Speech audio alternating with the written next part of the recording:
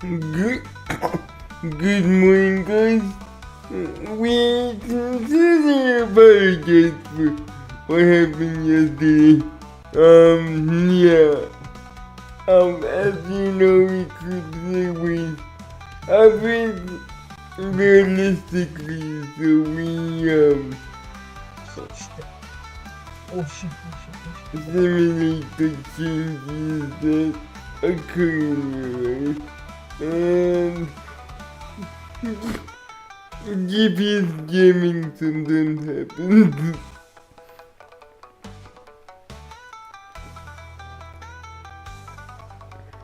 Bird, have any comments?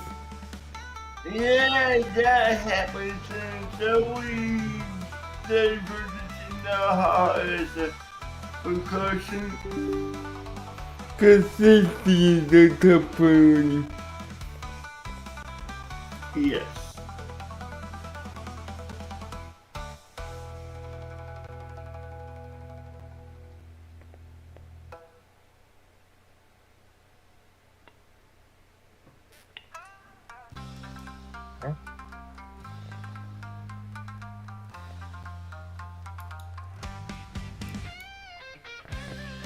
Really? Really?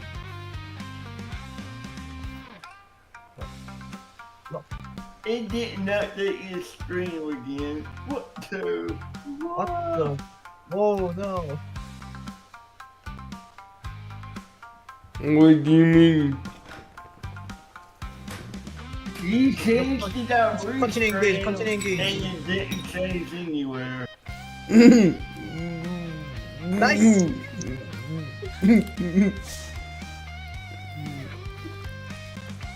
I'm gonna have to go re-change it. Watch this. Hey, watch this.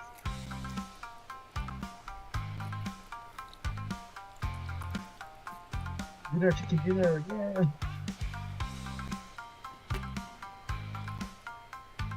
There we go. Hopefully that fixed.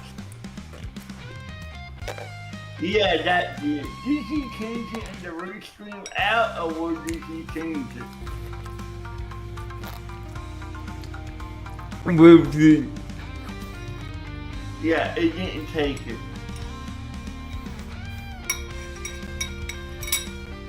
What? And, yeah, Wow. it only took it one time you updated it. Round 7 series. Why? Did you hit, and you hit, I don't know, but you hit update all, right? I hate me. Just something. That's why. You have to do, update all for it to apply. Remember I gotta go in that hidden menu. That's why I did it.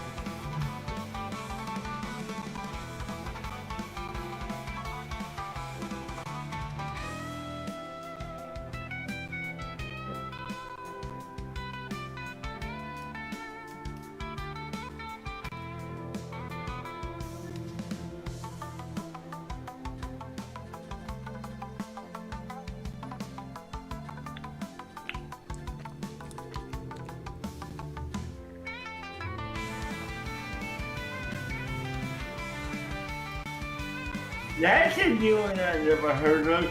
Trovo.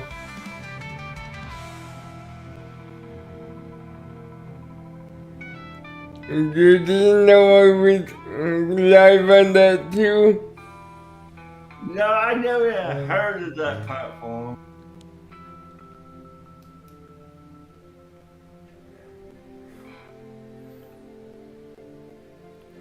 I have been on there ever since I met you. Duh.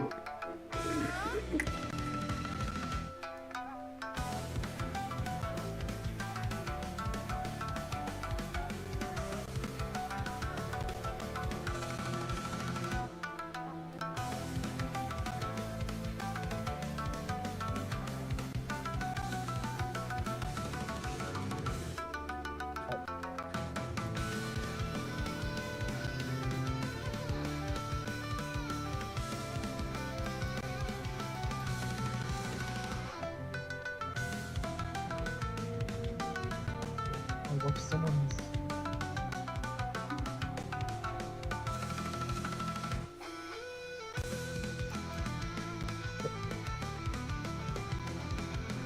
Ooh.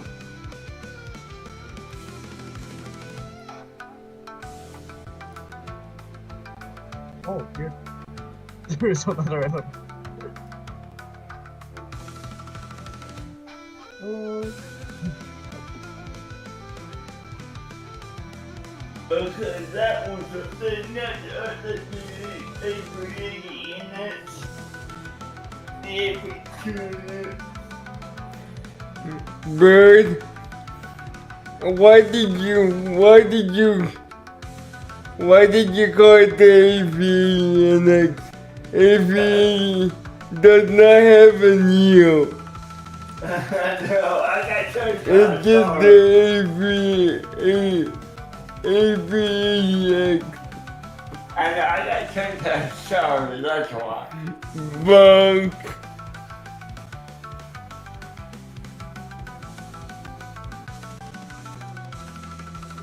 Bunk. Yeah, well, I got church.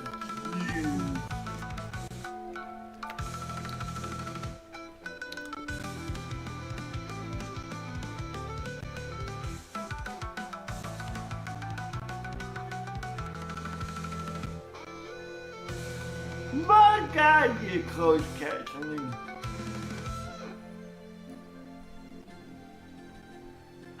Whoa.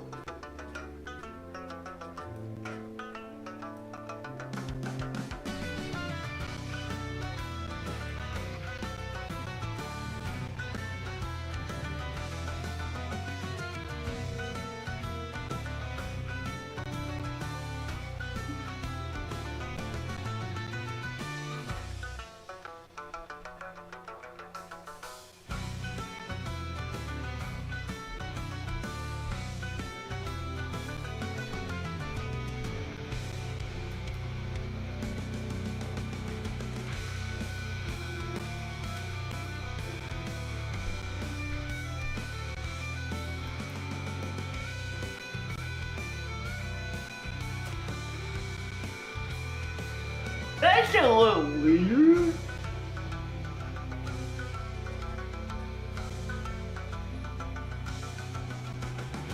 I know I installed the APA. Didn't they say they're gonna make you uninstall it before you can start the update? No. Cause it's making me reinstall the whole thing.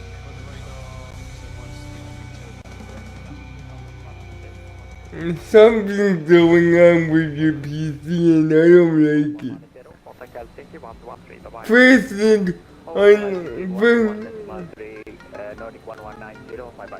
yeah. Three.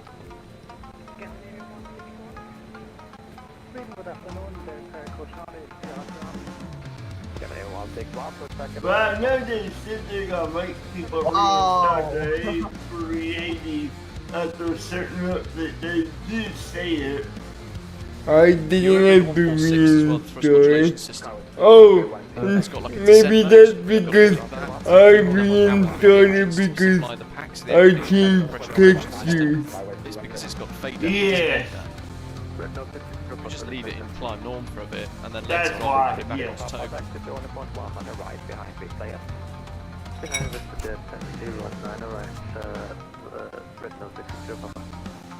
the machine's down now. It's now an instrument, look. It's not working as an oil locator. Lights.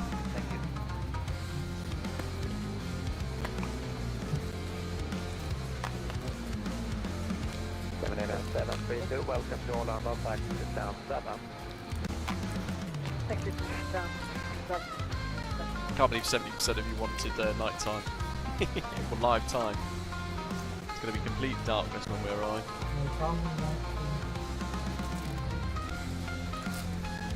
Speaking good day, Coach Ronnie, Sierra Sierra. He wants to. Delta for Charlotte, Sierra Sierra, Sudan. Coach Ronnie, Sierra Sierra, Bonanza, 36, we have half flight from November, Sierra Romeo, for Sierra Sierra Alpha, altitude 6,500, request flight information service. Delta, Sierra Sierra, Roger, radar contact, no reported traffic in our no reported traffic, Sierra Sierra. Contact 98, okay, one way, Hello. Operator 500, contact level on my ground. Might flip flight, first officers needles across to ADF as well, because we'll be tracking those later. They're on at the moment, 388 corner for the miss approach. Oh shit.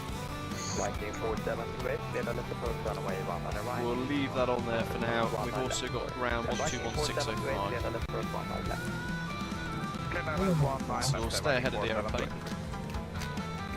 Get the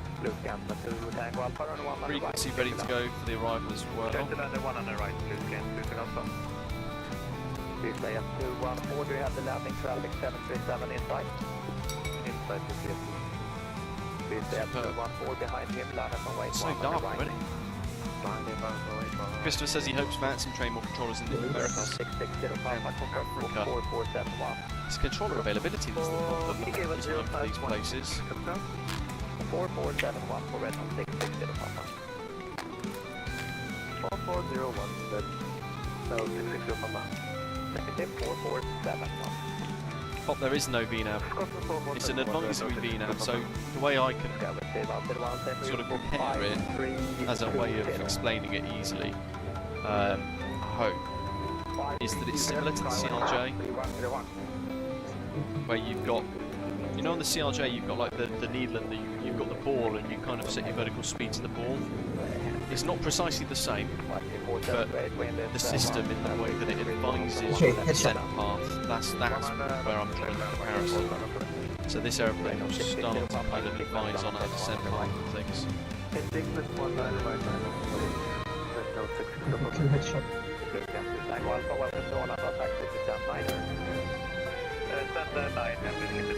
Oh. It should do the stern, yes.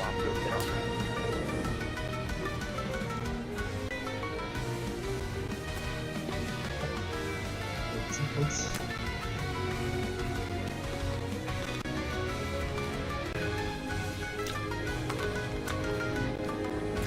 20 miles. To top of descent.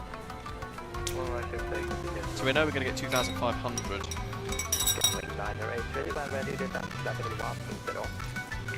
Descent when ready, flight level 120, scanwing 903.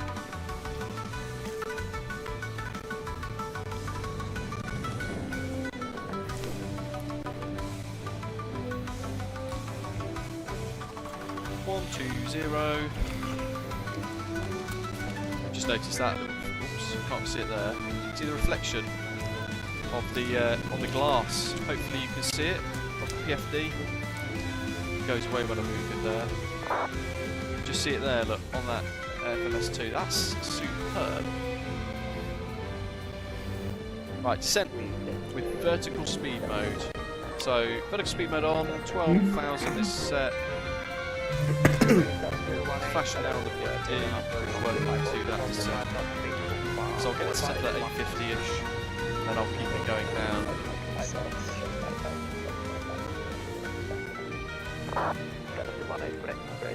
Canadian 025, not up in the blue for runway 14. Wind is 80. Right, no, I wish I was. what are you doing, sir? I wish I was. Unfortunately not though. Run out of money 3 times, that's really just gonna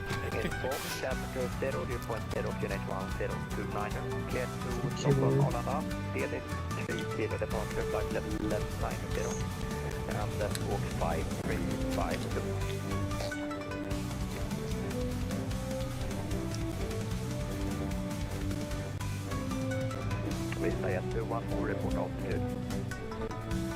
Spotting for what the we say after one more radar contact down to flight level 280 and 280.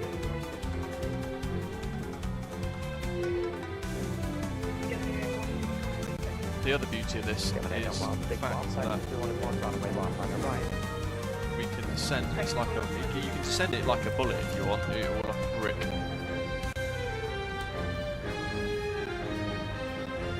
And the auto throttle just means you can kind of enjoy it a little bit more and focus a little bit more. Look at that.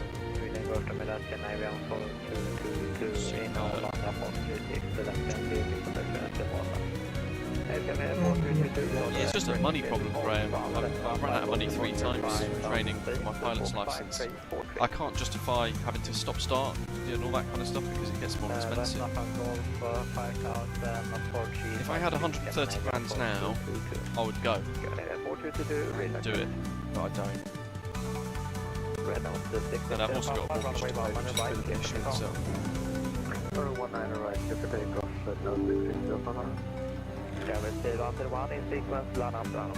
So let's have a little look here.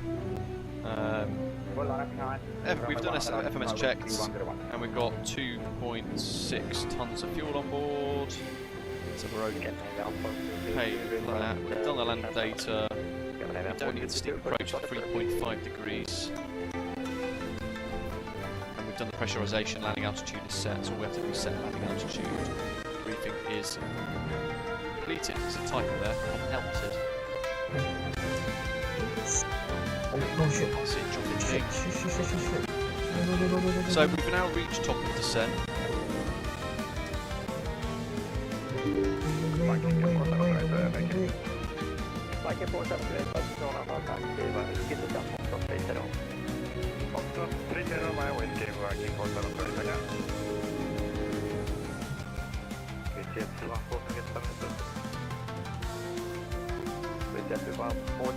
I reckon 2500 is going to be just right.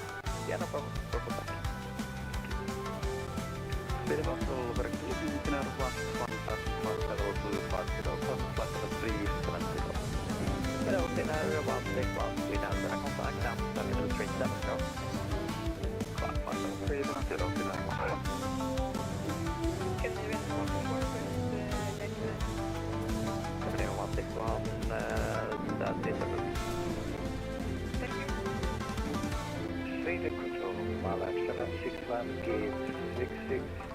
I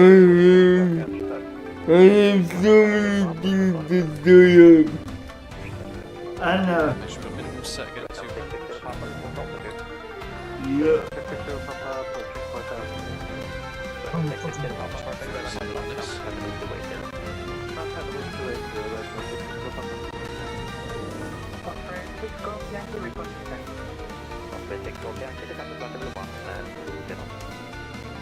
So 300 on that because it can't set any of the value.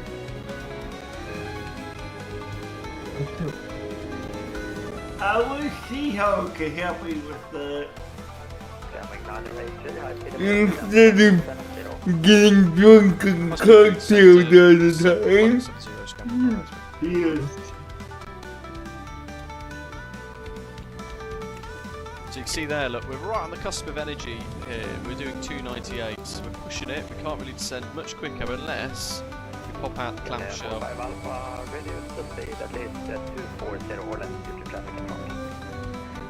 Speed brake.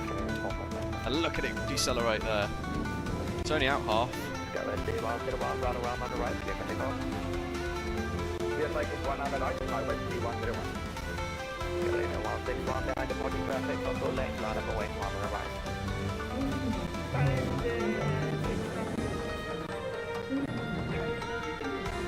Cool, so that's done.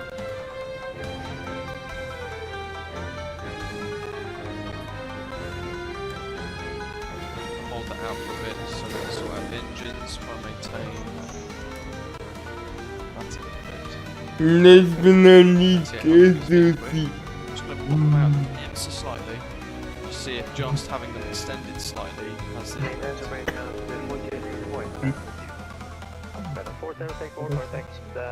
and I know we said high speed approved, but we still have to monitor the aircraft and fly it, manage the He needs energy severely like a crash.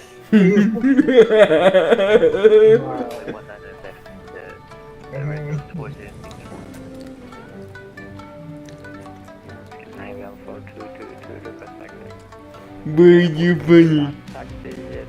Well, I This is gonna be laugh and laugh. In case you go into the groove, as your ass seems to be that they're like lately.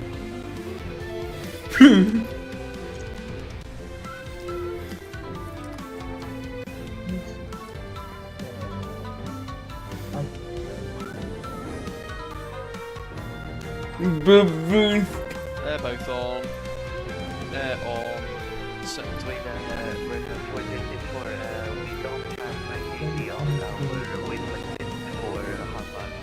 Still light. but first, before we do anything, A little bit more speed brake.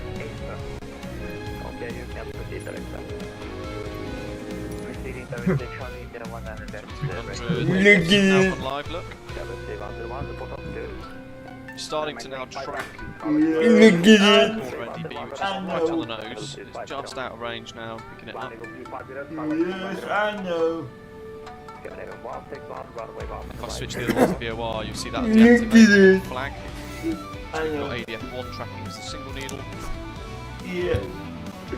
Just homing in on that signal at the moment. But We'll do the same surprisingly, it only as well, just picking up the signal. is similar range to the AP-20 with chocolate. Yes. Landing lights, one-way turn off, Right. lights, got seatbelt signs. Hey, I have to go now. Yep. Yes, it will. Have a day. Easy.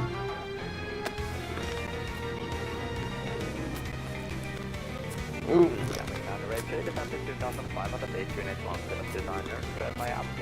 But yeah, this is one aircraft Send that 2005 flying. QNH 1029er from admin there. Complete ILS runway 12, standing scenario.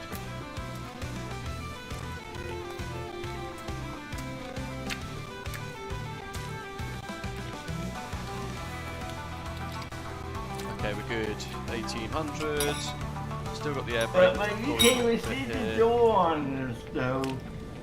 20 miles. Let's bring that range ring in a little bit more to 10. Yeah, I like Look, what battle. it's the- Why it's always the wall watch? you do We can start to Yeah. round out the descent now a little bit. You I'll are just get rid of the speed brake. that. No! The rest of the watches are on doing twins. Yeah.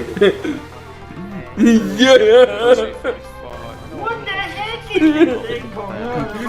That's Why is there good. only? 5,000. Why is there always one watcher on YouTube? Approach 90. And I mean, the rest of the watches are on Twitch. 29. Oh my god.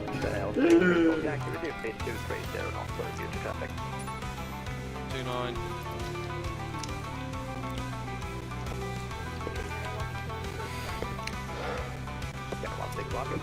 Yep, I was right. A little bit further than the. Well, actually, a lot further than the AV20 CEO because 3,900. Just caution, that'll just be for the APU. It's cleared itself. There it goes again.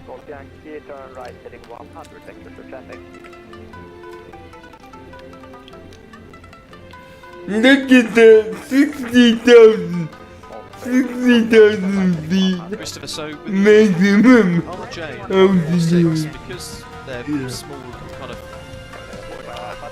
because they're small like hairdryer engines, Yeah, you fly it's not high. that useful in the sense that At least you're to not, pressurise the aircraft and deal with the at least you're pressurisation not systems, high. then losing power to the engines. You want that back for missed approach, for example, or high altitude stuff, so APU power available. So what we do around 5,000 is we What? switch the engine air off, Yeah, APU look air at on, that though. and that moves It's the got packs its own up to little APU, wheel on the bottom instead. to prevent it from scraping. and we get more power then from the engines Yeah. to arrival.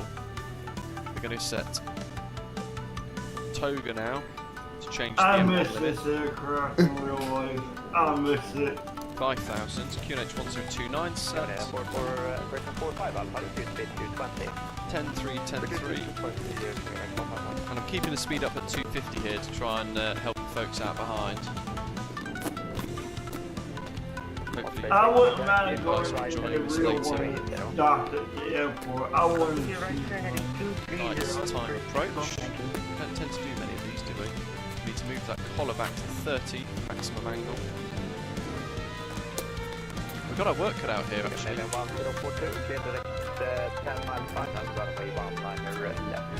It's a shame that they would never fly again unless somebody did something. So we're going to go heading select.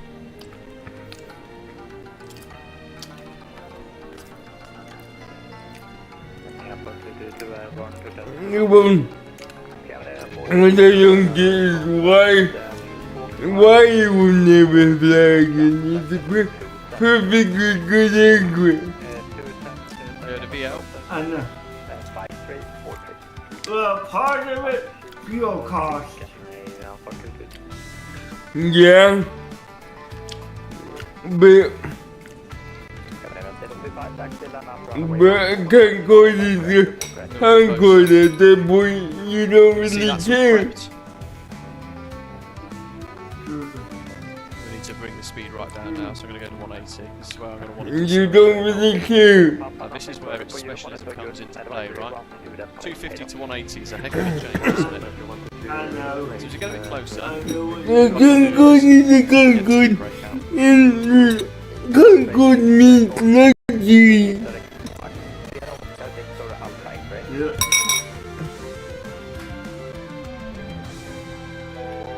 One to go.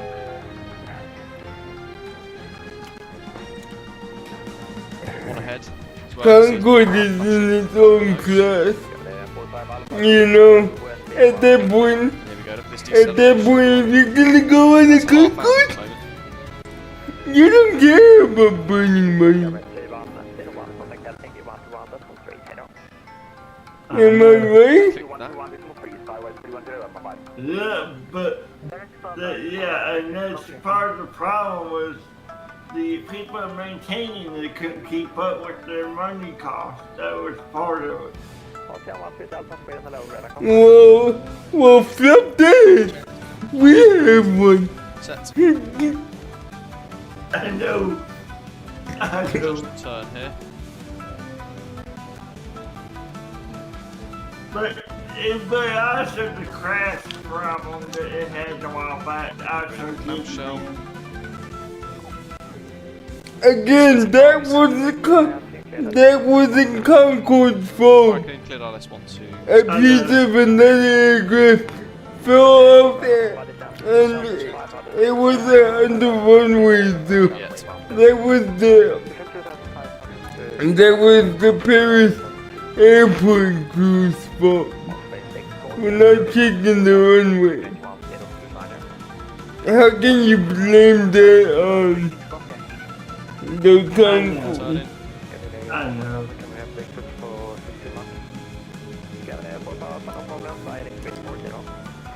It's on the localizer.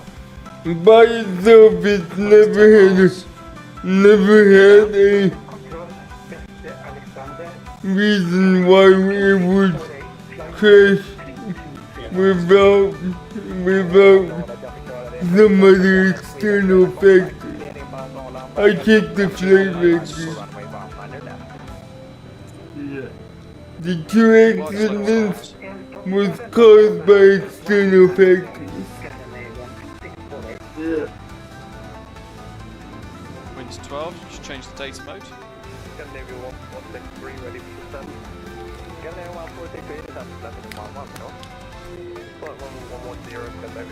So, But she does look like a rocket ship though.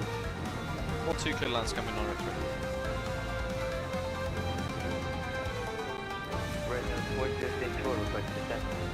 She's the only thing got the she's like a space rocket. Alrighty, look at that view.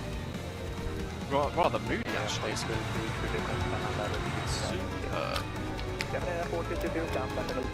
That's cool. 160, we should get another flap extension to 24. I'm just exiting the simply provider Gonna click with the same numbers. Okay.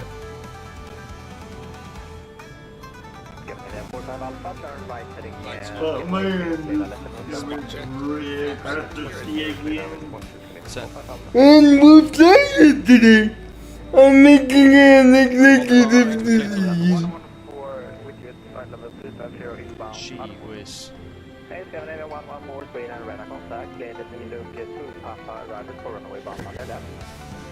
look at the glare shield, the windscreen glare as well, just on the top there. That's superb.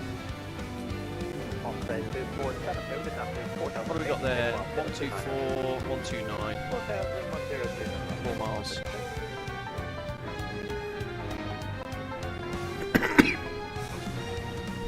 Can't see anything. But I tell you what, then before he seems this guy, y'all, let's go for he got at I mean, least look at 10 that. of them. Speed check. Yeah. Set. Yep, 33. Jolly good. 129's coming up. Quarter throttle's doing its job.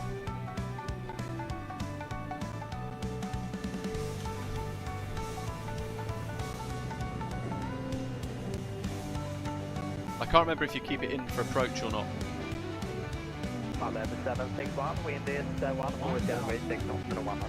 Okay, landing gears down 3 green, flap 33 sets, and TMS, or TRP, sorry, set max. Missed approach, heading altitude is already +5 set.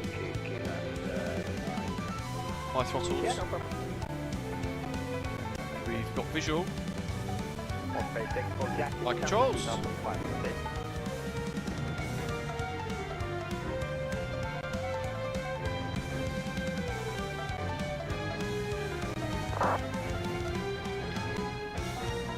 A little bit of a crosswind. Sorry, I'm speaking for Golf Yankee, this one's 2000.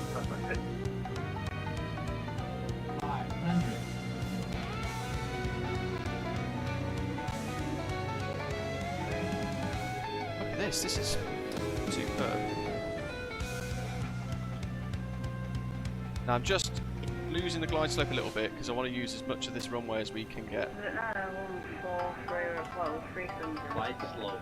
So we're going to get that warning. Disregard it.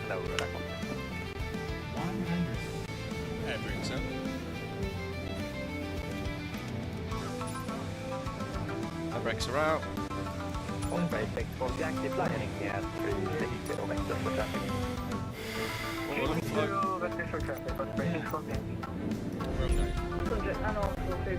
Lovely!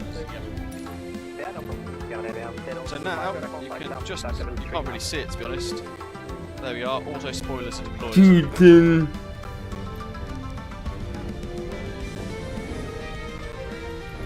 Angle 4's coming up. 60. Properly on the brakes here.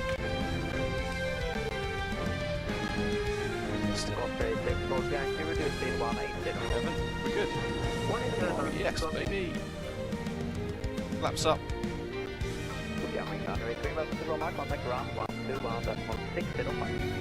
Ground 11605, thanks here to see you. Good night, Scanwings 908. Honestly, your hand flies so nicely. Right, 21,605. Keep her rolling, just gently off the speed though. Never stop this side of the line. There's the emissives, by the way. Right, you like to Strobes hear flashing away. a free video? No, he's playing the Good evening. RJ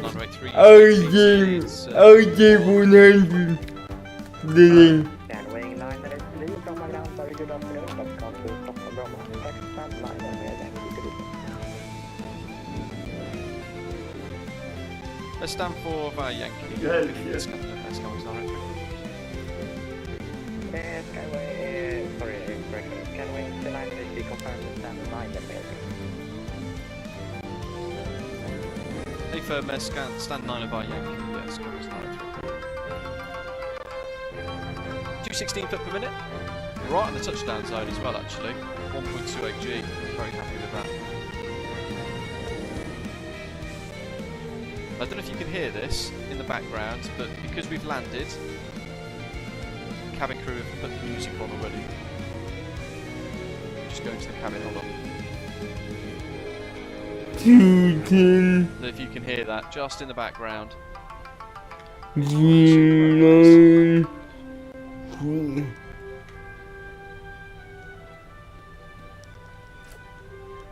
5, 6, 7, 8, 9 via Yankee. So what have we got? Let's get rid of the speed brake as well. APU's already on. We can pop fresh air on.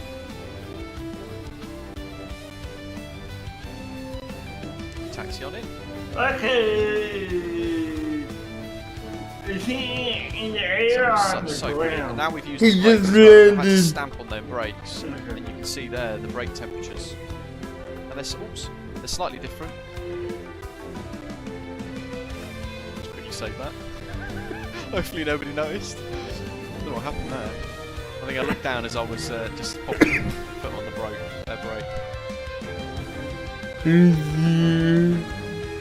Oslo's scenery here for Stockholm Bromma is superb, and the photogrammetry of the city as well is equally spectacular. You've got bits all off into the distance there, it's just really nice.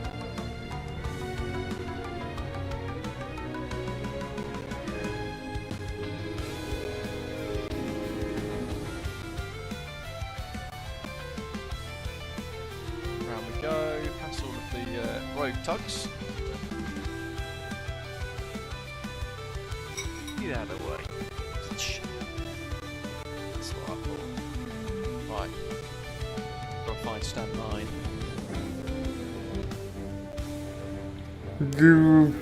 We've got stand 7. Then we've got stand 8, stand 9 in the corner.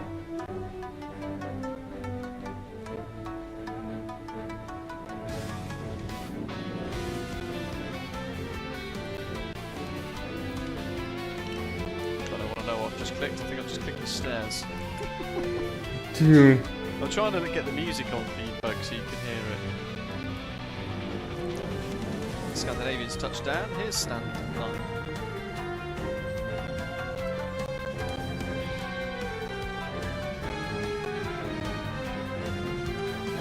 Where's Marshall?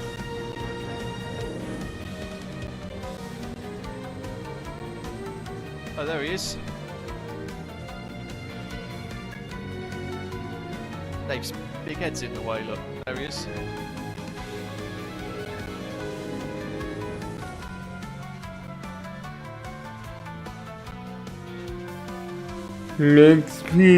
Honestly, massive improvements to what they've done here with this. It's just superb.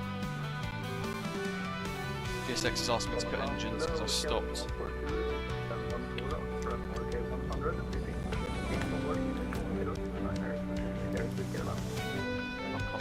Scanwing 142 from my ground, go eftermiddag. You are careful Kiruna, direct 15, risk departure, 3000 feet, and go 5 feet. I'm going to have to blind this guy because I can't. There we go. He's useless. We'll have to self-park. Scanwing 142, please back connect, I'll be back for stop.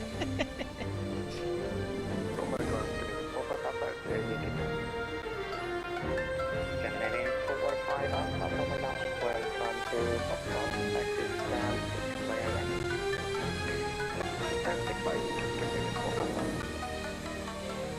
There we go.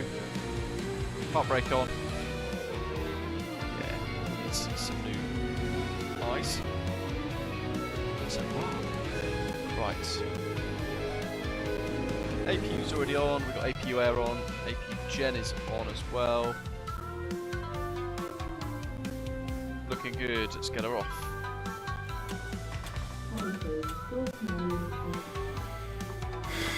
Next. Oh. Legendary. I'm definitely going to have to mute that because there's Gangnam Style blasting in my headphones at the minute. That must be new for the GSX stuff. Oh my goodness. What? I didn't expect that. Right, let's get a bit of light on flood here.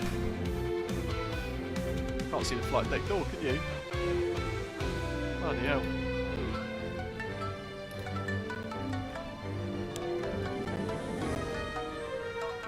$245. It's going to be there somewhere. You know what we could do actually? Just walk through the door into the cabin. Yes. Ta-da! So let's open the doors. We've got GSX. Requesting boarding. See what it does here.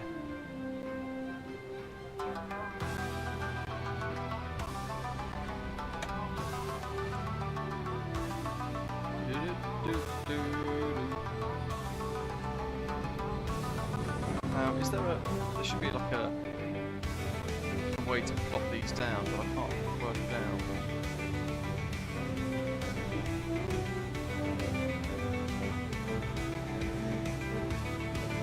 Can't remember. Anyway, we'll turn our attention to the EFB in that case. Chocks. There go the stairs. Want all of the cargo. Packs. Beacon off as well. Like so. Wing lights can come off. Entry light can go. Oh, there we go. That's what I needed. The entry light. That's what I was looking for. Did I request boarding? Oh yeah. Night shift break. Stand by.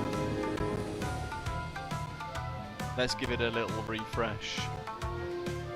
Loading handling operator's thumbs. It's interesting.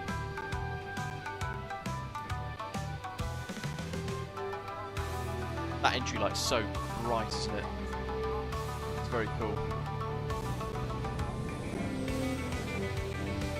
Right, so we can get all the punters off here. Hopefully in due course it'll be added on New Sky for us to enjoy. And we can get a paint scheme sorted out for Virtual Airline as well, hopefully, because it is a remarkably cool aeroplane, especially with these like little lights and things. You kind of get all of the little quirkiness, characteristics and things, all of the nice things that they've done with this add-on.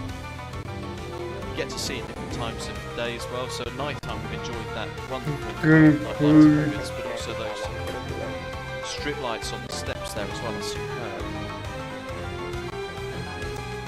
Let me show you Brommer, folks, because it is very nice. And just mind your eyes, everybody. I'll turn it up to like a sunset type thing. Wow, it's superb.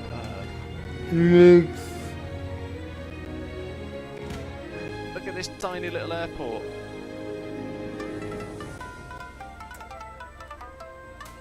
Zato's down in his FSS jet, and look how small this runway is.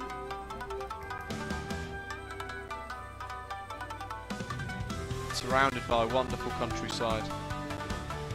Orbex, Stockholm, Brommer, and as MPS has pointed out, you get Visby included as well, but in the World Update you get this lovely photogrammetry enhancement of Stockholm as well.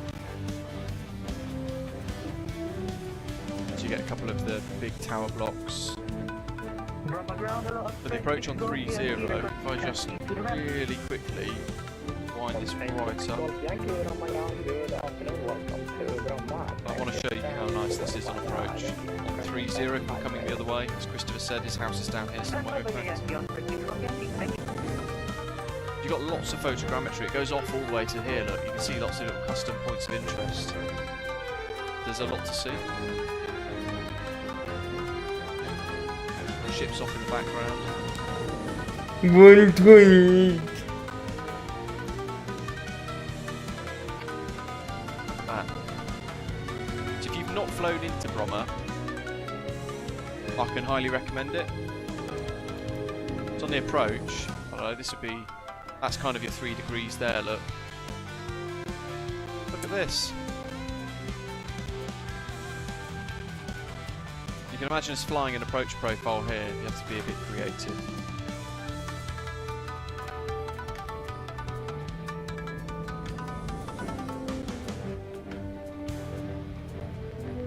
How good is this? 128. When you touch down over the road there, it shows you how small the runway is as well.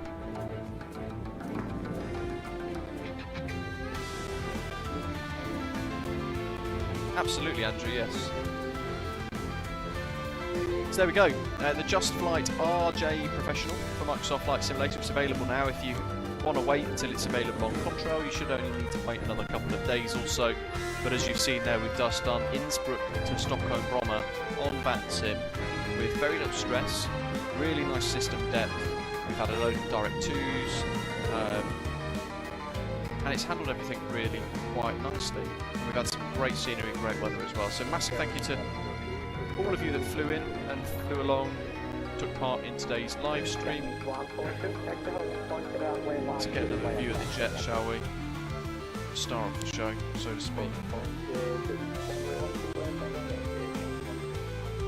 Look at that. I hope you enjoy the rest of the weekend. I'm off to go and finish cooking a little bit of lamb. The links are in the description, so it'll take you to the Just Flight website. If you already own the 146, then you can get 20% off this, the RJ Professional. You can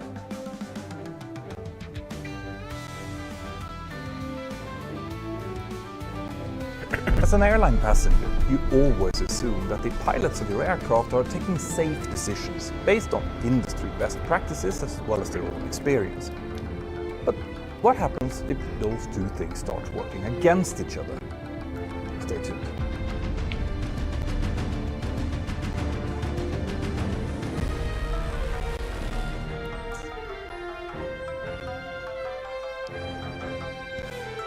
In the evening of December 31st, 2020, an Air France crew was getting ready to operate Flight 736 back from Brazzaville in the Republic of Congo to Charles de Gaulle Airport in Paris.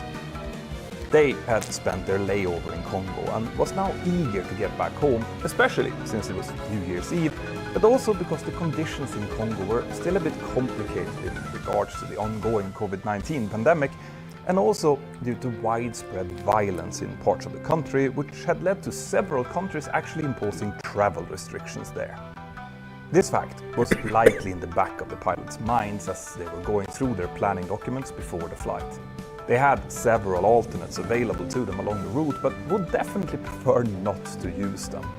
The good news though was that the weather, both at their departure airport, along the route and at their destination, looked fine for this time of year. And as they were looking through the NOTAMs, that's the documents provided to highlight any deficiencies in airports they might use, these looked reasonably good as well. There were, as always, some minor points highlighted, but those were mainly focused on the en route alternates, and as I mentioned, the pilots had no intentions of visiting one of them if they could avoid it. The flight time was planned to be quite long on this flight, so the flight crew had also been augmented with an extra pilot to enable some in-flight rest for them along the way. So once the pre-flight planning was completed, the three pilots decided on a final fuel of 45.5 tons and then headed over to their cabin crew colleagues to brief them about the flight. Like I mentioned before, this flight took place during the pandemic, so there were only 136 passengers booked, and that likely meant that the 8 cabin crew were expecting a quite relaxed flight home towards Paris. And it is also worth mentioning here that among those passengers there were 2 Air France maintenance technicians traveling home for the holidays. Anyway, since there was no significant weather expected along the route and nothing else out of the ordinary, the pilots soon finished their cabin crew briefing and together they all started proceeding out towards the aircraft. The captain was a very experienced 54-year-old with close to 12,400 hours of total time logged. He had started his career in the military before joining Air France in 2002, and he had then gotten his command on the Boeing 737, flying for Air France's subsidiary Transavia, where he stayed for about 4 years before finally being transferred back to mainland Air France again. And he had started flying the Airbus A330 as a captain only about 8 months before this flight. This meant that although he had over 3,800 hours of total experience on that type, only 80 of those had been operated as a captain. The two first officers that he was going to fly with had very similar experience as the captain. Both of them had started off in the military, and the one who was going to start off in the right seat on this flight was 53 years old and had a total experience of 5,656 hours. This meant that he was pretty experienced overall, but only 550 of those hours had been flown on the Airbus A330.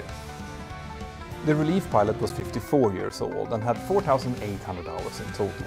He was slightly more experienced on the Airbus A330 with 803 hours, but on top of that, he had also worked as a synthetic flight instructor or a simulator instructor on that same type for Airbus. But in any case, the absolutely most experienced on board was the senior purser, who was 57 years old and had amassed a staggering 16,400 hours across several different types. And her experience will soon become very apparent. As the crew walked out towards the gate, they could soon see their shiny Airbus A330 gleaming in the apron lights, waiting for them with all sorts of catering, baggage and fueling activity going on around it. It was 18 years old at the time of this flight, and it had recently gone through some heavy maintenance over in China, where among other things the engines had been removed and subsequently refitted again. Now, for this to make any kind of sense to you, and before we continue, it's important to explain a few things here about the Airbus A330 fuel system in general and this engine refitting procedure in particular. You see, the fuel system on the Airbus A330 is quite complex. It is made up by 2 tanks in each wing, plus a center fuel tank in the belly between the wings and something known as a trim tank in the aft horizontal stabilizer. Inside of the inner tanks in each wing there are so-called collector cells, from where the fuel is drawn down through the main fuel hoses in the pylons and then into the engines. And that means that every time that the engine has to be removed, those main fuel hoses also has to be disconnected. The problem though was that the components used to reconnect those hoses were known to be really fiddly, hard to work with and prone to misalignment. Specifically, a part known as the flange had a tendency to not be seated correctly together with the other connection part, and if this wasn't noticed when the fuel hose was then reconnected, well, then the bolts used to make sure that the part sealed correctly could be fastened to the correct torque value, only to later become completely loose when this flange would vibrate back into position again. But like I mentioned, this was a known problem, and Airbus had highlighted this issue in their aircraft maintenance manual already back in 2015. In fact, the original flanges had actually been replaced by an updated version, which was smaller and easier to fit in place. But it wasn't yet mandatory to replace all of them. Instead, the old flanges could continue to be used for as long as they were still in stock. Another thing that's worth understanding here is that since this aircraft is very big and the different fuel tanks are located in different parts of the aircraft, there's also quite a bit of tubing required. And obviously, it's super important to control exactly where the fuel is at any given time, especially during takeoff and landing, since several tons of fuel in, for example, the horizontal stabilizer will have a big impact on the aircraft's center of gravity. Because of that, the Airbus A330 is also equipped with something known as a Fuel Control and Monitoring Computer, or FCMC. And this one automatically transfers fuel between the different tanks depending on the phase of flight and how much fuel is being used. For example, the FCMC will start an automatic fuel transfer from the inner tank to the trim tank in the tail whenever the aircraft climbs through flight level 255, and then it will do a similar but reverse transfer during the descent. It will also transfer fuel between the center and wing tanks on regular intervals, and all of this is happening without pilot input under normal circumstances. But one thing that is really important to understand here is that if the pilot for whatever reason would move the engine master switch to off for an engine at any point, this would close the fuel valves providing fuel to that effective engine, effectively removing the fuel completely from it. Remember that. In any case, this was definitely not something that these pilots were thinking about when they arrived to the aircraft and loaded up their pilot bags into the cockpit. During the walkout, they had decided that the first officer would be pilot flying to start with and the captain pilot monitoring. The captain would then be the first one to go for his rest once the aircraft was nicely established in the cruise, and the relief pilot would then take his place. Now, we don't know who did the walk around, either the captain or the relief pilot, but we do know that nothing out of the ordinary was noticed during that check. The aircraft looked perfectly fine outside, and this was also true for the technical log, which showed no open technical defects. So the pilots just continued setting up their aircraft for departure, whilst the cabin crew welcomed the passengers on board. Everything was running like clockwork, and as soon as everything was done, Air France Flight 736 pushed back and soon began taxiing out for departure. New York, All checklists were London. then completed as per standard operating In the procedures, and at Cancun. time 21:30, the first officer moved to thrust levels forward, and the giant Airbus A330 started accelerating down the runway. But unbeknownst to the crew, something had now started happening inside of the left-hand engine, something that would soon make their lives much more difficult. The takeoff and initial climb were completed without the pilots noting anything out of the ordinary, and they soon received their clearance to climb to the final cruise level, flight level 380 or 38,000 feet. Now, since they only had 136 passengers on board, they were quite light and could therefore climb immediately up to this level, reaching it after only about 35 minutes of flight. And when they... This is so annoying. For a while now, I've been receiving these spam messages, robocalls and text, and initially I couldn't figure out why that was suddenly happening. As it turns out, much of these are driven by data brokers, companies that profit from selling personal information like our names, addresses, birthdays, and even our browsing histories. Now, they sell this to corporations, banks, and even cyber criminals, depending on who pays the most, and all of this is completely legal, unless you opt out of it. The problem is that you have to do that individually, which each and every one of these brokers, and there are a lot of them. But here is where today's sponsor, Incogni, comes in. Once I signed up to them, they started contacting all of these data brokers and forced them to remove all my data, and they will then continue to monitor their compliance for as long as I stay with them. When I connected to their dashboard, I was shocked to find out that my personal data was being sold by over 100 different companies. No wonder I was getting spammed. But Incogni's digital army are now taking care of all of that for me, and if you are interested in getting that same help, then go to incogni.com/pilot and use the code PILOT to get an awesome 60% discount on their annual plan. Thank you, Incogni. Now let's get back to the story. After the aircraft had leveled off at flight level 380, the captain started his routine cruise checks. This is something that the pilot monitoring normally does, and it includes filling in the flight plan, updating things like off-block and takeoff times, and also the first fuel check. This check is done by comparing the expected fuel used with the actual, through verifying how much fuel is left in all of the various tanks. And we then do these fuel checks whenever we pass certain waypoints, but at a minimum every 30 minutes throughout the flight. The reason we do these checks is to make sure that we catch any discrepancies early, so we can start dealing with them.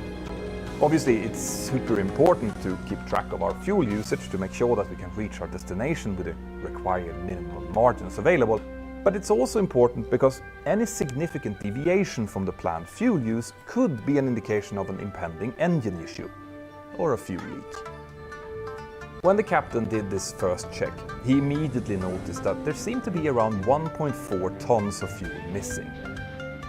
This was obviously not good, but it also didn't bother him too much at this point.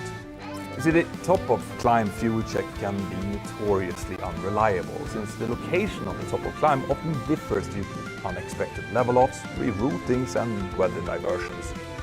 But in this case, they had received a straight climb without any issues, so that shouldn't really be the case. Instead, the captain thought that maybe the true fuel quantity was a bit higher if the aircraft was doing one of those fuel transfers, because when that happens, quite a big amount of the fuel can be hidden inside of the fuel lines as it's being transferred and moved between the tanks. So he wasn't very worried. Instead, he told his colleagues about the issue, asked them to monitor the fuel state closely, and then went back to the crew bunk to start his scheduled rest period. Now, if you think that it sounds a little bit strange that the captain reacted this way, I would tend to agree. A 1.4 ton discrepancy is quite big, and if it would actually turn out to be a problem, they would at this point be in a really good position to just turn back to Brazzaville to get the problem investigated instead of continuing to fly north. An Airbus A330 normally burns between 4 to 5 tons of fuel per hour, so that meant that they were now missing close to 15 minutes of fuel. But given his reaction, I am guessing that the captain had probably seen similar numbers before and had good reasons to be as calm as he was. Like I said, they really wanted to get home this evening. In any case, as it turned out, he wouldn't get to stay in the crew bunk for very long. Because when the captain had left, the two first officers started looking at the fuel situation, and they really didn't like what they were seeing. For every minute that went by, we're the doing difference it. between how much fuel We're they should doing the have Concorde. actually had increased. But in order to call the captain back, they likely felt that they needed to have a really good case to present. At the same time as they were looking at this, they also used that time to start looking at the weather for their different en route alternates, which I think was an excellent idea. You see, the more valid information that we can collect, the easier the decision making will be in case a diversion will ultimately have to be made. But after about 20 minutes, the relief pilot finally called the captain back to the cockpit. At this point, they had lost about 2.1 tons of fuel, and on top of that, a fuel imbalance had started to form with about 400 kilos less in the left tanks compared to the right. Together, these two facts pointed to a possible fuel leak on the left engine, the number one side, and something now needed to be done. Here, first of all, it's important to point out that an aircraft like the Airbus A330 will easily be able to handle an imbalance of this size. In fact, the imbalance could get as high as 2,900 kilos without any detrimental handling characteristics, and even as high as 7,500 kilos if one of the inner tanks will be full. For a fuel imbalance by itself, there are special procedures to follow, which includes pumping fuel from one side to the other, but obviously we wouldn't want to do that if a fuel leak is suspected, since the very last thing that we want to do is to pump good fuel out through a huge gaping hole somewhere. So when the captain had settled back into the cockpit again, he was briefed by his two colleagues, and together they decided to start going through the fuel leak non-normal checklist from their quick reference handbook, or QRH. Now I know that at this point, some of you might be asking yourself, QRH, that's a paper checklist. I thought the Airbus A330 had an ECAM system with electronic checklists to follow in case something like this happened. And you would be 100% correct. But the thing is that certain problems can actually be identified quicker by humans than the aircraft systems themselves, and a fuel leak is one of those. The ECAM indeed had such a procedure, but it wouldn't be triggered until the situation had grown considerably worse. So to preempt that, the crew instead used their good old paper checklists. But as we will soon see, the use of this checklist would also come with a bit of bias from the crew, which would make this incident way more complicated. When the captain took up the fuel leak checklist, the very first point said land ASAP, meaning that an immediate diversion was required. But interestingly, the captain initially didn't pay this instruction much attention. Since they had waited so long with starting the checklist by letting the captain sleep back in the crew bunk for 20 minutes, they had already flown far enough away from their origin airport for it not to be an option anymore.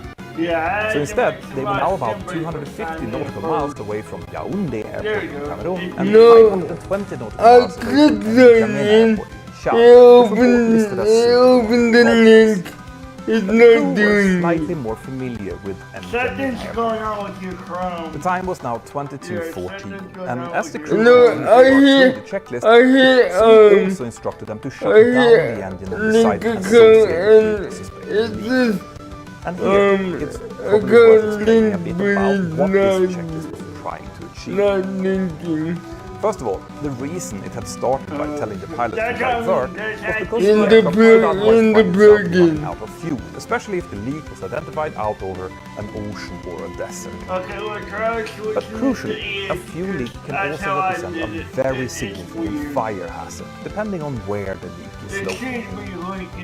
An uncontrollable fire is probably the single worst emergency that can happen to an aircraft, so there were plenty of good reasons that this checklist was prioritizing a diversion. Secondly, the checklist was created to bring the crew through several steps designed to find out where the leak was actually located. And like I explained in the beginning, if an engine was shut down using the engine master switch, this would isolate the fuel from that engine. So if the leak stopped after the suspected engine was shut down, well then the fuel leak would be confirmed to be in that engine and it could be left alone. But if the leak would continue, well then that engine could possibly be restarted again. And here, the bias that I mentioned before now came into play. Because both the captain and his two colleagues felt that the QRH paper checklist was more of an indicative document and not as decisive as a similar instruction coming from an ECAM checklist. The captain did not want to shut down the engine and he felt that it was his prerogative to decide on that, not the checklists. And on top of that, his colleagues agreed and also felt a strong hesitation against shutting down an engine. They had all gone through training scenarios of the simulator where they had practiced fuel leaks, and in those scenarios the leak had always been pre-briefed in the classroom and the actual exercise had been very focused on fuel preservation and the correct use of the checklist, not at all on the complexities of a real-life scenario. So the crew now looked at their situation and didn't see a problem with the fuel quantity. They were flying over Africa with several alternates nearby and plenty of fuel still available, even with this apparent leak. And to make things even worse, when the captain was reading through this checklist, it wasn't written anywhere that these steps were also important in order to avoid a fire hazard. So a part of me actually understands why the captain chose to disregard first the instruction to immediately divert and then to shut down the left-hand engine. If he thought that this was only done in order to preserve fuel and for no other reason, well then it actually kind of made sense to wait. Remember, they were cruising at 38,000 feet when this happened, and the single-engine service ceiling of the Airbus A330 would likely have been closer to 26,000 feet with this weight, which meant that they would have had to immediately descend before shutting down the left engine, further limiting their options. As they were discussing this, the captain also added, well, if we choose to shut down the engine, this will be the start of something big, indicating that this was something that he would really prefer to avoid, and his two first officers seemed to initially agree. But here I want to make one thing very clear. The checklists and procedures that we are given are written in a certain way for a reason. They are created by some of the most knowledgeable and skilled people that the aircraft manufacturers have been able to muster, coming from all disciplines imaginable, including pilots, engineers, lawyers, and human factors experts. Those people have then been sat down in a room without any type of stress at all and tasked with finding the safest possible way of dealing with the potential problem, taking into account everything imaginable, including how the guidance will affect other systems, procedures and safety rules, but also, crucially, lessons learned from previous accidents and incidents. This is actually the reason we have so many procedures, because when the shit hits the fan, we pilots can then lean back on this enormous wealth of knowledge and ready-made decision-making, knowing that if we just follow these procedures, we will be covered in 99.9% of the cases. Now that doesn't mean that we shouldn't use our brains or experience. On the contrary, using these procedures should enable us to free up mental capacity to take the more overarching decisions that have to be taken, or to use our experience if the procedures or guidance doesn't end up solving the problem.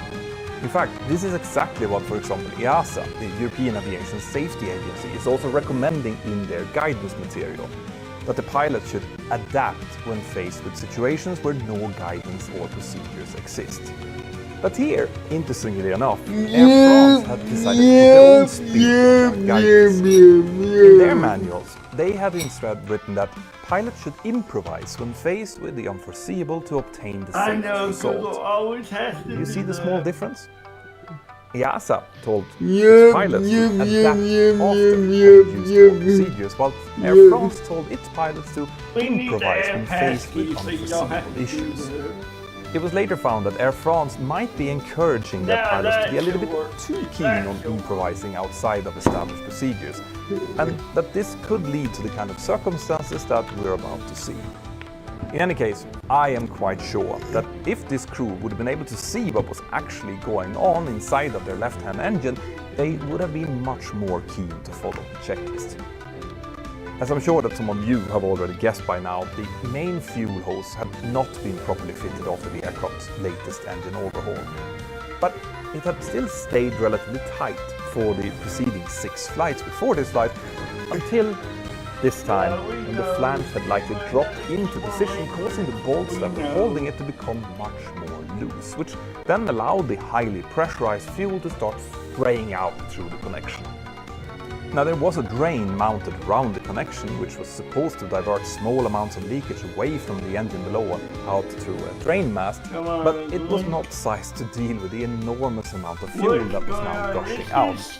And this meant that this fuel now started flowing out over the several hundred degrees hot engine components below. properly?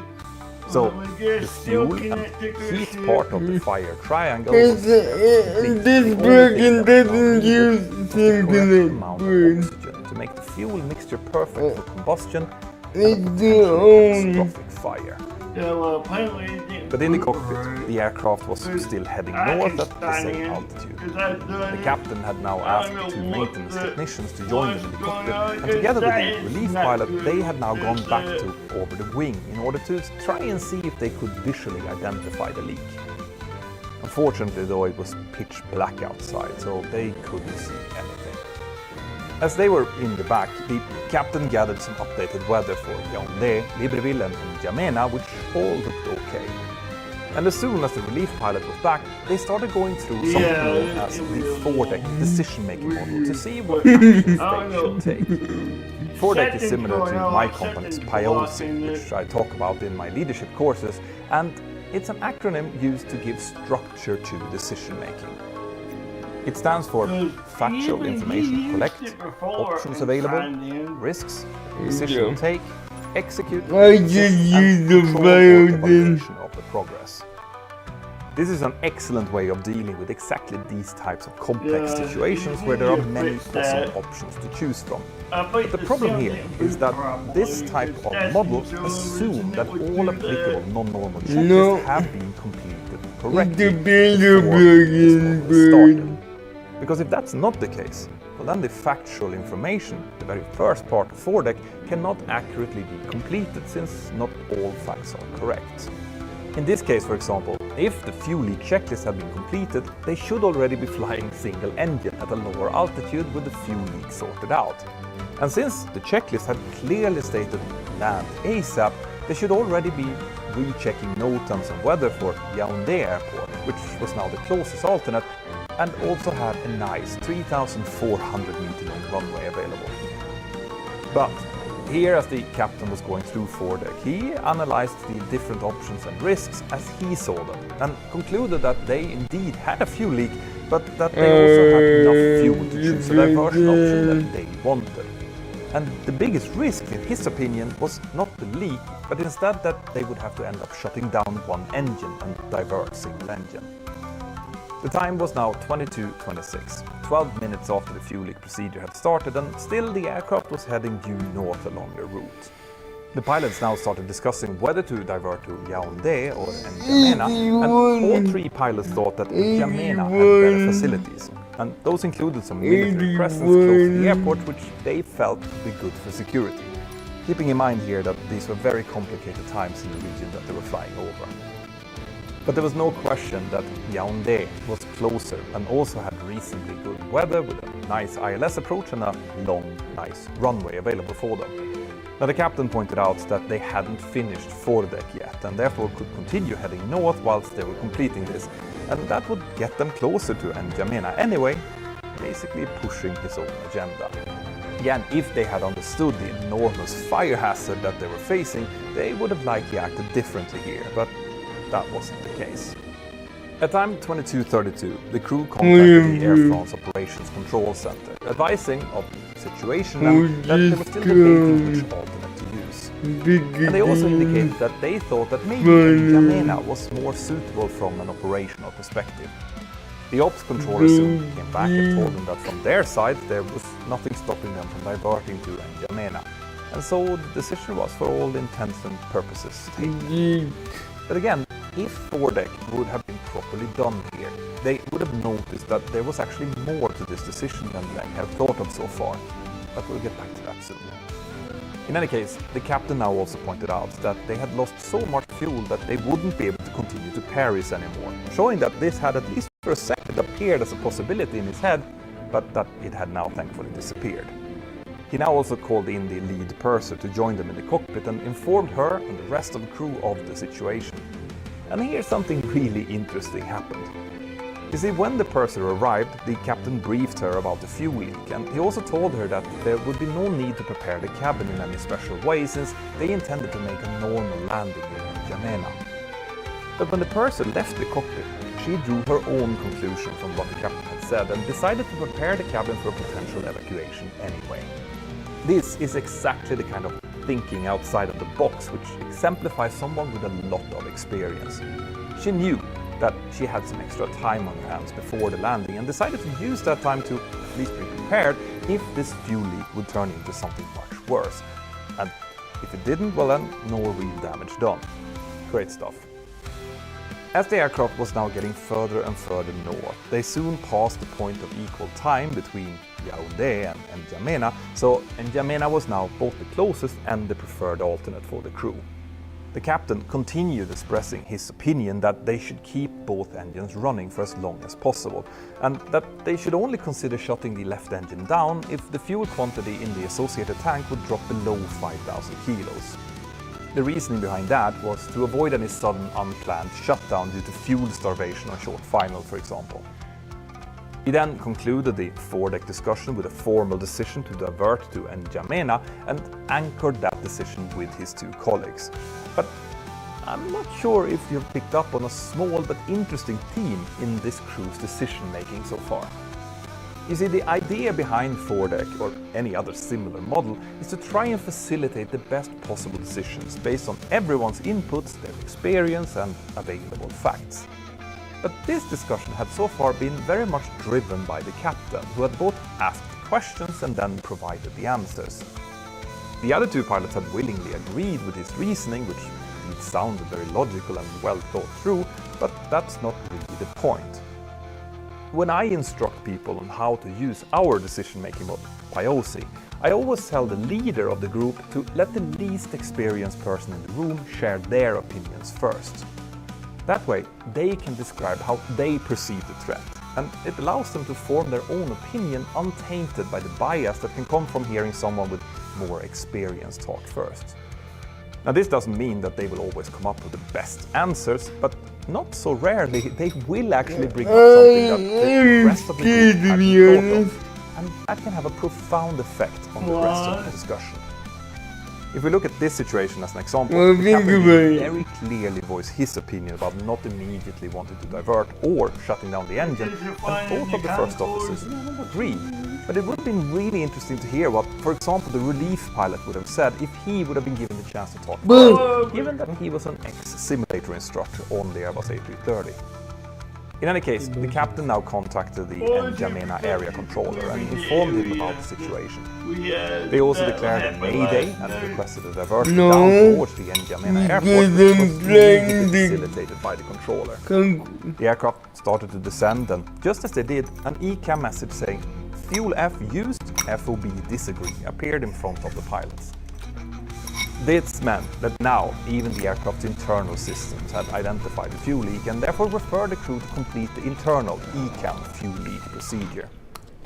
Now, remember how I said before that the pilots felt that the QRH checklist contained more soft guidance than the ECAM checklist did?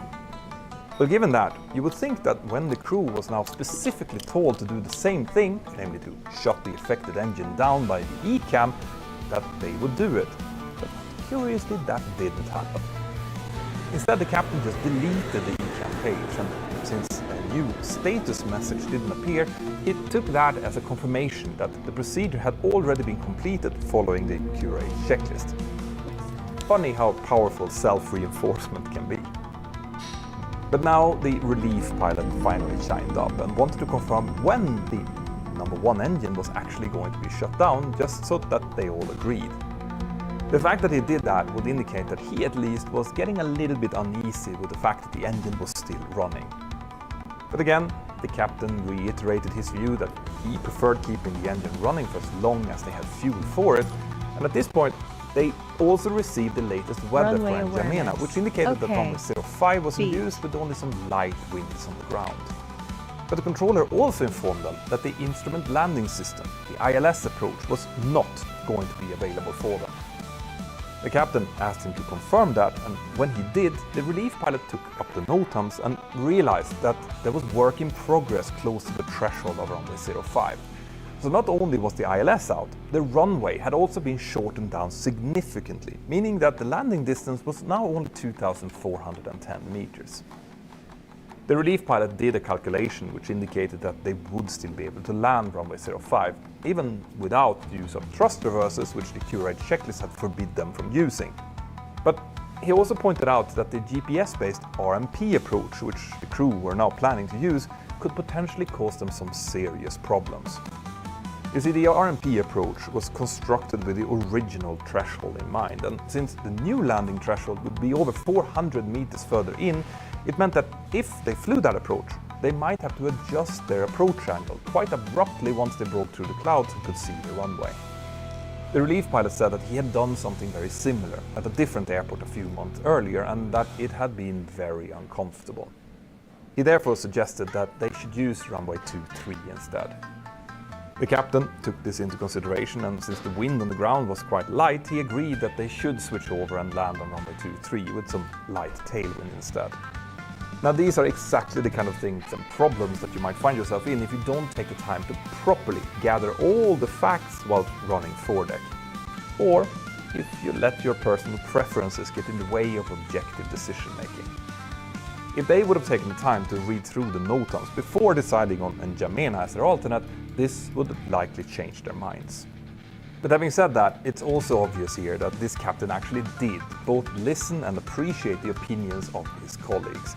That's why he decided to change over to the opposite runway when the relief pilot suggested it. Now, unfortunately, runway 23 had another, more hidden problem, something that was actually highlighted in the Air France route manual, and that was a tendency for a very strong tailwind on approach during this time of year. And that could happen even when the winds on the ground were reported as very light. Now, the captain did mention this as a possible threat, but not how much of a threat it would actually be. Instead, he started talking about the taxi phase, and that he wanted to keep the left engine running until they had vacated the runway. As they continued their descent, the captain soon took over the controls in order to allow the first officer to start giving his approach briefing. And while the first officer was preparing for that, one of the maintenance engineers came back into the cockpit and informed the captain that there was now a visible streak of fuel running under the cowling of the engine number 1 exhaust nozzle. The captain thanked him for this information, but also said that this would not change their action plan. Again, showing that he just didn't fully appreciate the danger of this fuel leak, which was now confirmed to come from the engine. So why am I going on and on about that? Well, there have been previous instances of fuel leaks being disregarded, which has led to in-flight fires. Back in May of 2013, an Airbus A319 had suffered an engine fuel leak after departure from an airport in the UK, and the crew did identify the leak, but then decided not to shut the engine down. And as they started approaching Heathrow, they also started extending flaps, and this caused a change in the airflow around the engine, which allowed the fuel mixture to become just right, and a violent fire ignited. Now, the crew in this case responded by following the engine fire checklist and shut the engine down, something that this captain had also said that he would do in case a fire would happen, but they were unable to get it under control until after they had successfully landed and the firefighters could extinguish it. Now, there have Okay, been where many the other building? examples as well. So the point that I want to make here is that the chance of a fuel-leak-induced fire increases a lot as the air descends towards Basically, any changes to the airflow inside of the engine or around the leak can be enough to get a fire started. And this was actually the reason that they weren't allowed to use the thrust reversers with the fuel leak. Now, the first officer went through his approach briefing, and at the end, the pilots discussed how they perceived the threats associated with the approach. The first officer pointed out that, according to him, the biggest threat was a possible fire on the ground, showing that the risk of a fire connected to a leak was definitely in his mind. But again, the captain reinforced that his greatest threat was that they would have to shut an engine down during the approach, and that this might lead to a single-engine go-around and possibly some further holding. Now, after that, he said that it was actually up to the first officer, since he was pilot flying, if he wanted to shut the engine down before the approach. But he then almost immediately restated that their decision was to keep the engine running. Again, kind of asking a question and then answering it himself. The relief pilot now chimed in and reminded everyone that they couldn't use reversers after landing, and the first officer asked him to please remind him of that after landing in case he would forget. To that, the captain added, well, worst case scenario, you can just go to idle reverse, since that's not even reverse thrust, which the relief pilot agreed with. But that just showed again that they didn't really understand why the procedure was written this way. Activating the reversers, even without using much reverse thrust, would still alter the airflow inside of the engine and therefore increase the likelihood of a fire igniting. But I have to say that this could certainly have been better explained in the checklist. They were now getting closer to the airport and therefore started preparing the aircraft for the approach. As they were doing that, they were soon handed over to the N'Djamena approach controller, and at time 23:18, another ECAM warning appeared, this time for fuel imbalance. This once again pointed the crew to the fuel leak checklist and the need to shut the number 1 engine down. And this time, the captain looked through the action items, but again questioned the danger of keeping their engine running. Here he also said that the checklist didn't specifically tell him to shut it down, even though that's exactly what it did, and he also pointed out that there was no mentioning of fire in there. Now that was correct, but this comment indicates that he maybe now started to have some doubts about what was going on. At this point, the relief pilot now spoke up as well and said that he didn't think that shutting down the engine was such a bad idea. But then he quickly followed that up by saying that it wasn't a bad idea to keep it running to the moment either, since there were air and there was no emergency. All of this is indicative of something known as groupthink, where the desire for harmony and conformity inside of a group becomes more important than individual differing opinions, and therefore it's really interesting to see this play out. And for anyone out there who's watching and to think that this is really interesting, these are exactly the kind of theories that I love discussing during my live hangouts with my Patreons. If you want to join the next one, check out patreon.com/join/mentorpilot, and I'd love to see you there.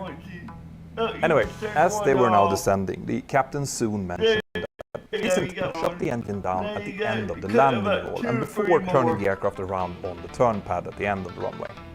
But he later clarified that he would base his decision regarding when to shut the engine down on what the firefighters would tell him on the ground. He also started talking about the risk of a fire if the fuel would continue to leak out onto the hot brakes situated just behind the left engine, especially since he now started to realize that they would have to brake quite hard without reversers in order to stop on the relatively short runway. So he asked the first officer to modulate the brakes, meaning to basically pump them gently during the landing, but that obviously wouldn't help since the brake energy would still have to go somewhere, and pumping would only mean harder braking during each pump. Now, I just want to point out here once again that had the checklist been executed correctly, they both wouldn't have a fuel leak anymore since the engine would have been shut down, and they would have most likely have been diverting to an almost 1,000 meter longer runway, where this braking issue would not have really existed. At time 23:28, 1 hour and 14 minutes after they had started the fuel leak procedure, and with fuel still gushing out to their left-hand engine, the crew was now cleared for the RMP approach for runway 23. That big At this square point, box they there started at the slowing the bottom aircraft right down corner, and that's your configuring ground it for control landing. right there. And they had also decided to use flaps 3 instead of full flaps, Where's just in the case battery, the engine would though? fail during the approach and they would Down have the to do a bottom single of the go around. panel. Now this was a great All the way idea, down but to it this would have been even better if they would have actually This agreed how to one. do that single engine go Keep around, going since down. if that would happen it could quickly get messy. And I mean Yep, really right messy. there. And another thing to take into Yeah, account is, and of then course, there's with the whole not flying row. with full Then flaps there's meant the that they EPM were now also start using a point. higher approach speed, which would require a longer landing distance. Oh my Soon the aircraft was god! fully ready for the landing, with both the approach and landing checklist completed, and the aircraft I started know. descending And down the about- RMP glide see the path. one about the But the pilots gauge quickly and the noticed right, that they were there's struggling to a, maintain their approach speed because of a 32 knot strong Then tailwind there's that was a big pushing them cover forward. switch that starts your This was not EPM. what they wanted to see, since then they you knew can that the runway actually was grab quite short power and that they VSS, therefore which couldn't does take almost work. any excess speed into the landing roll. It's Yeah, also worth pointing out but that the later calculation based on their weight, temperature, flap setting and speed Okay, you would see show the big that they white needed a switch landing above the distance of small 2,501 That's meter, another one. 91 meters more than they actually had available. And that calculation had a 1.67 safety factor in it, something that we always use But for there's normal landing batteries on the calculations, left and side they would of that definitely gauge need cluster, that. so Now the Airbus had There's several more. clever safety systems built into it, and one of them You is need something to known put as the that runway on overrun and warning, go to runway the left overrun side of prevention the system, panel. or ROVE you see ROMS. what I mean? On This the system far will left side continuously of and your in real time entire calculate the board. aircraft's required landing distance and issue a warning if it feels that this distance would fall outside of the available landing distance, including a So rotate your 15% head margin. to the In the air, left-hand that side warning panel. would be both a visual and oral runway too short, which should then trigger a go-around. And if it going happened on the left, ground, right the there. warning would say Okay, max right braking, there. max Why reverse. did I So, think this? as they were now hurtling down Okay, towards you this want relatively those short four. runway, why wasn't this system Okay, see warning those them? 4 white ones? Well, You want remember that? that long term about runway works that we talked about before? Yeah. The aircraft database had no idea what this was going on, so it thought that it had a full 400 meters more available than what they I actually give had. up.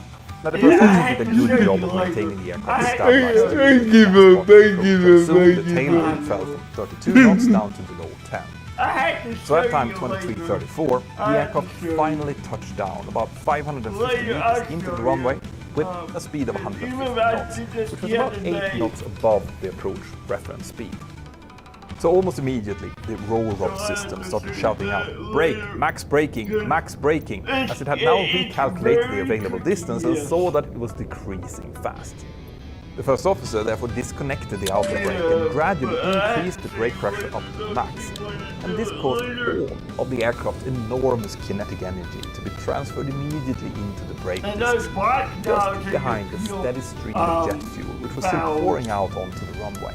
Those go on like The aircraft land. finally managed to slow down to an almost stop, just short of the runway end, and as they came to a stop, Ground the Suki brake 155 temperatures had Bravo already Heavy risen to requesting pushback. 300 degrees Celsius. The relief pilot now suggested that they should finally shut the left engine down, but the captain wanted to make a right-hand turn at the turn pad, and he wanted to use the then outboard left engine to do that. Now the firefighters who had observed the landing at first didn't see the stream of fuel that was trailing there's behind the a aircraft. lot of And when the captain heard that, he understood it to be okay to increase thrust over 40% N1 on the now fuel-soaked left-hand engine in order to facilitate the turn. But by some miracle, this still didn't ignite the fuel, and the investigators later theorized that the fuel concentration of the air inside of the engine was likely so high that it effectively hindered the ignition. The aircraft continued to taxi in, and once the turn was complete, the crew finally shut down the leaking left engine. By that point, there was Yeah, still and, fuel gushing out yeah, through you the got- drain mast, and you got the that later on, calculations that's showed that the wrong. aircraft had lost about 5.3 tons of fuel during the flight and a further 400 kilos during the taxi-in. When the aircraft Okay. reached the parking gate, the brake temperatures had risen to an astonishing 600 degrees, and because of that, the crew waited with the disembarkation until they were sure that an evacuation wouldn't be necessary and that the firefighters were in place. Those firefighters also started to douse the area under And the then all left-hand those engine with white water, ones go and down. that was probably to dilute and minimize the risk the brakes igniting the fuel. So in the end, everyone on board this aircraft was How safe, do you which of get the course was the engines most down? important thing. But I think that this was a brilliant example of just how complex and messy things can get if we pilots think that we can outsmart our checklists. Go back The to final the report quickly overhead determined that the cause of the fuel leak was that cut the mismounted fuel overhead hose panel. connection between the engine and the pylon. The And main because of that, camera a recommendation was sent out to all Airbus A330 operators to change out that flange to a new Go and back up to improved the design as ceiling soon like as what we possible. have in the pre-20. Airbus also rewrote the fuel Yeah, leak go back to the checklist to main really screen, highlight the the low fire part of risk, that panel. and Air France See issued the- a see safety those first white bulletin, ones? updated Those their pilot training red guidance, switch, introduced a pull new them fuel out. leak That's your exercise in fuel the sim, shut off. and Those also red. recommended their pilots to actually follow SOPs. But the BEA still finished off their report with a very serious note That's to Air it from France, now. pointing out that this wasn't the first time that they had found Air There France you go. pilots to voluntarily not follow SOPs There you and go. checklists. Their very last sentence in the report said that the BEA therefore considers that Air France should put compliance with procedures Then back once into they the turn center on of the company's safety culture. Reset that. Pretty harsh Now statement coming those from a red, national those safety white ones agency. that you, all those Now, white I ones hope that you have found see, this video that fascinating. has to If you do did, with the please electric leave me a like forces and from subscribe to the stuff. channel. But if you really liked it and you want to see these videos before everyone else and even impact the content, then join my Patreon crew by going to And they, patreon.com/join/NetPilot. and the I would engine love shut to off. see They you stop in with my the next Zoom home hangout. shop. And in That's fact, I it, just right? finished a 2.5 Yeah. hour long hangout last night, which was really, really great. Now, check out these videos next and have an absolutely fantastic day. Bye-bye. Cruising at 33,000 feet, this aircraft is approaching a very critical I situation. cannot The two pilots AI. have no idea. What's soon about to happen will shock not only the crew, And but then you as well. your symbol Stay account. Yeah. That's Back in August of 2005, a couple of different travel companies had come together to plan a charter flight between Panama and the French Caribbean island of Martinique as part of the package holiday. To operate the flight, they had found a small Colombian charter airline called West Caribbean Airways. And for you to really understand this story, you need to know a little bit more about this company. They started their operation back in 1999, and originally they only operated ATRs and a couple of small LET 410 turboprops from Czechia. But Yep. in 2003, they also started jet Yep, using two McDonnell The Douglas fuse, MD-82s the and fuel one. and payload thing. One of those MD-82s had been acquired from a Update US-based company, and it had spent 4 years in storage in the Californian happened desert was it just before being hung on restored to straight airworthy line out? conditions and imported to Colombia, where it would later become involved in this story. Likely because of this, safety standards in the airline had been slipping, and the Colombian authorities twice imposed fines for different violations, including overloading airplanes, exceeding duty time limits for their crews, withholding leave periods, and also failing to provide required training to their pilots. But West Caribbean Airways was so short of cash that they couldn't even pay that $45,000 fine imposed by Colombia's Civil Aviation Authority, and according to later filed lawsuits, the Colombia CAA responded to this not by shutting down the airline as you might expect, but by instead reducing the size of the fine, which seems like a pretty odd thing. Go ahead. And things got even worse in March of 2005 when one of the airline's LET 410s crashed on Loud and Colombia's clear. Isla de Providencia, killing 9. Radio channel, please. We'll contact you After that with ground accident, the details CAA and we're placed ready the to airline start. under even closer observation, Roger. but they still allowed them to continue carrying passengers. Now, as so often happens when an airline is on the brink of bankruptcy, the problems just tends to pile on. So a short while later, 2 of West Caribbean Airways' 3 MD-80s were grounded indefinitely since they required some heavy maintenance which the airline just couldn't afford. But the passengers from Martinique had of course no idea about the state of the airline when they arrived at Tucumán International Airport in Panama City for their late night flight on August 15th, 2005. A total of 152 passengers were booked on the flight, and all but one of them were residents of Martinique. In addition to those passengers, there were also 8 Colombian crew members on board, including the 2 pilots. The captain was 40 years old and had 5,942 hours of total flying time, and these hours included 1,128 hours flown on the MD-82, which they were now scheduled to operate. The first officer, meanwhile, was just 21 years old, which in some countries is the minimum age to even become an airline pilot, but he already had about 1 year of experience by that point, with 1,341 total hours, of which 862 have been flown on the MD-82. Now, unfortunately, these pilots were both subjected to quite a bit of background stress as they were getting ready for this flight. And that stress had been caused almost entirely by factors outside of their own control. You see, West Caribbean Airways hadn't paid any of its pilots for a period of 6 months at this point, due to the financial troubles that they were in. And the crews just kept flying for them for a variety of reasons, including the difficulty of finding a new job, loss of seniority, or fear that they might never get their back pay if they left the company. Now, obviously, you can't live on thin air, so the captain had been forced to open up a restaurant and a pub, which he ran during his off time in order to make ends meet. And that obviously meant that there was no way that he was getting adequate rest, especially since he was also flying for an airline that had been known to violate duty time limits. But having said that, it should also be mentioned that since 2/3 of the airline's MD-80s were grounded, he wasn't actually flying that much, only 56 hours in the last 9 days, which is quite low by airline standards. Anyway, according to sources, this situation was also causing some tension in his family life, which would have then increased his stress levels even further.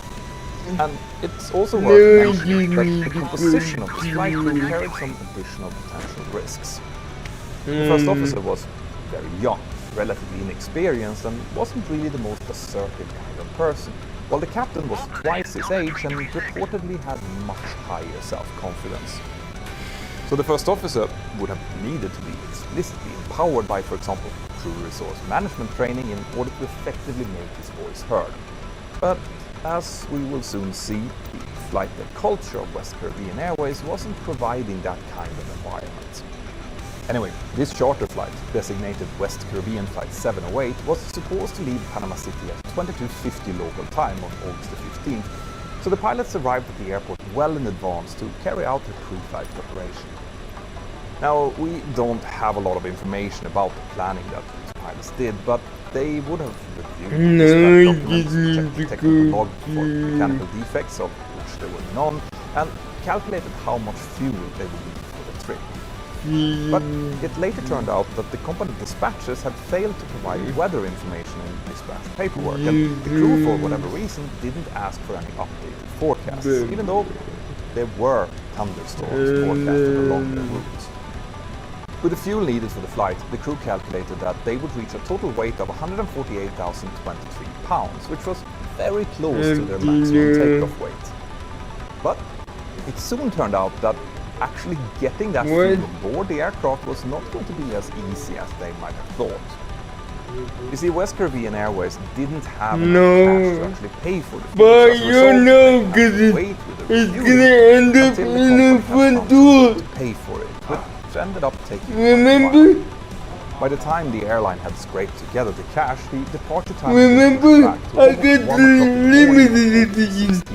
meaning a more than 2-hour delay. Go ahead. And this would have also meant that the pilots would now have to fly Hi, during Captain. the Just a quick window of update to let you know that we started loading. The window of circadian Specify the load load sheet occurs upwards. during the night and early hours of the morning Roger. when our bodies expect us to be asleep. During that time, our body temperature drops, and staying awake during the window of circadian low can result in decreased awareness and severely increased fatigue. This is something that all pilots have to deal with when flying this kind of red-eye schedule, and it can be mitigated by making sure that we get good, proper rest during the day before the flight. But no matter how much sleep we get, it's hard to avoid getting a little bit drowsy at this time of night, which is worth remembering. Another thing that is worth remembering is the frustration you feel every time you're trying to access content just to realize that it's geo-blocked. Maybe you're trying to access an article from a foreign news source or just your favorite video content from home, only to be met by that frustrating access denied message. This often happens to my team and I when we are researching videos like this, but with the help of today's sponsor, NordVPN, we can now virtually move to anywhere in the world, which made things just run much smoother. On top of that, NordVPN also keeps your online activity safe and secure by encrypting your connection, and they offer a whole lot of other cybersecurity tools as well to help keep your online experience as safe and pleasurous as possible. And by the way, let me tell you about a little travel hack that I have found using NordVPN. If you clear your cache and then change your location around and you're trying to book flights, hotels and rental cars, you will soon notice that the same items can vary a lot in price depending on from where you are booking. And this can actually save you quite a bit of money if you try. So, in order to get access to all of this, the only thing that you need to do is to use my link below here, which is nordvpn.com/pilot. If you do that, you'll get 4 months absolutely for free when you sign up for the 2-year deal, and it is completely risk-free since Nord always gives you a 30-day money-back guarantee. Thank you, Nord. Now let's continue. Once everyone was boarded and the final checks were complete, the aircraft was pushed back from its gate, and at 58 minutes past midnight, the captain advanced the thrust levels for takeoff and the aircraft started accelerating down the runway. The takeoff and initial climb were completely normal, all aircraft systems were functioning as they should, and the weather was still quite nice, so after flying manually for the first few minutes, the captain engaged the autopilot when they climbed through around 9,000 feet. At this point, they were granted an unrestricted climb to their requested cruising altitude, or flight level 310, which is about 31,000 feet. Now, I want to take a moment here to explain a bit about why the crew had chosen this particular cruise altitude, or actually how we pilots normally choose our cruising altitudes. Providing that we are doing a normal length flight, we always try to cruise as close as possible to the highest practical altitude, because the higher we go, the less air resistance we need, which means that we can get further faster with the same amount of fuel. But this less dense air also means that the maximum power that our engines can generate decreases. So that fact, together with the decreasing speed of sound at altitude and the maximum differential pressure that the aircraft structure can take, determines the aircraft's service ceiling. Now the MD-82 can theoretically reach as high as 37,000 feet, but only when it's quite light. As the weight of the airplane increases, the maximum altitude decreases, since the engines just won't have enough thrust to maintain both the speed and altitude. And another technical aspect that will soon come to play a really important role in this story is the anti-icing system. The MD-80 has an airframe anti-icing system that as well as an so both of these systems are used to stop ice build-up from interfering with aerodynamical or thrust-sensitive functions of the aircraft. These systems use hot bleed air siphoned from the engine cores to fulfill their functions, which means that when they are activated, some of the engine's energy is being diverted away from creating thrust. Kind of like how an old bicycle dynamo takes energy away from the bike wheel, but of course much more complicated. Anyway, the main point here is that when the anti-icing system is used, the aircraft has less thrust. So as I mentioned before, with this aircraft's calculated takeoff weight of 148,000 pounds, the maximum altitude after accounting for the fuel burned during the climb would have been only 34,000 feet.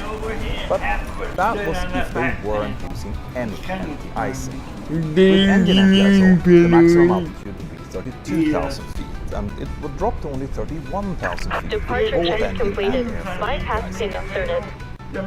So with a full passenger load and anti-icing on, MD-80 pilots generally know that they'll have to cruise between 29,000 and 30,000 feet, at least for the first part of the flight until they burn off the fuel to further climb. And similar but different restrictions are true for basically all aircraft.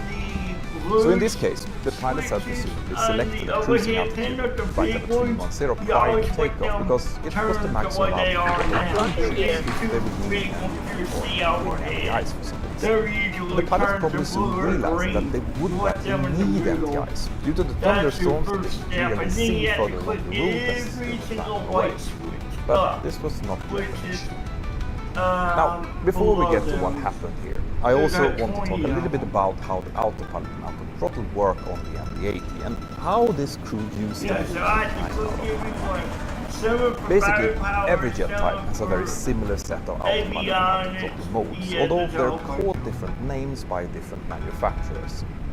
The autopilot mounted throttle have a mutually dependent relationship that can take on one out of two overarching forms, which we call either speed on pitch or speed on thrust. Speed on pitch means that the autopilot is controlling the speed by modifying the aircraft's pitch angle. In other words, up to slow down or pitch down to speed up. When the autopilot is in a speed on pitch mode, the auto throttle will maintain a constant level of thrust, which is determined by the thrust regime, either automatically set or selected by the crew on the thrust rating panel, like cruise, climb or go around, for example. But speed on thrust means the opposite. The auto throttle constantly modifies engine thrust to control the airspeed, while the autopilot pitches up and down in order to maintain an attitude or vertical speed selected by the crew. Now, the final report doesn't say what modes were used during the initial climb to Flight Level 310, but it would have been standard practice to use a pitch configuration. The thrust regime just set to climb. That's because this results in the most optimal climb rate for the selected airspeed, and it also protects the aircraft from getting into a low speed situation, since those climb modes would just stop climbing before letting that happen. Thanks a lot. And also, while I say airspeed, in this case, once they had climbed above 27,000 feet, they would have been controlling the speed using something known as a Mach number instead of a fixed indicated airspeed. The Mach number is the speed relative to the speed of sound at a given altitude, and since the temperature generally decreases as we climb, the speed of sound also decreases. Now, when the speed of sound is high, like it is close to the ground, an airliner would reach its maximum structural airspeed before it gets anywhere near the sound barrier, so we generally don't have to worry about Mach numbers down there. But at high altitude, the speed of sound is much slower. An airliner might have to start to encounter transonic and possibly even supersonic effects.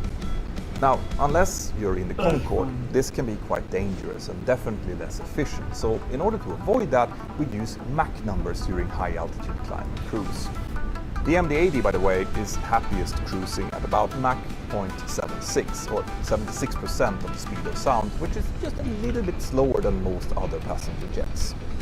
And in the case of this flight, the pilots had selected a cruising speed of Mach 0.75, so between Flight Level 270 and 310, the autopilot would have started pitching the aircraft to maintain that Mach number rather than a fixed airspeed. Anyway, with all of that in mind, let's have a look at what was going on in the cockpit as this climb continued. The initial climb worked perfectly fine, so Flight 708 finally reached Flight Level 310 at time 0126. When that happened, the autopilot just leveled the aircraft off and switched over to the altitude hold mode to continue the cruise. Around this time, the pilots must have also noticed that they were approaching an area of thunderstorms because they now decided to turn the engine MTIs on.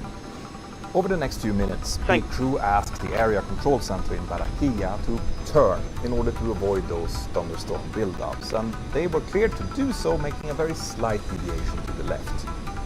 But then, at time 0139, the pilots suddenly also requested clearance to climb to Flight Level 330, which was quite a strange thing to do at this point of the flight. You see, they still hadn't burned enough fuel to reach and maintain Flight Level 330 with the engine MTIs on, so the fact that the crew still requested this climb could be an indication of some lack of understanding regarding the performance limitations of their airplane.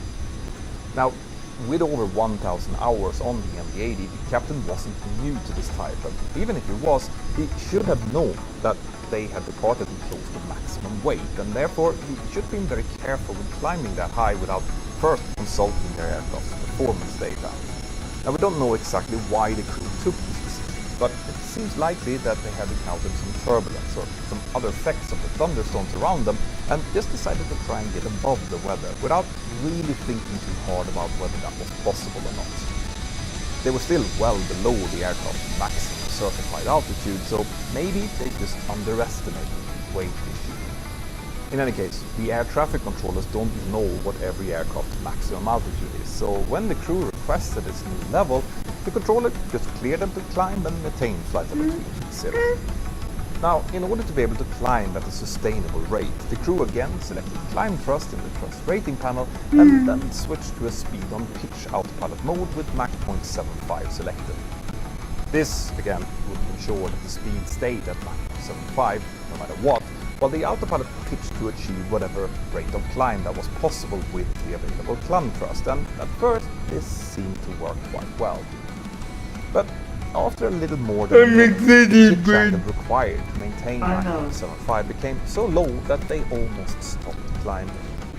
Which, as you know, was expected given that they were now close to the maximum altitude. Anyway, after flying level for about 20 seconds at 31,450 feet, the aircraft then started to slowly climb. When they reached 32,300 feet, it leveled off once more. Yes.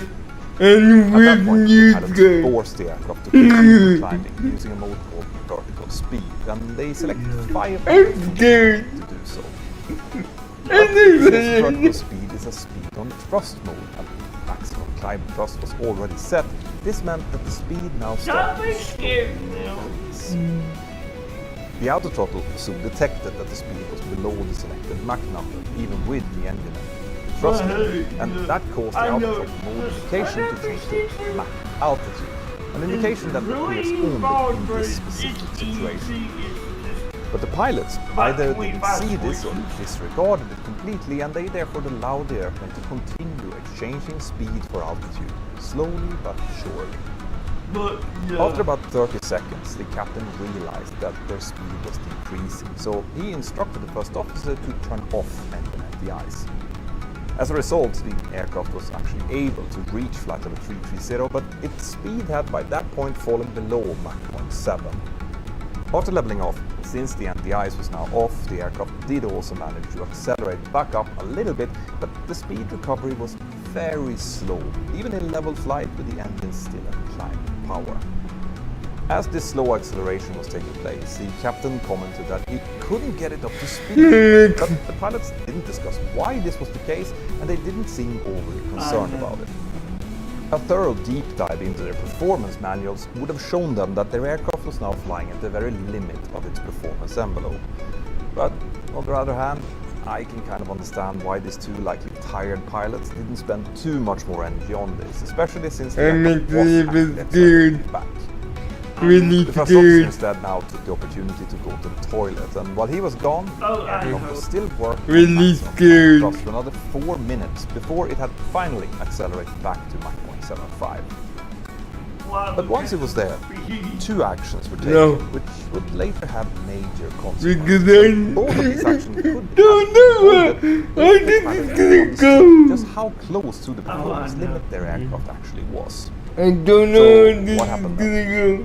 Well, first I they changed really the power don't setting know. on the thrust rating panel from climb down to cruise, which was standard procedure in cruise since you don't normally need to operate the engines at climb power I when know you're what not you climbing. mean. But this also meant that the engines would now have a lower thrust limit available to them. Secondly, they turned both the engine anti-ice and airframe anti-ice back on, presumably due to clouds or precipitation nearby, although it's pretty rare to have airframe icing as high up as 33,000 feet. And like I said, switching to cruise power was a routine step that any pilot would have normally done after stabilizing the aircraft at a new flight level, but under these circumstances, the combination of this change with the equally routine activation of anti-ice would now start a chain of events with truly dire consequences. You see, standard operating procedures assume that the aircraft is being operated within the approved flight envelope. But with the anti-ice on, they were now almost 2,000 above the maximum altitudes for this weight. So, as you might have already guessed, the aircraft now started to slowly decelerate again. But to really understand what was about to happen, we need to talk about something called the power curve. To put things very simple, in order to accelerate an aircraft, the thrust must be greater than the drag. And if thrust is less than the drag, well then the airplane will start to lose speed. There are several things that we can do to increase the drag, including extending flaps or landing gear, but the big one for this story is that drag also increases at higher angles of attack. The angle of attack is the angle between the mean wing chord and the oncoming airflow, and higher angles of attack cause more drag because the difference of pressure between the underside and upper side of the wing becomes larger, causing more lift, and with that, more induced drag in the form of vortices by wing tips. At a constant aircraft weight and altitude, lift is influenced by two main factors, namely the speed and the angle of attack. So if one of these values decreases, the other will have to increase to compensate, or else the airplane will start to descend. But what happens when those two influences I just described start working in concert with each other? In other words, what happens if the angle of attack needed to generate enough lift is so high that it causes so much drag that it exceeds the thrust available? Yes, the airplane will then start to decelerate, which will cause the lift to decrease, so the only way to prevent the plane from descending would be to raise the angle of attack even more, which will cause even more drag, which will cause the speed to decrease further, which will necessitate an even higher angle of attack. You see the problem? When this happens, we say that the aircraft is falling behind the drag curve, and as you can see, paradoxically, when maintaining altitude under these circumstances, we actually need more thrust in order to fly slower, which sounds totally bonkers, but it is absolutely true. Stay in school, kids. Anyway, this is true up to an optimal speed, where the induced drag and the form drag is as low as possible. Above that optimal speed, the relationship becomes more conventional, meaning that more speed requires more thrust. Now, knowing these optimal speeds is super important for us pilots, because they also give us things like speed for optimal glide distance, best climb, etc. Now, you might be able to get back on the correct side of the drag curve by increasing thrust, but at higher altitudes and below a certain speed, the amount of thrust required to stop the deceleration is greater than the available thrust, and when you find yourself there, then you're in real trouble. In that situation, the only way to escape is by descending to a lower altitude, which will cause speed to increase by trading potential energy, altitude, for kinetic energy, speed. But if that doesn't happen, well, then the speed will keep decreasing, which will cause the angle of attack to keep increasing, causing further loss of speed, and so on. Until the angle of attack reaches a critical point, where the airflow starts separating from the upper wing surface and the aircraft stalls. So with all of this in mind, let's get back to the cockpit of West Caribbean Airways Flight 708 and see what actually happened. The plane was now at 33,000 feet, which at its current weight was, like I mentioned before, above its service ceiling with anti-ice on. The autopilot pitch mode was set to altitude. In order to maintain this altitude, they needed a relatively high speed and a normal angle of attack. But when the pilots had set the thrust regime to cruise and turned anti-ice on, the actual thrust dropped below the thrust required to maintain 9.75, which allowed the speed to start decreasing, putting them further and further back on the power curve. Exactly like I just explained. So beginning at the time 0149, Flight 708 started to continuously lose speed, slowly at first, but then quicker and quicker with every passing minute. The pilots needed to take immediate action to correct the situation by either increasing thrust or descending Welcome to a lower to altitude, Eclipse Airlines. preferably the We latter, are so but thrilled to none have of you this on board. which brings Our us to captain the is final currently phase of the preparing for our story. prompt departure, but while you Seemingly wait, unaware please of the ensure that you are developing sitting situation, comfortably the and pilots all continued wheelchair to tie-downs for those who are using Meal service wheelchairs are was taking secured. place in the back, so Don't the hesitate pilots to had their inform our food flight delivered, attendants including if a your cupcake. wheelchair tie-downs aren't secured or you're not sitting comfortably. At around the same time, they also switched frequencies from Barranquilla controlling Colombia over across the border. And the new controller provided an updated route to the pilots and at some point, the anti-ice but when that happened, the aircraft had already fallen so far back on the drag curve that small extra thrust is provided just enough in this situation. And to make matters even worse, at times 0152, the captain asked whether they had any ice on them, and even though the first officer replied that they did not, they still turned the engine and airframe the ice back on again. Now, this part wasn't described in the report, but my guess is What that are this is these? likely because the captain started noticing that the speed was decreasing, and he likely misinterpreted this deceleration as the consequence of ice, rather than the aerodynamic principle that I That's used your earlier. main light. This is further corroborated by the fact that they, at this point, What's late? Again, the only way to get back ahead of the power curve would be to use both prime power and engine anti-ice. Do I need those on? They had to do both of these things, not just one, so the deceleration just continued. By time 0155, they had decelerated to Mach 0.65, and the angle of attack at this point was at 5.8 degrees, which was well above what's normal. At this point, it was pretty likely that they had already passed the point of turn, meaning that they wouldn't have been able to accelerate, even if they could firewall the engines, so the only way out was to descend. The captain was evidently looking outside because he commented what bad weather, brother. None of the pilots seemed to When we're in cruise flights with the autopilot on and we're tired in the middle of the night, it can be tempting to take our attention away from what the aircraft is doing. But the MD-80 isn't really forgiving of that kind of complacency.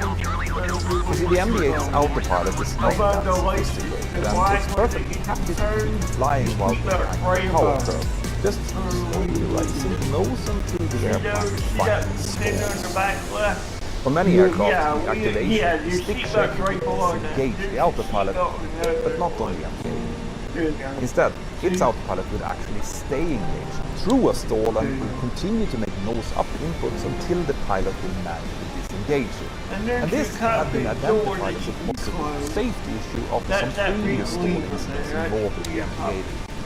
After one of those, back in 2002, Boeing, which had taken over the certificate that they bought from Ronald Douglas, sent out a bulletin to warn all MD-80 operators about this problem, and that included Western European Airways.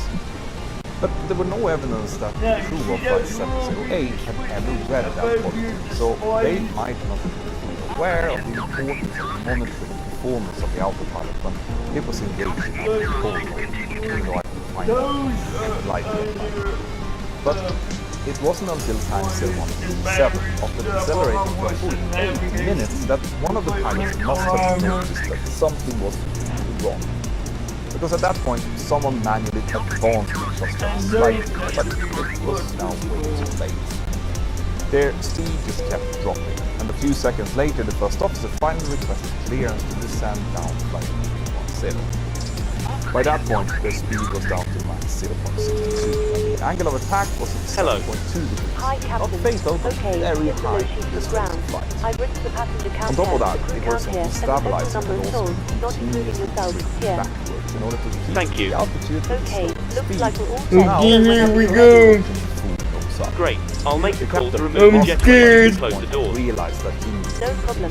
rapidly, so in order to quickly initiate the descent, he now Release suddenly parking disconnected the autopilot and took manual control. Go ahead. For a moment, it seemed like he was about to correct the situation. But Okay, make sure that you bridge. disconnecting the autopilot isn't something that we would normally do for a level 72 cruise, so it seems odd that we would do this, although given that we hadn't engaged the autopilot and climbed out until they cost 9,000 feet, we might just have preferred manual flight, especially when the airplane wasn't performing normally or as you expected it. Anyway, with the autopilot out no longer trying to maintain flight altitude 0, the airplane started to descend, but the angle of attack was still very high and the speed was very low. So the pilots needed to reduce the angle of attack significantly if they wanted to accelerate. But the captain didn't trim those down. Instead, he just asked the first officer, maybe 310, intending to level off at that altitude, still not understanding the severity of the situation. For about 30 seconds, the captain allowed the aircraft to descend slowly, still losing speed until they reached 31,700 feet, at which point he started pulling the nose up to get ready to let it Release off. parking brake. But that maneuver was the last straw. Okay, deep breath. Deep breath. The captain began to pull out of the Release parking 2,500 brake. descent. The stick shaker activated, warning the crew of a Okay. imminent storm. Go.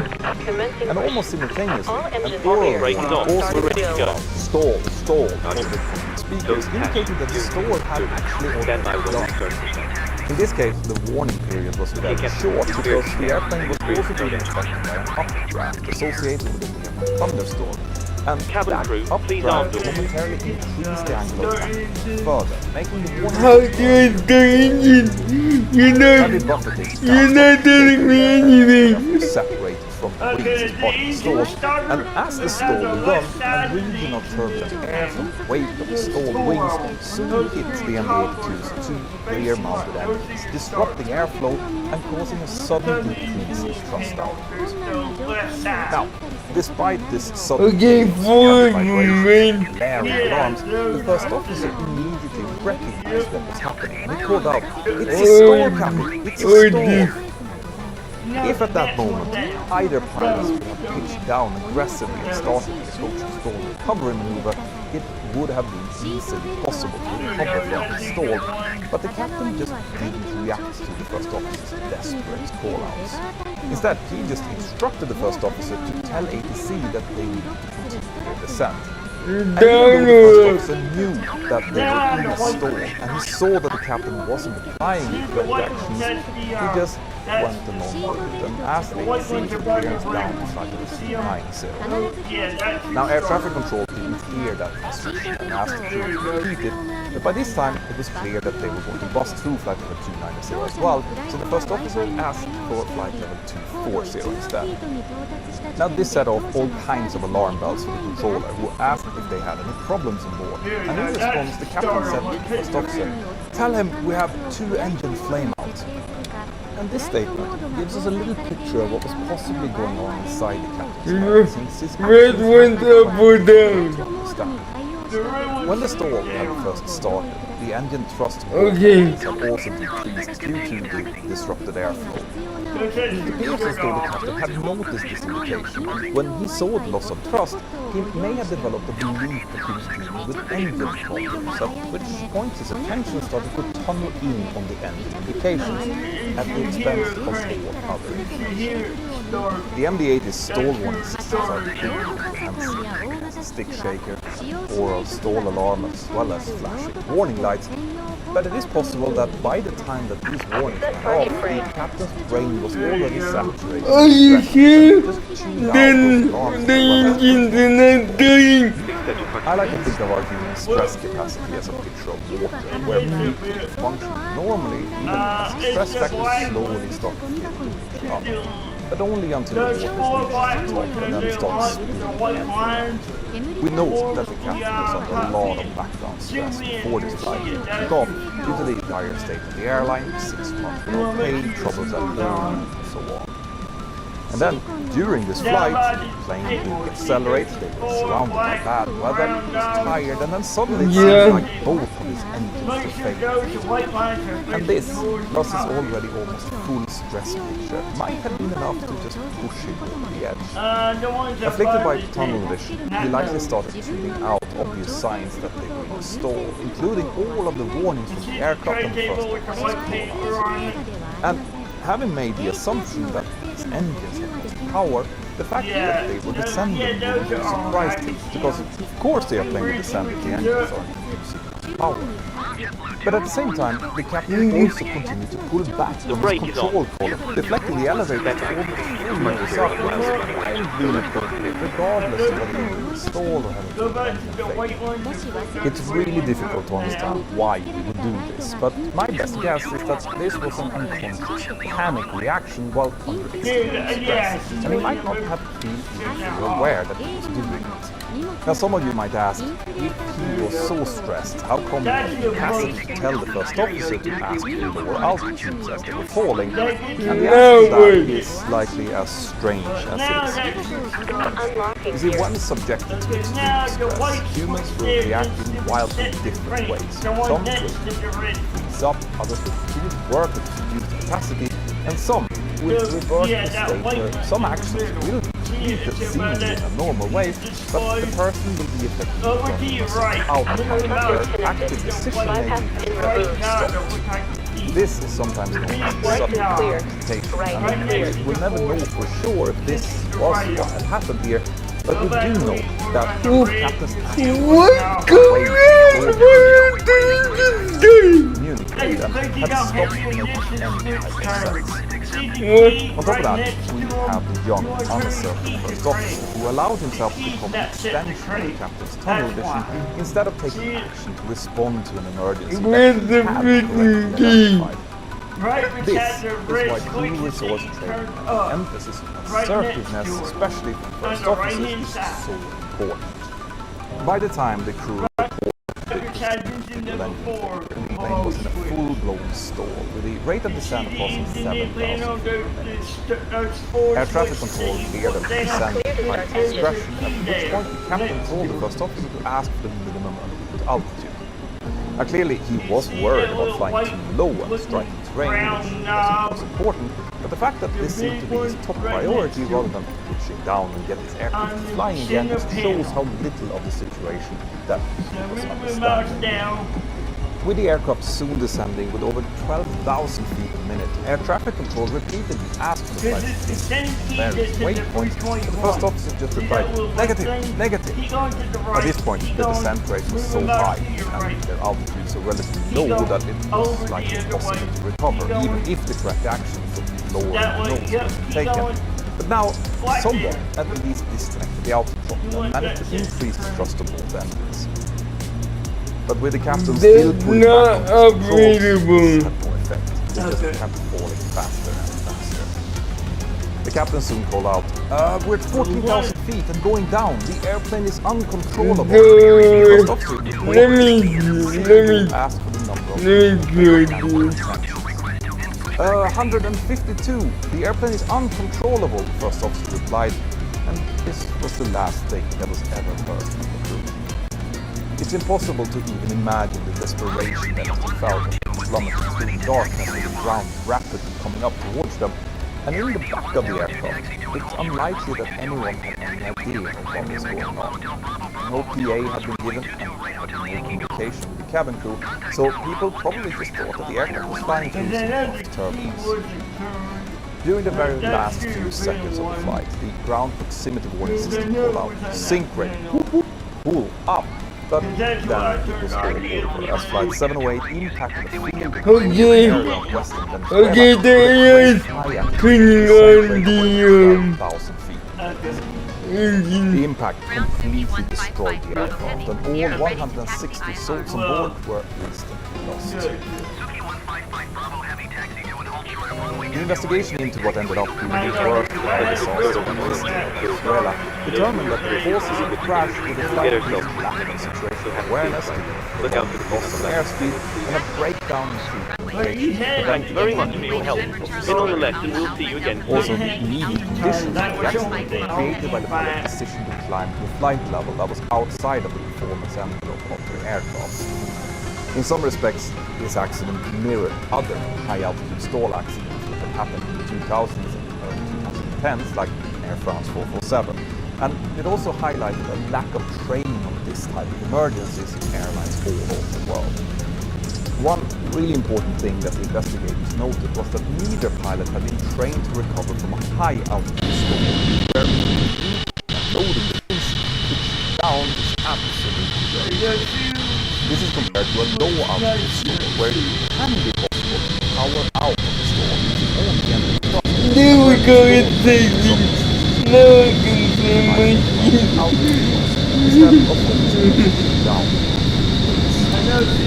This led to more focus on this type of training all over the world, but there is no way that we can explain this accident without also pointing to the airline, West Airways. Their hopeless financial situation had put undue stress on their crews, and as it later turned out, they really shouldn't have been at all. According to lawsuits filed after the crash, West Caribbean Airways mandatory insurance had lapsed in July of 2005, 1 month before the crash, and had never been paid.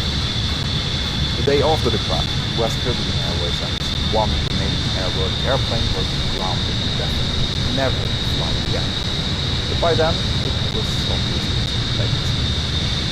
The time for regulators to take action One lesson. And I forgot to disconnect music CPU, so our power cables are gonna be out to play.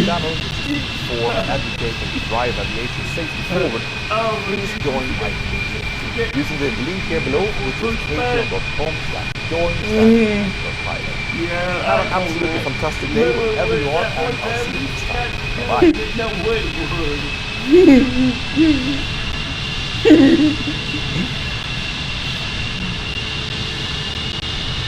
Snow. Coming from Sweden, I have learned to love it, but in the world of aviation, it rarely brings good news. That's certainly true for these pilots who are looking out through the cockpit windows, trying to make out the shape and position of the faint approach lines in front of them. But when they finally realize the position they're in, it comes as a real shock. How is this possible? Stay tuned.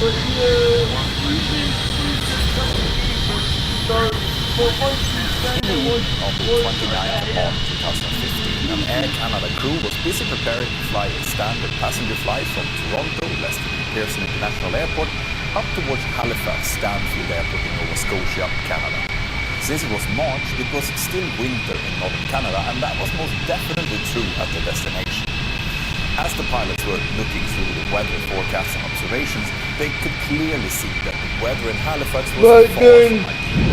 The latest meteorological aerodrome report, METAR, indicated wind from 26 degrees at 19 knots, gusting up to 26 in light and drifting snow, giving a visibility of 1.5 statute miles or 2,400 meters, with an overcast cloud layer of 700 feet. The temperature was -4, the dew point of -5, and an air pressure of 29.6 inches of mercury. That wasn't great, but the only problem could be seen in the forecast from the time of the map. The snowfall was forecasted to increase in intensity to moderate, and that would cause a reduction in visibility to 3/4 of a statute mile or 1,200 meters, which would be very close to the minimum visibility that the pilots could accept for starting an approach. They checked their approach plates and saw that the type of wind they were facing, they would most likely need to land on runway 05, which was not equipped with a precision of instrument landing system. Because the 24-year-old Airbus A320 that they would be flying wasn't equipped to fly a vertically guided RNAV approach, they would have to fly a localizer DME approach instead. That's a type of approach which gets its horizontal guidance from a localizer antenna, telling the pilots how to fly left and right, just like an ILS approach does, but it lacks the vertical glide slope guidance and is therefore considered a precision approach. Because of that, the visibility requirement for flying this type of approach was higher, and that was also the case for the minimum descent altitude, the lowest altitude which the aircraft could descend to without having visual contact with the runway and still be able to land. The approach plate for the localizer DME indicated a minimum visibility of 1 statute mile or 1,609 meters. But because the crew and Air Canada had fulfilled certain training and equipment requirements, they had received a special approval to start this type of approach with half the published minimum visibility, in this case half a statute mile.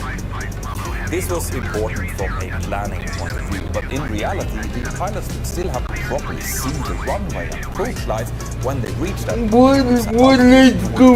Just like everyone else would. At the time of planning, the worst possible was still better than the minimum, and the weather at their alternates was considerably better, so the pilots concluded that they would likely be able to get down at the destination, and if not, well, then they could just easily divert. To be sure, though, they decided to uplift enough fuel to be able to hold for a considerable while, in case the weather would actually be worse. Once the cabin crew had been properly briefed, they all proceeded out to the aircraft and started preparing for departure. The aircraft was a 24-year-old Airbus A320, which had flown just over 75,000 hours at the time of the flight. It was equipped with 2 CFM56 turbofan engines and was in good condition. The only minor snag that the captain found when he was looking through the logbook was an inoperative number 2 air pack flow indicator, which had been preferred to be fixed later in accordance with the minimum list, but that didn't have any impact on the operation. The only real downside with this aircraft was, like I mentioned before, that it wasn't equipped for RNAV approach, conditions, which would have made the lives of the pilots much easier at their destination, but there wasn't much that they could do about that at this point. Given the poor conditions and relatively strong crosswind at the destination, the captain decided to pilot flying for the flight. He was very experienced with about 11,700 hours of total time, 5,507 of which had been flown on the Airbus A320, but he had only been flying as a captain for just over 1,200 hours. He had been working for Air Canada for 9 years at the time of the flight, and he was accompanied on Oh yeah, I didn't know you've been there. 100 years and had 11,300 hours of total time. He had actually accumulated even more time on the Airbus A320 than the captain had, with a total time experience of 6,400 hours. So these were two very experienced pilots, and it's likely that they felt quite comfortable in each other's company, even though this was the very first time that they were working together. As the captain was going through the pre-flight preparation, the 3 cabin crew members were boarding the 133 passengers for the flight and had 5 minutes to their seats. Now, if you think that this sounds a bit strange that 3 cabin crew, you're correct, it's not 4 Where's the ultimate? to operate 1 cabin crew with 50 installed seats, and this aircraft had only 147 seats. This also means that the cabin crew would have to put more than 1 emergency each in case of emergency, which required special training. But this 1 to 50 rule had been approved before all cabin crew had received this training, meaning that none of the cabin crew or this flight had gone through this extra course. When it came to the passengers who traveled this evening, some of them were surprisingly lightly dressed, boarding the aircraft in shorts, skirts and t-shirts, even though they were going up to Nova Scotia, but I guess that Canadians are similar to Swedes in this regard, even though flashlight is seen as a sign of spring in March. It is worth noting here that airlines flying in these type of conditions actually do issue guidance on what's appropriate to wear when traveling based on the season. This guidance normally includes wearing warm clothes as well as shoes whilst the aircraft is moving, since in the unlikely case of evacuation, it might be needed. After boarding to the gate, the cabin crew proceeded with their standard emergency briefing. They pointed out where the 4 cabin doors and 4 overwing exits were and how to operate if the command to evacuate would be given. They also explained that in case an evacuation would be needed, the passengers should leave all cabin luggage behind. Emergency lighting in both the floor and the ceiling. A mother who was traveling with her newborn baby was given instructions on how to hold the baby during takeoff and landing, and also how to adapt to the raise position if it should be needed. But the infant was not given any seatbelt, as this was not required at the time. On top of this, the passengers were also shown how to use their oxygen masks and life vests, as well as to please review the in-flight safety card in the seat pockets in front of them before departure. Now, how many of you guys recognize this type of briefing? I will guess quite a few of you, but how many of you have actually taken 2 minutes away from Netflix and really thought through what this information means and how you should react if this is an emergency, evacuate the aircraft using all available exits when the call is heard? That's likely a lesson, but I strongly advise you to take those 2 minutes every time you're traveling. Once the boarding was complete, the cabin supervisor let the captain know that the doors were closed and ready for departure. The pilots finished up their departure preparation and then requested pushback and start. At time 22:05, Air Canada Flight 624 took off from Lester B. Pearson International Airport and started its flight up towards the east. They initially followed the Dead Heat 3 departure route and continued climbing up to their planned cruise altitude of 35,000 feet. Now, due to Canadian legislation, we don't know exactly what was said in the cockpit throughout this flight. The exact cockpit voice recording transcripts are kept confidential in Canadian reports, but the reports do include what the pilots were discussing if that was deemed relevant to the outcome. And because of this, we know that the 2 pilots started discussing what alternate airport to use already during the climb out from Toronto. This is a sign that they were likely quite apprehensive about the weather and knew that it could become a problem.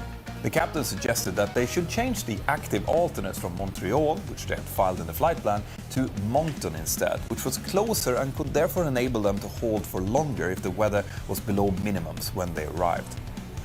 Here, it's probably worth explaining a few things about how we pilots deal with poor weather, especially poor visibility. We have very specific minimum visibility values that we are allowed operating. Those values are even more restrictive during the planning stage when the aircraft hasn't yet departed, especially for the alternate airports. But even when we're airborne, we won't start an approach or try if the visibility is reported to be below minimum approved values, which in this case was half a statute mile. If the visibility does improve above that value, we know that there is a mathematically high likelihood that we will be able to see enough to safely land when we reach our minimums. So we will start the approach if that is the case. But of course, there's always a possibility that the actual visibility is way worse when we get down there, so we might end up not seeing anything. But in that case, we will just execute a missed approach and climb back up again and then evaluate if we should make another approach or if we should just divert to our alternates. Following these rules are generally exceedingly safe, and since we will never depart unless the weather and our alternates are significantly better than our destination under these type of circumstances, we will always be able to land somewhere. But as always, where the potential problem arises is where there is some ambiguities, like for example how much visual references are enough to safely continue the approach below the minimums. In the case of Air Canada, that had been defined in their operations manual as seeing one of the following things. Either the runway or runway markings, the runway threshold or threshold markings, the touchdown zone or zone markings, the approach lights, the copies, the runway identification lights, the threshold and runway end lights, the touchdown zone lights, the parallel runway edge lights, or the centerline lights. This basically means that an approach could be continued providing any lights or markings associated with the landing runway could be seen at minimums. But in reality, it is quite a bit more complicated than that, especially when you're flying a non-precision approach without vertical guidance. That's because the visual picture that the pilot's flying attains when going visual must be good enough to continue providing guidance on how to maneuver the aircraft visually below the minimums. A good example is that if you're going visual and all you can see is one or maybe two lights, it is really hard to use those in order to tell you if you're drifting left or right, and especially if you're going high or low. In order to do that, you often need several parts of the approach lighting system together with the runway lights to judge directional change, the aspect ratio, and so on. This is why most modern approach light systems include several parallel barrettes, giving additional visual guidance to the pilots even before the runway comes into sight. The problem here was that the Air Canada operations manual had not defined that the pilots needed enough visual references to give this crucial guidance. The manual just stated that they needed at least one of those references to be in sight in order to continue, and this will become important soon. The pilots continued to review the latest weather and NOTAMs as the flight progressed up towards Nova Scotia.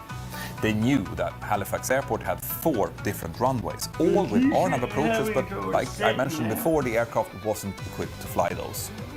The main runway, 0523, was also the longest, measuring 10,500 feet or 3,200 meters, and it had a Category 2 ILS precision approach available for runway 23, but only a localizer or NDB non-precision approach for runway 05.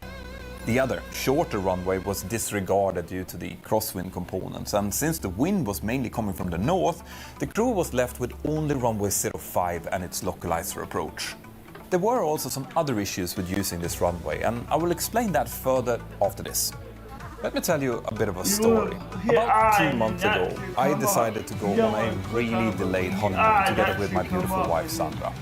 We decided to go to Thailand, which is a country that we both love for the culture, the food, the people, the weather, well, basically everything. Once we were there, we were chilling in a hotel room one evening, and I remember this classic Swedish TV series called 30 Degrees in February, which is about a bunch of lonely Swedes who are moving to Thailand in pursuit of happiness. It's a very sad and beautiful story, and I wanted to show that to Sandra while we were actually there in Thailand. But when I signed into SVT Play, it was of course geo-restricted to Sweden only, and this happens all the time when I'm traveling nowadays. So I downloaded NordVPN, today's sponsor, and then logged in, and voila, we could start watching it immediately. I actually use Nord this way a lot when I'm out traveling, both to see my own normal content, but also to find better prices on tickets and hotels. You should try it out. Amazing. Obviously, it's also a super fast VPN and loads of safety features, but my point here is that I need to use this service, and that's why I have need to promote them. So if you want to try out Nord, then use the link here in the description below, which is nordvpn.com/pilot, to get 4 extra months for free when you sign in to it's a time-limited offer, so click it fast. Thank you, Nord. Now back to the story. Not only did Rocket 05 offer a non-precision approach, it also featured a quite basic approach flight system called Rudolph, or approach flights. The system consisted of 5 bikes spaced 300 feet apart, and therefore did not feature those barrettes that I talked about earlier that The runway itself was equipped with high-intensity lights and a targeted lights. Now, the way that the lighting system worked was that it could be set to 5 different intensities based on the speed around the cabin. 5 was the highest set for the runway lights, giving 100% intensity, and 3 was maximum. Setting 4 was 25% intensity, meaning that it was 4 times less bright than 5. That might sound a bit strange, and it can often be blinding to pilots and pilots in the cloud, so 25% is often a much more setting to have. The idea is that the lights were controlled from the tower, and the setting was combined between runway lights and the window, so that when the visibility was less than half a standard mile at night, the runway lights should be set to full, and all those should then be set to max for that. It clarifies a mistake to set the light pattern made at some point, meaning that when the runway lights were set to full, the windows which meant more than 3 times reduction in intensity from the approach lights. The touchdown somewhere on the 05 was also slightly up, and that can be give a visual illusion of aircraft slightly high, which then caused the pilots to touch down.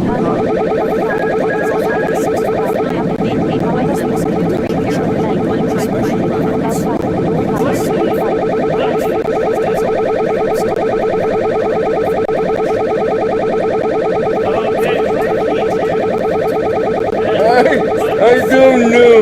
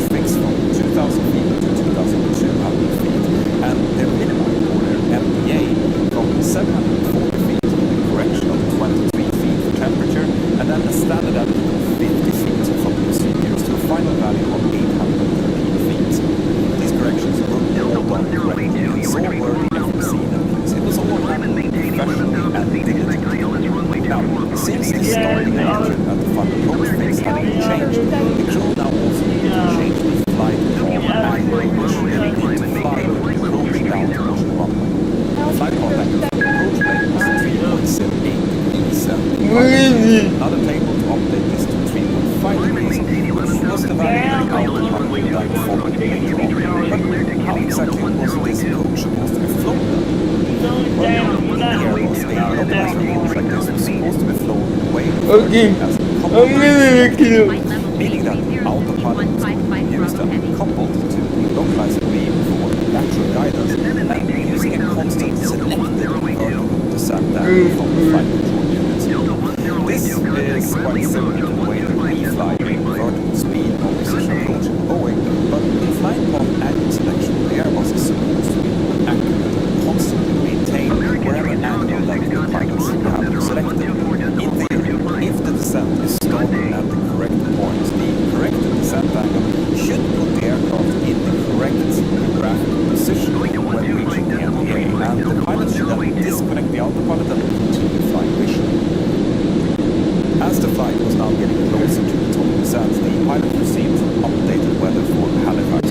this point. The situation had unfortunately worsened considerably with heavy and rolling snowfall and visibility of only 1/4 of a static mile or 400 meters, which was obviously not enough for them to start the approach. But dispatch also advised them that another Air Canada flight had successfully managed to land on runway 05, having gone around on their first attempt to board visibility. This information caused the pilots to continue to take more weather observations as well as verifying that the runway conditions were actually at 28,000 feet, they were. The runway was actually continuously clear. so that it doesn't run away They on also the straight level, carefully reviewed and they the turn lower off the procedure to make sure that and they were ready to execute that, since the weather certainly now set our final cruising altitude if they would not stop. We are about to serve our All in all, the pilots on this flight were up to this point actually professional, some were discussing the arrival and very cautious and conservative. When they saw that the weather wasn't good enough, they calculated the advance the whole time, decided to ask air transport staff to hold the weather was still bad, it was closer, and they also decided on the time, a specific time to start diverting. If they were just like basically like I would run. At that point, and continued and Jones started settling down toward Halifax. 2 minutes later, they finished their approach to Finland. They switched over to the Halifax terminal controller and asked if they could enter holding over Arna 170, which they were clear to do, and that would descend to 9,000 feet. The crew calculated that in the worst case scenario, they would be able to stay in the air for around 1.5 hours until time is 0100. As they were sitting in the waiting, first officer got in contact with Halifax Tower Controller to get more accurate updates on the setting. The Tower Controller told them that the visibility was still 1/4 mile and there were vehicles moving slowly runway at present. As the aircraft continued to descend on the pole, the crew now started range checks, meaning among other things, especially landlines. Good afternoon once again, I hope you're enjoying the flight so far. We've reached our cruise level and are currently flying at an altitude of 35,000 feet. This is quite often done at this time. We're expecting to arrive on time as planned. Progress is going very well. Unless anything changes in the meantime, you'll next hear from me around the time we start our descent. So I'll leave you in the hands of our excellent captain. Thank you. The cabin prepated their approach to PA, making sure that the cabin was secure and that runway was properly stopped. Once this was done, they gave the cabin secure sign to all pilots.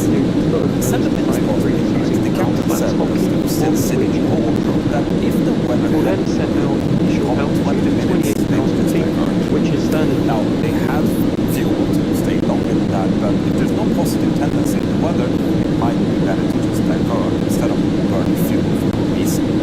And on top of that, the weather was actually getting worse with a visibility of only 1/8 of a mile, heavy snow and a current visibility of 300 feet. But 4 minutes later, the controller came back and reported that the visibility had now started improving and that it was close to half a mile. At a time 16 minutes past midnight, an official special weather report updated the visibility to half a mile, enabling the crew to start the approach. The terminal controller now cleared Air Canada Flight 624 to proceed toward the point called Podcast, which was on a 12-mile final approach to runway 05, and he also told them to stop descending to 4,000 feet.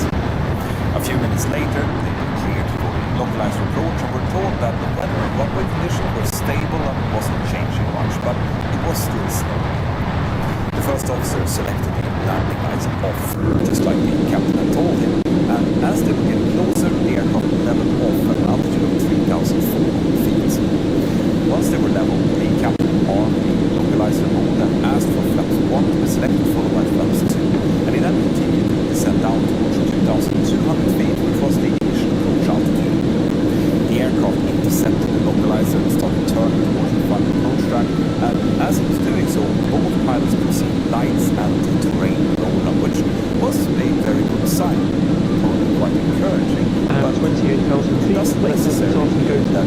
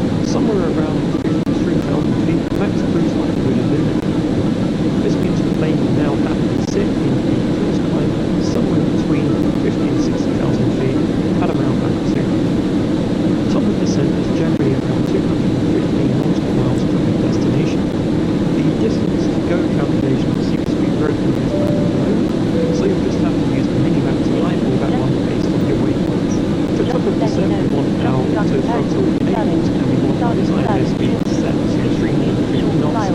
Press airspeed acquired and the plane will decelerate. Set your bottom percent altitude on the autopilot panel. This tends to be the elevation of your destination airport plus 2,000 feet.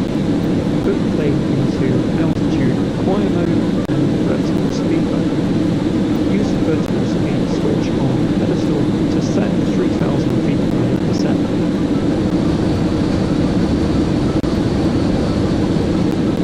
As you pass through 15,000 feet on the descent, set your desired airspeed to 325 knots and press airspeed acquired. As the descent continues, Concord becomes lower and slower until it reaches speeds and altitudes more suited to a regular airline. Your next deceleration point is 10,000, where you set 250 knots and then press airspeed acquired. When you reach 250 knots, set the nose to 5 degrees.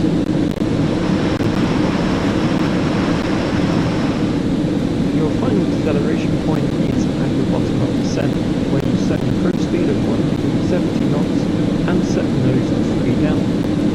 The aircraft should now be in a fairly stable configuration to begin its approach.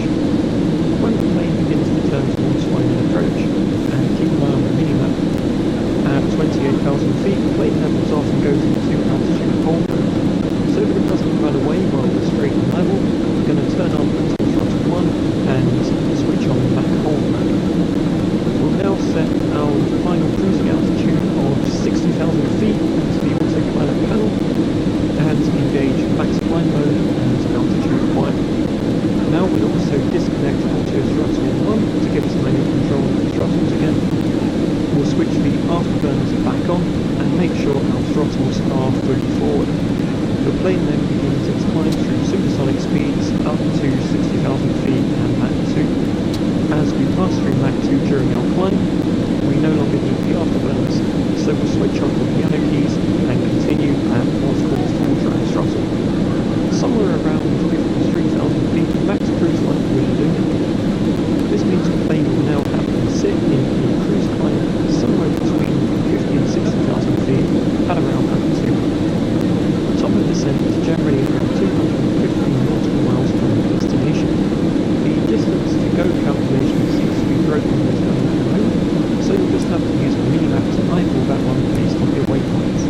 For top of descent we want our auto throttle enabled and we want our desired airspeed set to 350 knots. Press airspeed acquire and the plane will decelerate. Set your bottom of descent altitude on the autopilot panel.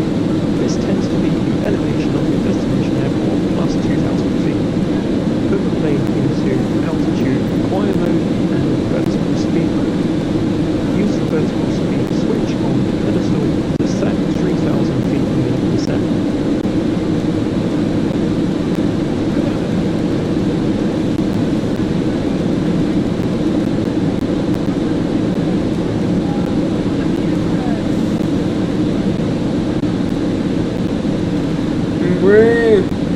Where is the ultimately Co-pilot seat on the co-pilot side of the aircraft towards the window on the front panel looking in front of the co-pilot where the yoke is in front of the co-pilot. Right in front of the yoke itself. You see it when you look about over. It's on the right hand side.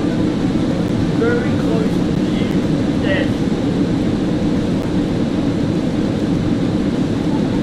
Yeah, right in that area. Yep. It's hard to get dressed.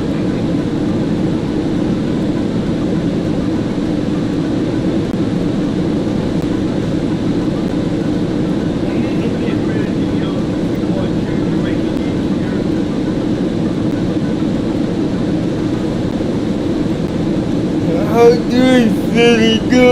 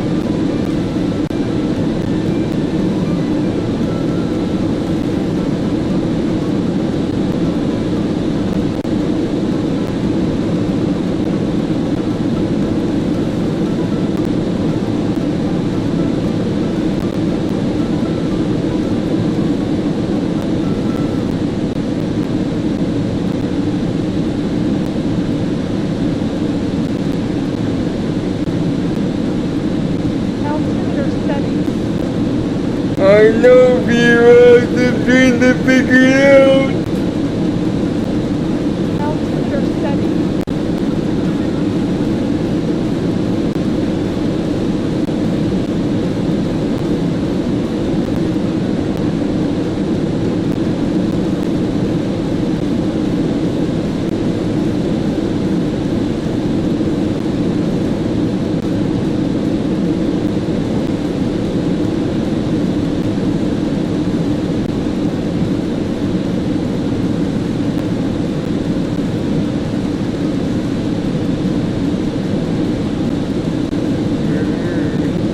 We're there to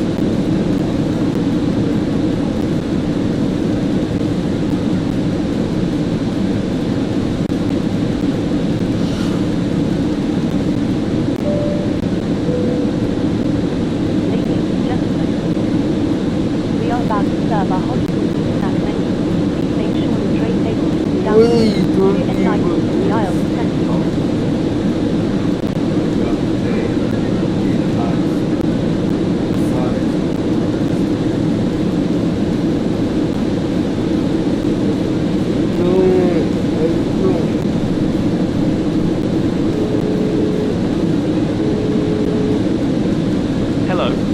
Hi, Captain. I was just wondering if you'd like a drink, maybe a tea or coffee, or a bottle of water.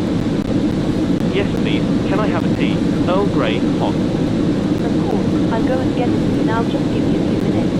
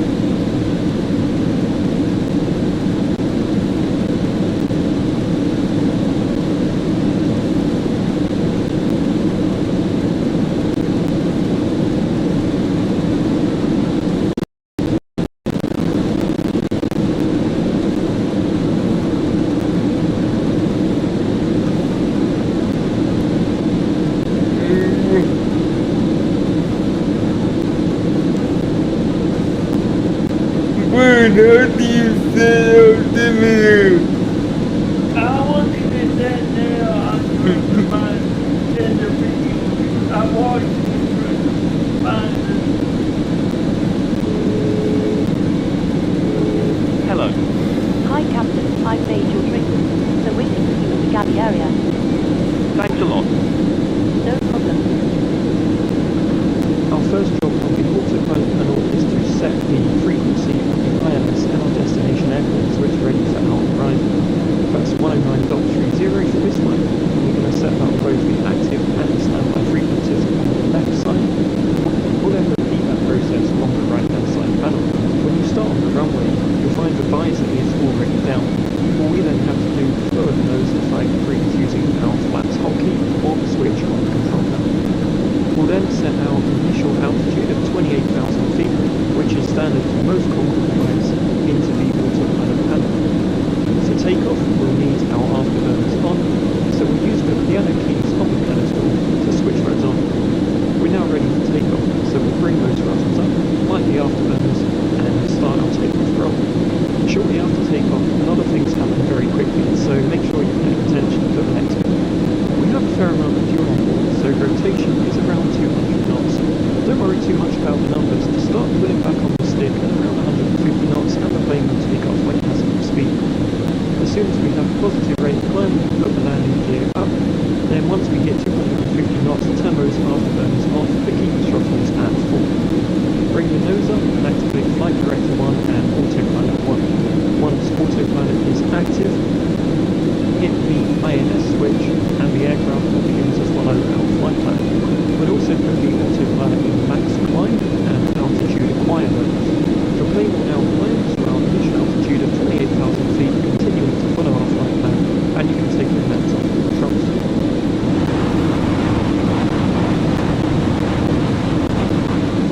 Conditions are a bit rough today, so on the upper overhead panel we'll switch on the engine anti-ice, and on the lower overhead panel the visor de-ice. At 28,000 feet, the plane levels off and goes into altitude hold mode. So that it doesn't run away while we're straight and level, we're going to turn on auto throttle 1 and switch on Mach hold mode.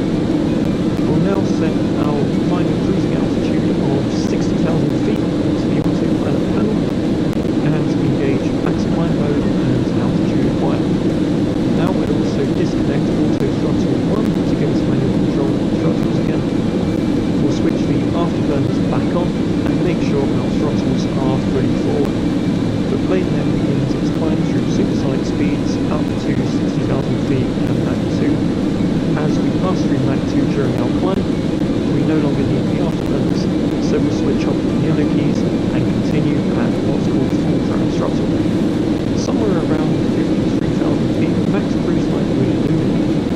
This means the plane will now happily sit in the cruise climb somewhere between 50 and 60,000 feet at around Mach 2. Top of descent is generally around 250 nautical miles from the destination. The distance to go calculation seems to be broken in this plane at the moment, so you'll just have to use the mini-map to eyeball that one based on your waypoints. For top of descent, we want our auto throttle enabled and we want our desired airspeed set to 350 knots. Press airspeed acquire and the plane will decelerate. Set your bottom descent altitude on the autopilot panel. This tends to be the elevation of your destination airport plus 2,000 feet. Put the plane into altitude acquire mode and vertical speed mode. Use the vertical speed switch on the pedestal to set 3,000 feet minute descent.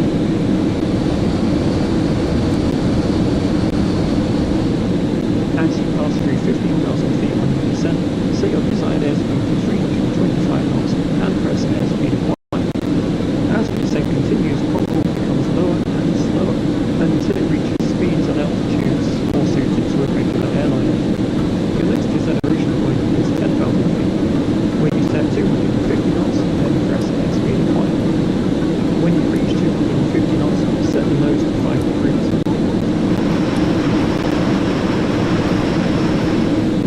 Your final deceleration point is at the bottom of the descent, where you set the cruise speed of 170 knots and set the nose to 3 down. The aircraft should now be in a fairly stable configuration to begin its approach. When the plane begins to turn towards final approach, and keep an eye on the mini-map to know when that is, you want to switch on nav source to the radio and then activate the localized follow button on the autopilot panel. At this point you'll also want to set the course of your destination ILS on the autopilot panel, so you can see here we're changing it to 237. You'll know the plane has picked up a localized signal when you get a glide slope indication on your VFD, and the HSI looks like the picture here with the miles to go countdown. At this point you can lower the landing gear. Now this plane has a couple of bugs on approach which I'm going to run through quickly before I show you a successful approach and landing. The first issue is that although your plane is displaying the localizer, it may not be following it. In that case, just switch the nav source quickly again, back to GPS, then back to radio. There's a slightly more serious issue which is common across a lot of aircraft in Microsoft Flight Sim. It must be something to do with the default autopilot. where as the plane reaches the final waypoint, it puts the throttles to idle, and no matter what you do, whether you activate approach mode or disable auto throttle and put your physical throttles to full, the end result is a fairly hard and premature landing. I hope that one day Asobo will fix this, as it's been there since day one. So as I was saying, once your localizer is active and your gear is down, you can activate land mode on the autopilot panel. At the same time, enable Flight Director 2 and Autopilot 2, and make sure the course on the co-pilot side of the autopilot panel matches the course on the left side. Now, as soon as the plane reaches the glide slope, it will start to descend on it. The plane should also continue to follow the localizer, but localizer and approach mode as a whole in this plane is far from perfect. If for some reason your plane ends up too far to the left or too far to the right of the runway during approach, this is a bug and you'll need to correct for it manually. This is how a successful ILS landing should look in the DC Designers Concorde. Although this is technically an auto land, I'm still applying very small corrections on the way down just to keep it on the localizer. The plane is still completely in charge of the vertical part of the descent, and we do achieve a successful touchdown. As soon as you touch down, hold your reverse thrust key or move your throttles back to the reverse position, and hold down your brake key or your physical toe brakes. Congratulations, you've now made a full supersonic flight in the DC Designers Concorde. Thank you for watching, I hope you found this useful. If you did, please drop a like and feel free to subscribe, as I make this kind of content fairly regularly. There's more DC Designers Concorde content to come, and also on my channel you can find videos of components for previous flight sims, such as the PSS Concorde for Flight Sim 2004 and the Collimata Concorde for X-Plane, if you'd like to compare. If you have questions, please ask in the comments below. Take care.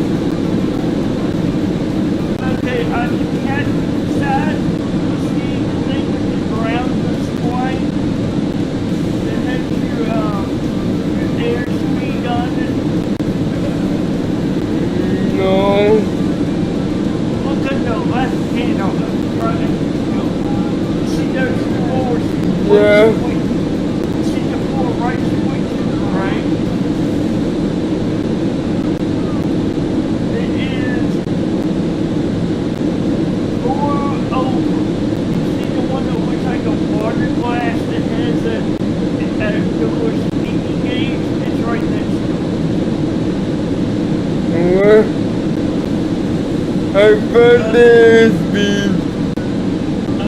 And then what? Okay, you go down this. Okay, now, where's your power set? Okay, now, you see the airspeed is right next to it. See the big blue bubble, right? Yeah.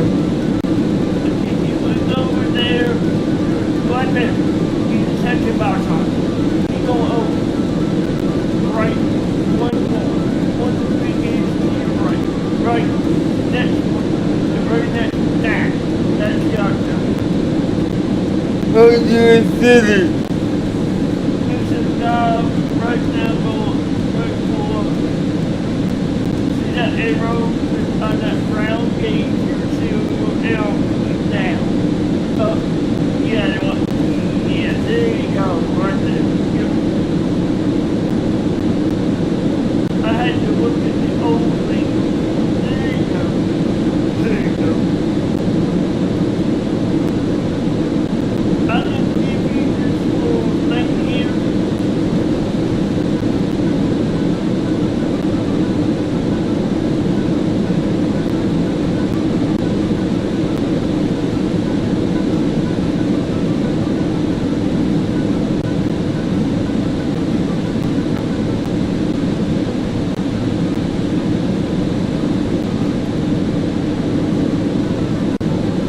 Okay, standard day.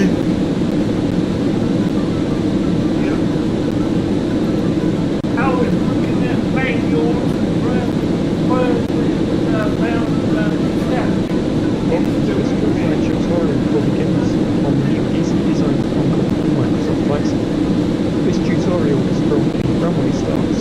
engines are already running. A cold start tutorial will follow at a later date.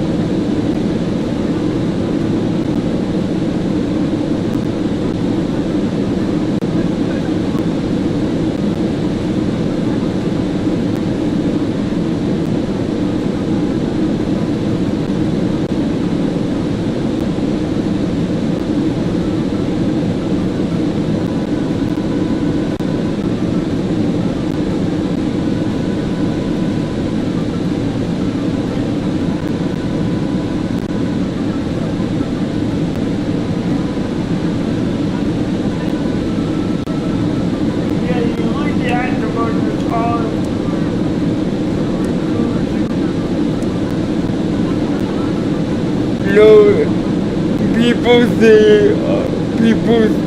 still leave them off for some reason.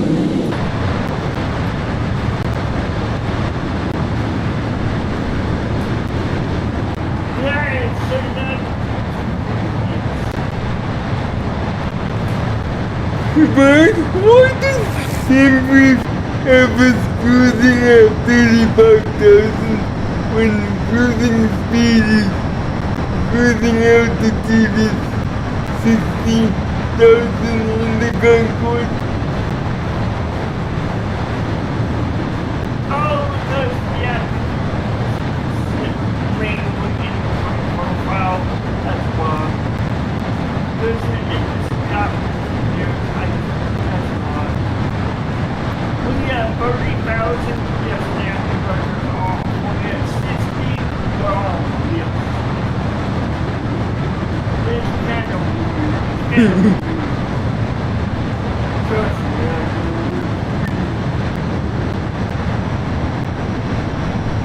Even I thought it was weird when I was like, ah!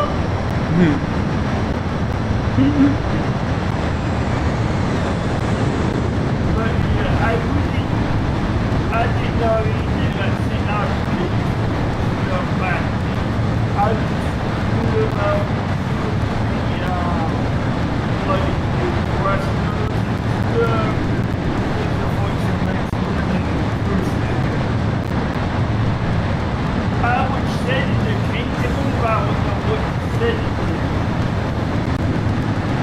It took me a while to figure out, oh, you guys said I do this and that. It's like, voiceover is good.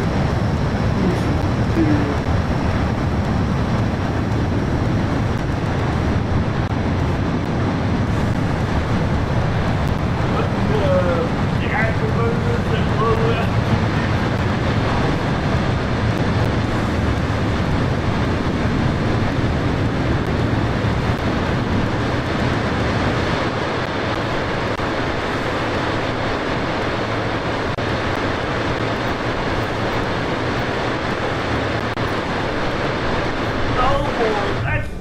cable.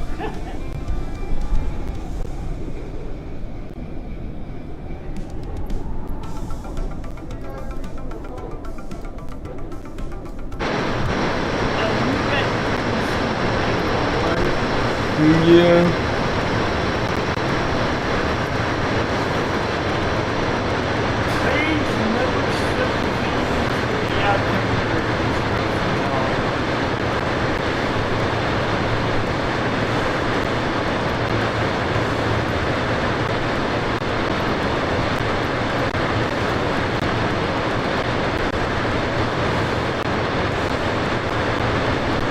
Yes.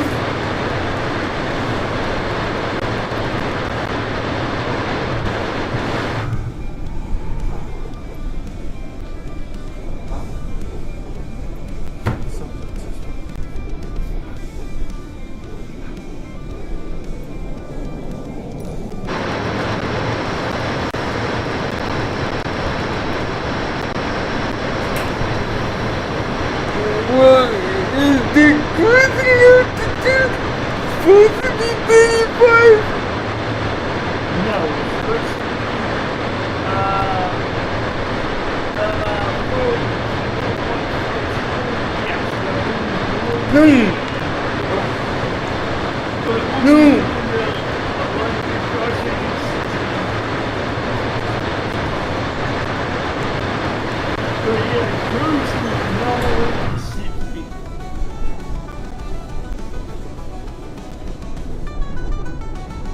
That's the Concord cruising at 60.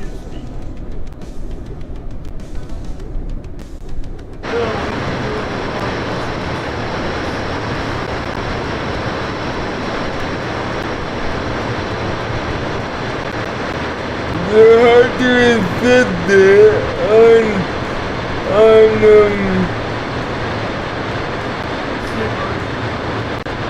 yeah.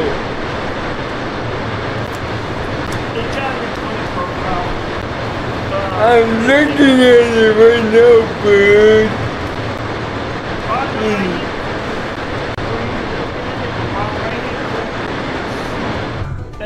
And the plane itself will say max cruising altitude.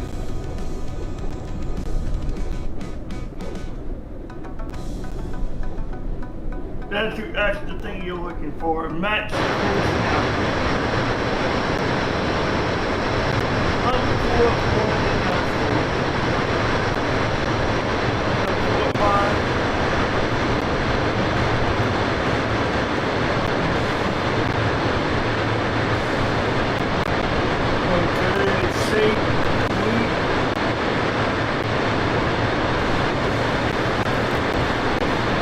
Yeah, good.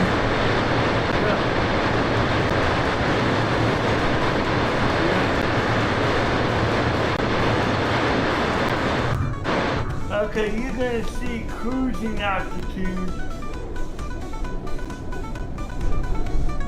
That's what I'm looking at right now. That's what I'm looking for.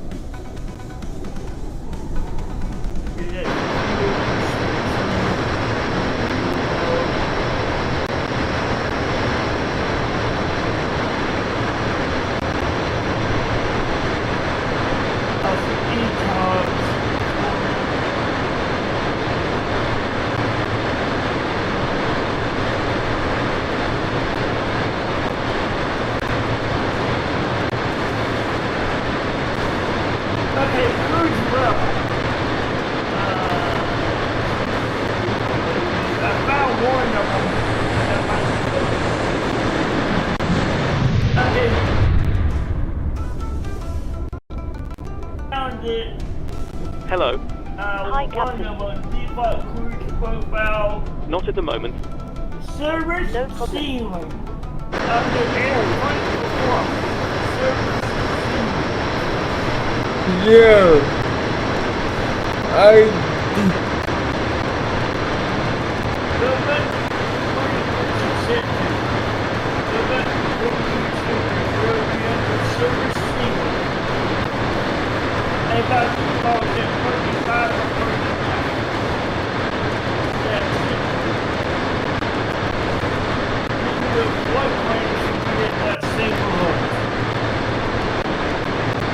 What? Bring up your brief plan. Okay. Okay, now, bottom right hand corner, what's it say for service ceiling? Under airplane performance. 60,000. Okay, then if you go to your flight plan, what's it say? 35. That's fine. Flight plan, maybe you have to set that to 60.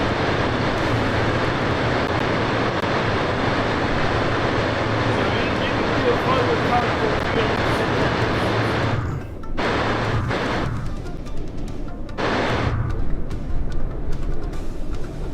60. Yeah, so next what you have to do is set to 60 before you actually make the flight. Make the flight and download before you download, you have to set it to 60. That's why you have 35.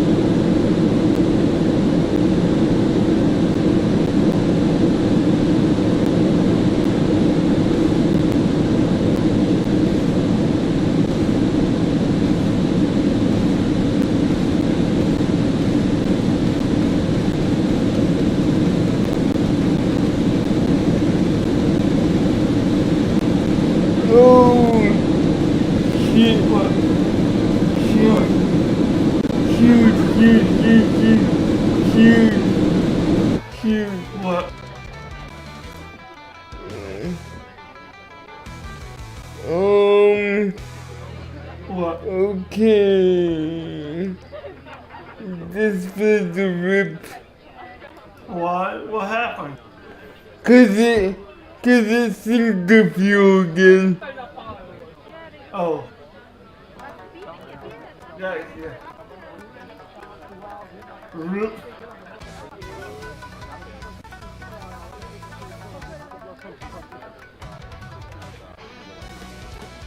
That was a roop.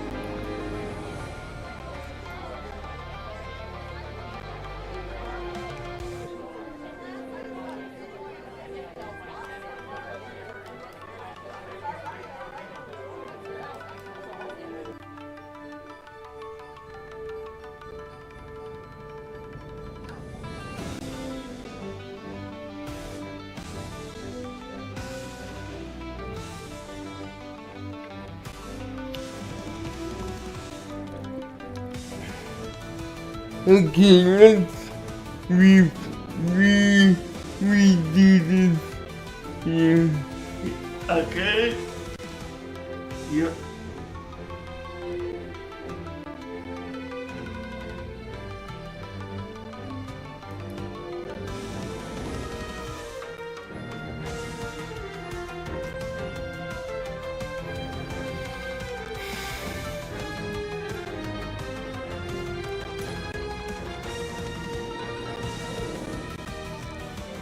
So when I play in this guy, Yeah, you want to adjust the ceiling.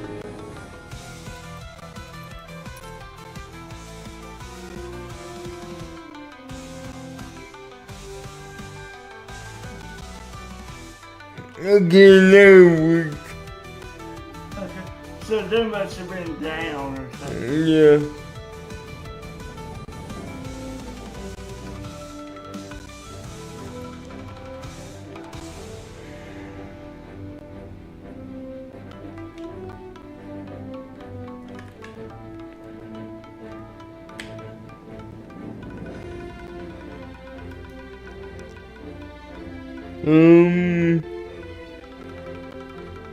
Kiki. Kiki.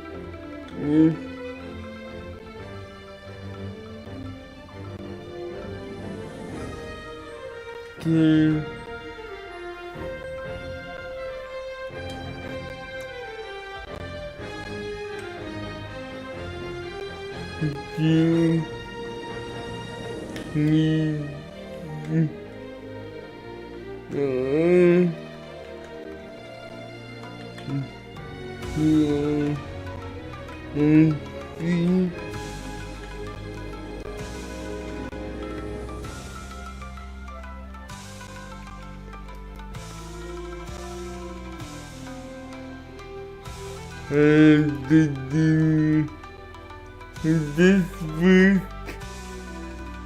Yep.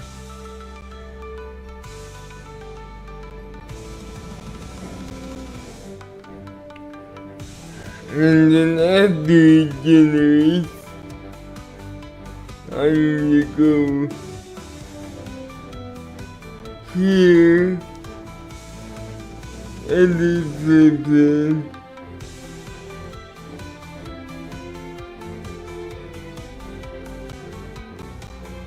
Basically, we don't need some to resemble the remote keyboard, do we?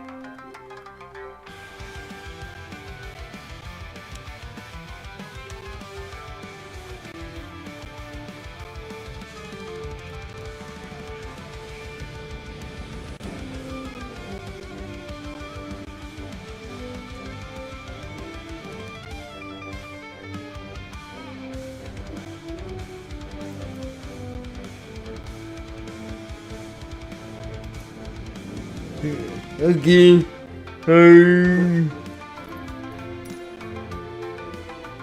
Yes. So it sets to 60, right? Okay. Okay, good. See that? Yep. I see it. Now we're gonna sync it.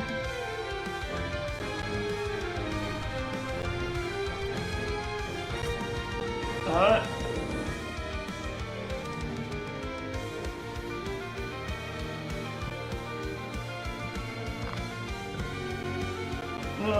When you get in the sim, you want to turn on the green and blue switches on the upper panel. You can't miss it's the two largest switches in the plane. That's your master battery that you went on. So when you request a GPU, after that connects, you turn that on. Would you? Then you do the batteries on the Ethernet panel after that.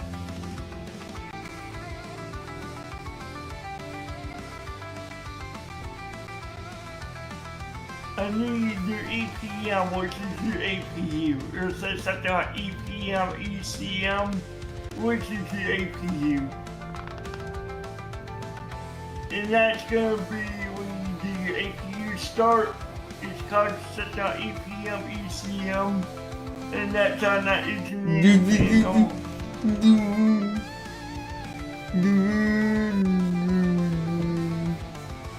Cause that's the one that I messed up last time when I couldn't get the engine started. Cause I missed the ECM and then ignition switch. I knew I had the APU, I just had to find out what it was called and I found it.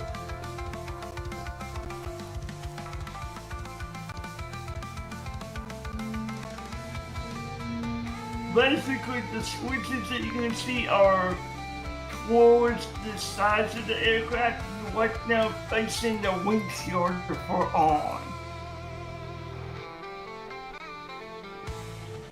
Yeah, on the blue and green one.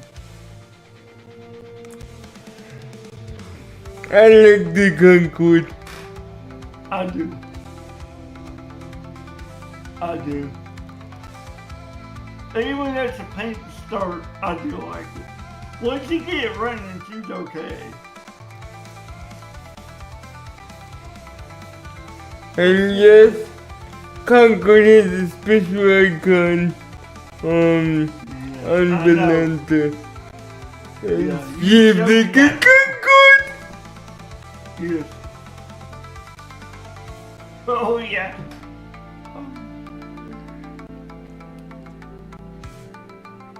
Tell me once you request GSX power and then I'll show you turn on your batteries.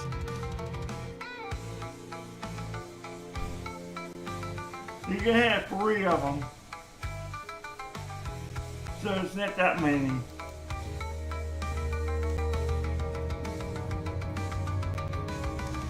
Then you gotta click on them, which is face.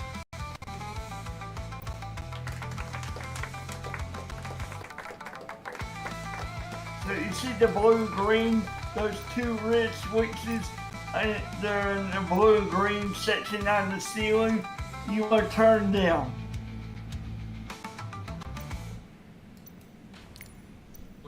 You see how they're facing the left and right of the cockpit? What?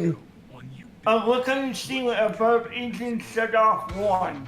You see the blue and green split in the ceiling? The request to give you first, right? Yes, yes, yes. But those are your batteries.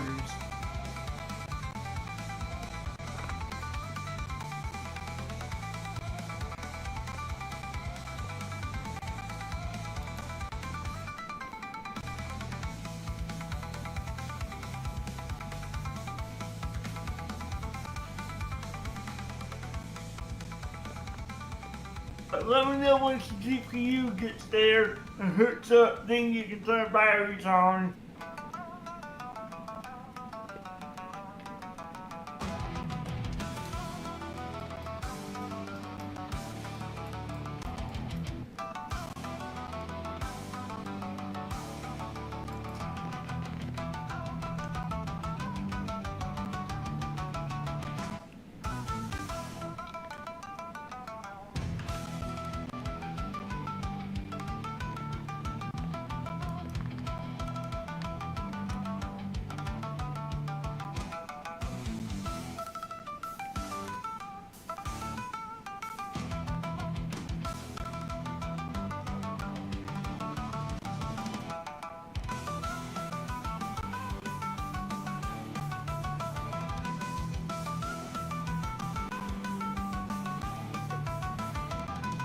Again, request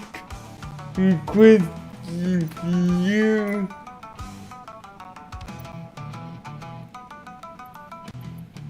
Additional services. Request CPU. Yep. Yeah, GPU is always first before doing anything on any Yes, other I aircraft. know.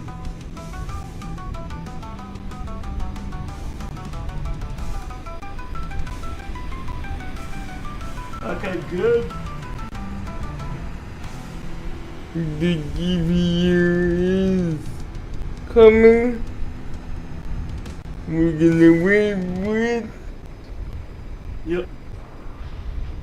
Kennedy clearance delivery Suki 155 Bravo. Heavy ready to copy IFR clearance to Heathrow. Okay. There it goes. Suki GPU 155 Bravo just Heavy got is right. cleared to Heathrow Airport as filed. Takeoff runway 22 right. Climb The and maintain GPU 11,000 just came feet. on. Departure frequency is 135.9 squawk. Okay, now you can turn your batteries on. Suki 155 Bravo Heavy cleared to Heathrow Airport as filed. Takeoff runway 22 right climb and maintain 11,000 feet. Departure on 135.9 squawk 2516. Yeah, you just don't see it for some reason. I see that water. Bravo Heavy readback is correct. Okay, battery. Yep, the green and the black switch on the ceiling. You see right there in the blue and the green. The blue and green section on the ceiling. Yep, turn both of those switches. The ones in the middle. Dividing both. You see it's kind of split in the middle. Click the yep, that, yep. Turn both of those. Yep, you rotate both of those to down. Basically facing the windshield. Yeah, you want them facing the windshield. JetBlue 2461 requesting So basically turn the black one and then turn the pushback request accepted. there you go. They only turn this way or that way. I know, one, yeah. JetBlue 1401 Yeah, pushback normal. request accepted. Turn to normal. So you click it once and then that should rotate. You want to turn them to what it says normal. Cause yeah, like that. Yeah, like that. Yeah, see that's how they work. That's how they should stay. Yep.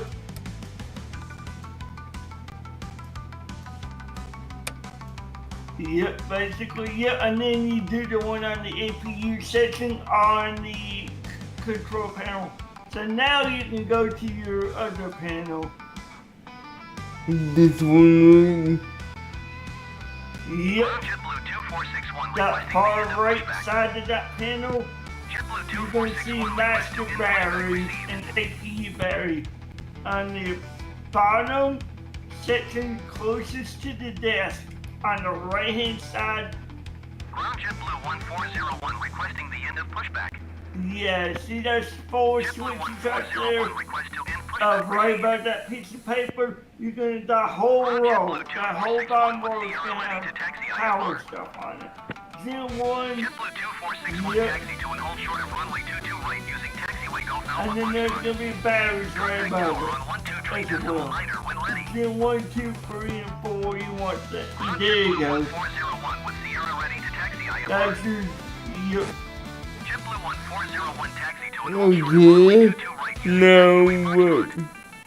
Okay, the two switches above that. See those big two? Yeah, this? Above, yeah, those. Yep, that's your battery. Turn that on, there's two of them. The other one. Yep, there you go. That's it. Yep. Now you're good to do boarding. That's what you need for boarding. Okay. Now, you see those big brown, you see the four knobs there? The black ones with the lines in them? That's your fuel valves. You see them between the red switches? You see the red covers? This one? Yeah, all four of those are your fuel valve. Okay. That's when you turn those when you get ready to start the aircraft. Okay, we good. Yep. Roger, JetBlue 1401. Yeah, but that's your fuel. That's what I'm saying. The other switches activate the fuel system along with the batteries, along with those in the back of that panel. That's why you do both of those first.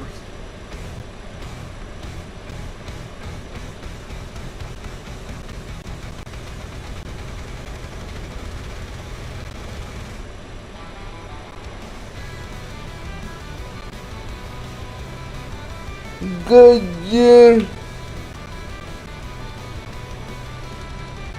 But you notice once you turned it on, she came to life. It's kind of funny with the startup, isn't it? Yeah. Yeah, but I remember doing this, and I remember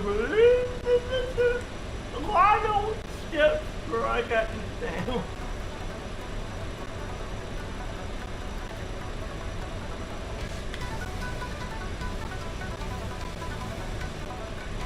No, once you get ready for boarding, no. Okay, now, what you want to do, you see those switches going the whole way across that you're looking at the top? The little ones above the red and orange displays? Yeah. Put those up. Those are some instruments. You want to put them up. All of them? Yep. Some of them are lights. Yep. Those are landing lights. Yeah, don't mess with the landing lights. Yeah. Anti-ice. That one doesn't need to be on yet. Landing lights. Landing lights. These are all landing lights. Alright, go up to the ones above it. Oh, and there's two by themselves. What are those two in the corner? Those one-way turn lanes. Okay, don't mess with those. I can't forget that. Make sure those are ones above it. Oh, one of those above it. Anti-stall system. Yes. Flip those up. Yep. That's instruments. Yep. You want instrument power, yes. And then that one. Okay. And then what's the other four? That should be some more. Keep going to the left. Oh, that's the rudder selection channel. You don't need to mess with that one. Okay. Okay, that's good. That's good. Okay, you're good.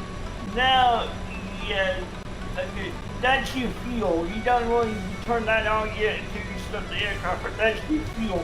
All of those white ones there, was fuel. There's your seatbelt.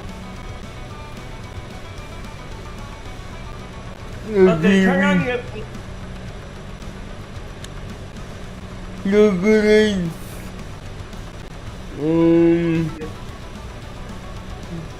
Netflix.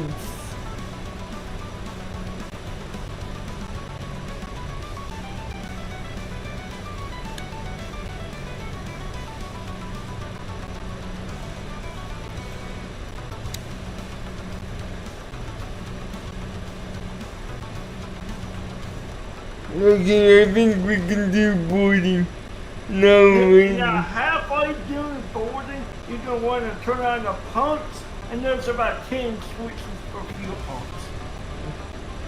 Okay, you're gonna have to teach me that when we get to it. And let me tell you this, they're spread out in between 2 or 3 panels. Yeah. Like, fuel pump number 10 is like in the center. But The rest of them, look towards the bottom, towards the paper, you see them. They're kind of heat, you know. And part of the fuel system is behind those red switches. You have to open that up to turn on some of the stuff. You know those 4 red switches I showed you earlier? Those are covers that you have to lift up. And now I'm just looking at the outside.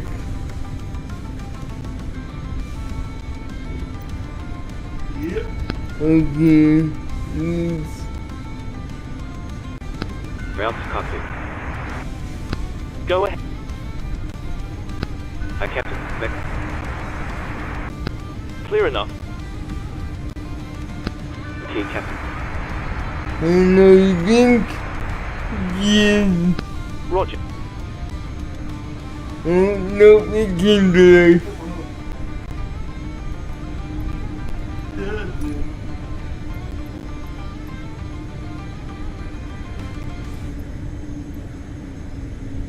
Additional services, GPU.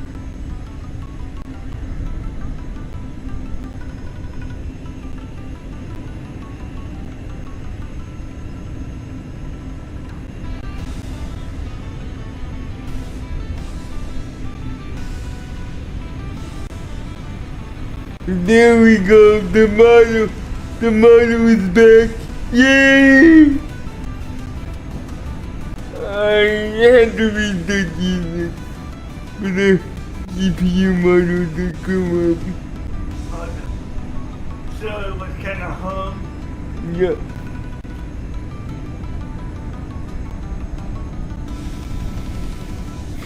Yep, they can do that. But now, keeping the aircraft on powers, one of the tougher things you can do. After this, it's not the hard thing to start it as long as all the correct switches are flipped.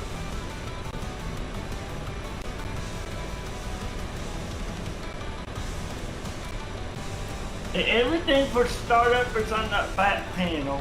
Engineering.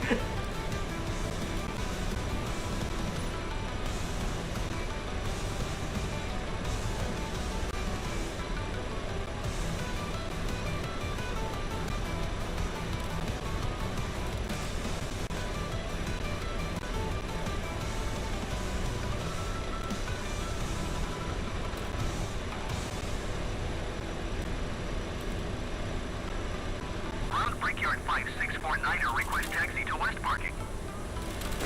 Brickyard 5649er taxi to gate Alpha 48 using taxiway Juliet Alpha Kilo Foxtrot. Okay, I'm gonna stop putting this.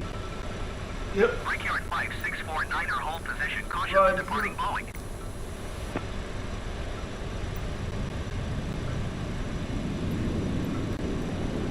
Littering vehicles are on their way.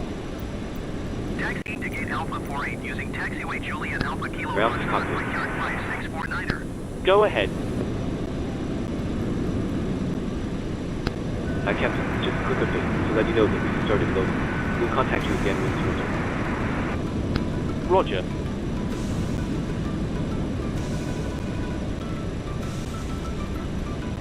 Boarding requested.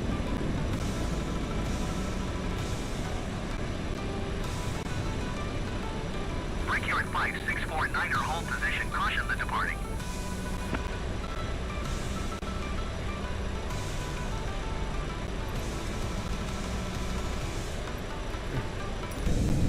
Hold position. Brickyard 5649er.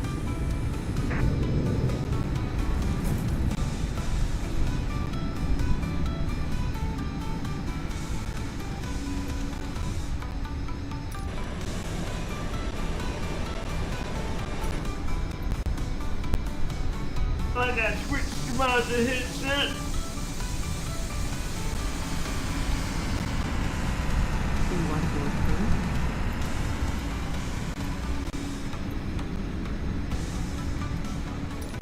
Crew boarding started.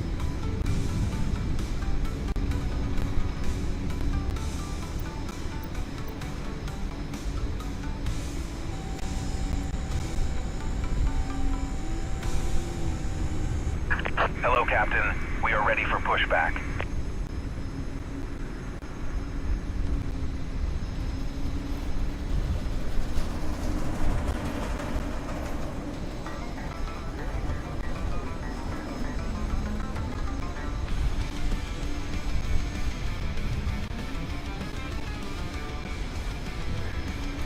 It's kind of fun. Departure checks completed. Bypass pin inserted.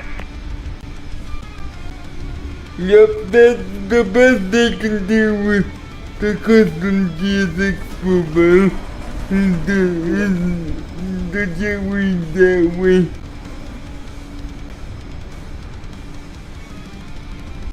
Yep. Well, at least it's lined up though, because I can see it lined up, so that's the main thing. It's just, yeah, because the doors are small. Brickyard 5649er, hold position, caution the departing.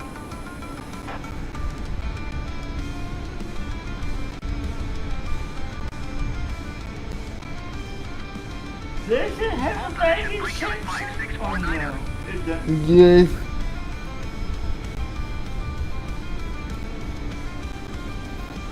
Okay, oh yeah. Wait, that door doesn't work though.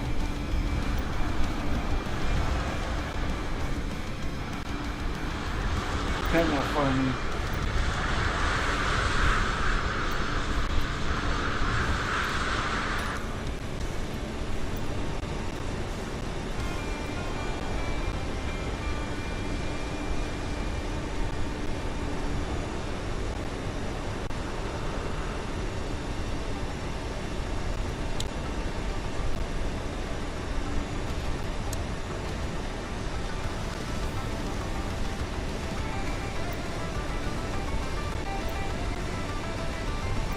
Brickyard 5649er, continue taxi.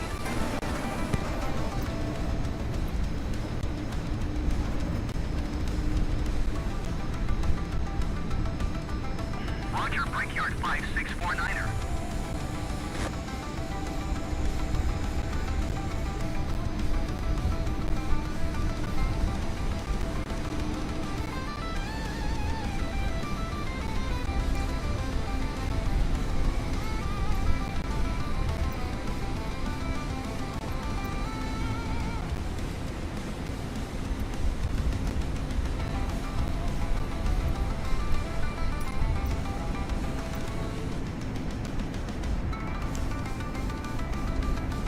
I said she's a beast though.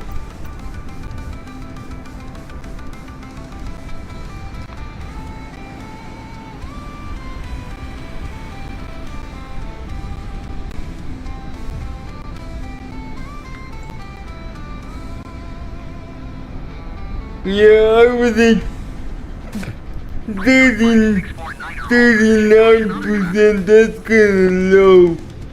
But once I get to the 60,000 feet, it actually goes to 43%, which is more like it.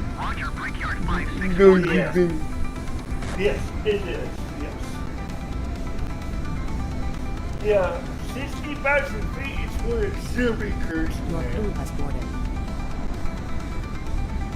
Passengers boarding Hello. started. Because like I was saying, that's one of the only aircraft that can. Great. We're just getting... Thanks. No.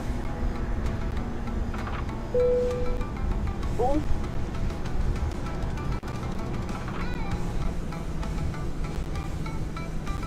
But once the boarding's almost done, we gotta get the ECM going. Once the ECM's going, then we can dismiss the CPU and all that. JetBlue 1328 requesting pushback. JetBlue 1328 pushback request accepted.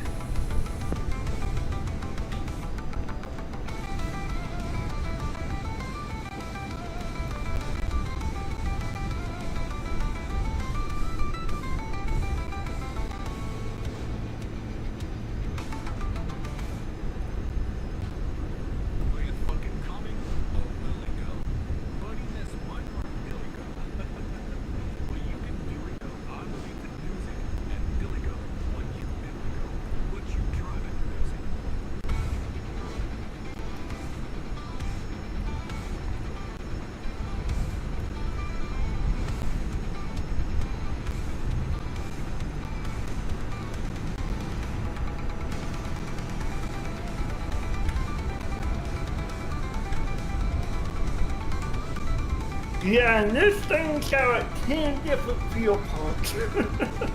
It's kind of fun. And you need them all running too.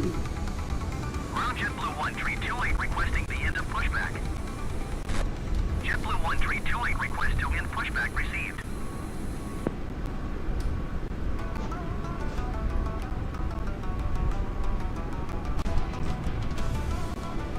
Ground JetBlue 1328 with Sierra ready to taxi. Some will say left wing, left center, so you gotta look at the section and you'll see this big cluster of fuel pumps. Once we get ready for that. On 123 decimal niner when ready.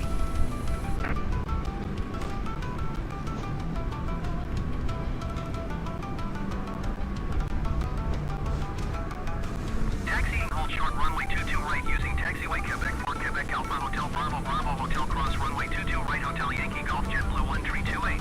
Hello. Hi. Thank you.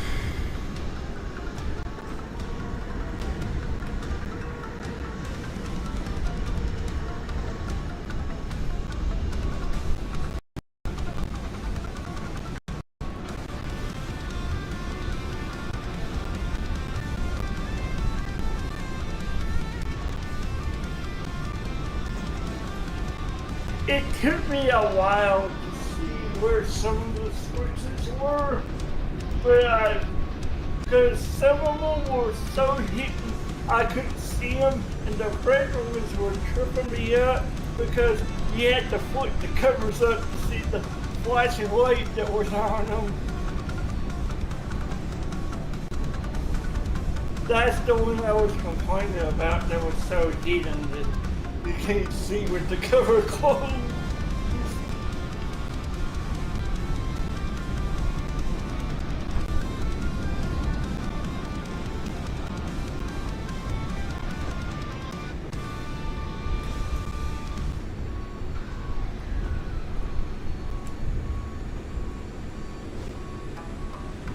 But the next step, once you're done boarding, do the red switches first.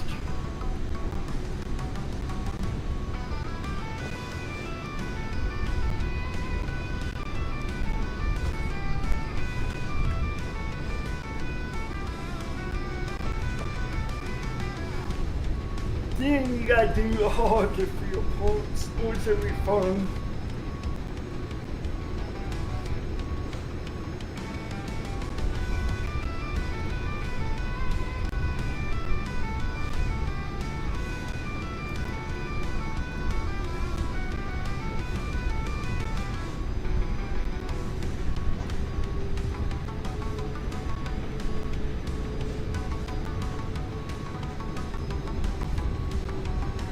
Bird. What?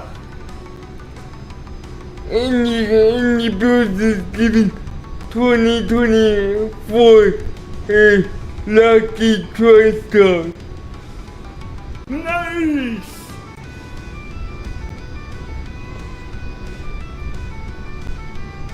That'd be fun.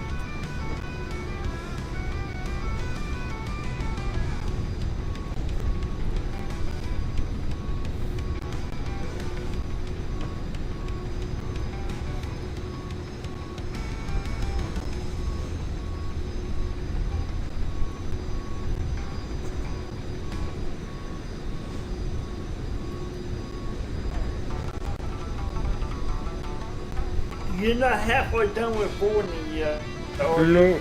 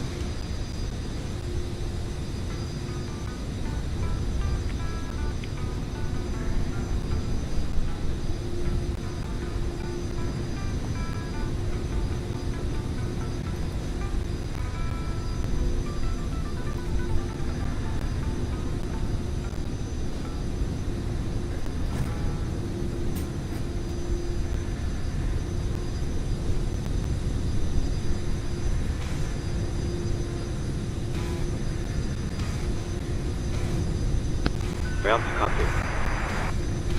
Go ahead.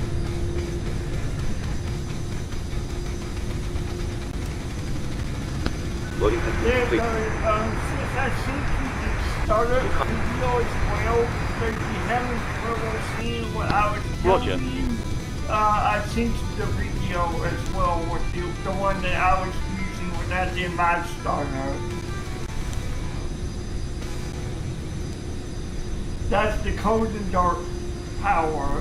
And you've done most of it. It's just the symbol I think you still need to do. But you can do that at the boarding.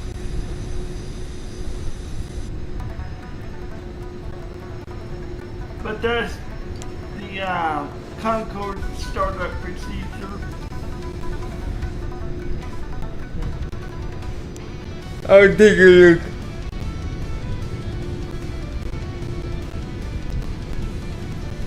Yeah, because at the New Year boarding, I know you're gonna want to do the red switches too, because that's gonna be next. Which is all your flight instruments and the pumps and stuff. And the black valves are for fuel control. That's usually done when you go for startup.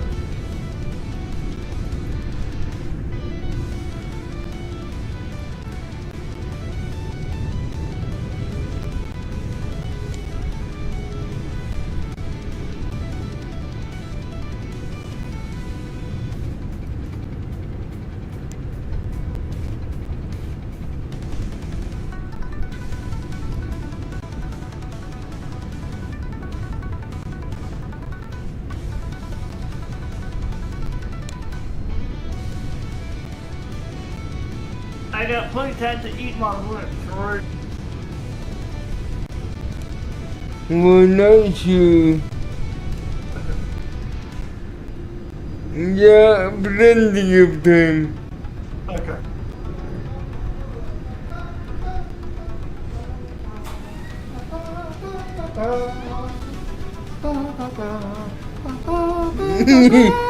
Yes, you better go. So what are we going to serve? Yes? Because it's basically a Concorde.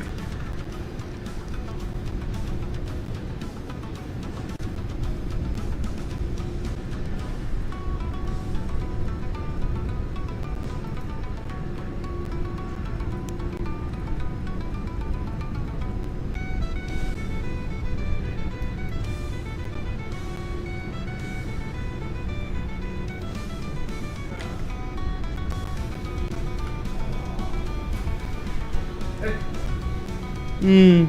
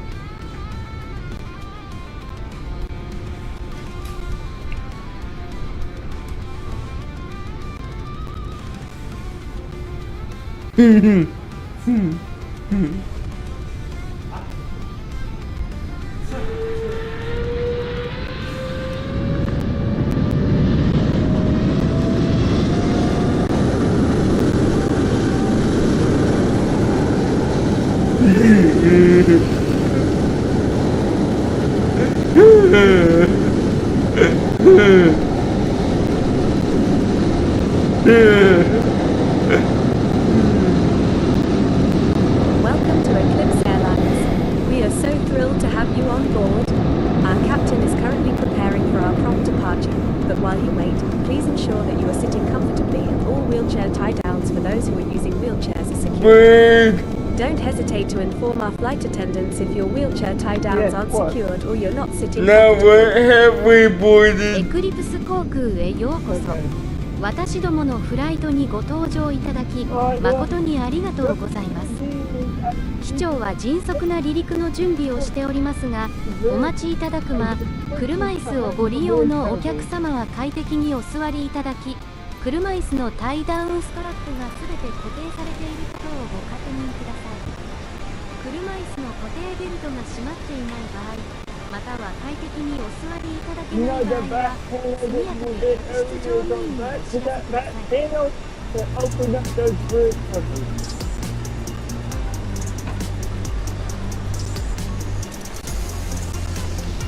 Yeah, the ones in the gut, those Oh boy. Oh boy. Yeah, all. Yep.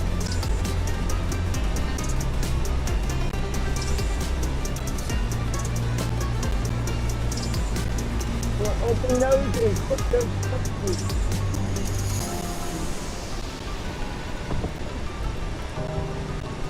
Yep.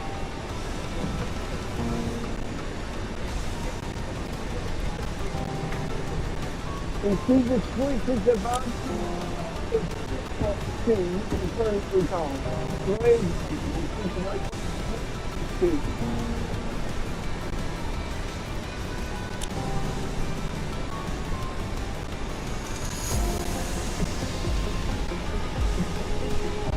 Yep. And then you can close the cover.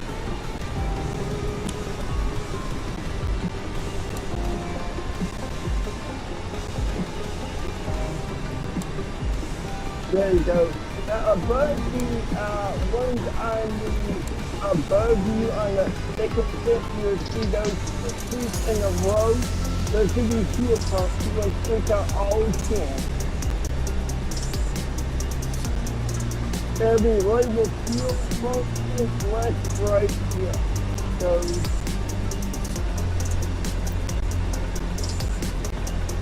These. yeah, you don't just say fuel pump. Yep. Yep. You see what it says, fuel pump, switch the main just to say fuel pump. Salvage pump. Yeah, tank left, right, yeah.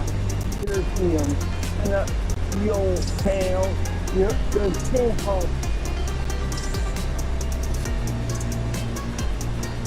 Are you thinking?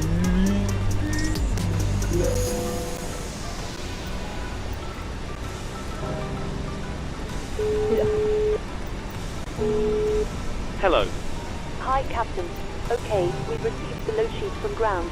There's the passenger count, the crew count, and the total souls count, plus yourselves, of course. Thanks a lot. Okay, looks like we're all set to go whenever you're ready.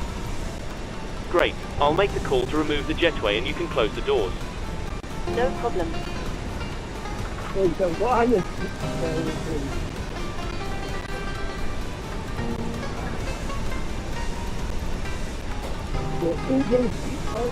yep.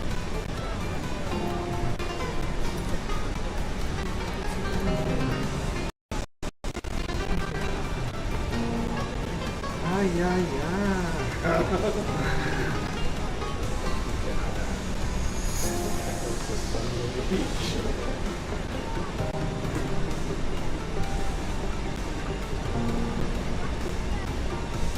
Yeah, see, that's one of them. Yep. That's They're on. okay, good. Now do the ECM. Sorry. And how do I do that? Okay, the ECM is down by the desk.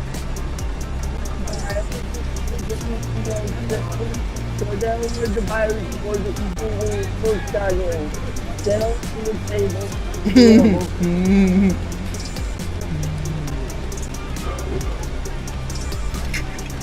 Yep, you better see again, ECM thing start. You want that.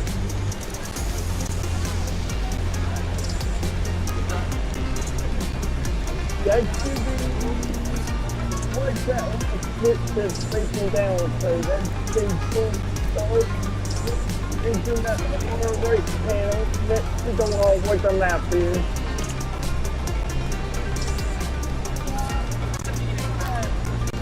Yeah, you want ECM, and that's ECM, which is the ACU.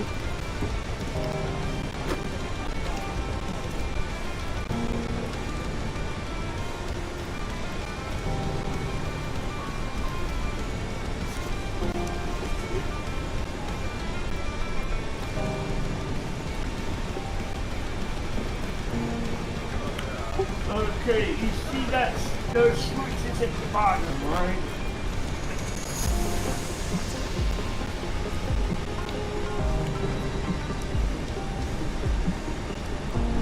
The switches are glowing, right? It'll say ECM or electronic power or ECU. It's down on that same panel where the two switches were that you turned on the batteries with. Next to the red switches that you just flipped, the whole right panel, you'll see a ECM start, which is what you want to set it to. Okay, hold on.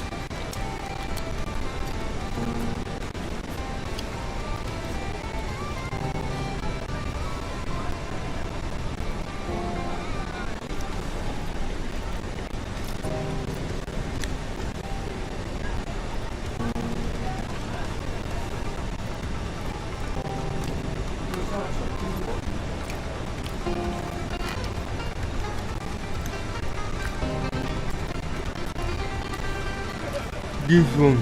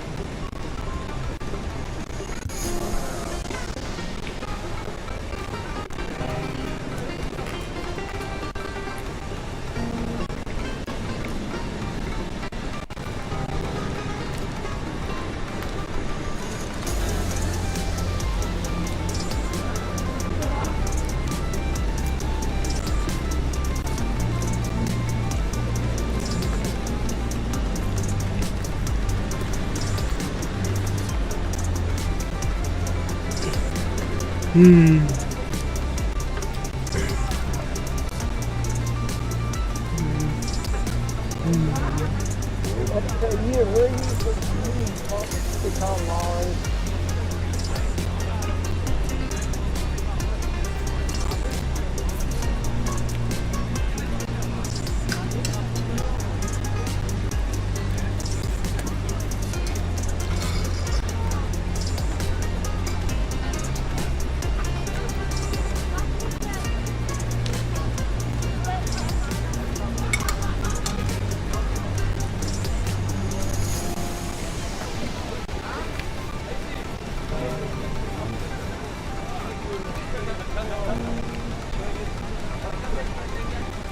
Hey Google, turn on the lights.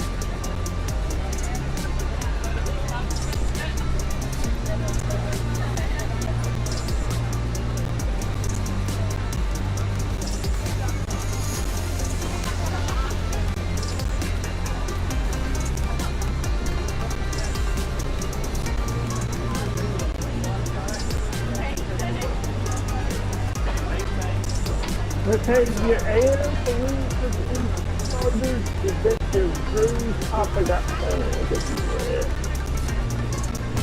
And that's your APU, please. You see the four white toggles in the very center, the very top of the board? At the very top. Go to the very center to the very clear to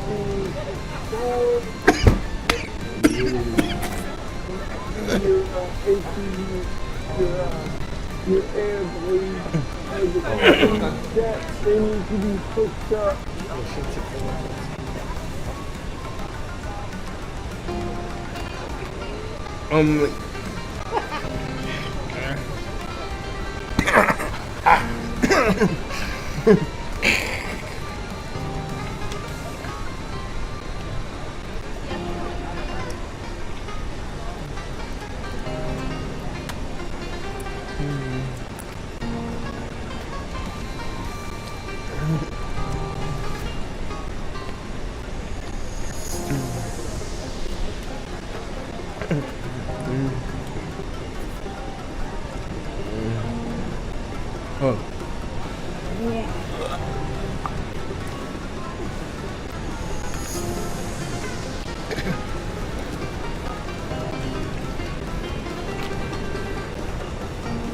American 4420 taxi to the gate. American 4420 taxi to gate Bravo, train 2 Foxtrot using taxiway Juliet Alpha Sierra.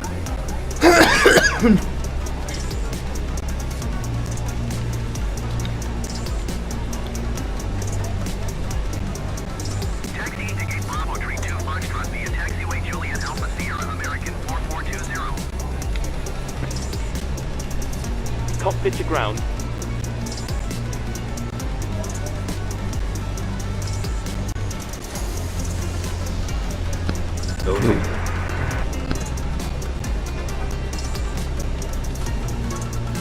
Stand by for ground power connection. We're starting the APU now. Roger.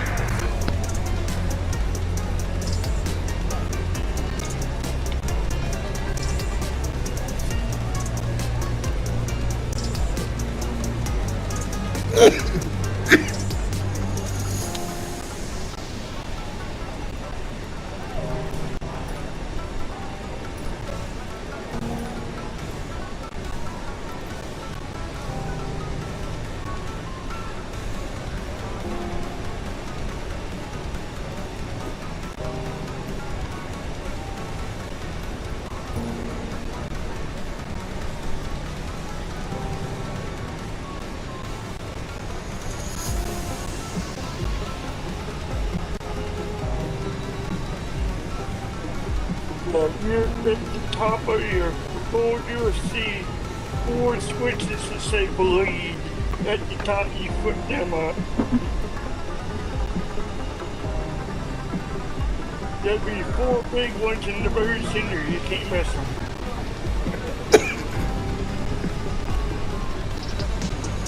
And then you twist the butt, now it's beside the red one, so it's 4 black.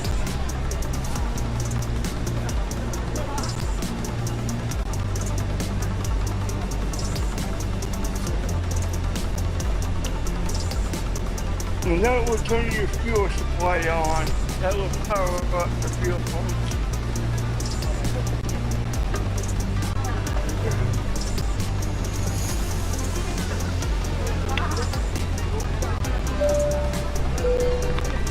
Good afternoon from the cockpit, this is your captain speaking. I'd like to welcome you this afternoon as we fly to London. We're currently preparing for departure up here in the cockpit and thought we'd say hello while we finish entering the data into the flight computers. Unfortunately, we're expecting a significant delay to our departure. Despite the sterling efforts we're making to get you in the air, I'm afraid we're running a little late. We'll do our best to get going as soon as possible and apologise for any inconvenience this causes you. Once we push back from the stand, the cabin crew will start securing the cabin. As we head to the departure runway, please make sure you're seated and secured as they make it round. The weather is looking good, so it should be a nice, comfortable climb up to our cruise level. Once we're airborne, there shouldn't be any issue during our climb. It's a pretty straightforward departure out of the airport, so nothing to worry about there. The wind forecast during our cruise looks very favourable, so we expect to arrive on time at our destination, but we will of course keep you up to date should there be any changes. The ground crew have finished loading the aircraft, so if you could get yourself seated and secured, we'll be able to get going straight away. Thank you, and I hope you enjoy the flight.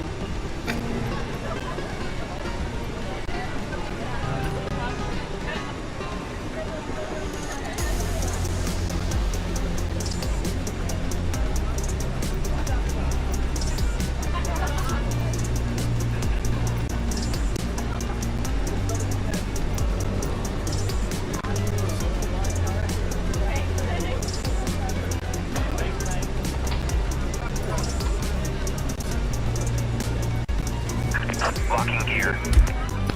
Well, go ahead.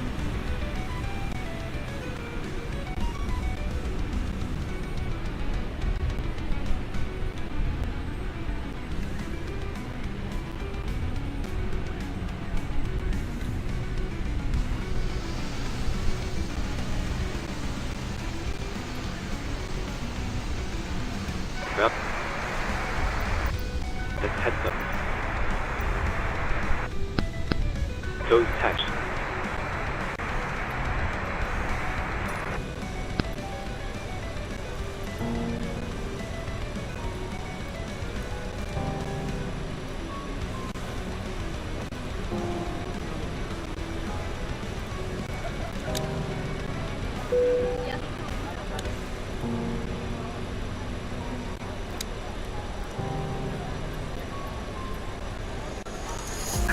Release parking brakes, please. Parking brake is off. We're ready to go. Commencing push. All engines clear. Start at will.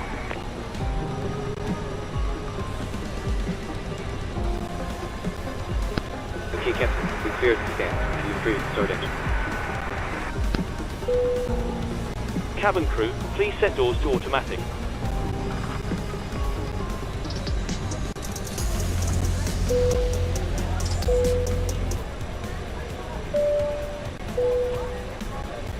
ご挨拶フライトの安全を確保するため、機長は迅速な離陸の準備としてこのビデオを上映することを決定しました。乗客の皆様がこのフライトで怪我をしたり、困難難な状況に陥ったりすることのないようぜひご覧ください。お座席の上には大きなお荷物を入れるスペースが、前のお座席には小さなお荷物を入れるスペースがございます。お荷物の破損を防ぐため、お荷物は正しい収納スペースにお入れください。シートベルトは左右に分かれています。片側には左手の調節可能なストラップに取り付けるレバータイプのバックルがあり、もう片側には右手のバックルにロックするストラップがあります。シートベルト着用表示灯が点灯したら、バックルを取り付けてシートベルトを閉めてください。シートベルト着用表示灯が点灯しているときは、必ず表示されたまま使用を続けますが、シートベルトを外す必要がある場合は、バックルを引くだけです。当社のフライトは Wi-Fi に対応しており、高度1万フィートに到達した時点で当社のサービスにオンラインでアクセスすることができます。ただし、機長が離陸する前にお使いの端末をフライトモードに設定するか、フライトモードが搭載されていない端末の場合は電源をお切りください。または、フライトモードに対応した別の携帯電話をご用意ください。フライトにご参加いただけない特別なお手伝いが必要なお客様には、常時接続可能な緊急用 Wi-Fi ホットスポットをご用意しております。離着陸のスピードが速いため、コネクタの破損を防ぐため、離着陸のアナウンスが流れたら電子機器から全てのケーブルを抜いてください。また、ノートパソコンや大型機器は使用しないときは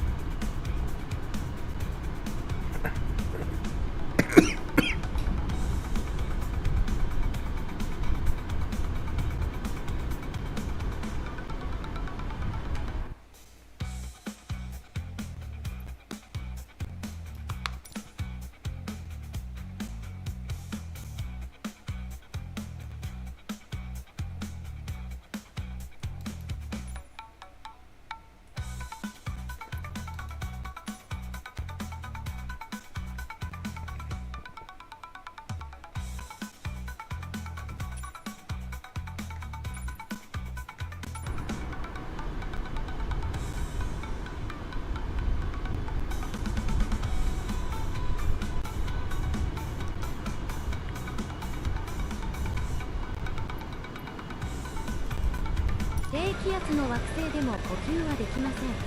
緊急時には機体の両側に非常口、左右の前方に1つずつ、中央に2つ、後方に1つ、合計8つの非常口があり、それぞれに膨張式の滑り台がついています。今どこにあるかちょっと思い出してみてください。もし忘れてしまっても、床に取り付けられたライトが緊急時に一番近い位置まで導いてくれる。Hi, Captain. The cabin is secured for takeoff. Thanks. Just let me know when you're ready to go, and I'll get the crew seated. Unlocking gear. You can take your seats now. We're almost ready. No problem. 荷物は持ち主にお返しするよう最善を尽くしますのでご安心ください。ありがとうございました。Parking brake is on. Stand by. Please keep the parking brake on while the monitor engine is stored up in the command console.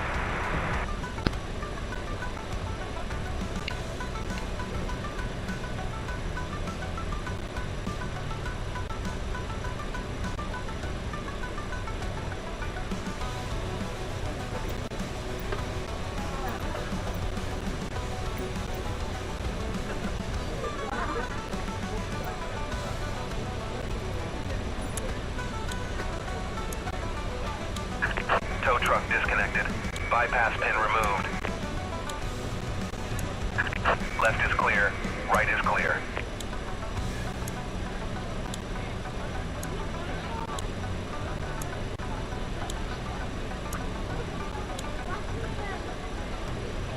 Ground JetBlue 2530 taxi to the gate. JetBlue 2530 taxi to gate Delta 11 Alpha via taxiway Zulu Foxtrot. Ground Suki 155 Bravo Heavy with Sierra ready to taxi IFR. Suki 155 Bravo Heavy. Foxtrot. Contact tower on 123.9 when ready. Taxiing hold short runway 22 right using taxiway Foxtrot Suki 155 Bravo Heavy. JetBlue 2530, hold position, caution the departing.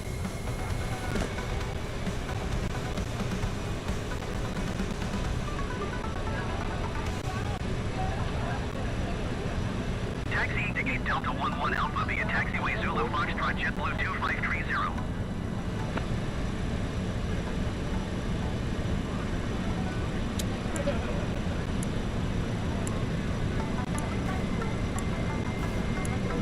JetBlue 2530, continue taxi.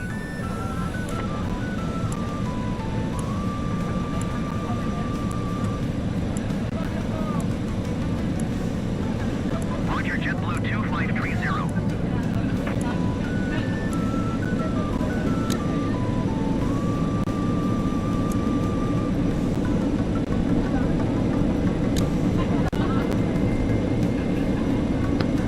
Okay, Captain. Looks like we've started on the engine, so we can exit those moving straight, so you're good to go.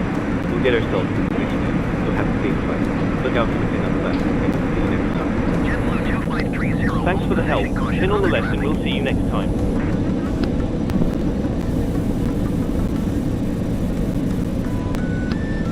Ground to cockpit. Hold position, JetBlue 2530.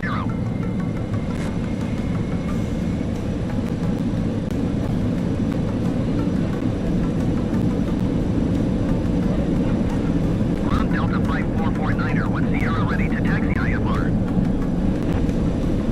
Delta 5449er taxi to and hold short of runway 22 right via taxiway Hotel Bravo Foxtrot. Contact tower on 123.9 when ready.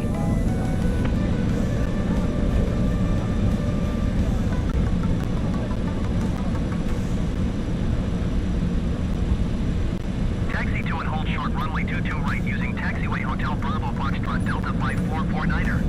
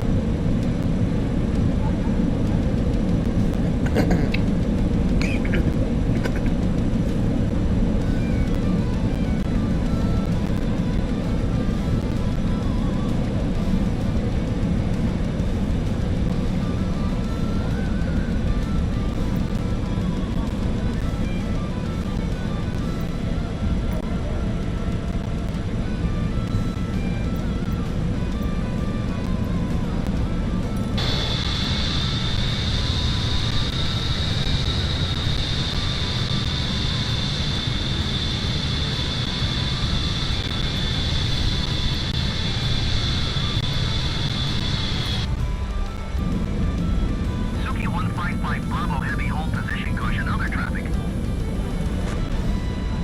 Suki 155 Bravo Heavy, continue taxi. Roger, Suki 155 Bravo Heavy.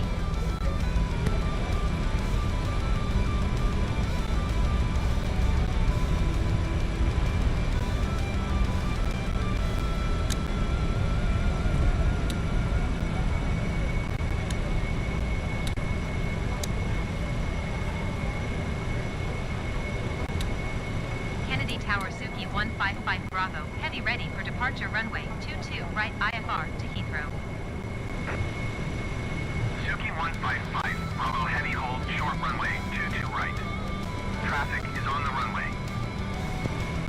Delta 79er exit runway when able. Delta 79er contact ground on 121.9. Hold short runway 22 right. Ladies Suki and gentlemen, 155 just to let you Bravo know that we are currently holding position. There's an aircraft departing in front of us.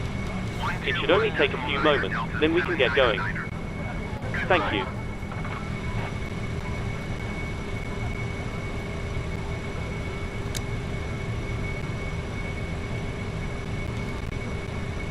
Kennedy Tower, JetBlue 2902 ready for departure runway 22 right IFR to Buffalo. JetBlue 2902 hold short runway 22 right. Traffic is on the runway.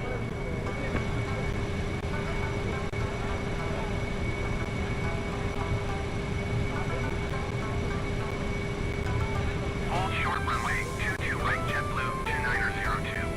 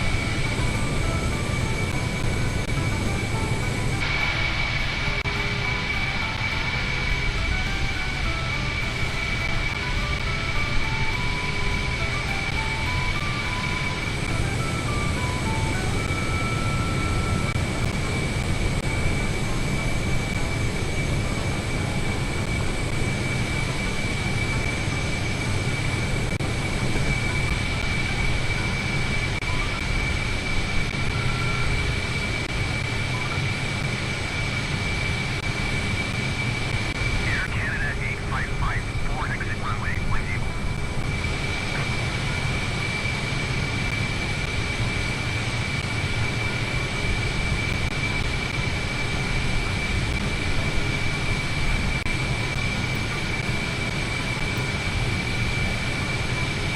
Air Canada 8554 contact ground on 1.1.75. Suki 155 Bravo Heavy altimeter 30.17 wind 20 tree at 10. Cleared for takeoff runway 22 right. Cleared for takeoff runway 22 right, Suki 155 Bravo Heavy.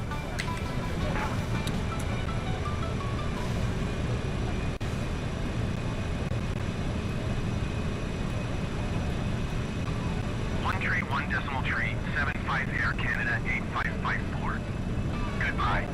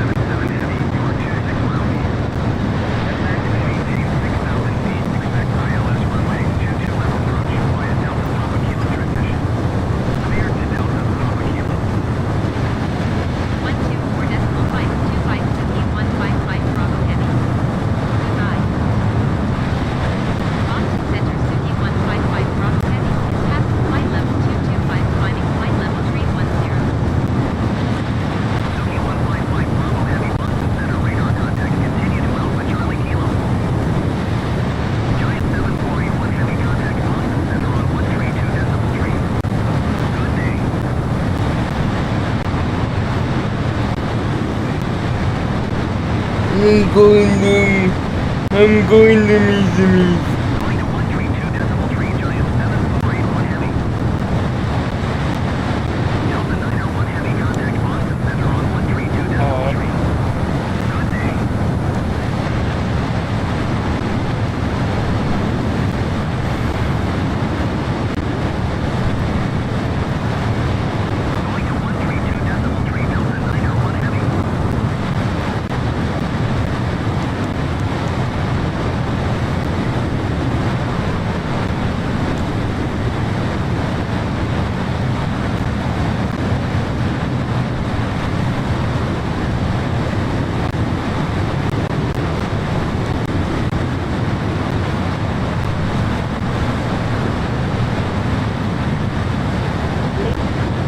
Hey, Miami.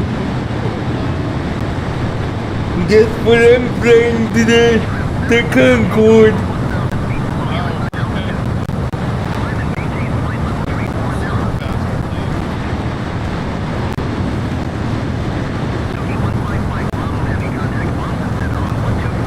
How are you?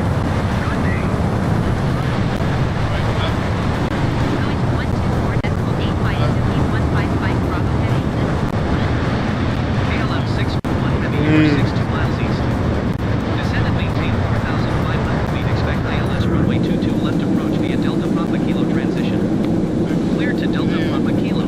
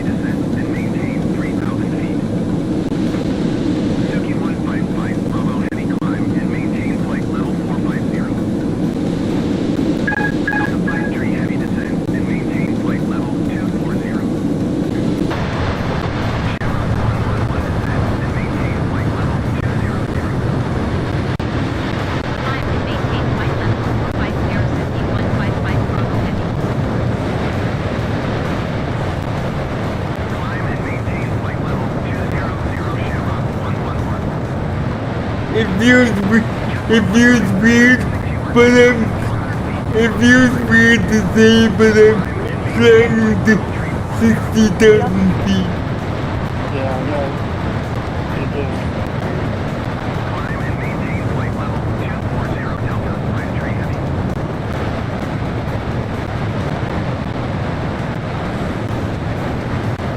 Yeah, now that we sit in the climb, the 60,000 is doing it right.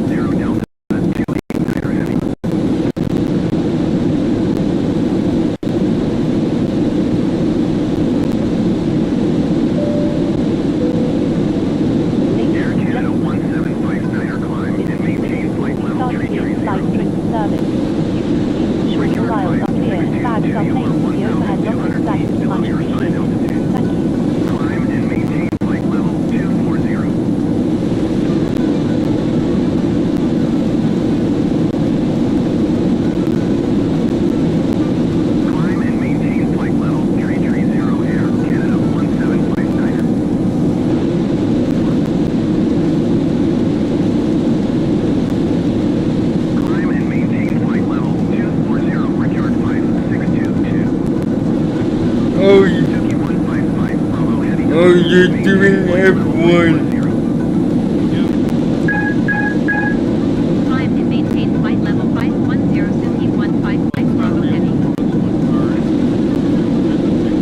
Delta 289er heavy traffic is 9 o'clock 3 miles at flight level 205. Report them in sight. Delta 53 heavy contact. Air Canada 1759er traffic is 6 o'clock 3 miles at flight level 235 Lily. Report them in sight.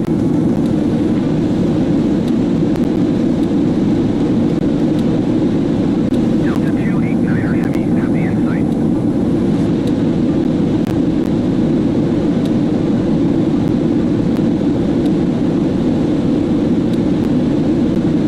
Air Canada 1759er have the Welling in sight.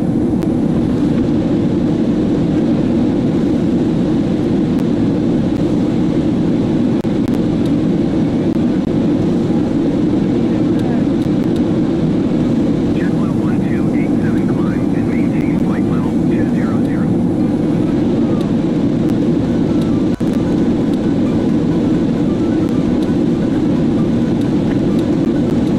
Climb and maintain flight level 200 JetBlue 1287. Suki 155 Bravo heavy climb and maintain flight level 590. Climb and maintain flight level 590 Suki 155 Bravo Heavy. Suki 155 Bravo heavy contact Boston Center on 128.75. Good day. Going to 128.75 Suki 155 Bravo Heavy. Boston Center Suki 155 Bravo Heavy is at flight level 510 climbing flight level 590. Suki 155 Bravo heavy Boston Center radar contact. Continue to Alpha Charlie Kilo. Brickyard 5600 climb and maintain 15,000 feet. Climb and maintain 15,000 feet.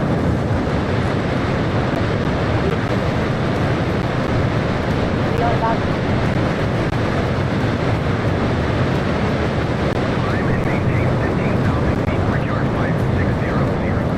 Yeah, recently we just got the Concord painted in our virtual country, so I wanted to fly it because I think it's super cool, and I'm doing one of the most common flight plans, which is New York to London.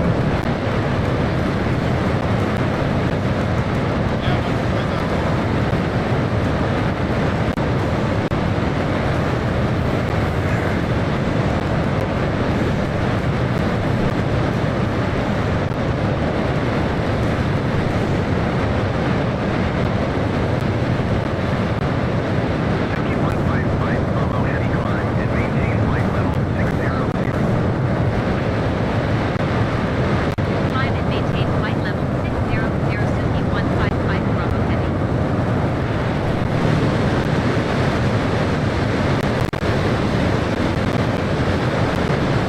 Bird, look at her go.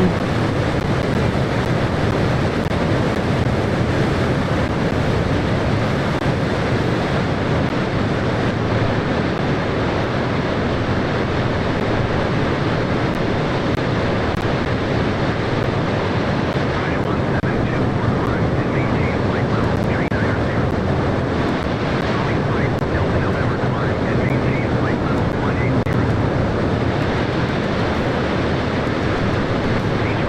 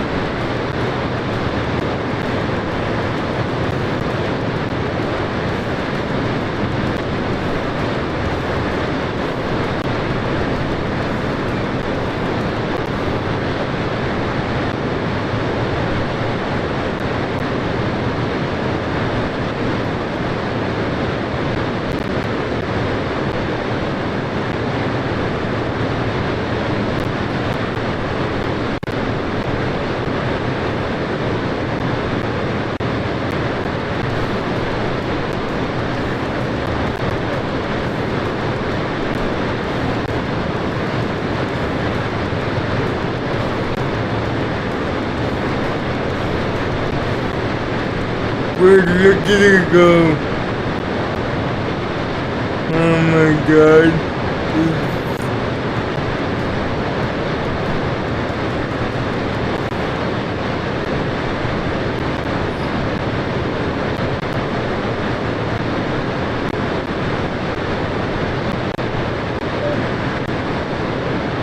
Good afternoon, one.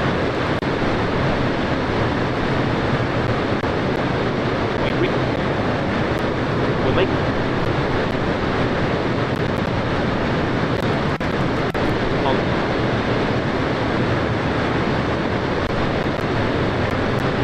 Thanks very much.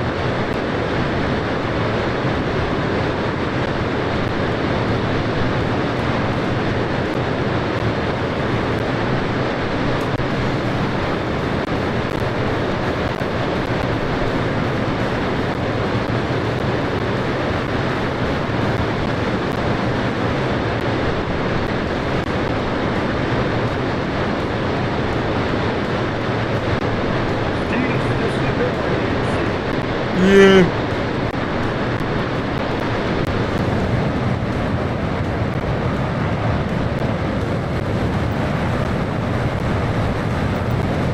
Is afterburner supposed to be on during cruise?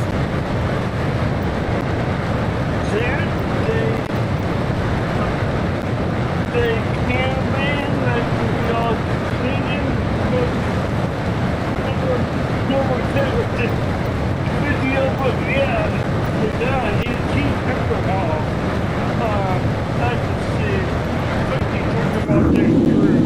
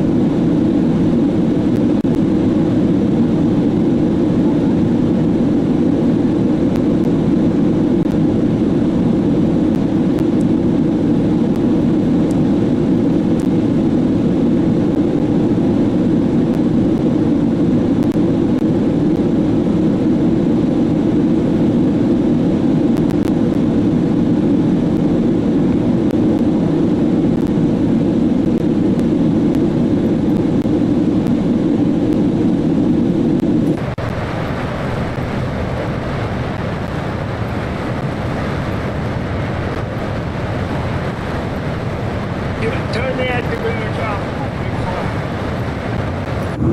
What? You only need the afterburners on zero climb. Basically. So when you at the climb, you turn them off. Is the fire still lit though? Okay, I'm back. Yeah, it is. The afterburners are just the boost pad, that's all. The EPs are still running, but those are just adding extra fuel. They're after it's off, so yes, you just turn them off.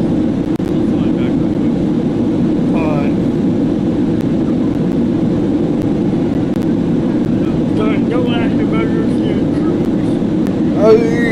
Is the fire still? Is the fire supposed to show or no? Because I got them off.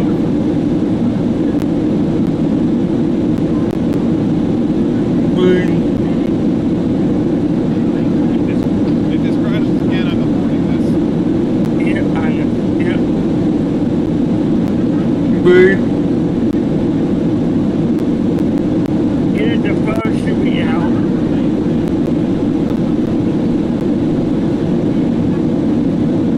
Yeah, it's the power out, but it's still lit. it's still lit. Okay, yeah. But they have to finish this switch off. Okay, good. And so maybe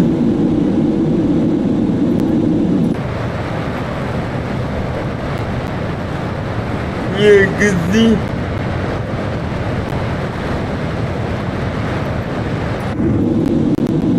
The white keys are first down, right? So, yeah.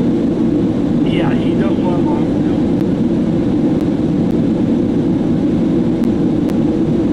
So what happened? Indigo, you just crashed on you? No, here's what happened. The entire the breaker died. The breaker? Yeah. This happened. This is the second time this has happened.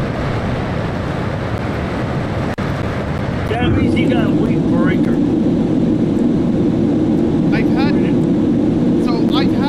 I had this issue before, like back in April when I was streaming GT Force Spec 2 on the first session. It happened a couple times, and then I ended up just moving the computer to putting the computer on a different breaker, and it worked fine until now. That means that breaker panel, you're gonna need an electrician out there to redo them because, yeah, your break, your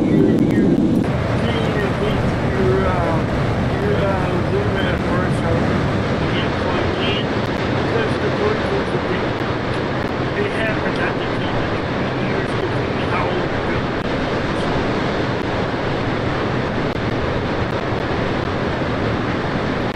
Trust me, I know all about that because the old house was the same way. We had problems. And I heard that's pretty common in Vancouver. Not in Vancouver.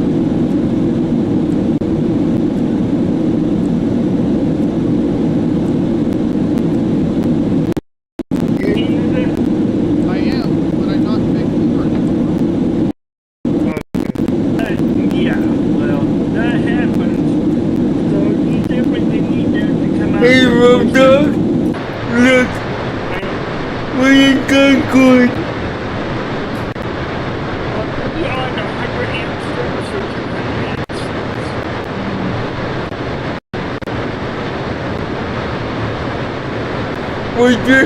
We're at 60,000 feet right now.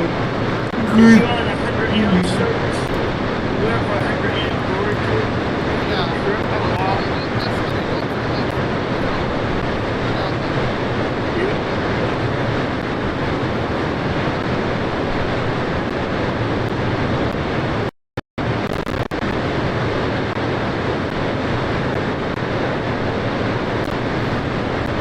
Yep, we just got the carport painted, so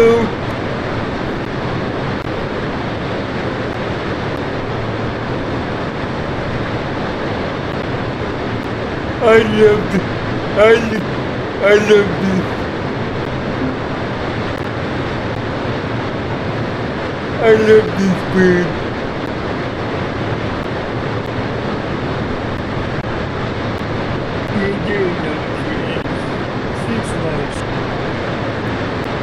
Hello.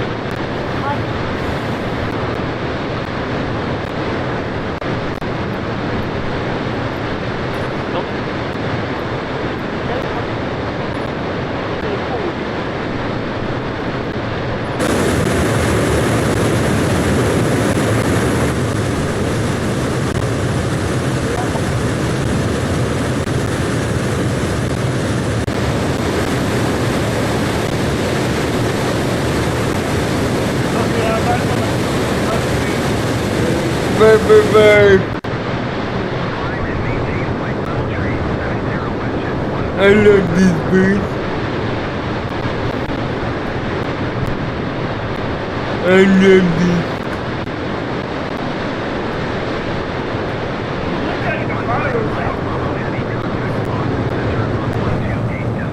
No. Going to 128.2 Suki 155 Bravo Heavy. Yeah, it's next. Boston Center Suki 155 Bravo Heavy is at flight level 605. Does that mean they have to burn it off? 'Cause I turned them off.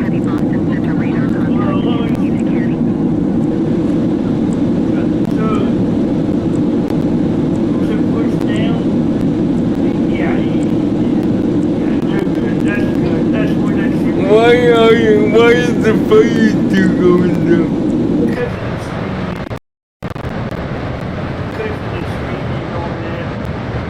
What's your mark right now? Mark 97. That's why. They're 300 knots starting out. It's just speed, that's why.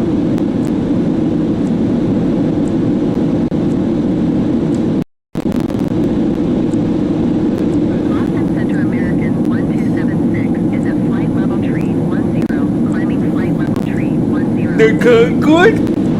American 1276 Boston Center radar contact continue. The Concorde's a nice bird.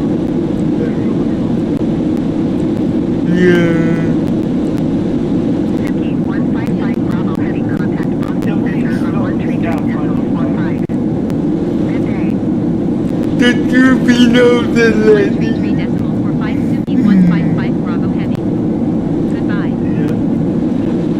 Boston Center Suki 155 Bravo Heavy is at flight level 605, descending flight level 600. Suki 155 Bravo heavy Boston Center radar contact continue to Canny.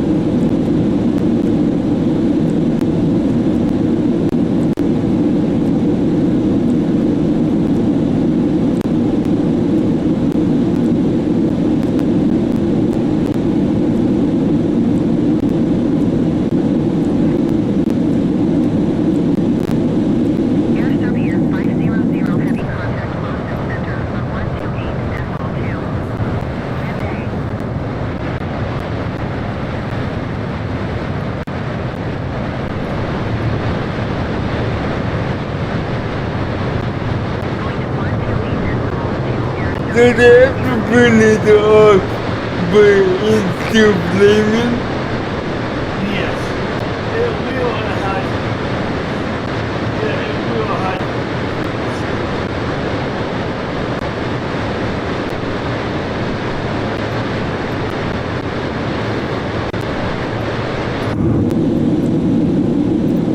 Don't forget, because it's still a jet aircraft, like what they are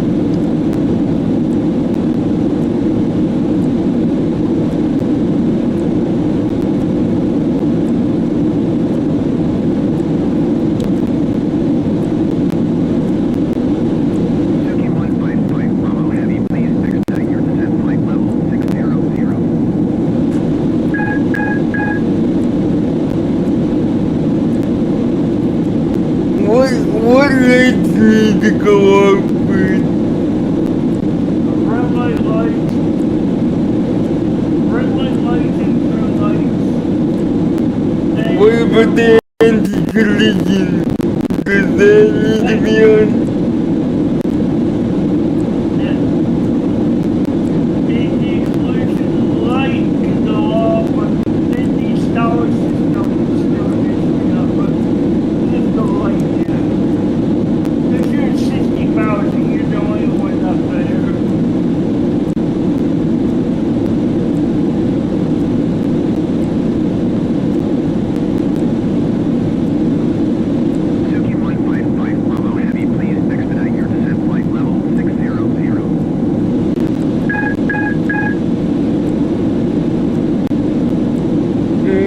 Anti-collision lights for?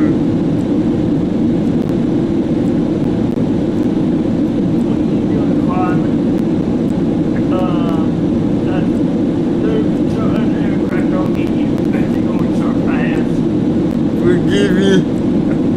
I never played such an old aircraft. That's good, yeah, no,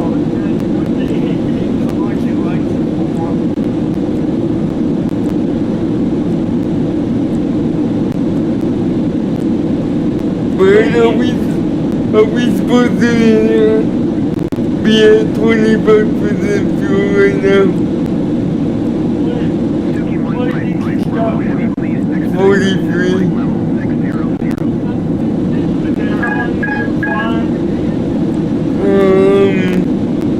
I do not know.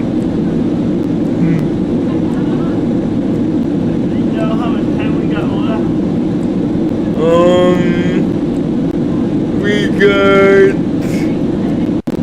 let me see,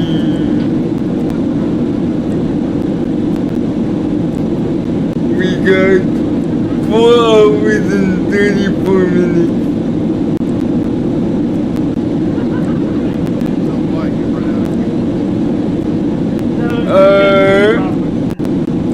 I don't know.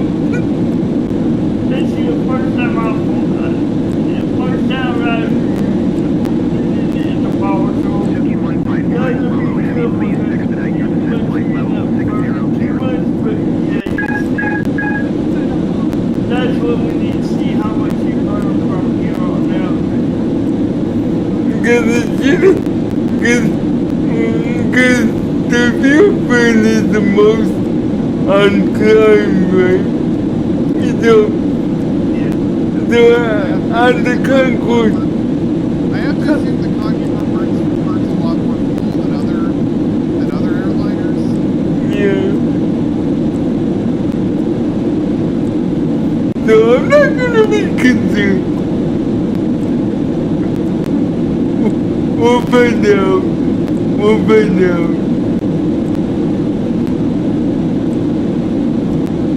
And the afterburners are off, so you should be burning this much. Suzuki 155 Bravo Heavy, please expedite your descent flight level 600. Yeah. Don't let you be burning fuel like crazy and then burn that one. No, I'm just curious on the fuel burn of the Concorde. Cause Simply planned us with 43% fuel.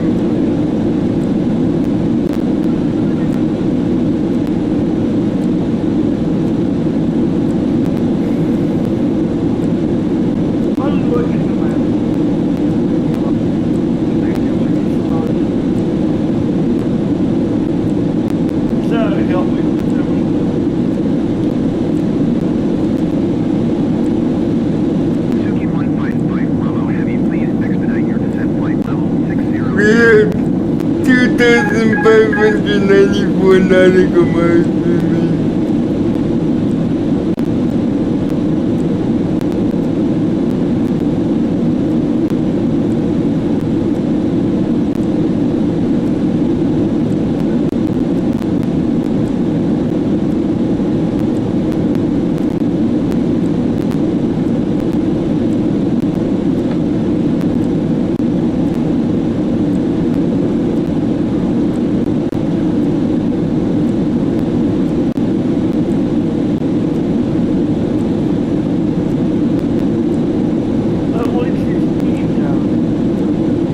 497 Mach.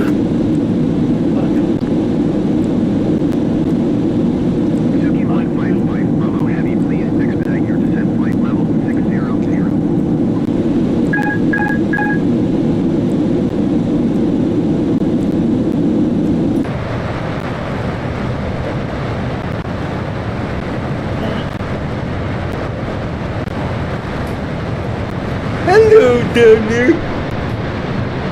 Hello down there. You must be coming slow with all out down there. What, did you see another plane? Yeah, see it down there? Traveling like a snail compared to us.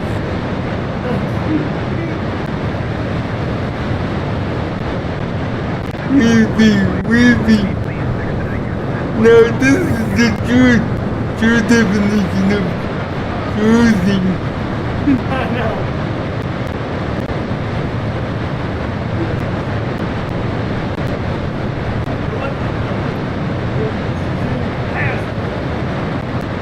Yeah.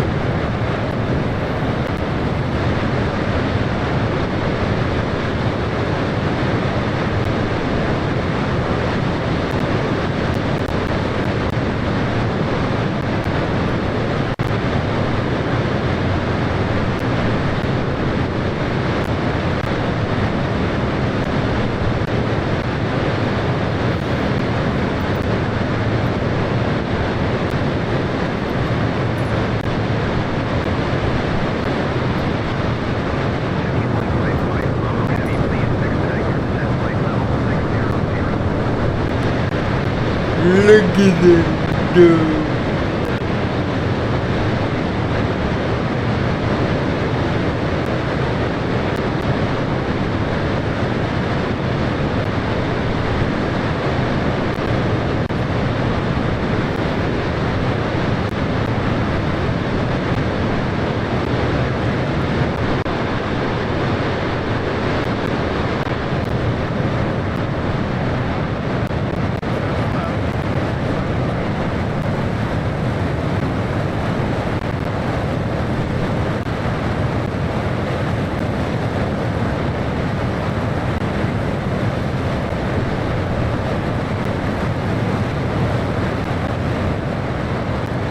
Hello. Hi, Captain.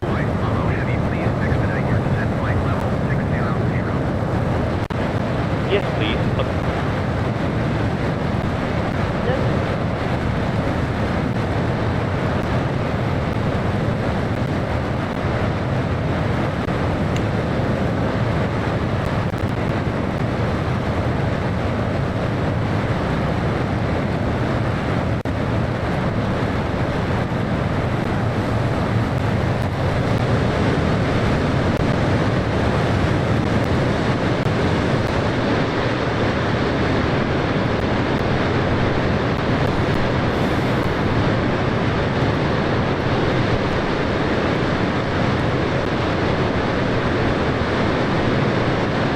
I'm curious.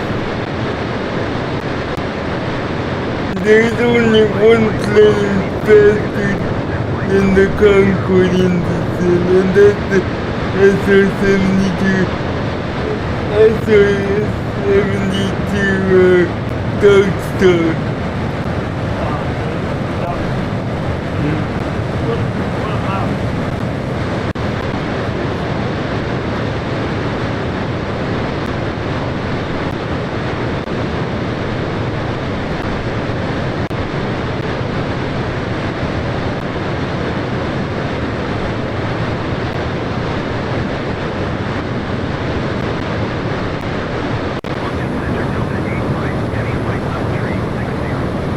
Hello. Hi, Captain. Thank you. No problem.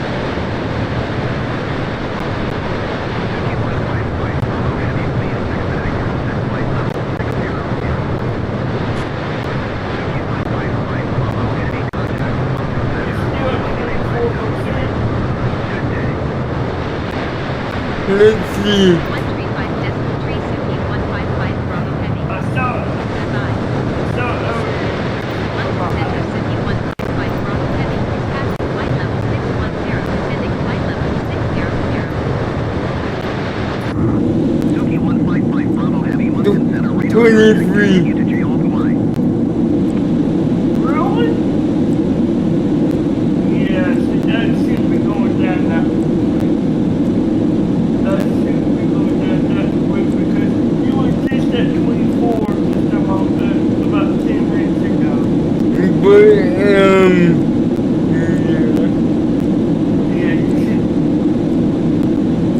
Yeah, you should be burning that quick.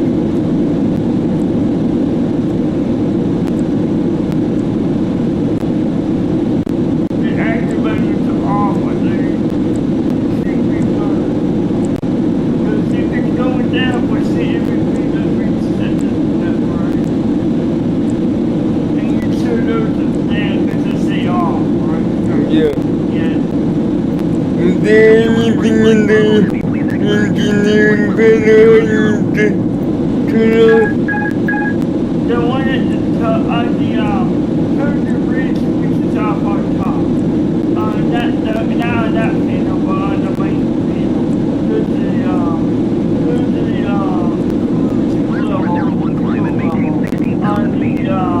packet panel. The one in the front. Not in the, engineering panel, but on the captain's panel. Those buttons are on the lights on. Yeah, it's in cruise mode right now. Okay, what about that bridge switch? What are they in?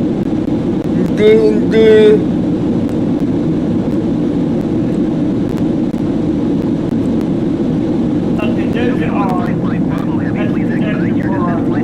That's the master for shutdown. What will you see in The engine ratings. Engine ratings begin.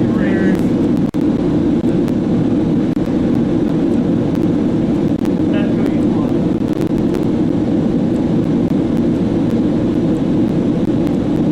Now, what if we either assume we're not doing it right or the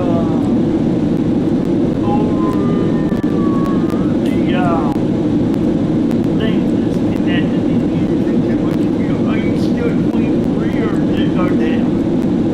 23. Keep an eye on that because that's way too low. Suki 155 Bravo I Heavy, put something descend heavy. flight level 600. Same thing, no? No. Think next one.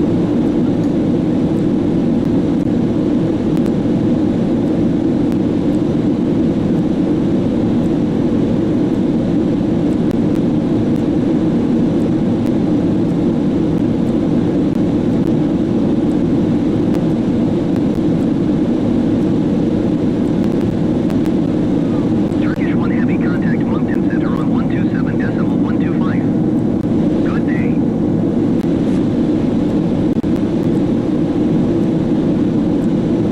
Yeah, that's just go for it out. That's the head roll. 127.125, Turkish 1 Heavy. Goodbye. ADS, boy, that's high. Those are good. Suki 155 Bravo Heavy, please expedite your descent flight level 600.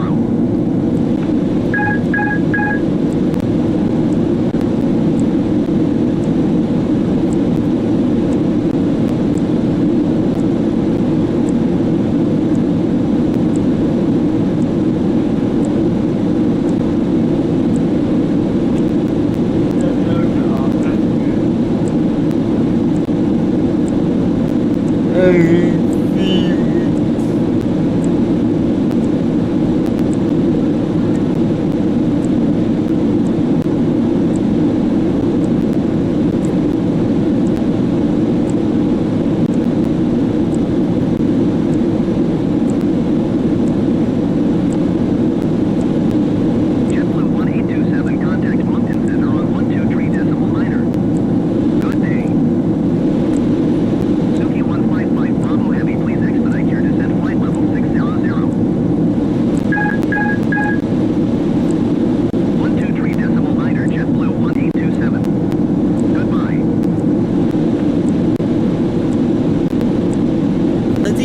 Designs Concorde has been out for over 24 hours now. Some people love it, some people hate it. In today's video, it doesn't matter. I'm teaching you how to start it up.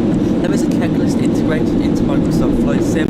I'll be using that today and showing you where everything is. You can of course press the little blue button that makes it appear on there, but this video will be good to familiarise yourself with the aircraft. Let's hop into the cockpit, excuse the van, and get right into it. So welcome to the DC Designs Concorde. You may... Hello, my dear YouTube friends, and I do hope you're all keeping well. Welcome to this new video, and this is my promised newbie tutorial for flying a Concorde. So I'm taking off, setting up the systems, climb to altitude and max rate and altitude required. Hold on. And so, simple as that. Autopilot is taken over. Hopefully, yep, afterburners have flipped on or turned off. We turn them on. Let's just get altitude. Oh, I've gone past 10,000 feet. Does it matter? I've cleared 10,000 feet. And the lights all off.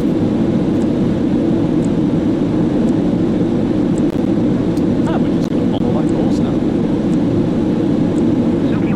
Nice and simple, chaps. There's probably a couple more procedures that you can do there just to keep this nice and simple.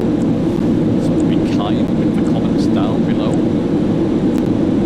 So 50,000 feet, that's going to be a cruising altitude for this flight. We're going to come down to afterburners and turn them all back on again. Now they're on, come back to this view.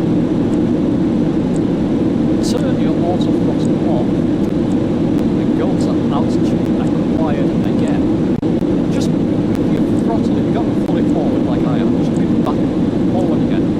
And that will engage the afterburners. And all on.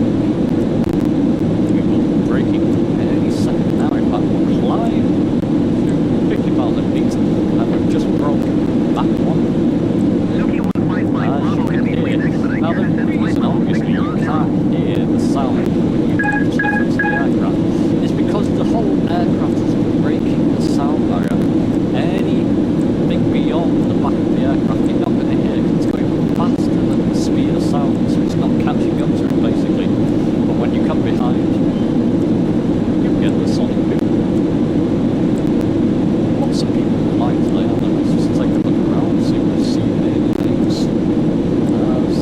Sound winds up down because we're at the front of the aircraft. The speed is not catching up to us, the sound's not catching up to us. Maybe one or two matter. Right, so a lovely day tonight, just smattering up cloud there. Lovely day. United 3910 heavy descend and so let's just keep an eye on that. Back 1.2, how are passengers doing? Well, they're loving it, aren't they? Absolutely loving it. Yep, chaps, hear the sound. We're zooming along at the maximum velocity. One of the things we don't on Concorde yet, one of the things it tells you what the splash screen is, and the maximum velocity is faster than a rifle bullet. Come on. How can you not love this aircraft? And the systems, there's been a few updates, a couple of updates, I'll get to that a little bit later. Now remember from our flight plan, we want to start the second just before we reach this big area, a bit away from the edge. Tell you what we're going to do now as we climb here. Alter our destination. What's in some vectors for our runway? Let's just move our VFR. This is right to around there in our airport destination. We're going to click on the FMS and I'll show you on the flight plan. L6 is the bottom where it's got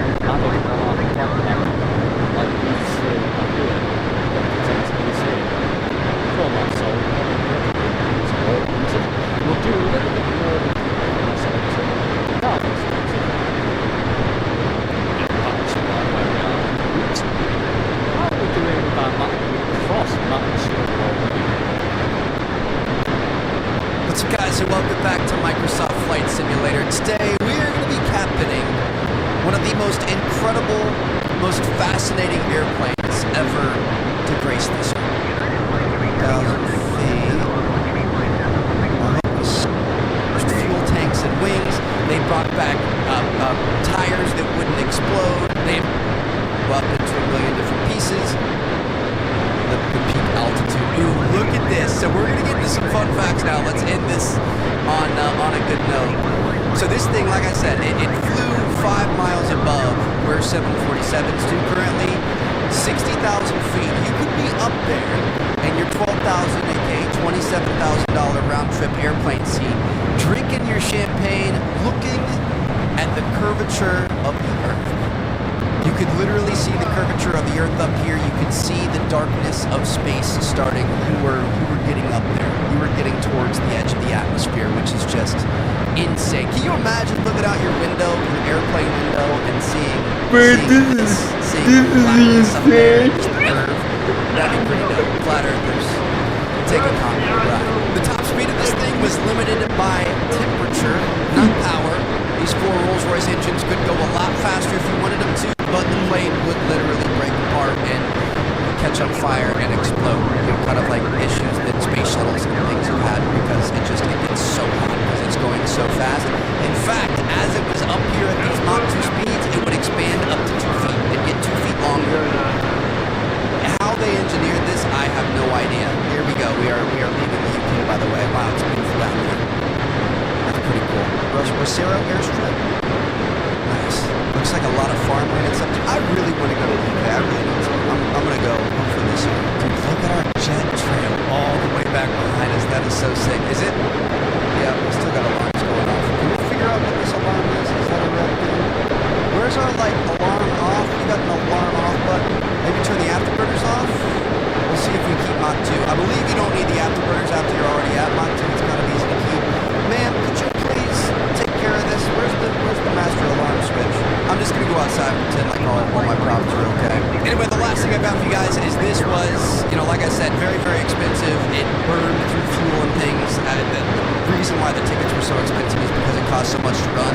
It was also just expensive to make. This is way more expensive than any fighter jet back then, or even modern. I think the F-35 Lightning II, which we just did in the last episode, originally cost around $130 million when it first came out. It's a little bit cheaper now. This thing, $200 million, just insane.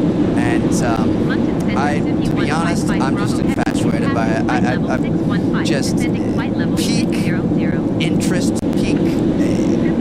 I don't even know how this thing was possible. This giant tube floating through the sky at 14,000 miles per hour. It's just insane. I don't know how this ever existed, and it's pretty dang cool that it did. So, hope you guys enjoyed this video. Thank you guys so much for watching. I'm not really planning on sticking around 3 hours till we get to New York City. You know what? We could at least land it. Not even gonna front with you. Okay, we have even more issues. Is our landing gear down? Yeah, I'm not gonna front with you guys. I'm just gonna attempt to land this. Can I trim down? Maybe a little less speed. I'm just gonna attempt to land this as we get close to the airport. Are we coming straight on? I believe. Yeah. I'm gonna land at that big strip right there. Another fun fact that I wasn't gonna include, but now that we're attempting a landing, what you see back here in the back, this is actually a new landing gear. So the approach angle of the Concorde, let me make sure that we don't go nosediving into the city. The approach angle, the glide slope was so steep, and it had to land at such a crazy angle that it needed that extra wheel in the back to not tail strike when it was landing.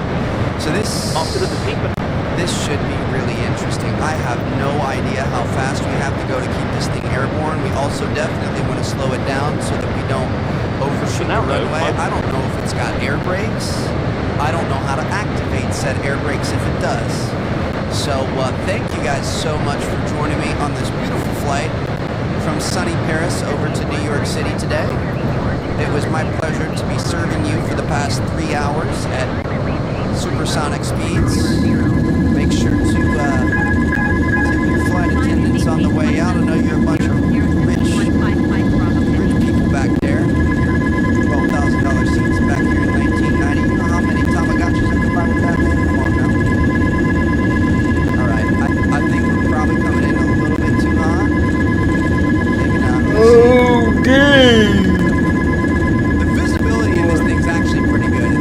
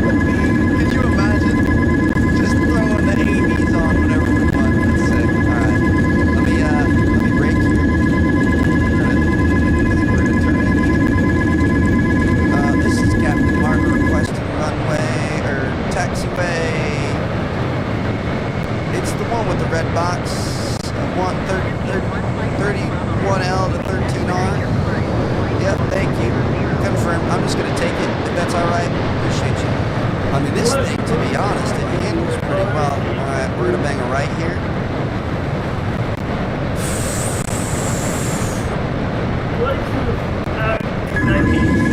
Hit the fence a little bit. Oh, that's good. We took the fence out. That's alright, though. Alright, this is gonna be our differential.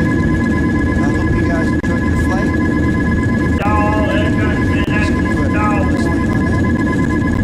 Yeah.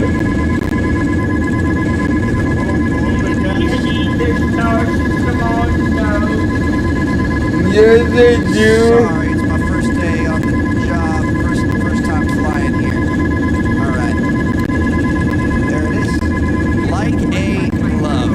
So there you guys have it. Hope you guys enjoyed. I'm gonna see you guys in our next one. Let me know what you guys want us to fly next. Definitely gonna check out some more fighter jets and stuff like this, dude. This might be the most fun I've had gaming in a very long time. Look at this, dude. Just landed in Concorde at JFK. The trip I was never able to make.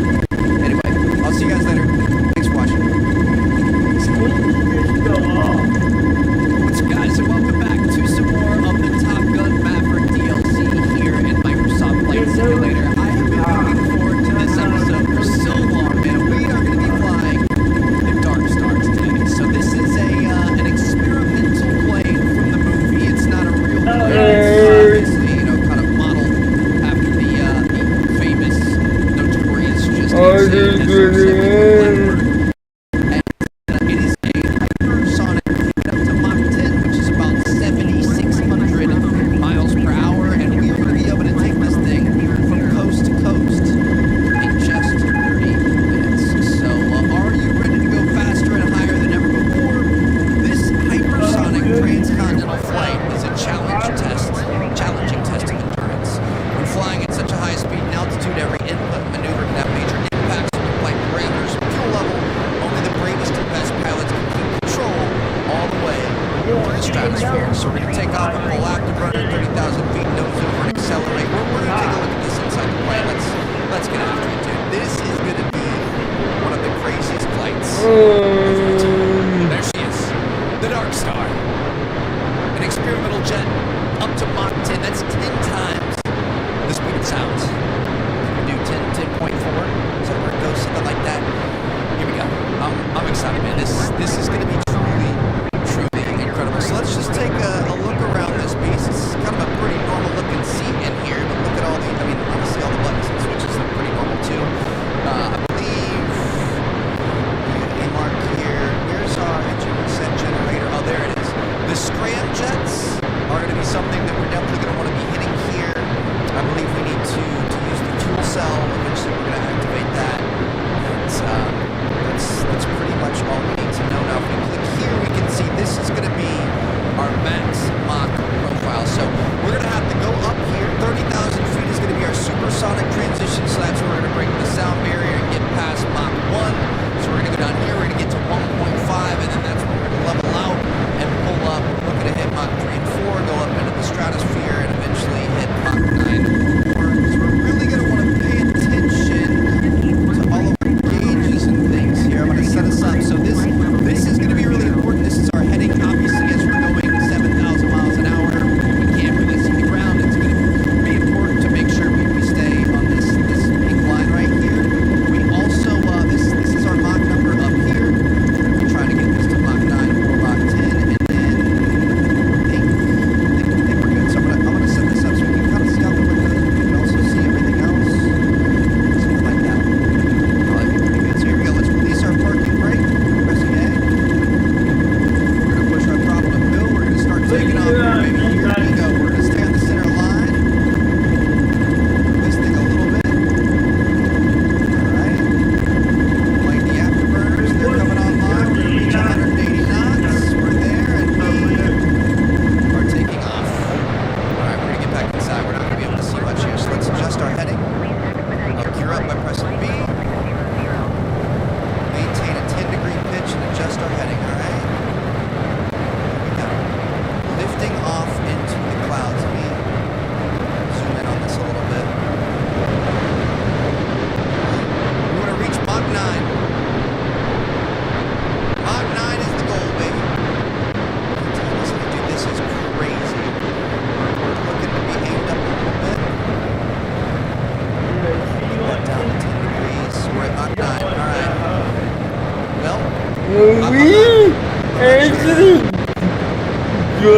How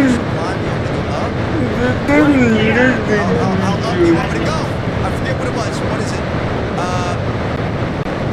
I think we're just going to 30,000 feet. I think 30,000 is the goal. Oh, 20 degree pitch. We're going to get this down to a 20 degree pitch. Easy enough. Oh, shoot. We're supposed to be at Mach 9. So we lost our speed. We're up to it. Okay, we got to restart. It didn't tell me. It just said climb. How do I know what the climb is? We're going to gradually pitch up to maintain. So we're going to keep it nice and level. And we are very gradually going to start moving up. Yeah, we are. Too fast there. Let's do this. Just keep it right there. Straight on the heading. Everything's nice and level. Just too much. Get it back down to the 20 degree mark. Down a little bit. 192. The thing is, you just gotta keep it. You gotta keep it all perfect. So right I 20 think degrees. I On our heading. did. Hopefully Mach 9 stays here. And we are flying this beast, baby. Let's go. Alright, so oh shit. Okay. We've got to get this thing up to about like 30, what was it, 30 something thousand is kind of where it resets. Or we do our maneuver. We want to keep this thing as fast as possible here. Table down a little bit. Any sudden movements really slow it down and we need as much speed as possible. Here we go. About to approach 30. Just make sure everything stays on the straight and narrow trail. We're going to go do this invert. 0.86. Shoot, we're okay. We're going to be fine. We're going to be fine. 0.84. Let me do the invert, sir. Should not be going like they were. Supersonic transition. Roll inverted. So we are going to roll this bad boy on around. Just stay on your things here, Trev. Got to turn it back. Okay. Maintain a 1G pull down and gradually pitch down. We're going to turn it back. Gradually pitch down to negative 20. Okay. Unloaded roll to upright. We just broke the sound barrier. We're at Mach 1. Okay. We need to turn back. Maintain a 1.2G pull up and pitch up to 10 degrees. So we're about a 1.3 here. We're good. We want to be turning the entire time to get back on our GPS coordinates. Oh, we're coming in a little hot here. We're okay. Just keep as much speed as possible. All right, we should be back on our thing. Pitch up to 10. We're at about 0. Almost to 0. Little strong on our G pull up, but we're okay. We're at Mach 1.5. Gradually pitch up to 10. 157, 158. Just keep it gradual. Turn a little bit to the right. Gradual is the name of the game because we're going to keep our speed. 165, 166. Get up to 10. Looks like our heading is on course. And we are at 10. 173. Okay. Keep it here. Reach Mach 3. So we just need, we want to keep this at 10. We need this Mach number to go up. This looks pretty good. We could turn it to the right a little bit, to be honest. Turning is going to bleed speed, though. I'm going to turn it just a little bit. Dude, this is insane. 192, 193. Let's go. We should be able to get faster as we get up into higher altitudes. 205, 206. The air gets thinner. We're going to be able to burn through that, baby. 214. Dude, this is so, we're going so fast right now. Mach 2. 220. Just keep her at 10. Keep her level. No sudden movements. We're going to have to pitch up just a little bit. Just a little bit. 235, 236. Little pitch and a little turn. 245. Dude, we're going to do it. Oh my goodness. If you don't get this precise, you aren't, it's not going to happen. You know what I mean? But it looks like we might have it. We might have it this time.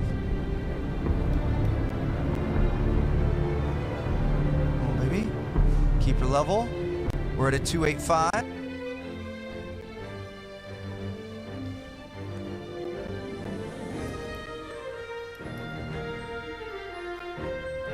This time I'm not gonna do the bear in the middle. I may have accidentally hit it. What, you talking about turning off the AI, you mean? Yeah, I might have accidentally.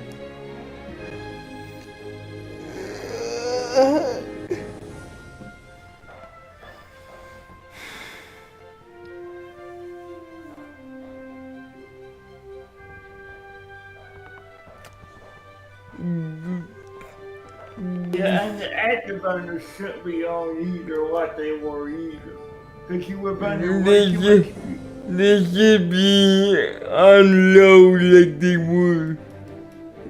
Yeah. Yeah.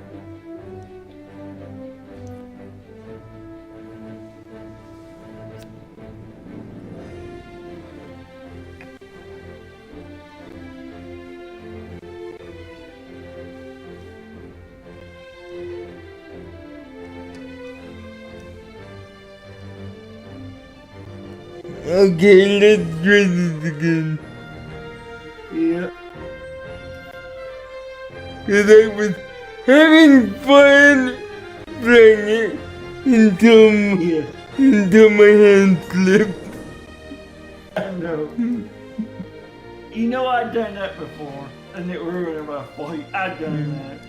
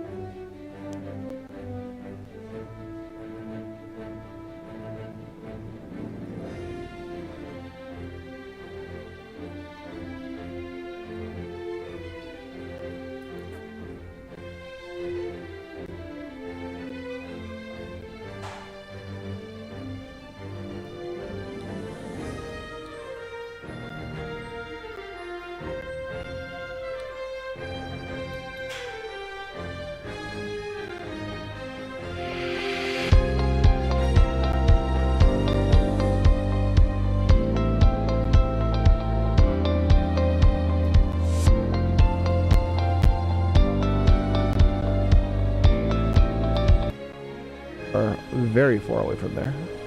Alright. Then you just come back up here, click R1.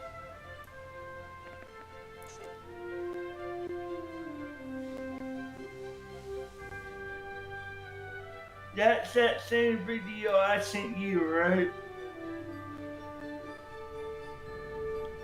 No. Okay.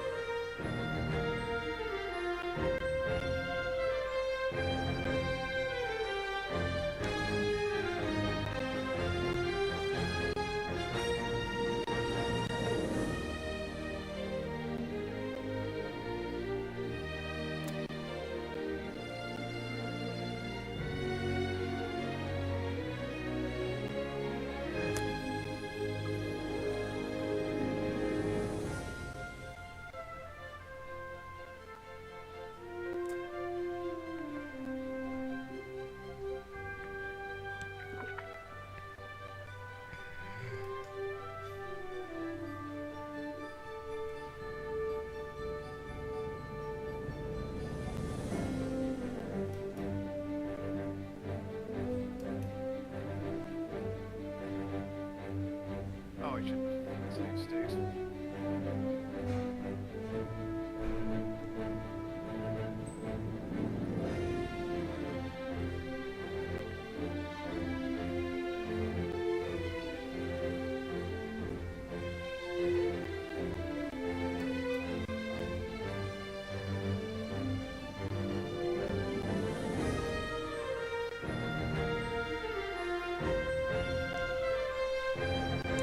Again, the problem is simply does not have a proper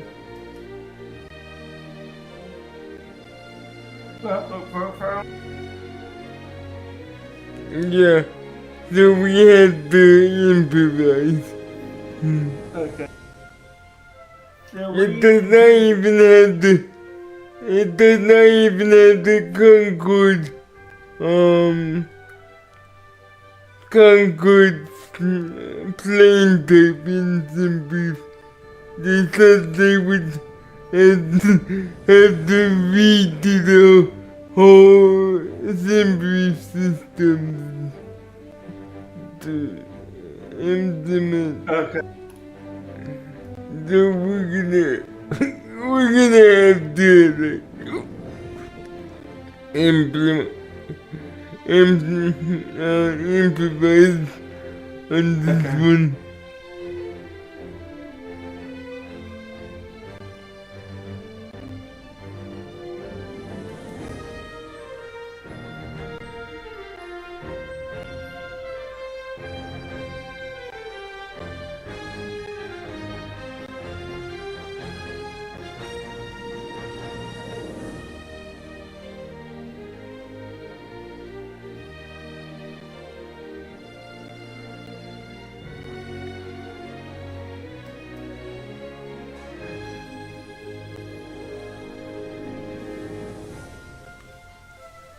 Yes, people saying Simbrief struggles with supersonic cruise.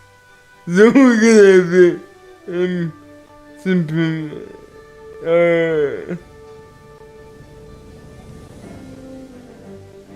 What, not cruise at supersonic, you mean? Or how you didn't do it? That's how I'm curious. Wait a minute.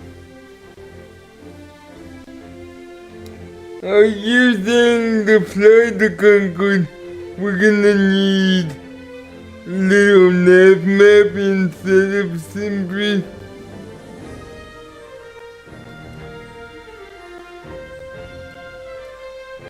Who's saying that? On the forums. Apparently, Little Ned Map has a Concord proper, but Simply doesn't. Okay. Little Ned Map is like the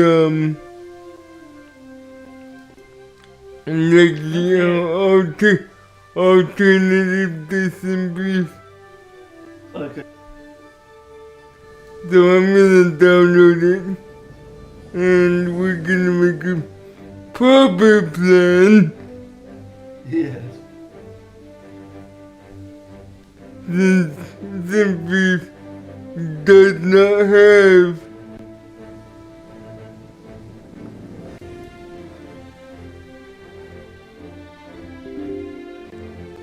So basically, we're running that map for that aircraft only, right? well, people use Little Ned Map and Simply together sometimes. So we'll see.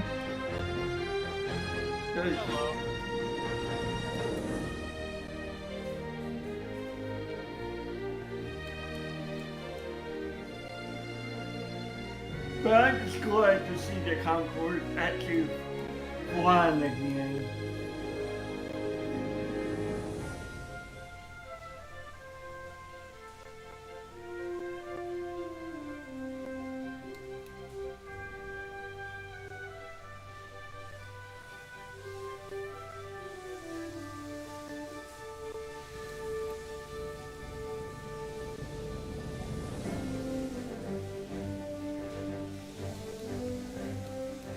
No wonder I was like, this isn't right.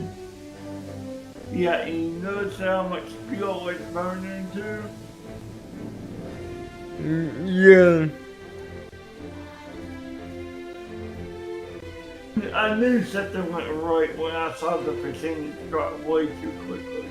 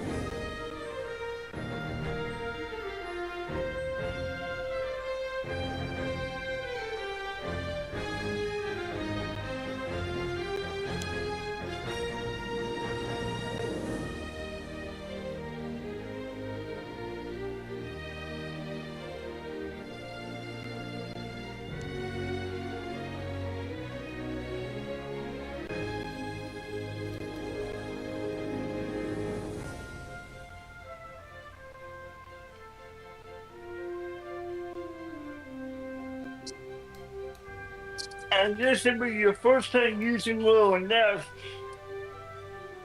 correct? I do not know how to use it.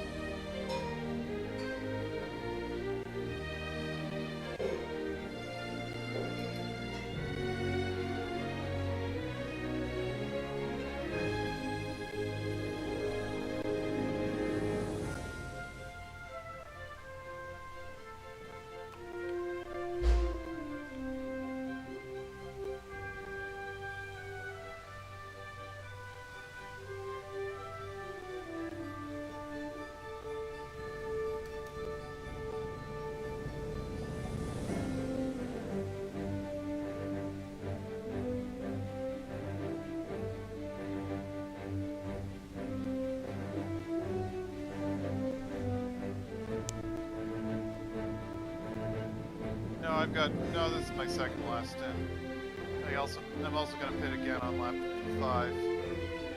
So that's how far my tires can last.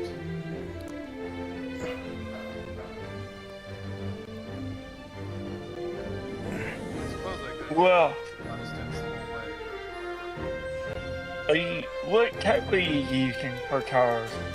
It's a Formula GT. I can only use mediums. Okay.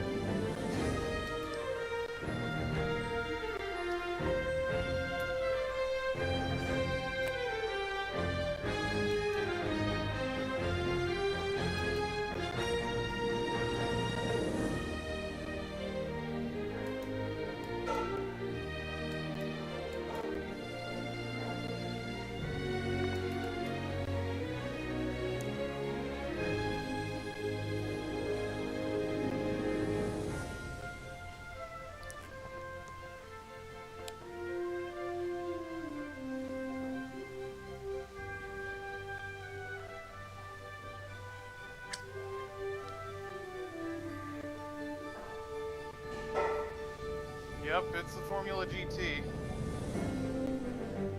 This is the third round.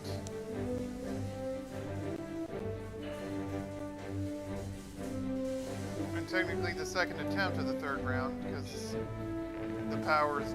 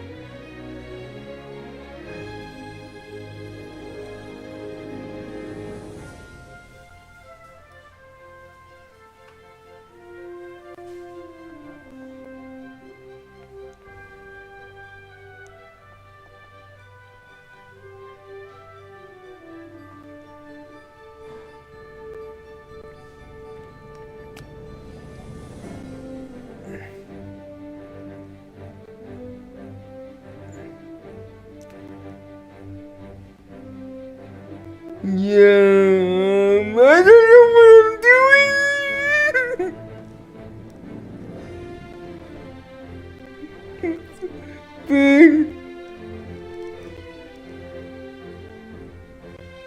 Bird.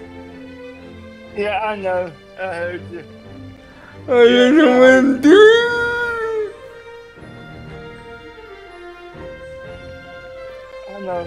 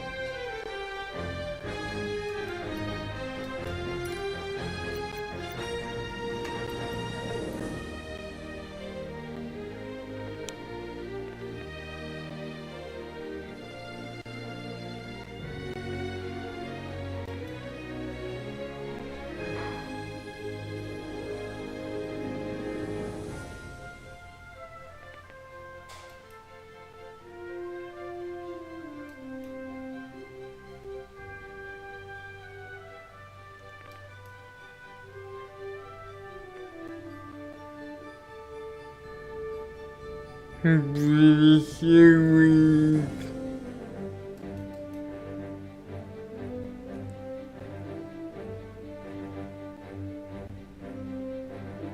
Good.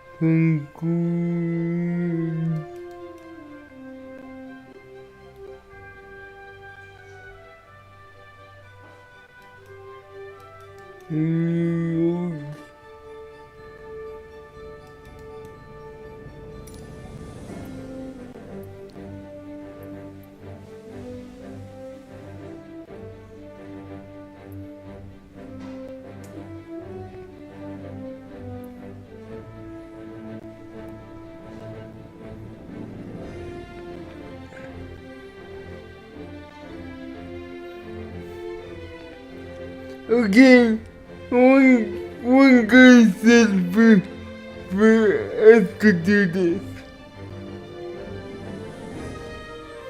Take them.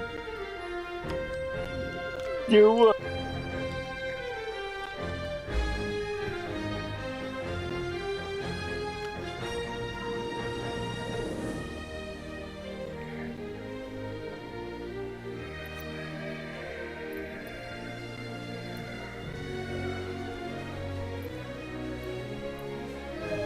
What's he saying for a suggestion?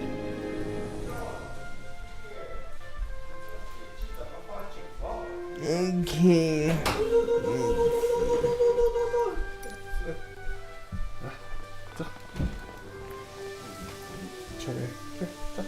No. Aspetta.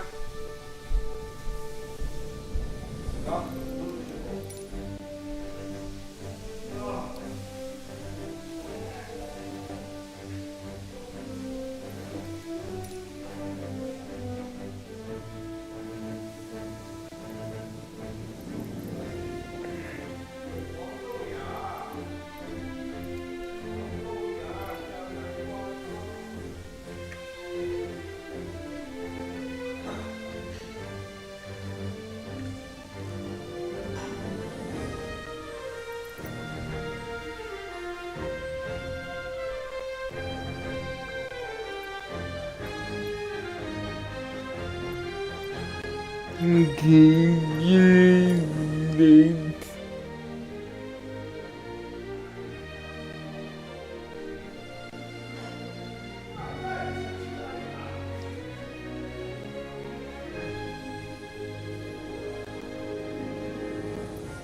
I'm playing this game.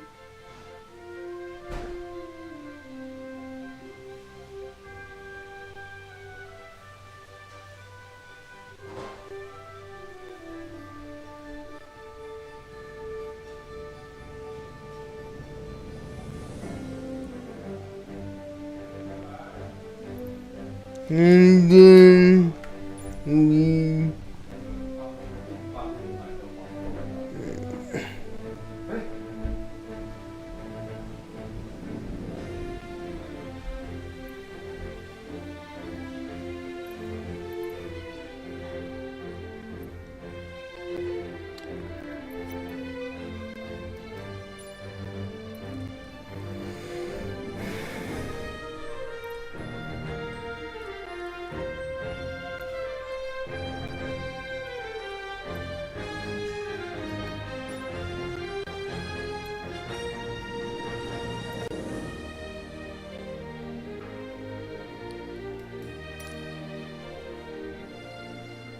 we're just gonna do this.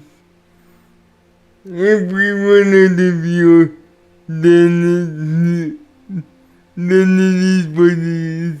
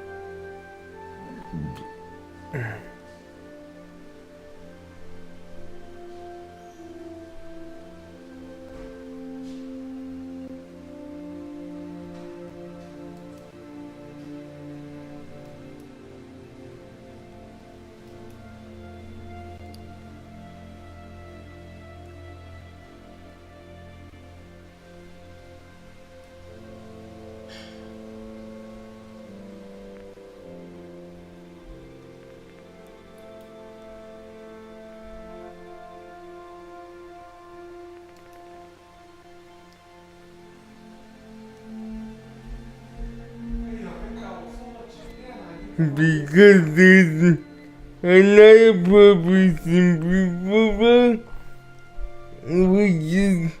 we just getting bored.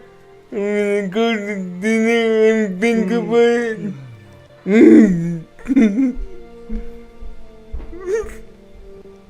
And welcome back, dear.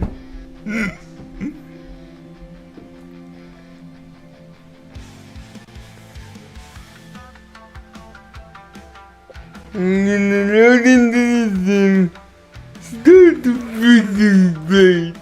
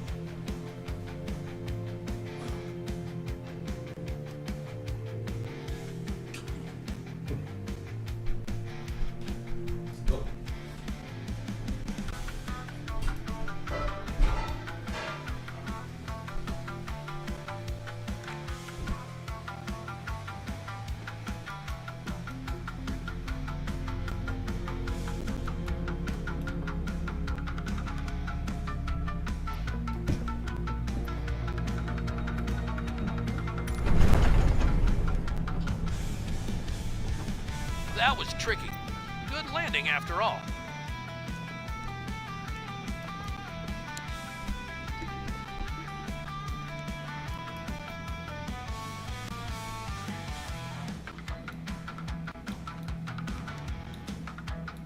Cockpit is on fire. No. Fire. Stop.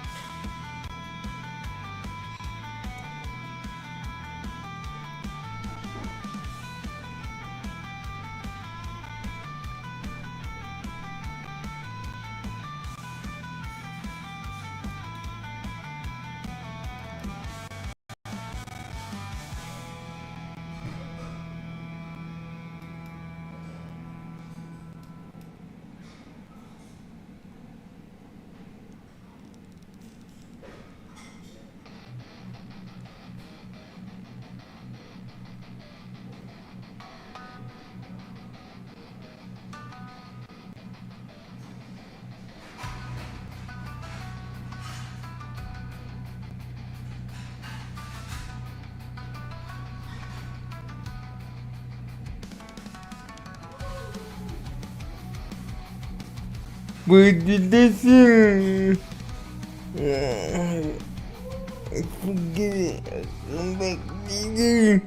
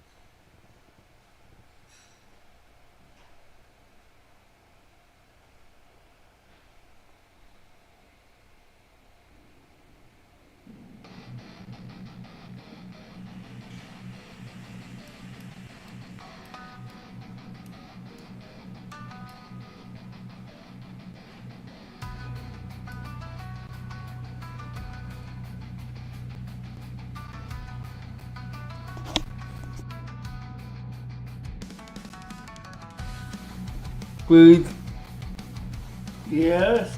I think the sim died. Why you say that? Because I can't click anything in the sim.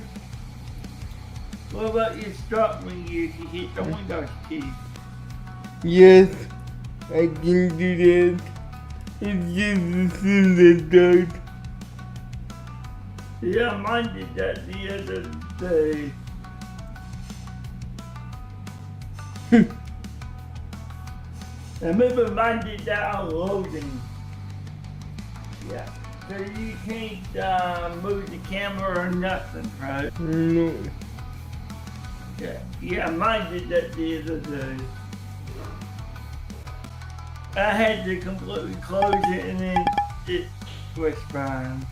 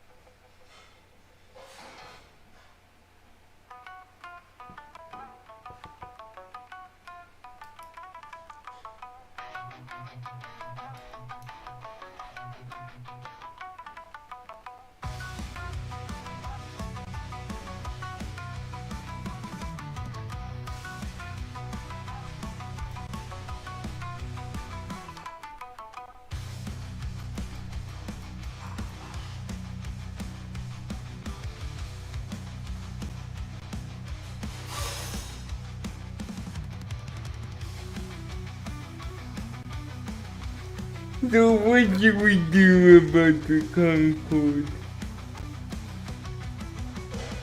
Well, I want to do a flight again with the new program, but yeah, I want to fly it. So I want to figure something out that can be correct.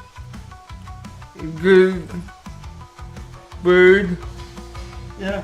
Realize that we probably can't fly it on your sky. Okay, because of no sim break, you mean? Mm-hmm. Okay.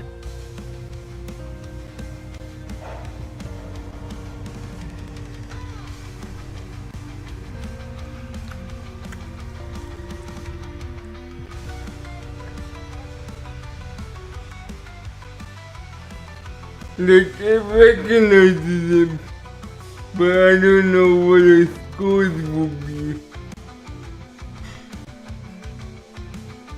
Cause someone had to make a fake Simply Bubble off of the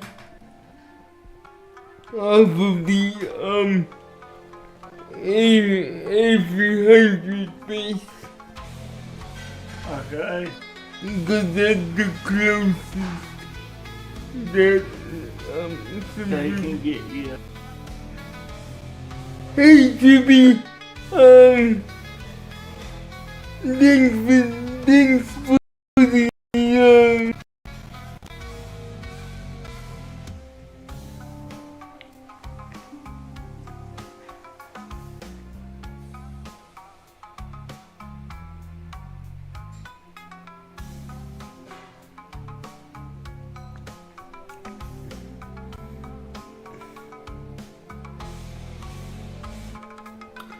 But considering that the Simply Bubble got recognized as the Concorde, Simply just might struggle with the supersonic cruise.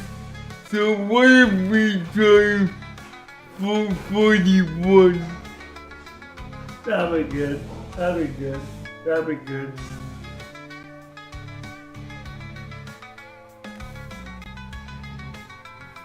Because simply doesn't do good anything above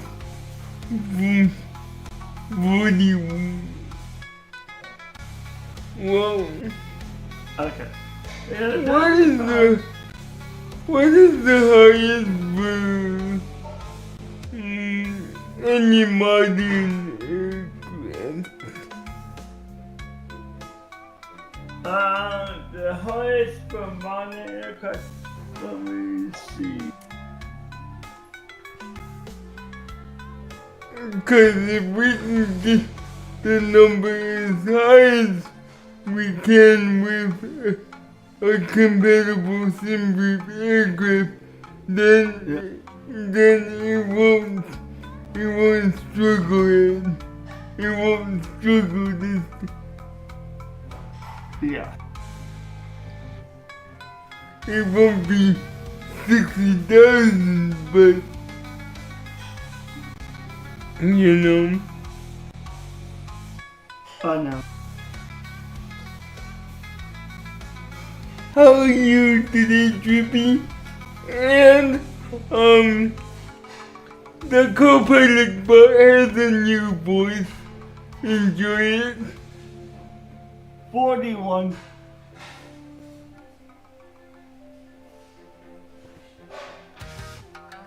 So we're just gonna have to set it to 41 then. Yeah. Because you saw how, and the Simbrief developer said in order for us to add the Concorde, we would have to rebuild Simbrief from the ground up. Simbrief was not designed for supersonic airliners. Yeah, I see that. So it was not bugged, it was just Simbrief. It's going like, you want the 60,000 flipping?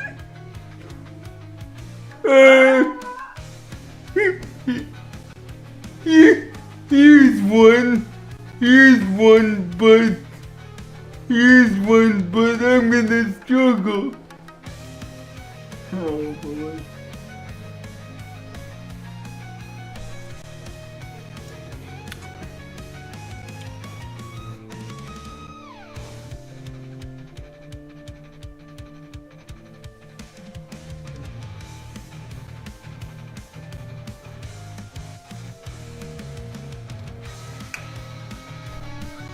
Basically, they even fly the Concorde on Belgium. That's a whole nother license. And they use that specific Simbrief for the plan, but they say, whatever Simbrief spit out, ignore the 35,000 and just cruise at 60. Also add 7,000 tons to whatever Simbrief spits out for fuel. Yeah, and that's how it's kind of figuring. So I was right, it was awful. You know, I just wasn't sure what. That's funny.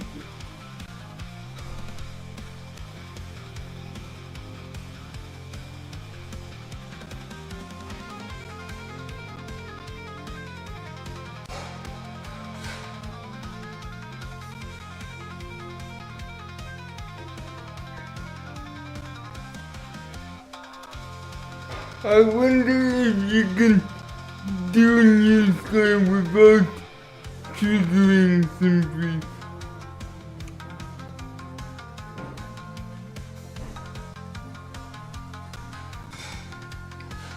I think I have an idea. Okay, what?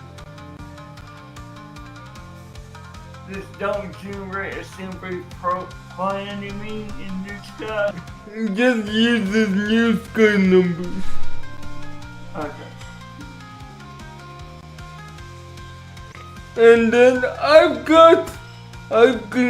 downloaded flight plans of the flights and TOs that are the exact ones used in the real Concorde. Okay. Well, it should help. If you can get a full flight plan, that'll help. These are the exact ones that every single carrier did in the package. Right. Based off of real life. Yeah.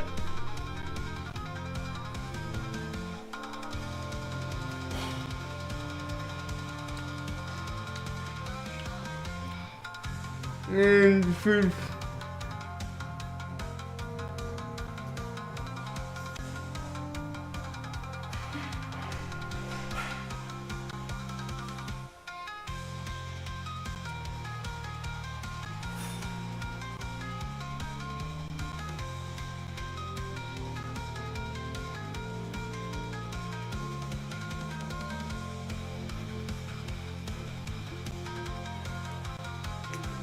Cause I remember that Robson said SimBrief is optional. You don't have to hit the SimBrief button. Yeah, I know. And that's how I say it. But New Sky gives you weight. Yeah.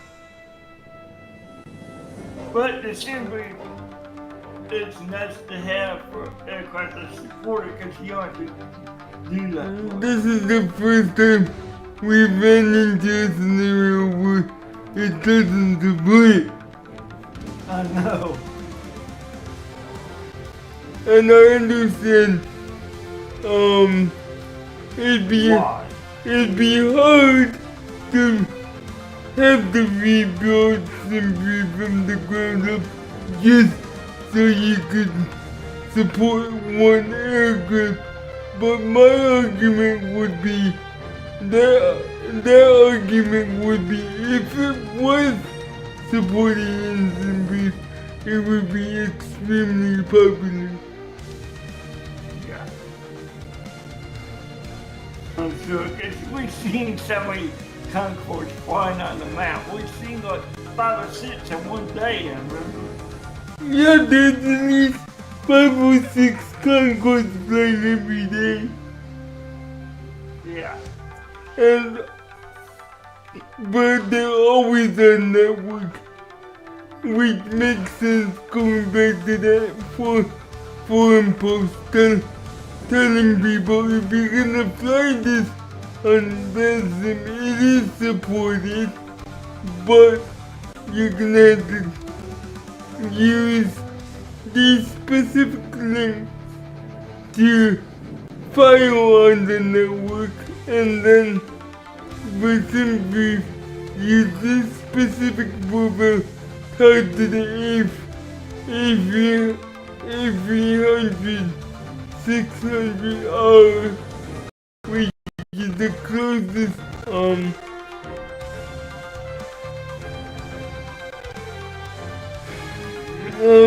which is the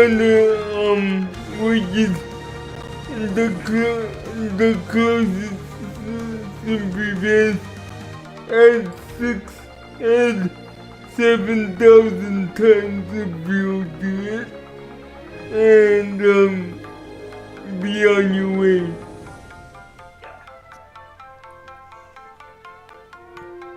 So Now, it is a very popular aircraft. And what about the other program you had that you were trying out? What? I don't know how to use it at all. Okay. The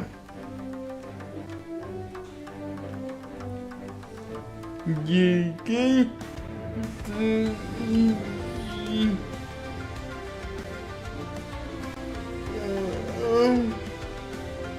and then Conk.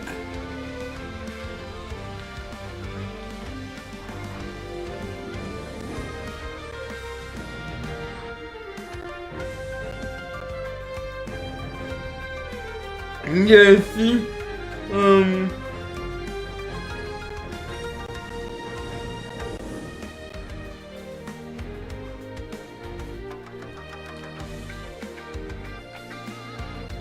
let's see if I plug in the news coverage would you again.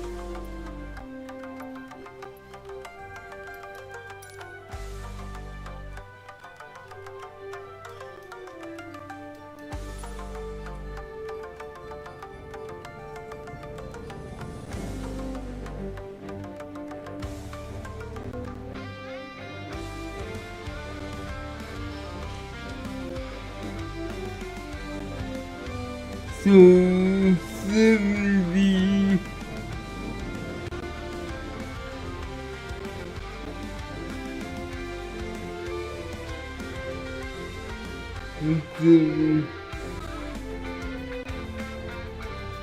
Okay. And 19.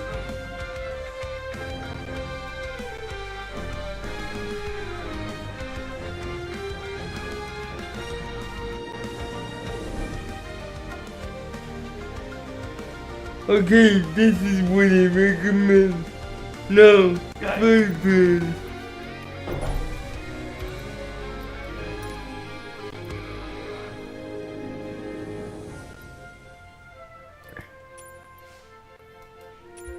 it's actually in my downloads folder. Concord Finland, British Airways.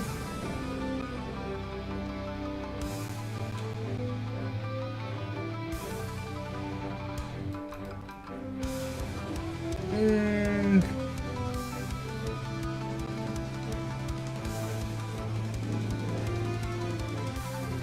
New York, and we're going from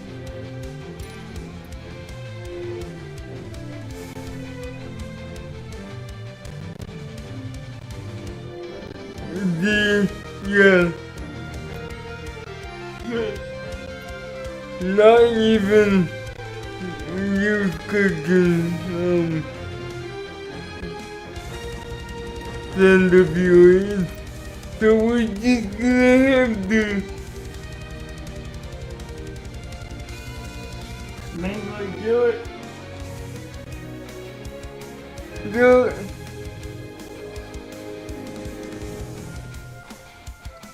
what is 77806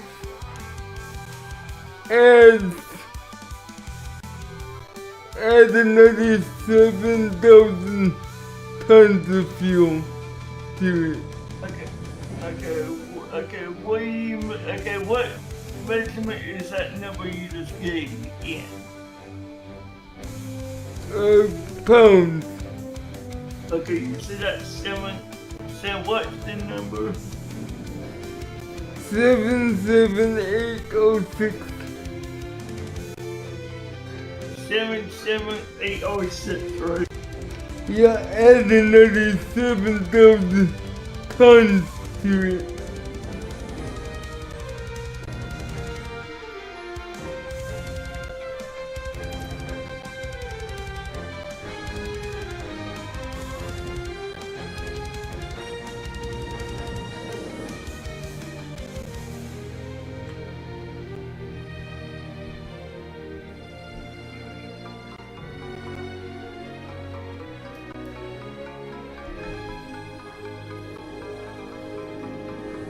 A 77806, right? Yeah.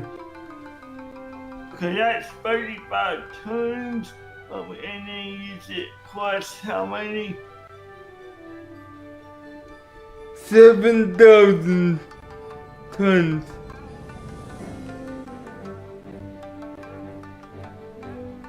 Okay.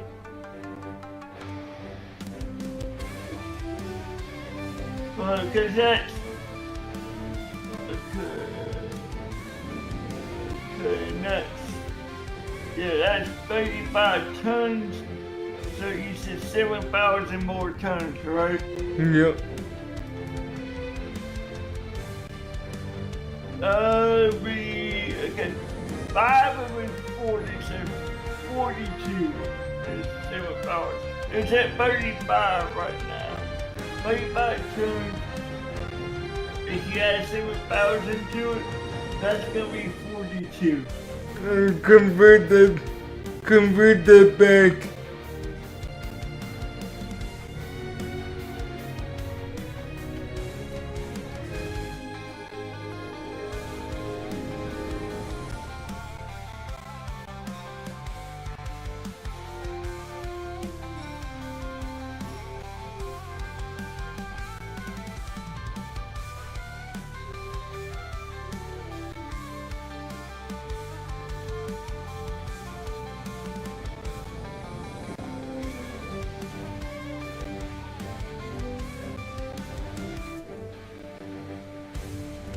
There you go, that's the pound thing that came up with when I converted it back.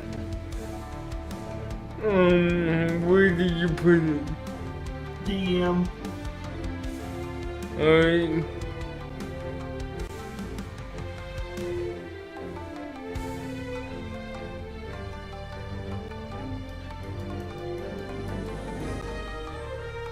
Done.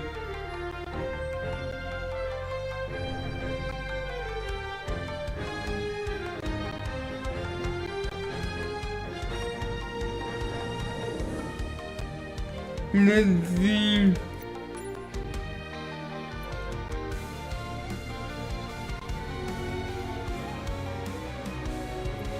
Let's see if the circle reaches.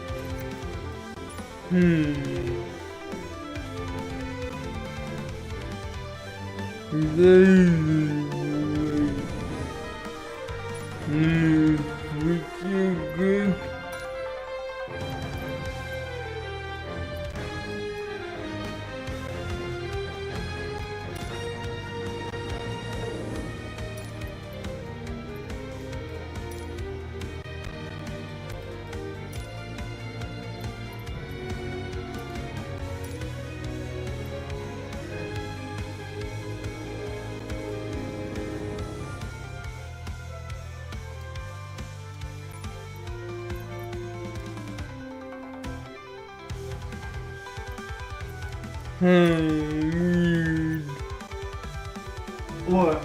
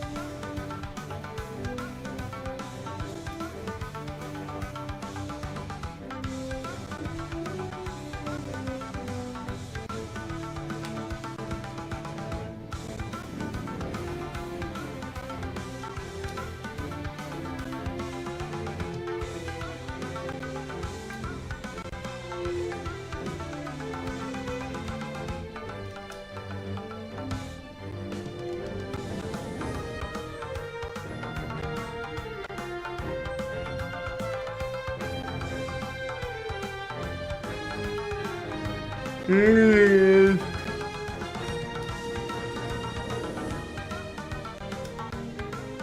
I'm gonna ask the news guys. Do what? I'm gonna ask the news guys Discord. Okay.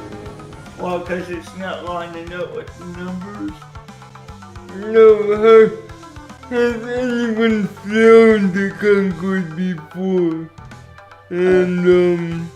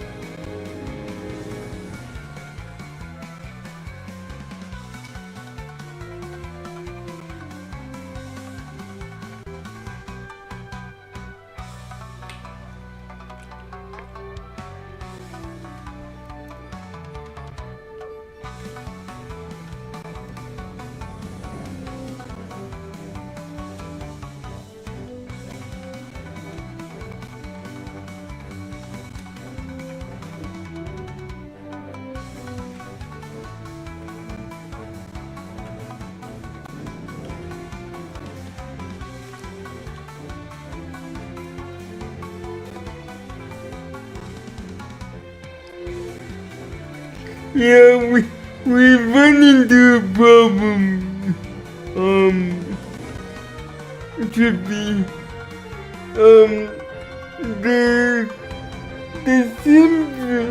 The Simply platform does not support supersonic cruise altitude, so I'm like, how do we make a flight plan? Like, there is a package of flight plans, but they don't Simply flight plans do not include fuel planning, so I'm trying to figure this out. Guys, we are trying to fly the Concorde, basically.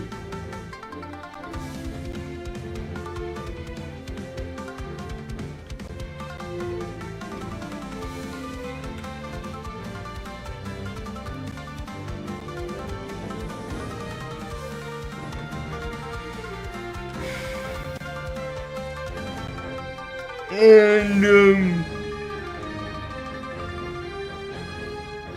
yeah.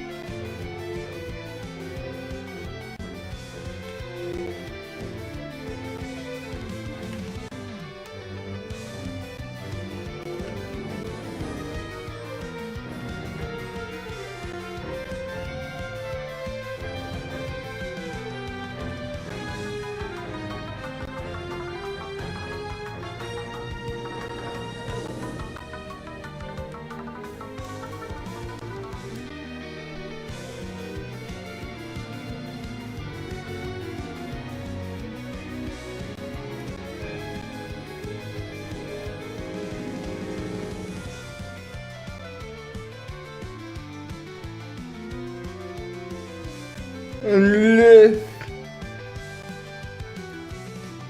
I have an idea. What? I have an idea.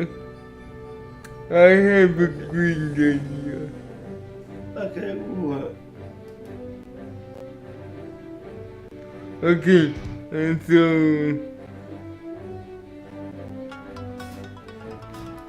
23.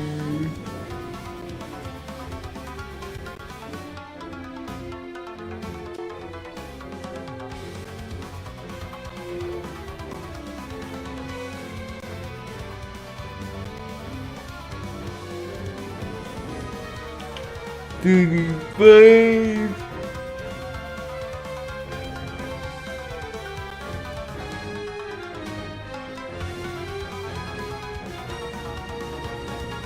We are going to generate a simple pipeline, and hopefully I can override the fuel plan and the just like I did with the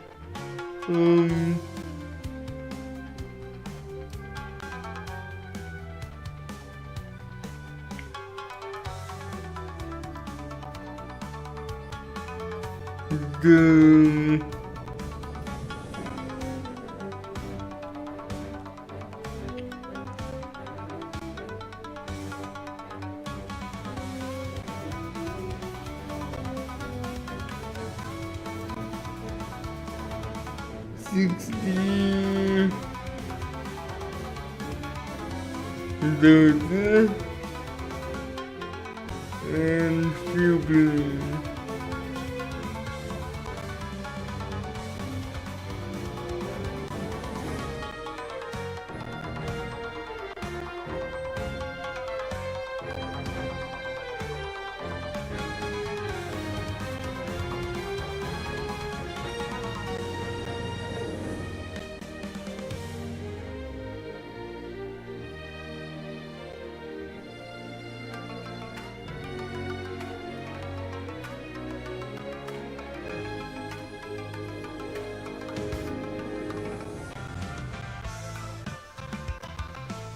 Yes. So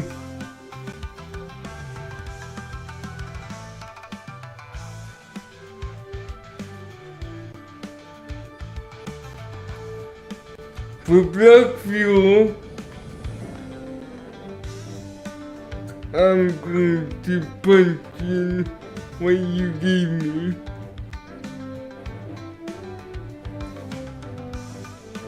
Because there is a place to put black fuel.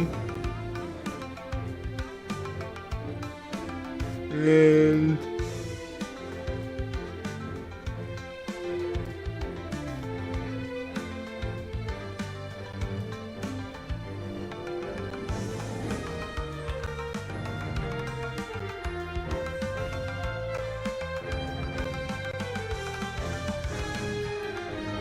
we're gonna trick the system a bit. I know. I can't figure that. Basically, make your own techno plan that the system won't complain about. Okay.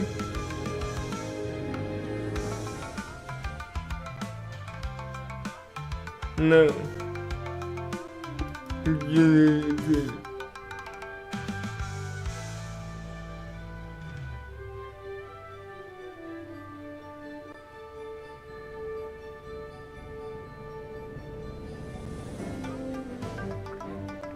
Okay, that worked. That worked. But it worked. I'll show you. I'll show you. I'll show you. I'll show you that it worked. I know I saw that. No, I'll show you that it worked. Basically. I know. But that should be giving us enough range, but there is a place where you can the black view.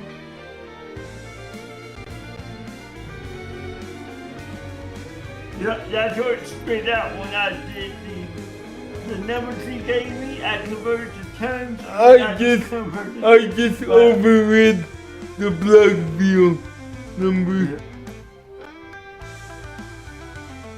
Yep.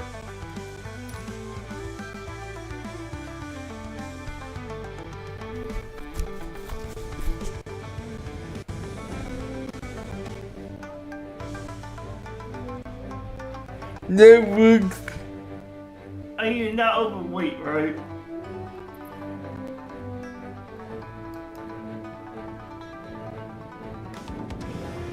And that overread the new sky limit. So that worked beautifully. Good.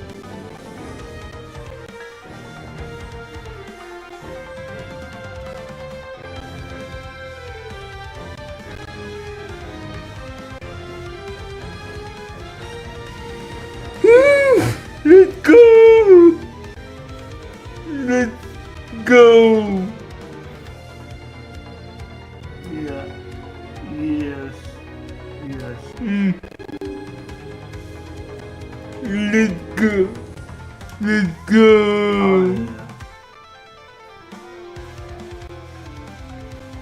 Let's go, babe!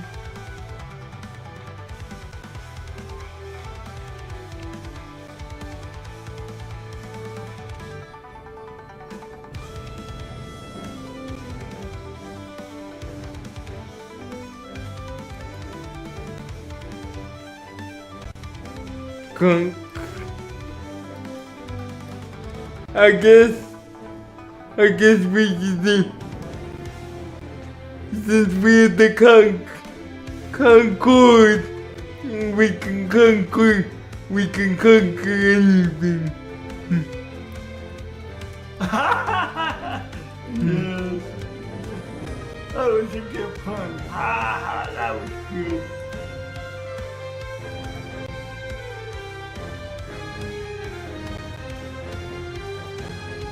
And I guess you could say we rise to any challenge.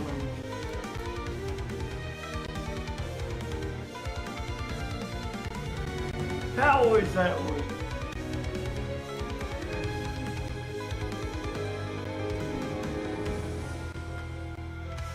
And maybe I got 60,000 more of those. Let's go, bud. I know. Yes. Yes. Everything else, you have to drop down the fuel playing menu, and usually the black fuel is set to 0 for auto, but you can override it. Yeah, I know. We've done that before. Yeah. Let's go! Yes. Let's go! I'm glad that we ever override it. But she fights good otherwise.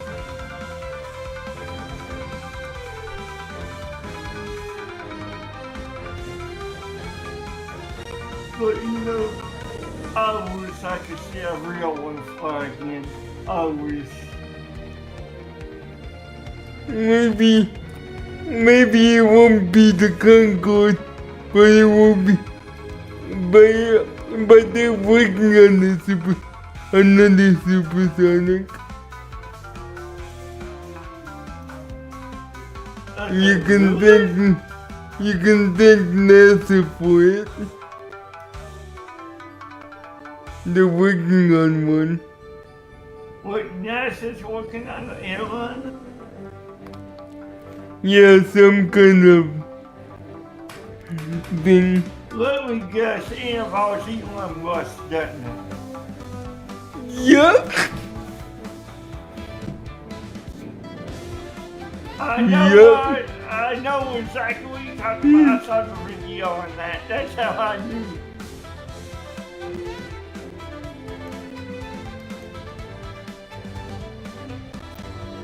Yeah, but, you know, I want to see the bowling people work though.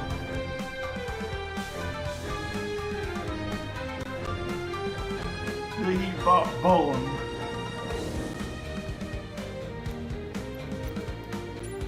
Well, maybe we'll make it easier.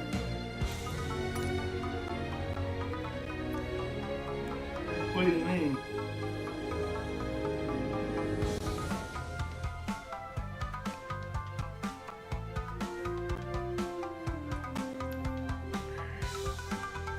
Bud, Yeah.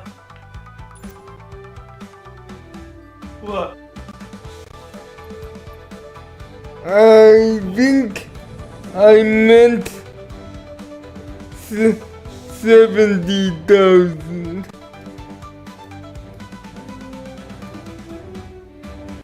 Oh, okay. Not 7,000. Good luck.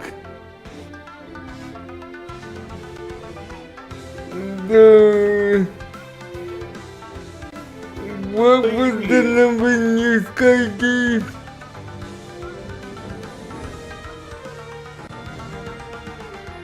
You gave me 77806. Yeah, at 70,000 tons today. 70, you said? 70,000 tons. Whatever that was. 77,806 was in tons. Are you talking about 70,000 tons or 70,000 pounds of fuel? 70,000 tons. TONS or TONS? TONS. Okay.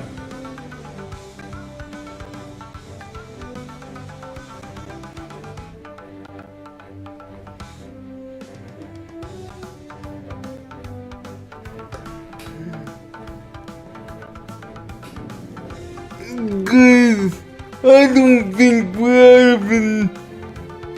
out of the woods yet, 'cause good luck.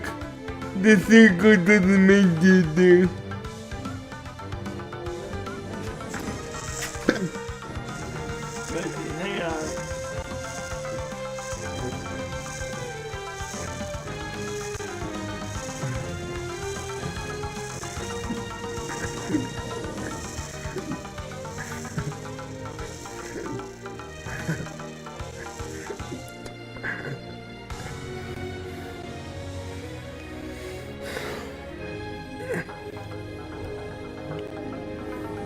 Hang on.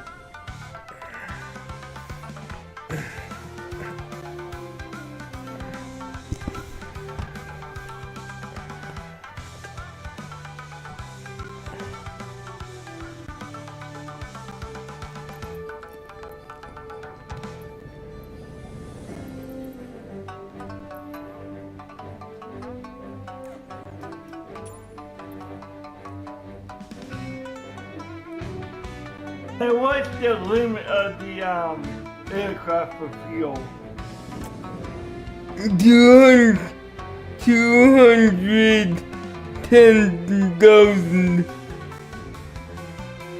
393.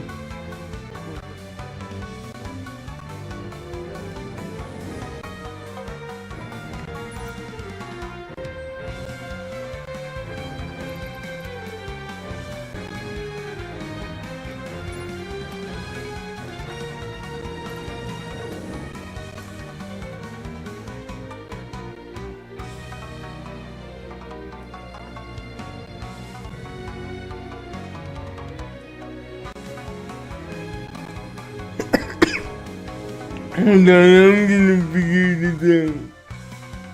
Yeah.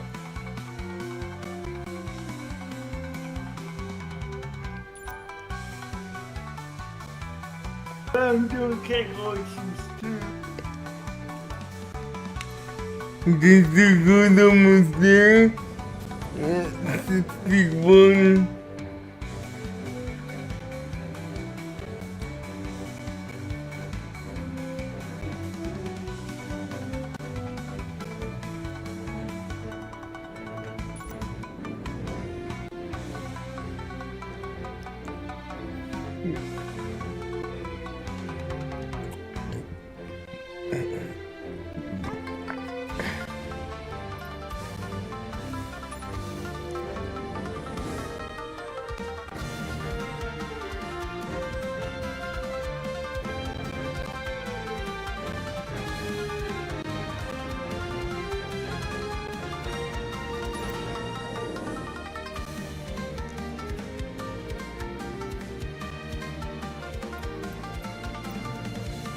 Oh, what am I doing?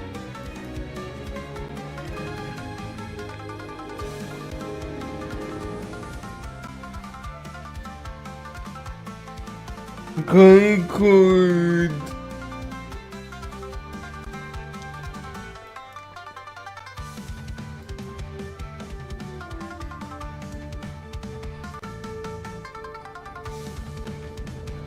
KJF.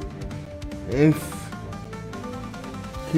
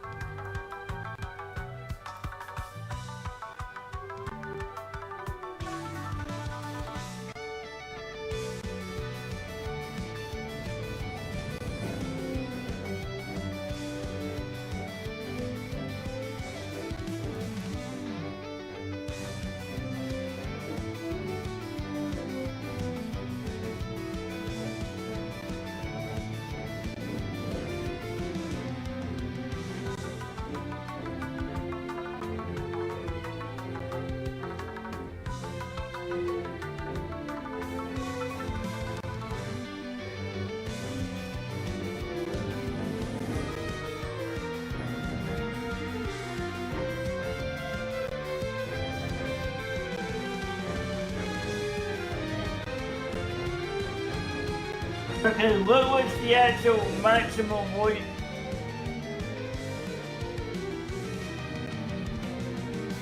$300,000 what? 70?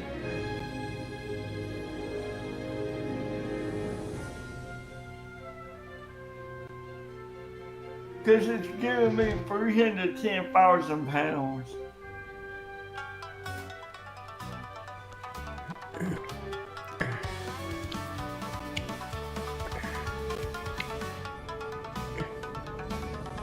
Let's see how close they got the circle.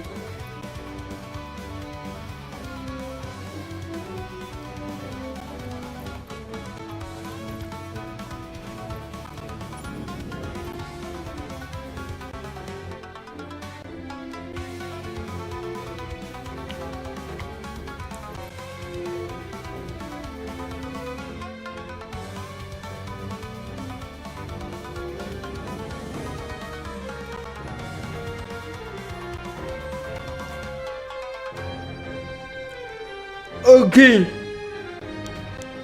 What is 80,000? I found the number. 80,000 kilograms.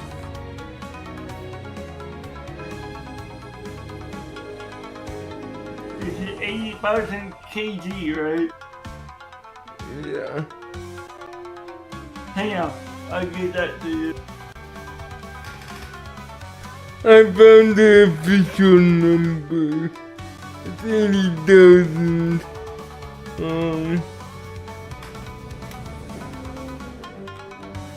I'll confirm that now. Okay. 176.69. 176.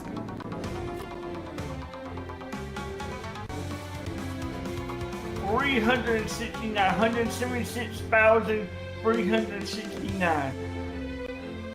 Okay. 176.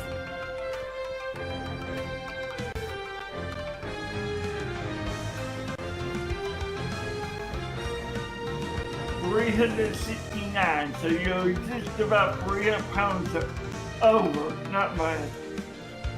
Okay. So that means I need to go in the new car. And then edit the ribbon. View play. We were way off.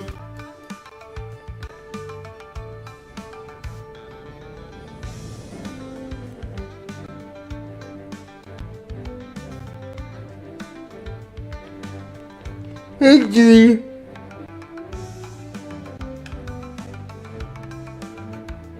zero, zero, zero, zero.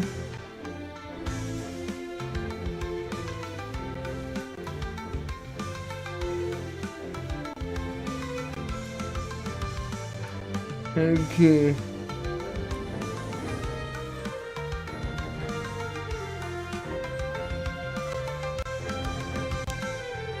I'm gonna round it up to 70. Since it's 8-1. Fair enough, but Okay, what did you round it up to? 176,370. Yeah. Cause it's 0.81. Yeah. Yeah, not bad. Because it's 176,369. Yeah. 0.81, yeah.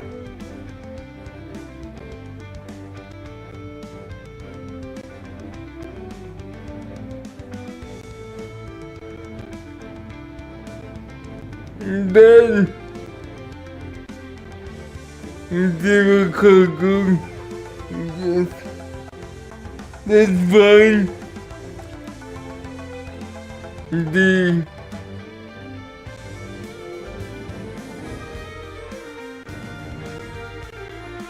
Because I don't think that the Concord has cargo bay anyway.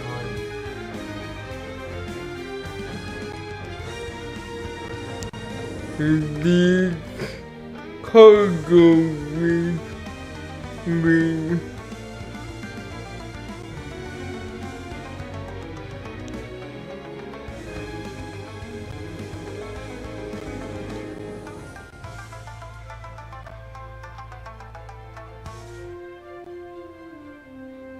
But what the if you on fleet, board the none.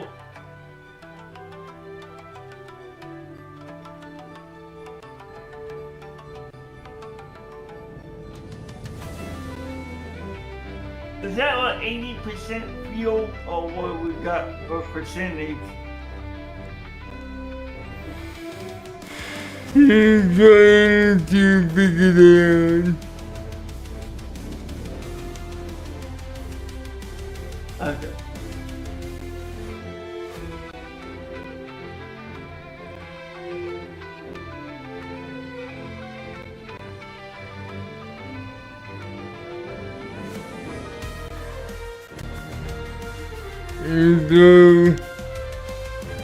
So Centerpiece. Let's see. BC Concord.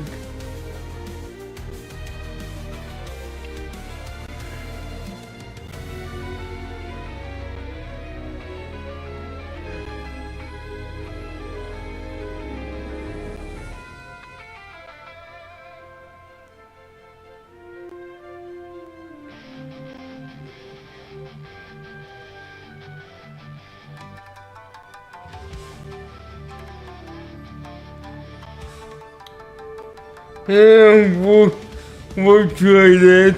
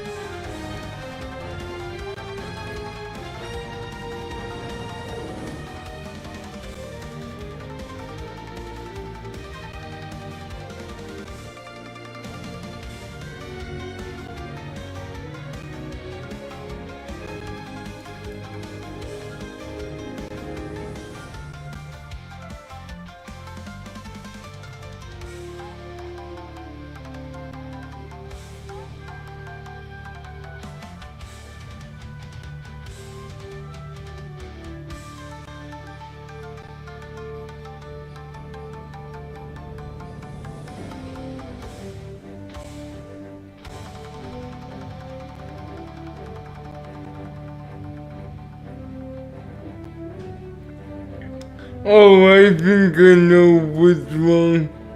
I think I know what's wrong. What? I'm gonna see.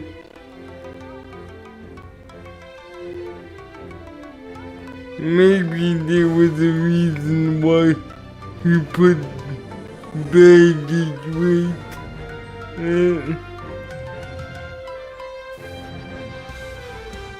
Zero.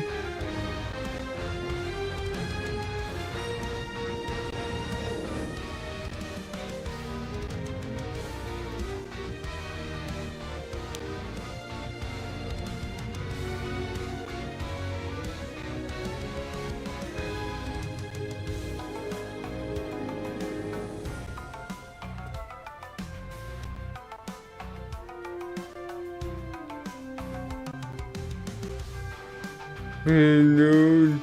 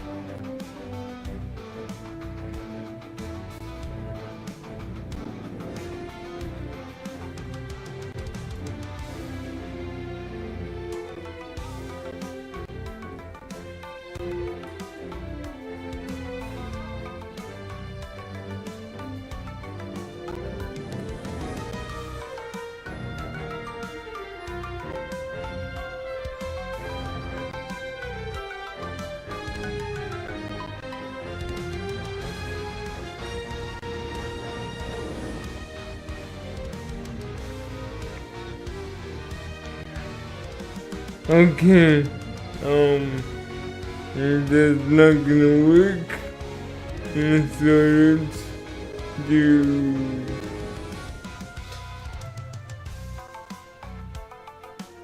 auto.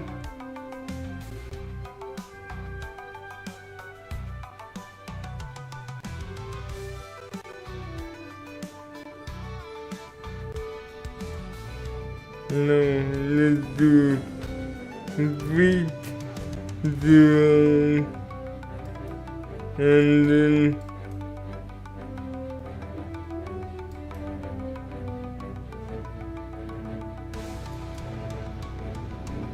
Auto. Zero fuel weight. Auto. And then generator.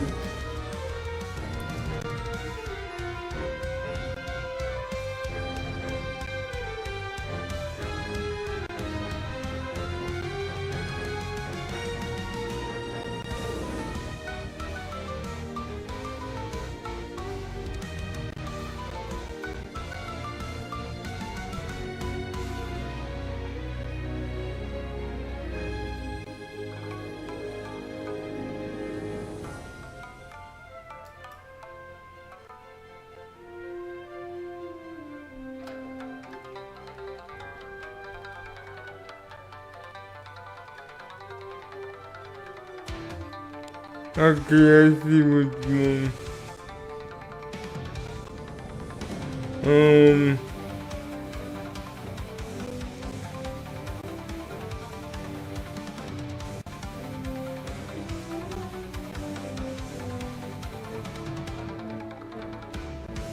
So please hit auto.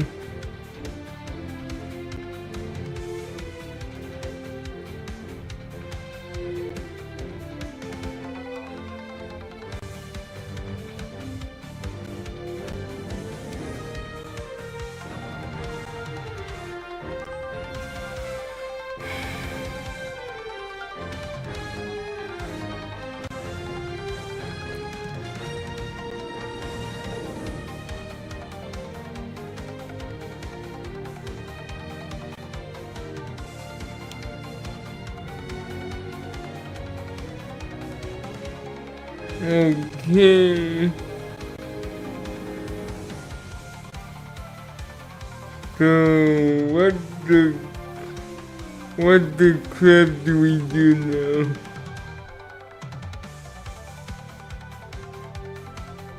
Okay, what's going on? Are you over or what?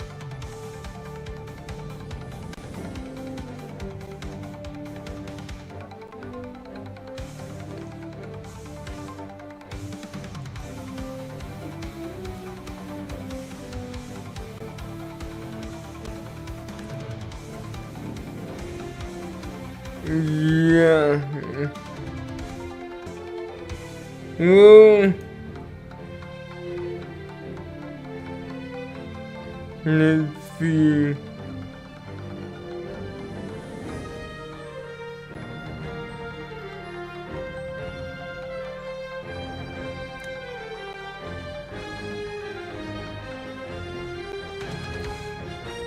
What is the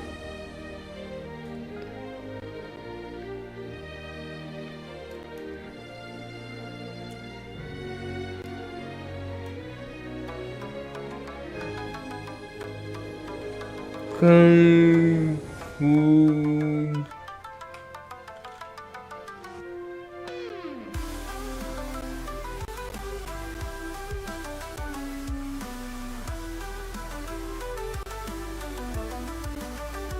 O-E-W.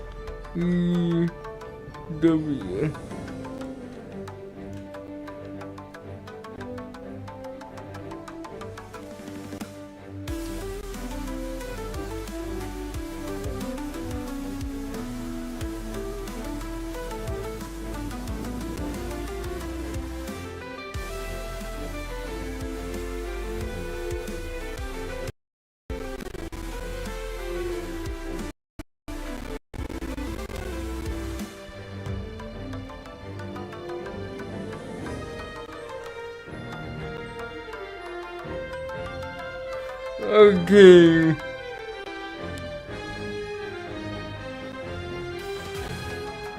What? Let me see.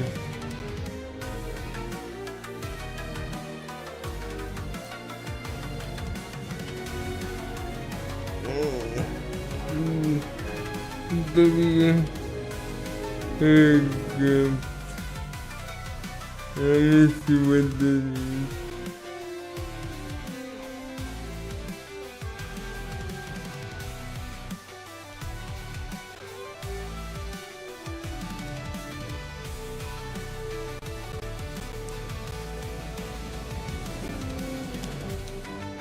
Okay. I think I know what the problem is.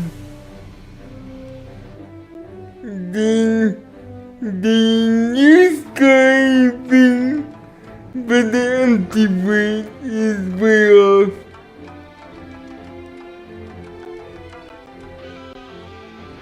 Okay. Okay, that makes sense. So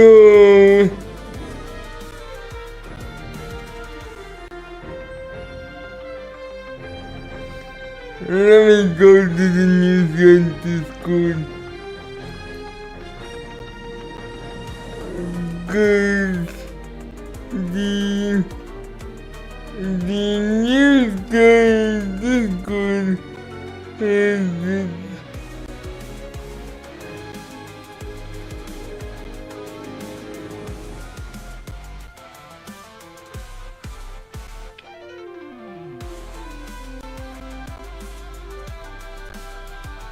Wait, what if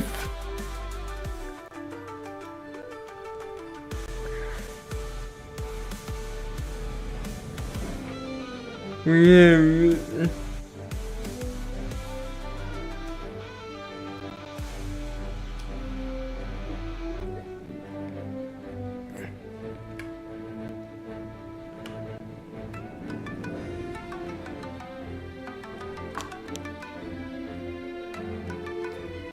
generate with this 69?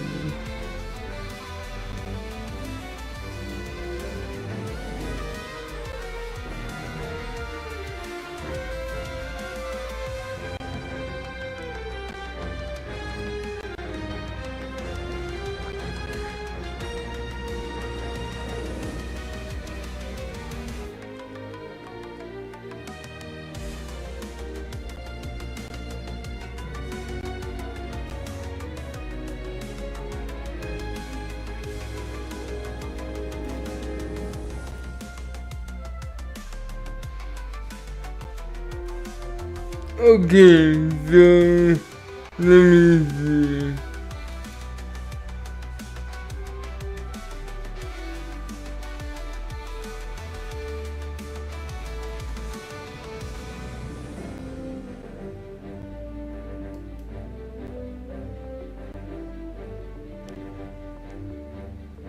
Penalties.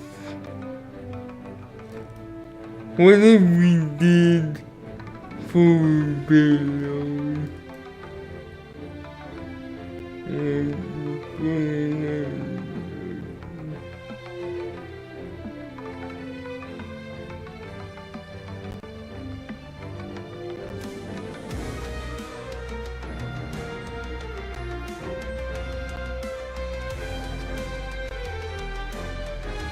Okay, so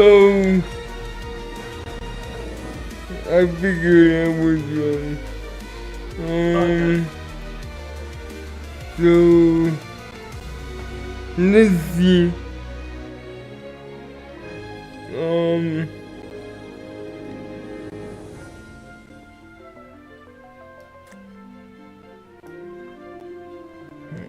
Concord.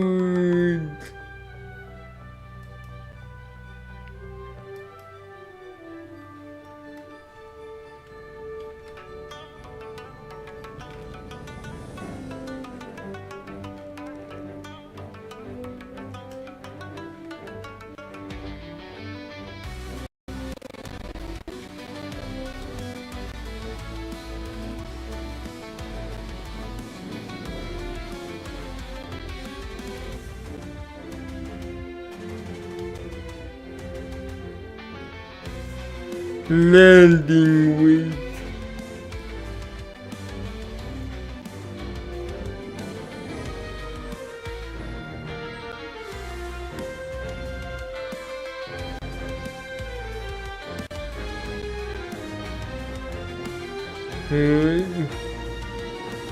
Landing weight.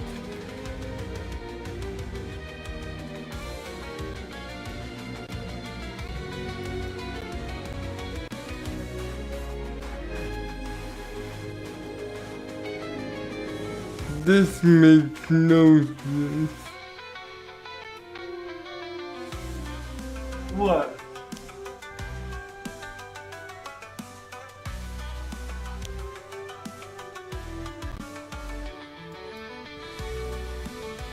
So what do I have for maximum landweight? I'm gonna put good. That's the limiting factor.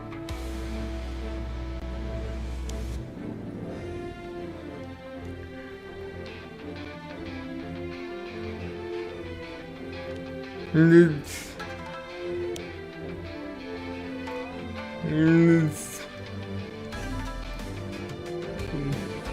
get here.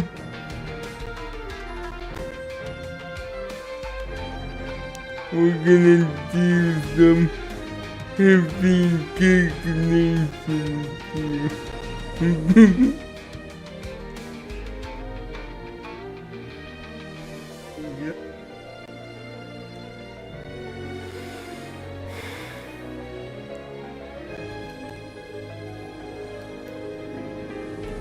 Don't be getting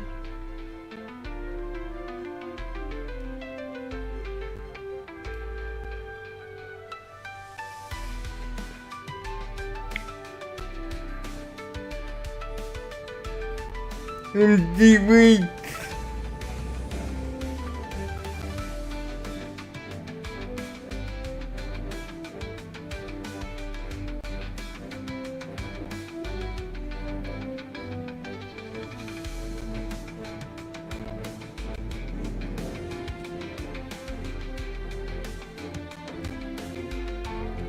Hey, doggy, what's up? Hey, what's up, Bird? How's it going, buddy? I was just trying to figure out the weights of the Concord because some of them were off. Oh, really? Yeah. So, yeah. Just be forewarned right now. There's a guy named Raptor Abilities that's wanting to kick us because we're not moving. Just be forewarned. We're gonna lose our admins and we're gonna get kicked. Just be forewarned about it. I was just over there. Yeah, but he wasn't that cool like that now. Well, he's talking to him. He's trying to talk him into it. So I don't know how he's gonna do this. I don't know what's gonna happen. I have no idea.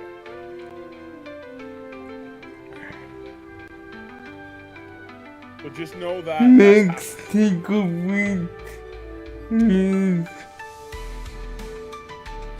just so if you don't see it anymore, you know why now. That's all I wanted to say. Yeah, well. Who is this? The one that Tilu's in with right now. If you look over there, he's in there with Raptor. Aguilar's cool, but that guy's eating.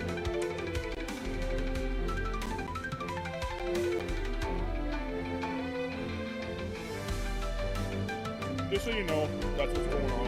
I want to let you know because I don't want you to be coming to me like, hey, what's going on here?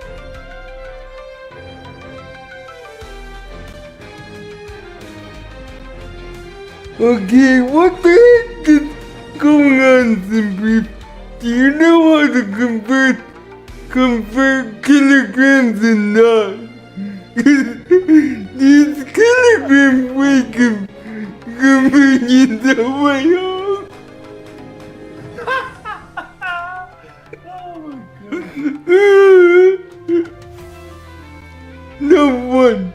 No wonder.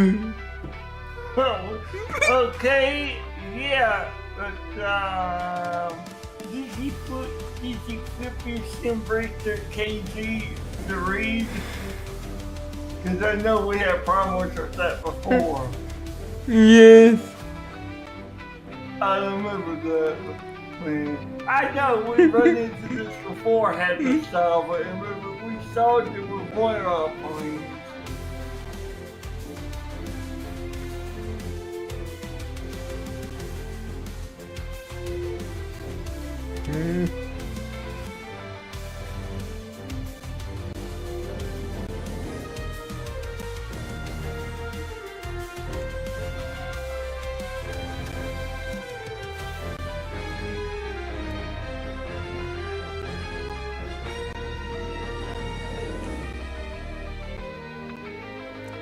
1, 8, 6, 8, 8, oh.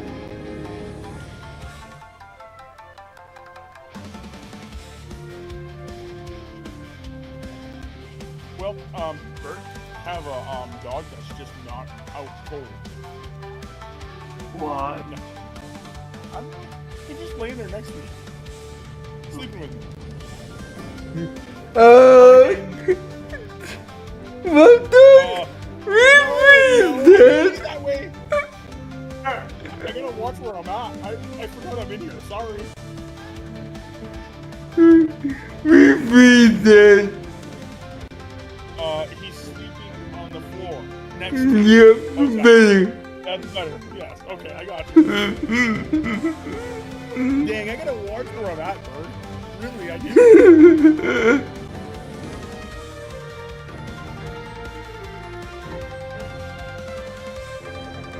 Yes, you do.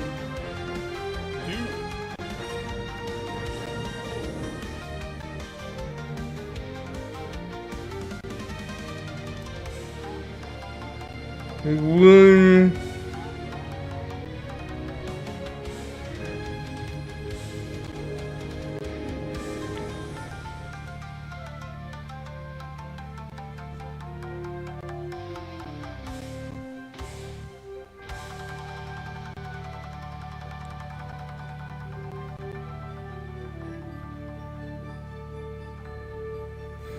So, Bird, did you come with that name yet? No, I had one. I had it, but I forgot what it was. Guys, you got any good names for me? What? I'm looking for a new gamer tag. Something that's not like this. I want something that doesn't mean a thing, that's cool, but not meaning anything. Not meaning anything bad or anything, just something that's cool. Sounds good. That's easy to say for everybody.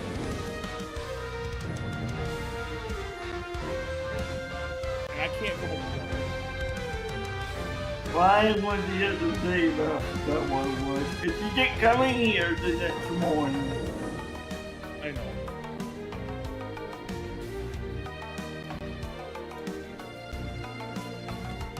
The 111. 1, 3. Oh.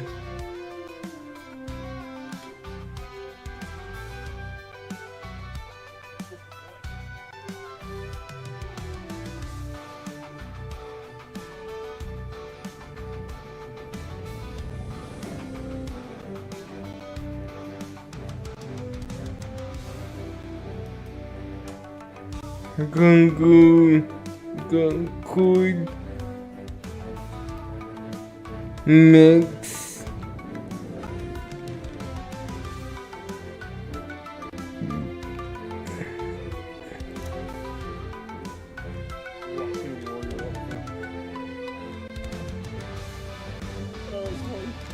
Bird, did you see that?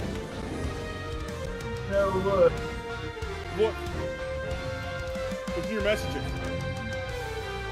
You didn't see anything weird, text.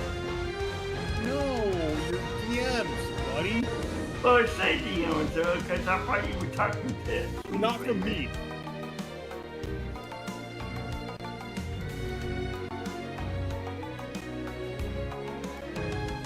$2.5 tons.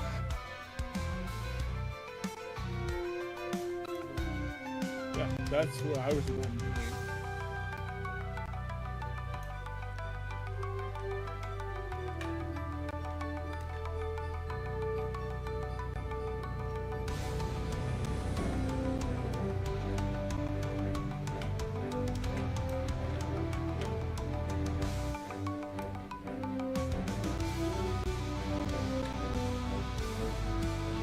You keep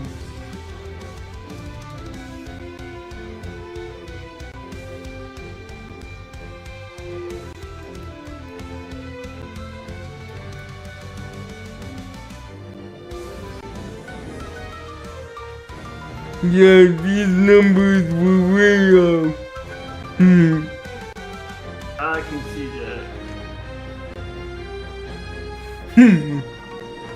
No.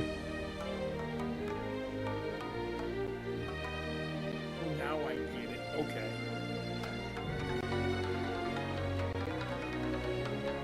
Wait a minute. No. I don't want to just cause without you.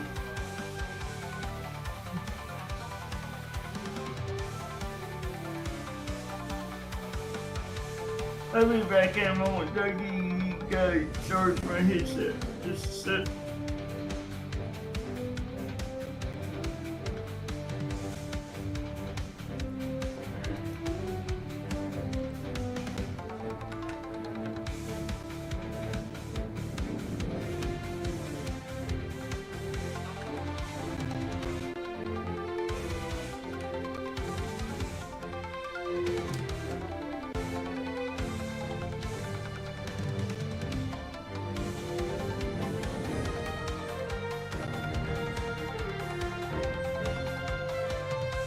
Okay, Bird.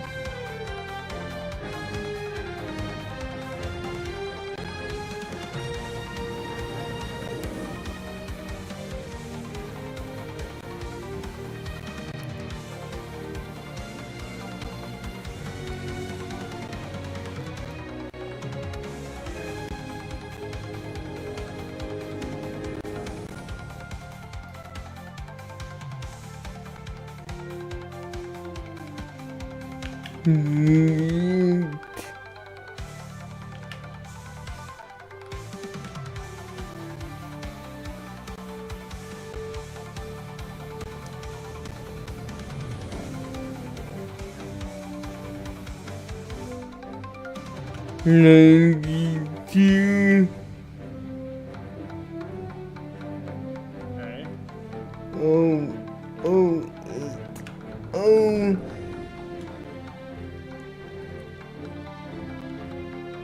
Take a week.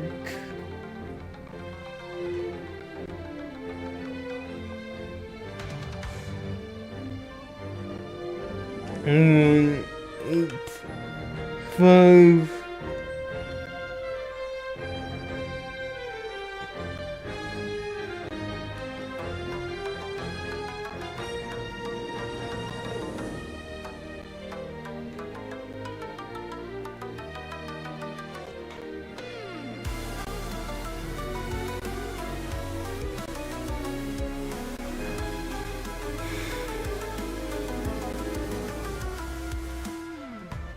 And then maximum fuel capacity.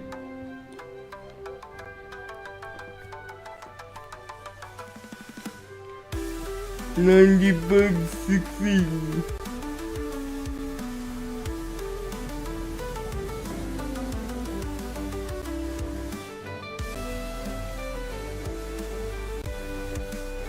$9.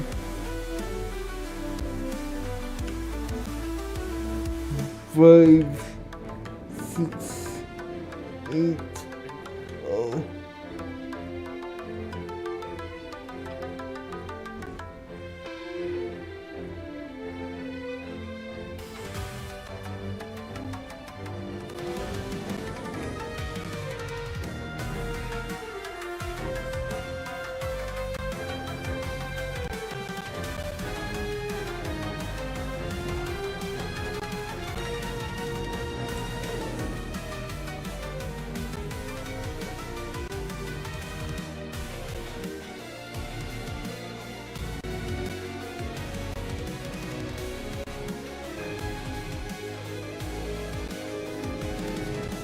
No.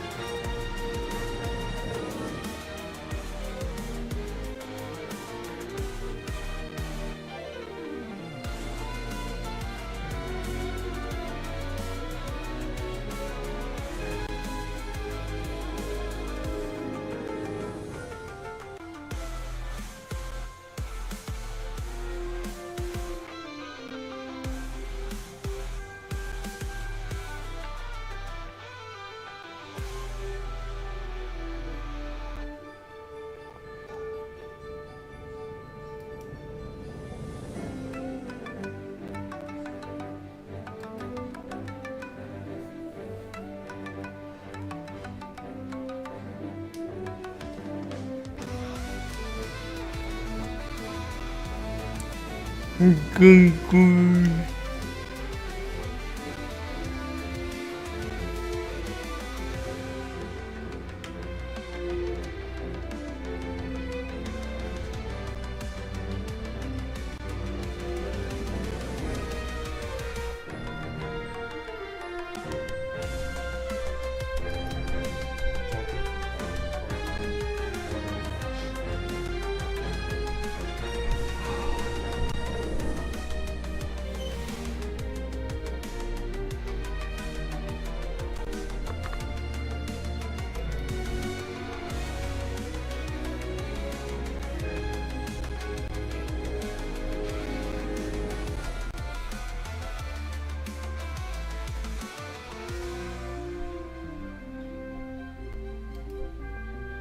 New York.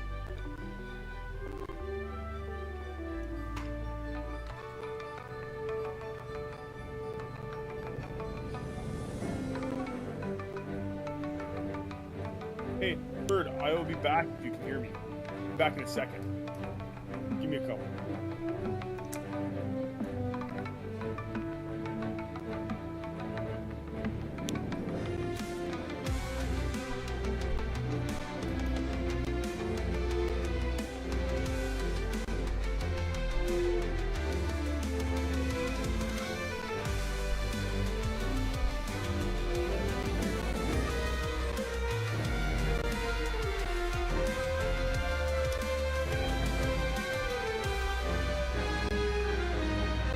Okay, I'm back. Let me hear for Star Trek from YouTube.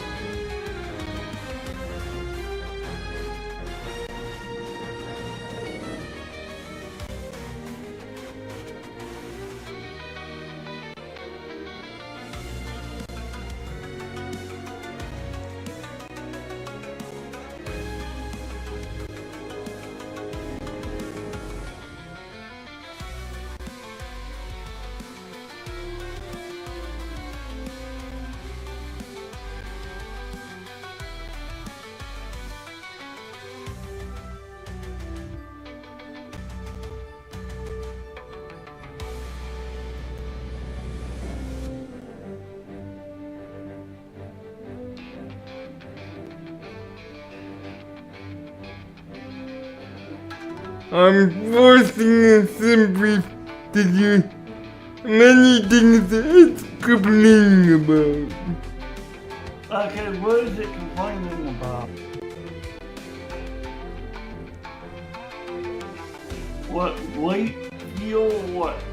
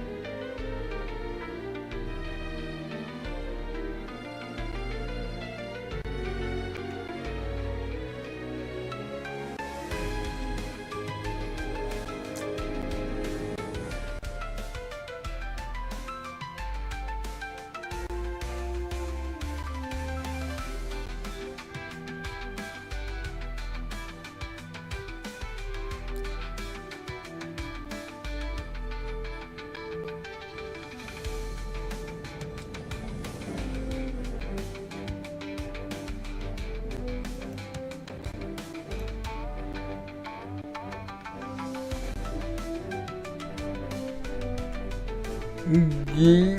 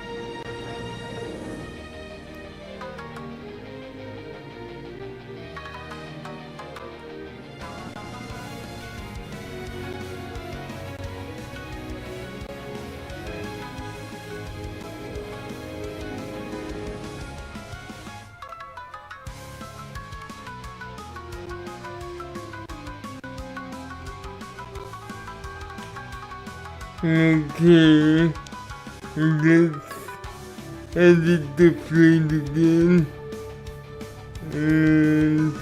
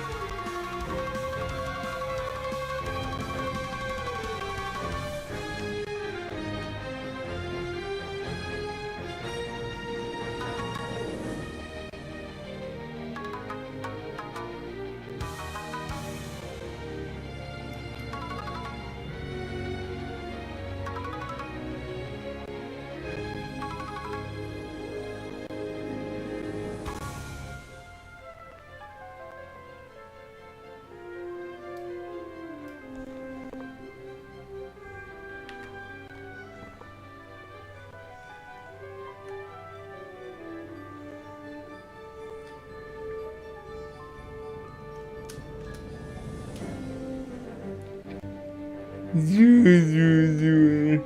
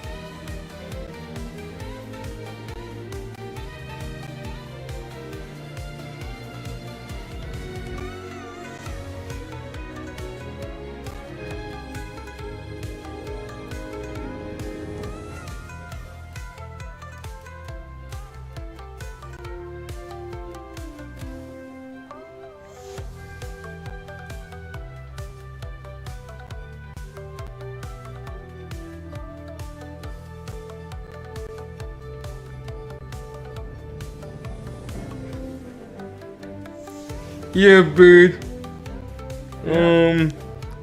what? It won't go in 60,000.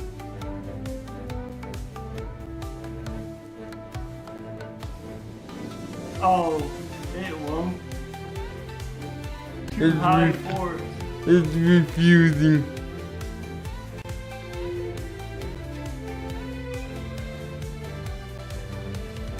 Oh, in the sim brief. Yeah.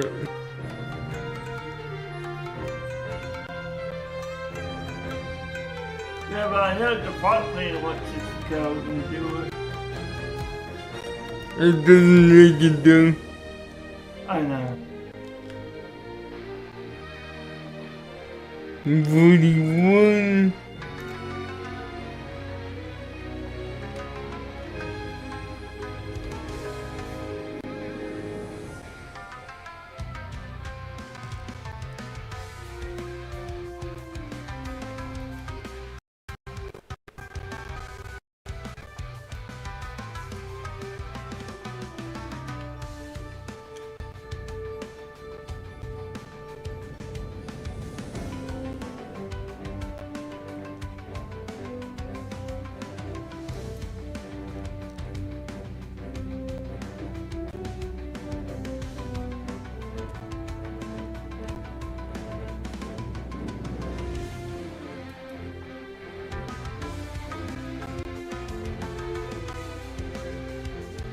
We're gonna have to go 41.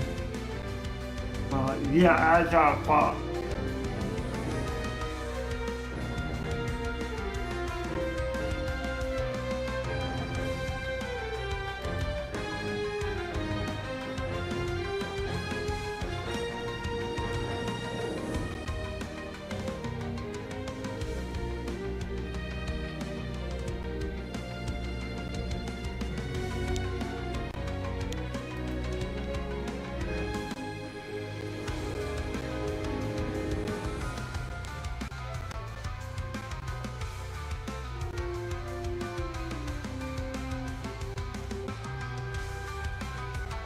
Can we at least go 55 though? We can go.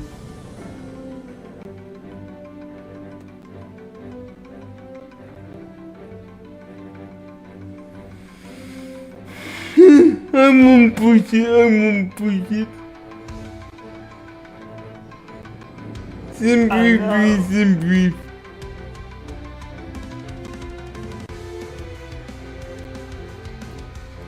Maybe you can do 65, maybe not.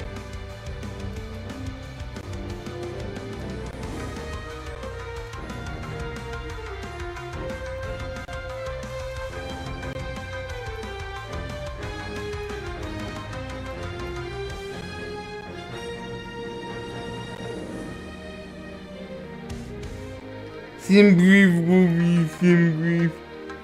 If it's not made for it, then I know.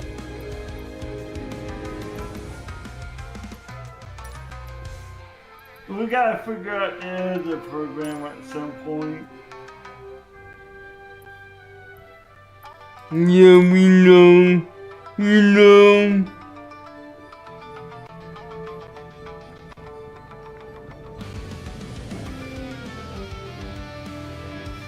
But she flies, so that's a good thing.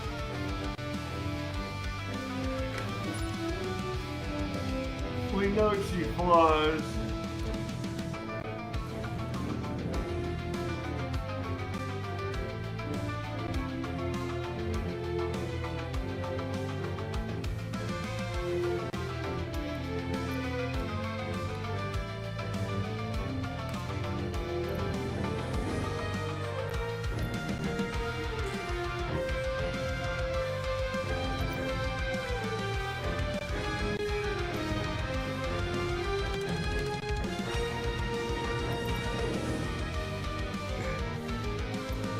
We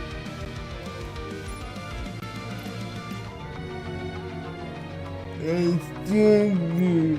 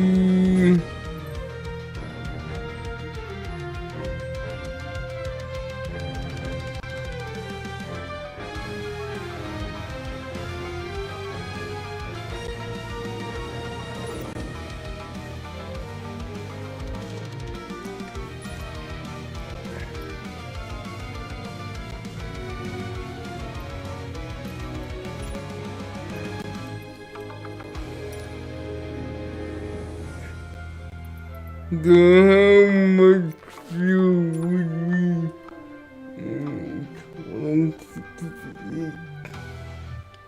315. Let's see if that works.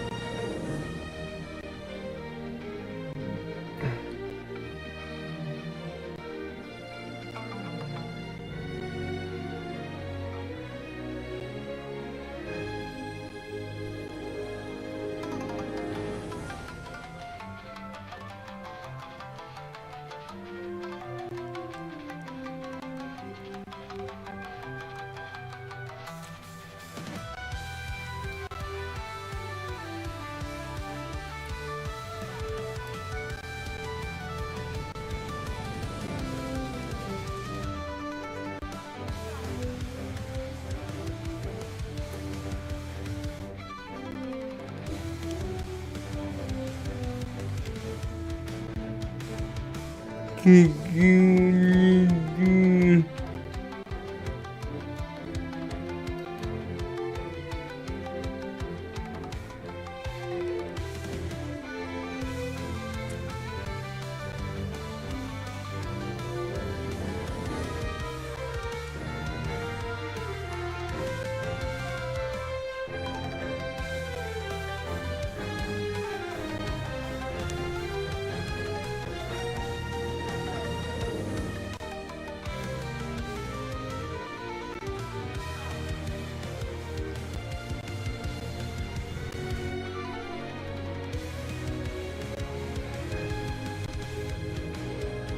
Oh, okay.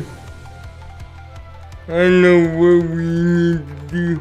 We need to reduce the number of passengers.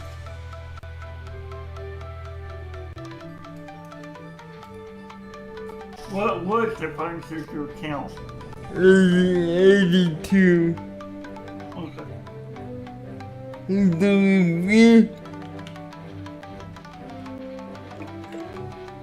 If we reduce it to 75, what do we get?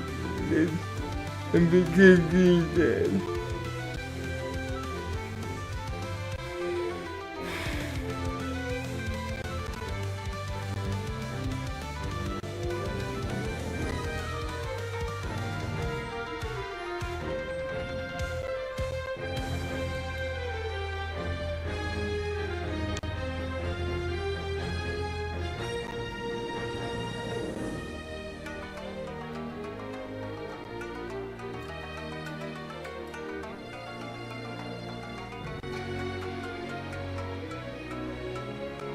Okay, when we do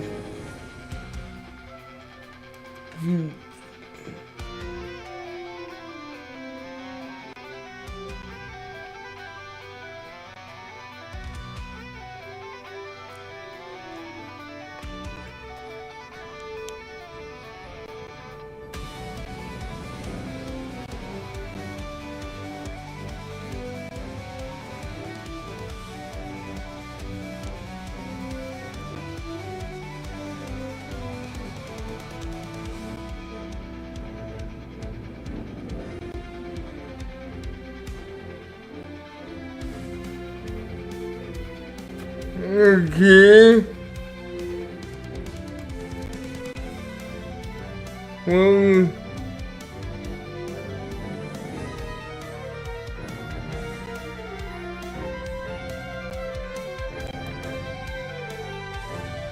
I'm gonna try this. I'm gonna try this. Maybe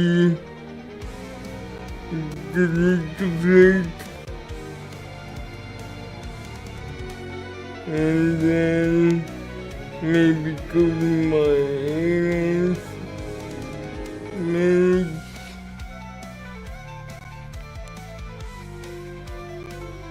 sleep, and what if we delete the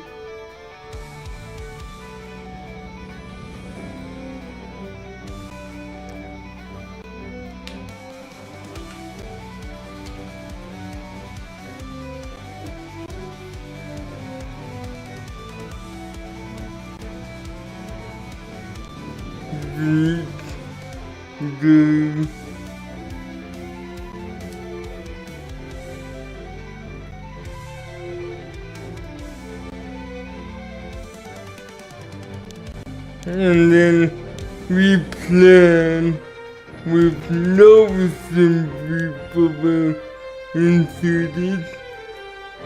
What do we get?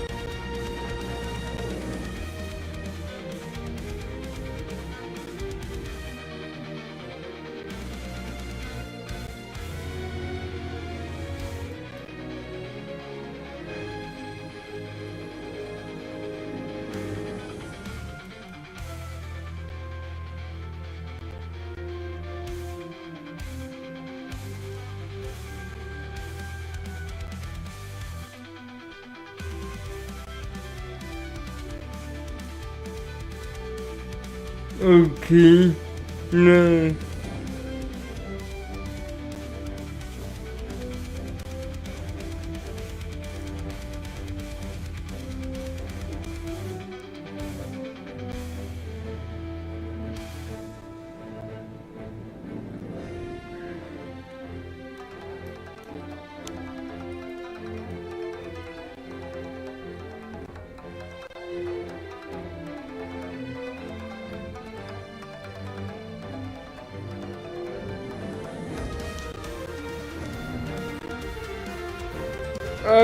I really think flying the Concorde is impossible.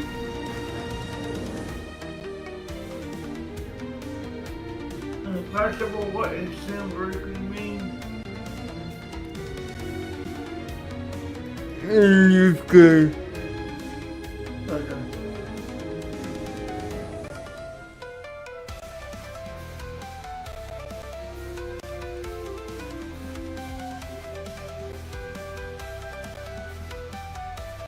Well, they say they have it, but they really don't, or what? It's still giving me that 7706 number.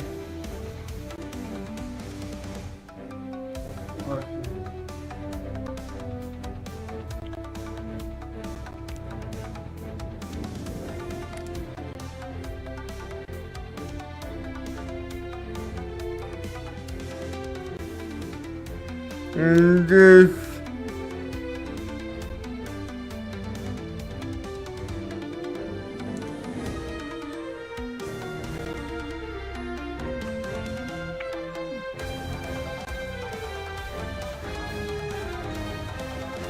yeah, we're just gonna have to fly with our new car. Blah. I know. Because if Simply doesn't support it, then you guys gonna have no way to take it into for the score. But I know, Blair. But that leaves us with one question.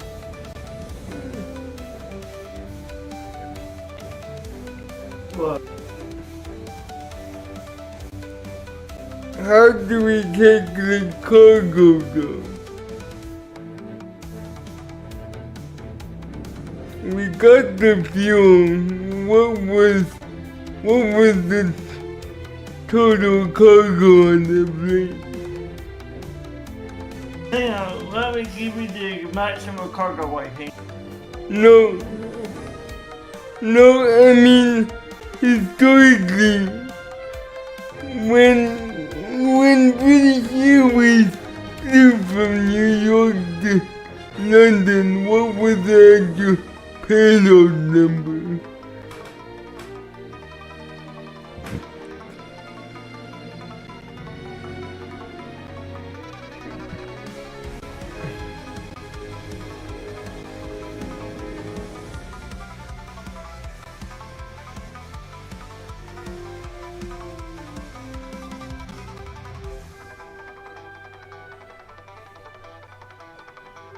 Cargo weight,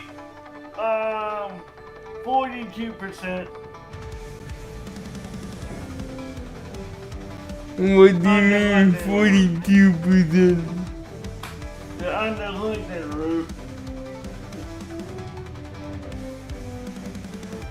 42%? Yeah, that's what it says. For the London route, yes. And how much fuel? Hang on.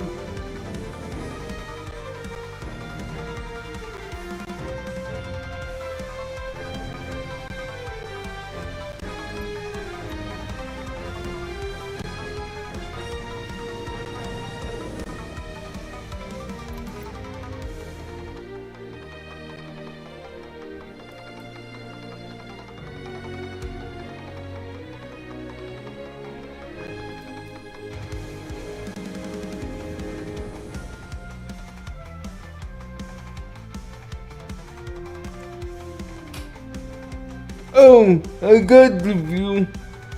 80,000 kg, so if I just convert that, what do we get?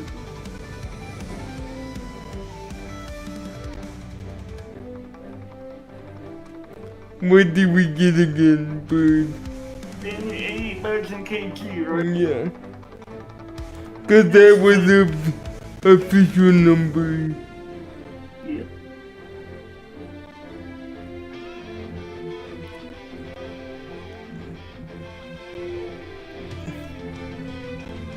$176 or 369.81.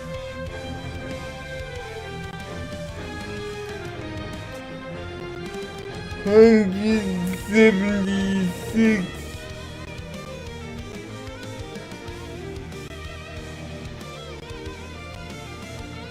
Yeah, 176.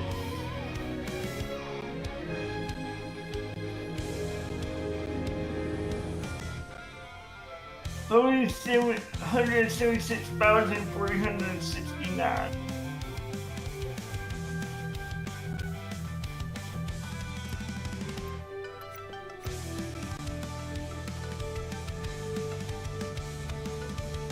You're 168. You just need to go 5,000. Well, you need to go about 8. You need to go 1,000 more pounds. Let me import this and this.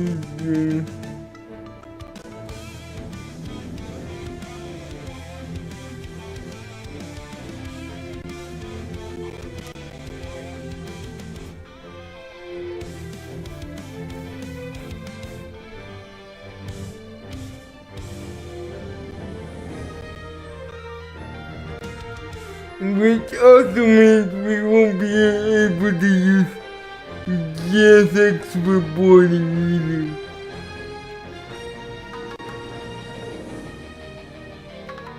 Really?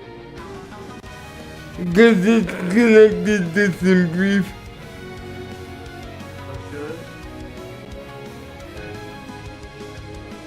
And you know what that means? Well, but I gave you the cargo weight.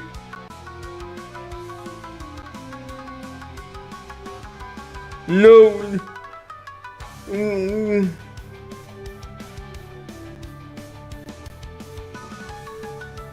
You know what I mean by it?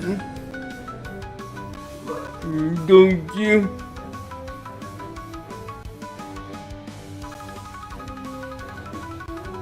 Oh, they said footprint error.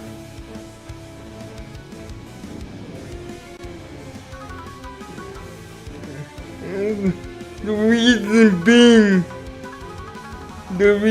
being is we're not gonna have an appropriate flight plan, so the passengers will not come on board the passenger models.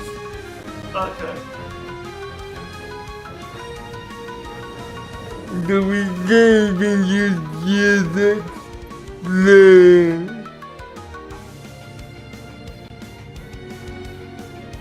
Man, we're in a tough spot. Bird. I know, but the people do it all the time. I just don't know how they're doing it. They don't use Newscar. And I told you, Maxim has special rules. You use a special Maxim template.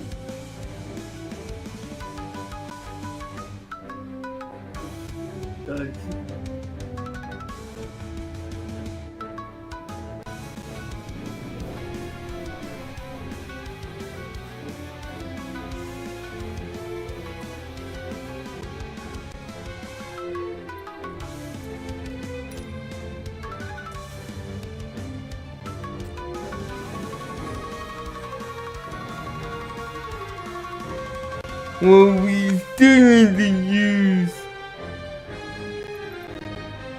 Well, we still need to use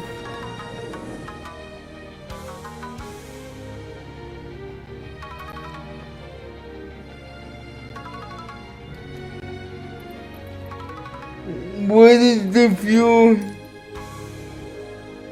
176,000. Exact number, please. 176,369.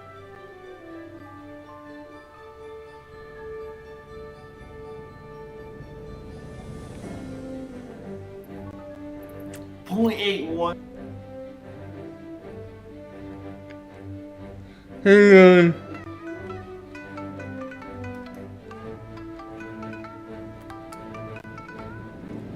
Do reflect.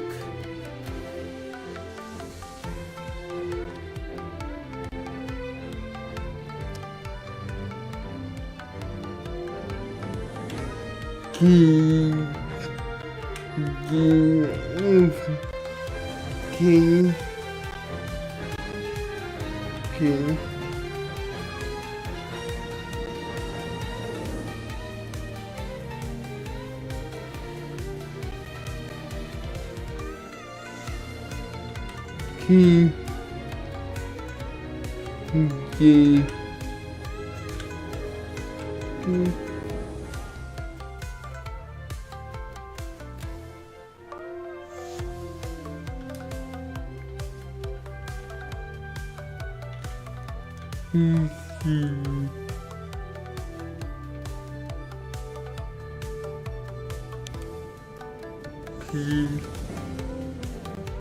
One,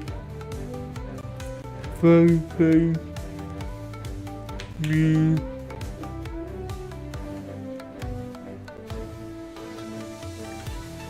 KGF, K, E, D, L,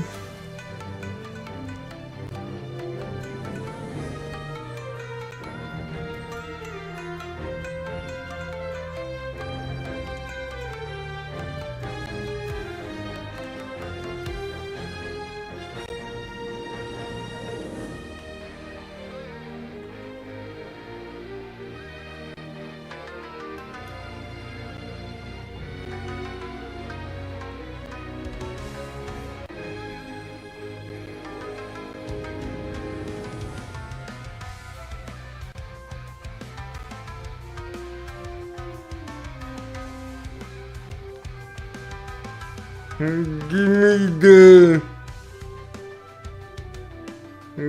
me the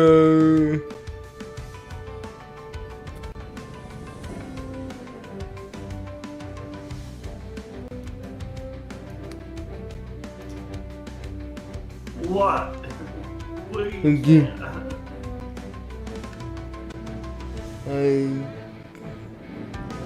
One, two.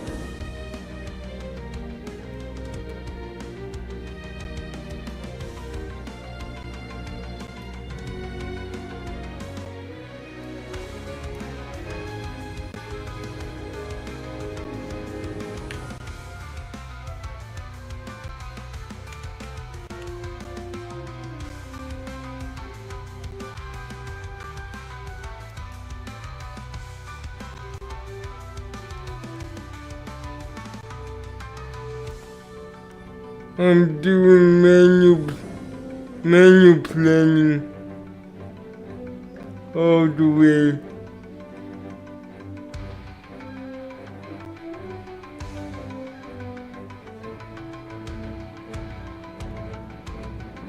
So ECOBS, okay.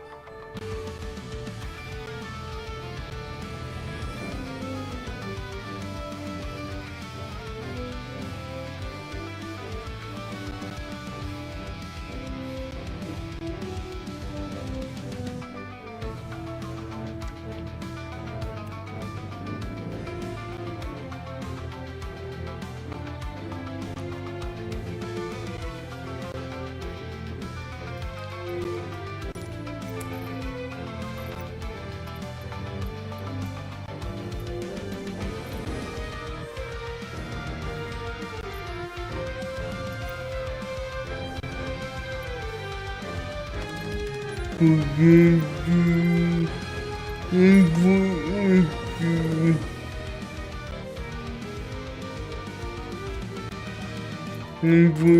the sim.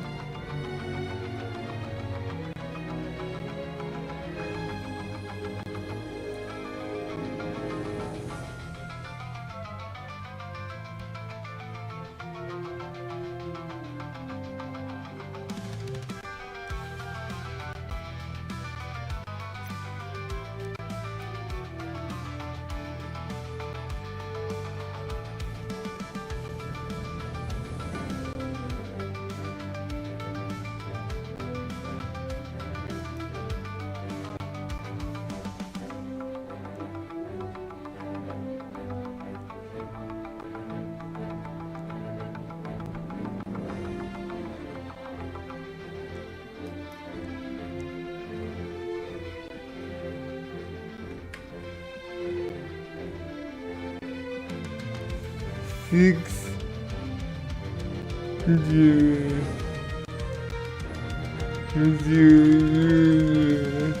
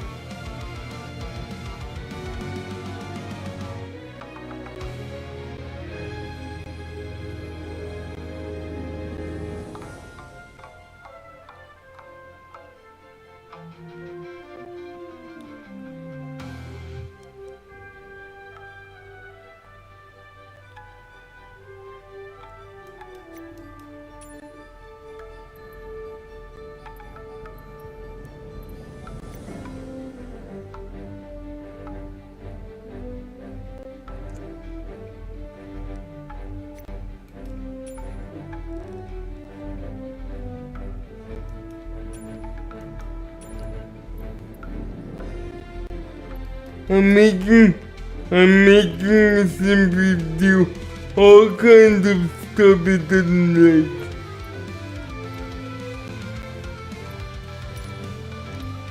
But You're like, what's wrong? Are you overweight or what? because it doesn't have a proper profile for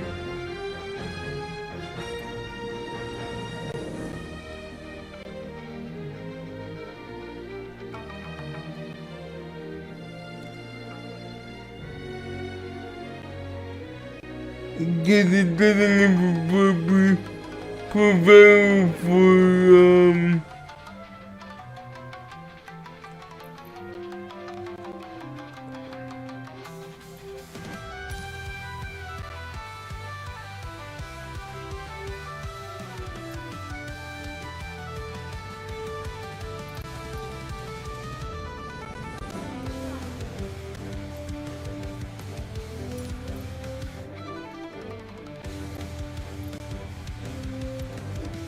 because it doesn't have a proper profile for the Concord is to complain.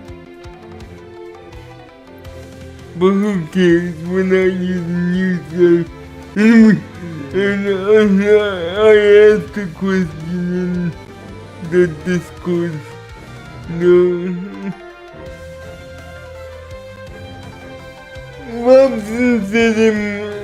Robson might say it's impossible. And in that case, yeah.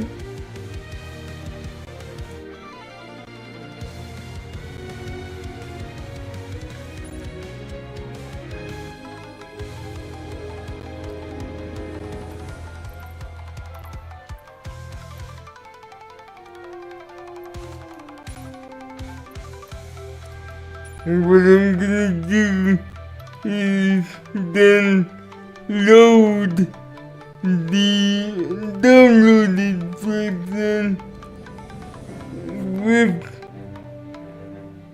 with the plant fuel.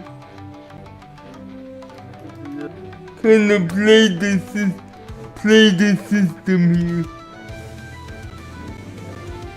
You know what I mean? To make it work.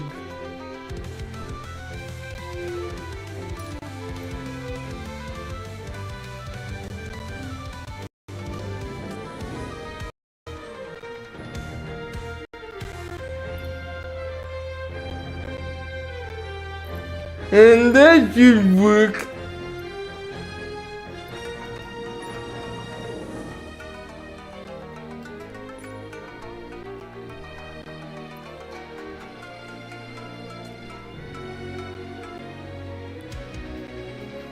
Jesus, that took a lot of being creative, but we figured it out.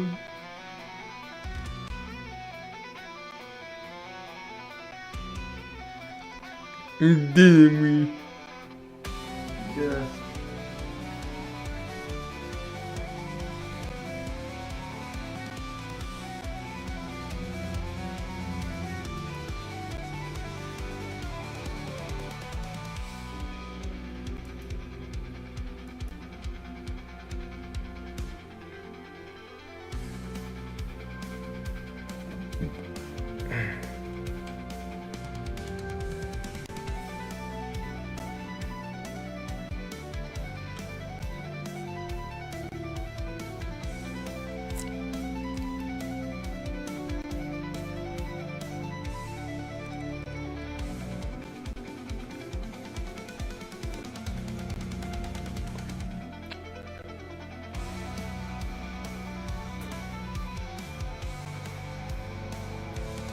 But at least we don't have to worry about scores. But I can if I could figure out something with somebody, I think I can figure out something. No, but the developers say in order to make Concord work, they have to redo how Simbrief works. It's impossible, but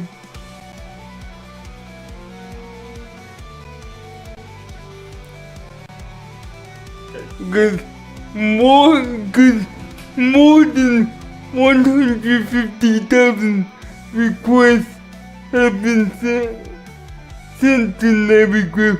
Please add the Concord. Please add the Concord. Please add the Concord. Please add the Concord. And they're like, no, because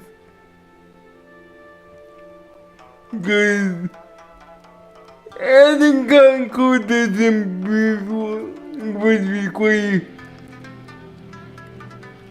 rebuilding simply from the ground up and rebuilding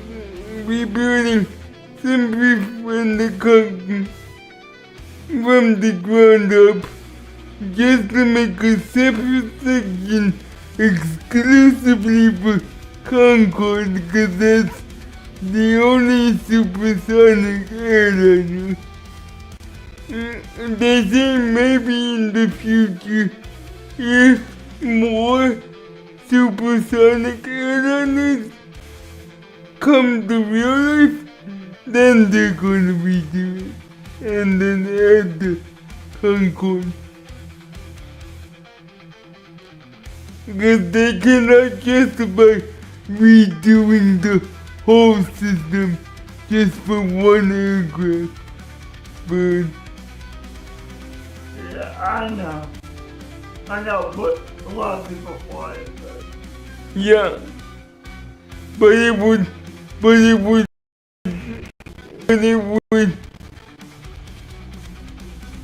would require Simbrief to be taken down for months, maybe years.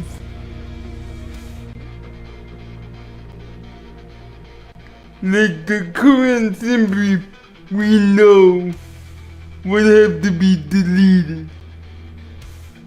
Anyway, but he still had the information though.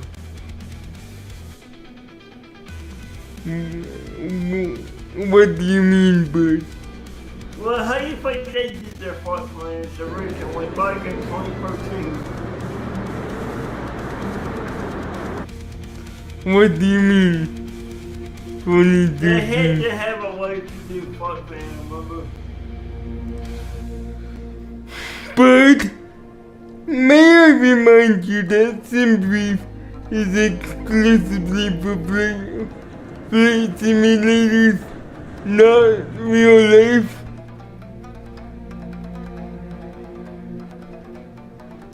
Now, talk about there had to be original flight plans that government approved. I can't think I am using one bird.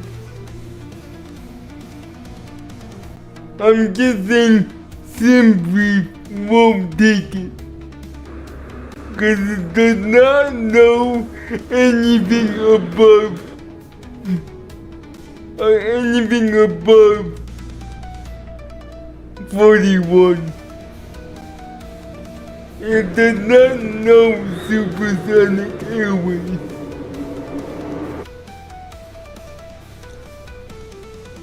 And bird. What? They're saying they would have to redo the whole SimBrief system. Runway awareness. Okay. Feet.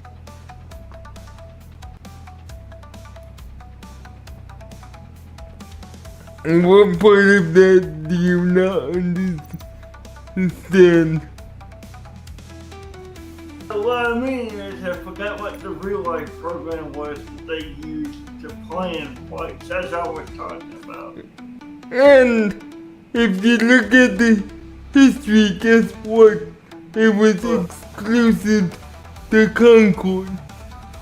It was not embedded into anything else. It was embedded in the Concorde MCDU. I looked it up, bud. The flight plan data, you mean? No, all the information before we started flying it.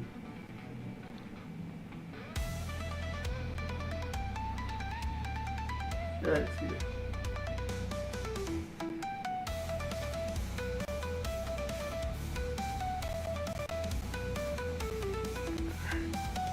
The Concorde is a unique plane, but it's also a pain in the ass for the racing community, because so many people want to fly it, but nobody can divert the resources to making a good one, or a flight planner, because they don't have any information on it.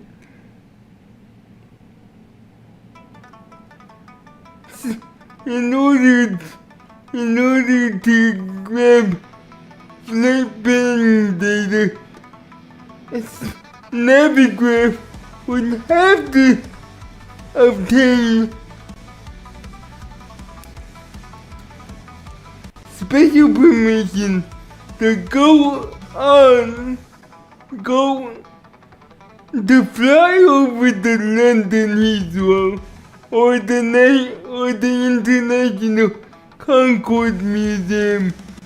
Step aboard one and look at the MCDU, and that's if it still works. But you realize how difficult that would be to obtain permission to go on board what's essentially a museum piece, right?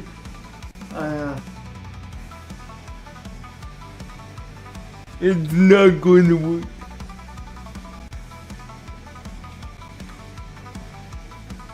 And based on that, I know what they're talking about. they just can't see the justification, even though it's popular. They want to do it, but the steps involved are near impossible, but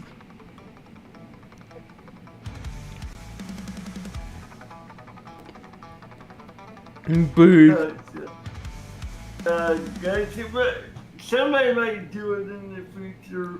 Who knows?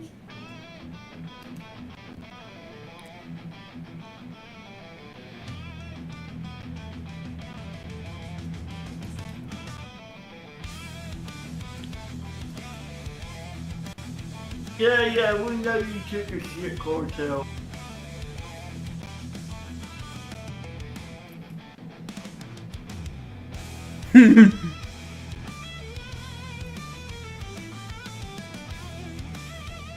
But we can still use it for pushback though. But you still would need to restart for the... yeah. Bottom right corner for batteries. I know. I'm trying to get external power first. Okay. I know you want to buy it, and since we tested it.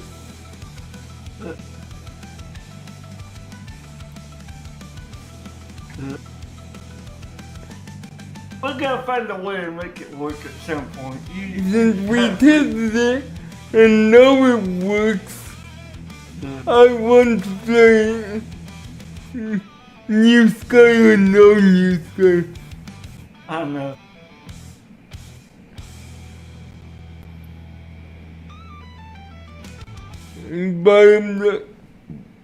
Bottom line is, I went through this much effort to get flight planning figured out. You know, as soon as it took off, you know I wanted to play it. Yes. And I would not get a pin for this if we didn't want to play it. I know. So I do want to play it. Bad. I know, so do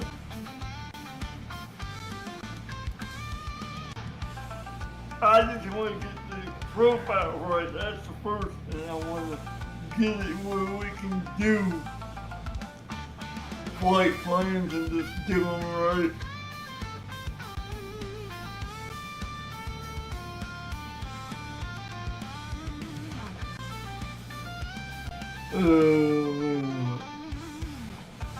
Okay, come on. You giving us power yet? Again, request GPU. You haven't done that yet. It just came up.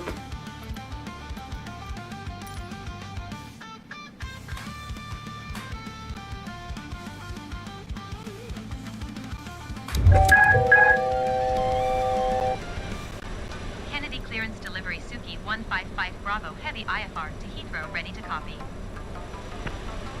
Suki 155 Bravo Heavy is cleared to Heathrow Airport as filed.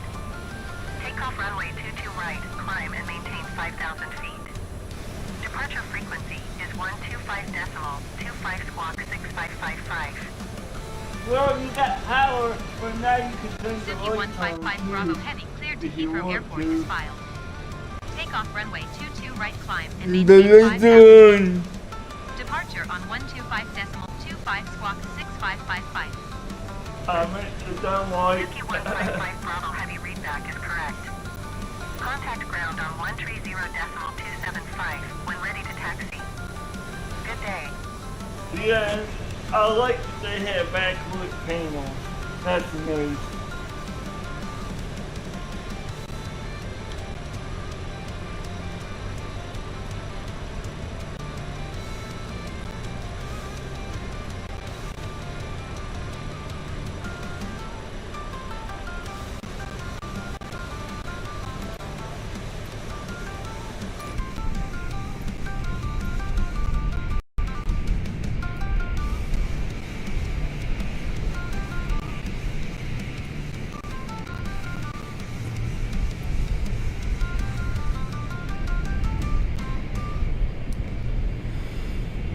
Our Concorde even looks nicer at night.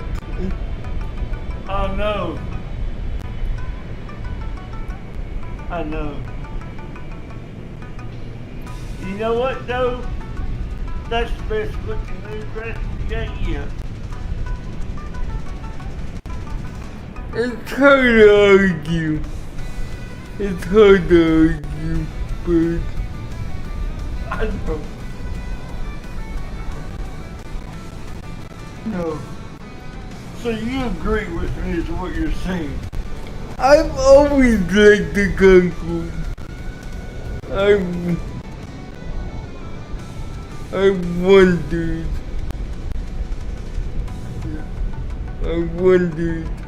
what happened to it, cause nobody ever told me what happened to it. I know. Yeah, oh, but when we go back in, you know that little switch that's above the landing gear? That's to lock the nose down. When you're doing climb and stuff. It does that automatically with AI, you know. I know. I know. But hey, I would love to see the real deal flying. Even if they had to go through hell to restore. But I know somebody's gonna want to.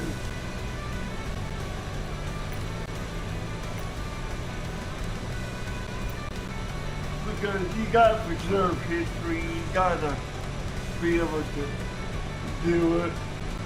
Because you know there's gonna be people that wanna flood again.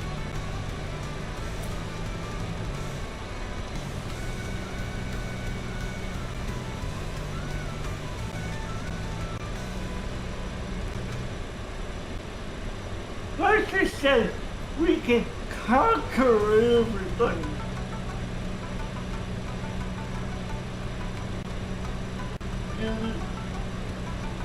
Yeah. Oh, was that too easy?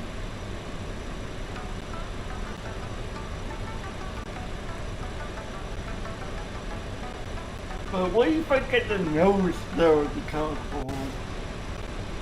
Good. I was wondering what the nose visor was all about when I was younger.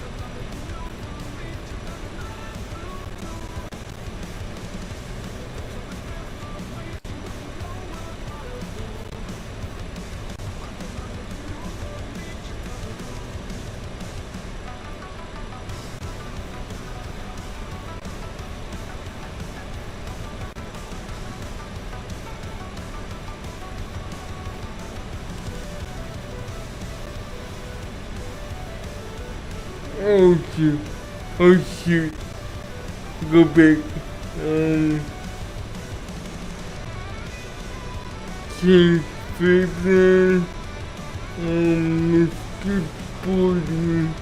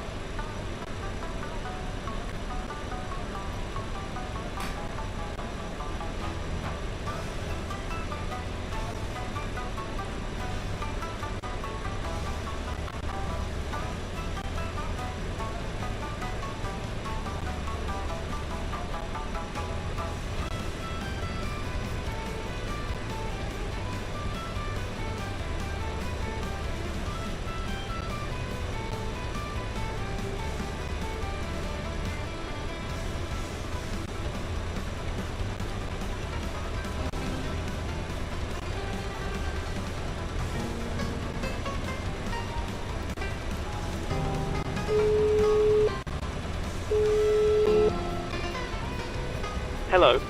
Hi, Captain. Okay, here's the low sheet from ground. I've written the passenger count here, the crew count here, and the total number of souls, not including yourself, here. Thanks. Okay, looks like we're all set to go whenever you're ready. Thanks. No problem.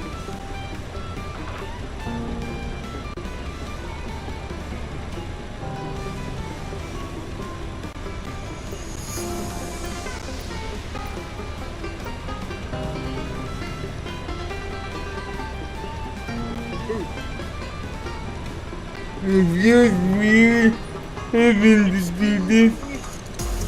What? But, First gun in there? no. Not here for. What's up, buddy? Nothing much. Well, with the Concord, we're in a weird situation. Because we can't use some people on it.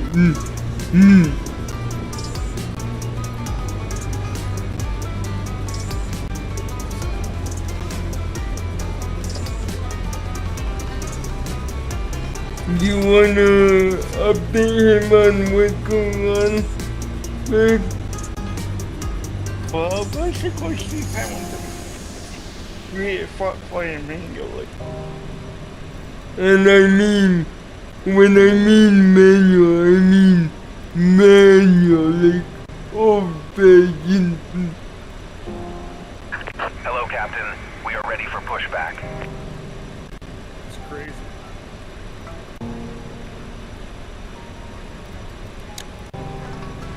Where are you? Round I've been all over. Go ahead. Call me with your quote stuff. Yeah, I know. We're all set, so feel free to get connected and start when ready. Departure checks completed. Bypass pin inserted. Yeah, I sent you a link. Check that out.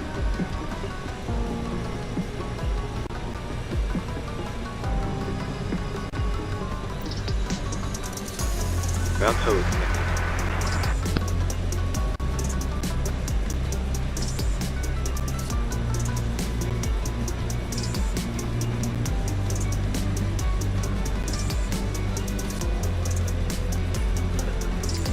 Locking gear. Round copy. Go ahead. As a reminder, to use software, track your airline starting. You have to. Roger. Toes attached. Steering pin inserted. Stand by while we start pushback.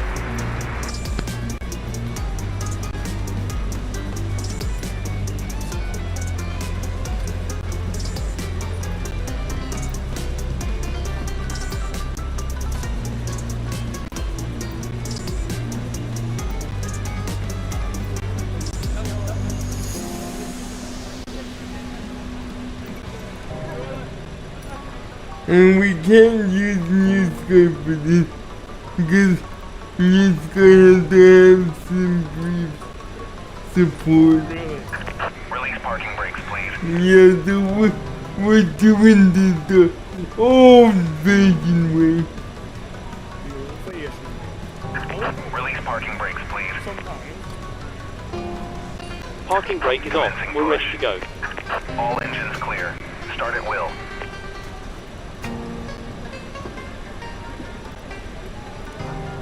Okay, Captain. We cleared the stand, and you're free to start engine.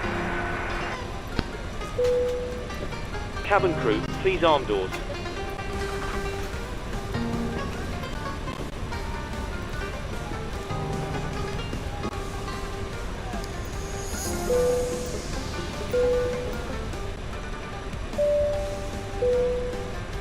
ご挨拶フライトの安全を確保するため、機長は迅速な離陸の準備としてこのビデオを上映することを決定しました。乗客の皆様がこのフライトで怪我をしたり、困難な状況に陥ったりすることのないよう、ぜひご覧ください。お座席の上には大きなお荷物を入れるスペースが、前のお座席には Kennedy 小さ Ground なお荷物を入れる 2155 スペ Bravo ース Heavy, がござい Sierra ます。 ready to taxi IFR. お荷物の破損を防ぐため、お荷物は正しい収納スペースにお入れください。シートベルトは左右に分かれています。片側には左手の調節可能なストラップに取り付けるレバータイプのバックルがあり、もう Taxiing 片 hold 側 short には runway 右手の 22 right バックル in にロックす Taxiway るスト Hotel ラップ Alpha があります。 Foxtrot Suki シー 155 ト Bravo ベルト Heavy. 着用表示灯が点灯したら、バックルを取り付けてシートベルトを締めてください。シートベルト着用表示灯が点灯しているときは、必ず表示されたまま使用を続けますが、シートベルトを使用がある場合は、バックルを引くだけです。当社のフライトは Wi-Fi に対応しており、高度1万フィートに到達した時点で当社のサービスにオンラインでアクセスすることが And that's what I'm talking about. It's such a unique plane that our planning software doesn't even support it because it's a supersonic airliner.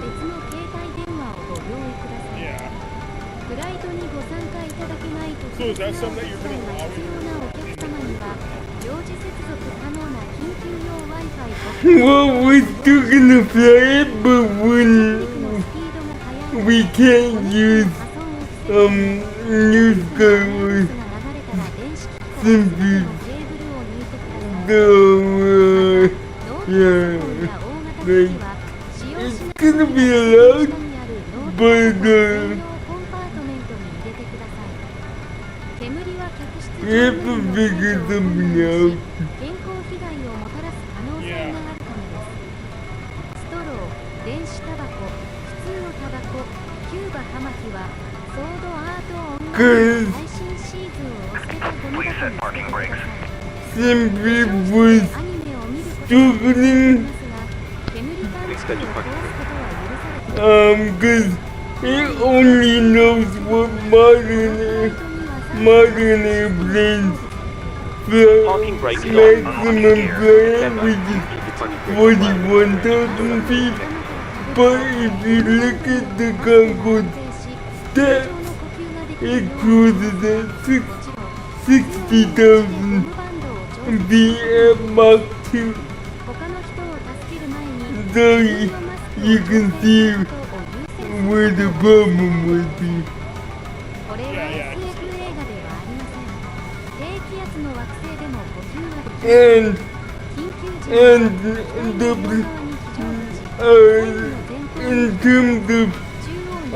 the planning software,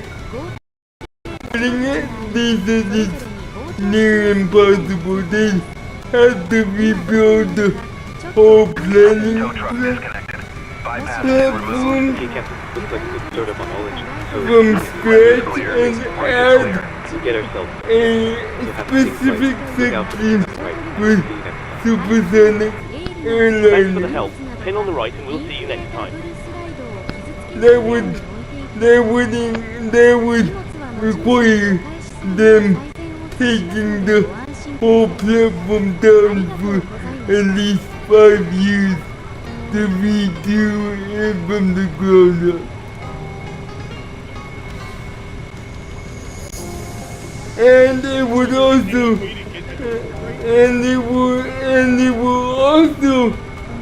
require them traveling from Sweden to the National Concorde Museum, and I'm not sure.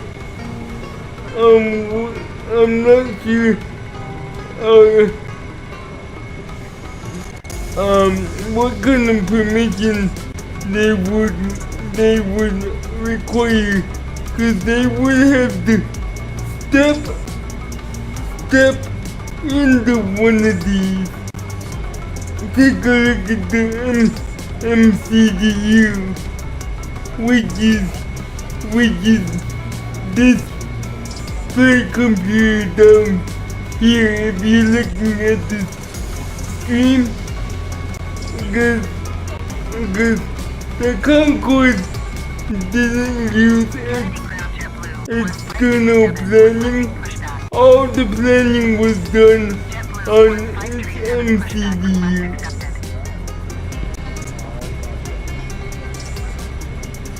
So that's why there's no data on flight planning for the Concorde. And that's why SimBrief doesn't have a way to support it, because it does not know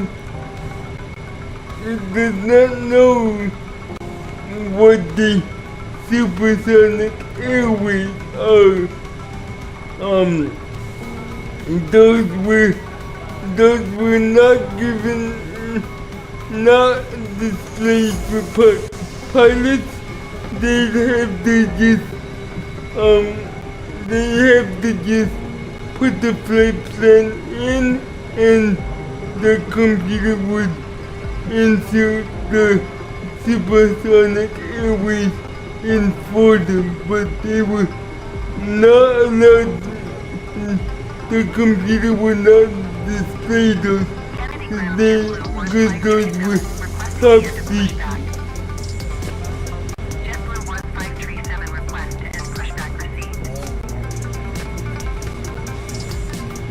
So you see what the problem is? Yeah, that's great. That's extremely different. Kennedy ground JetBlue 1537 with Sierra ready to taxi IFR. JetBlue 1537 taxi 2 and hold short of runway 22 right using taxiway Fox Drive. Contact tower on 123.9 when ready. But it is a joy to fly.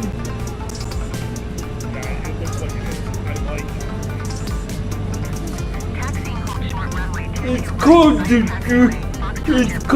droop nose, because the nose comes droop on takeoff and landing. Because the nose cone, guess what it is? A heat shield. Roger, Suki 155 Bravo Heavy. Because at 60,000 feet, you're essentially at the edge of the atmosphere.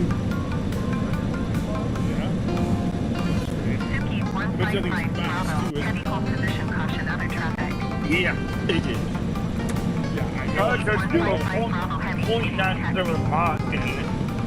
Hold position Suki 155 Bravo Heavy. Well, cruising speed was traditionally Mach 2 at 60,000 feet.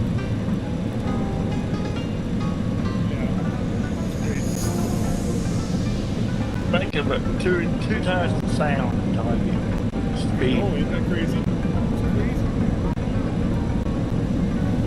The Concorde was so quiet inside because it broke this sound barrier that it was the quietest plane ever in the cabin.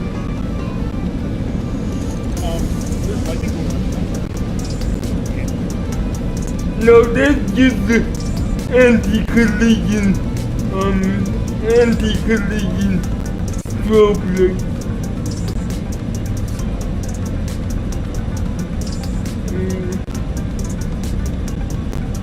Yeah, Doug, it has anti-collision lights. Suki 155 Bravo, heavy hold position, caution other traffic. I don't know. We're flying the Concorde. Hold position Suki 155 Bravo Heavy.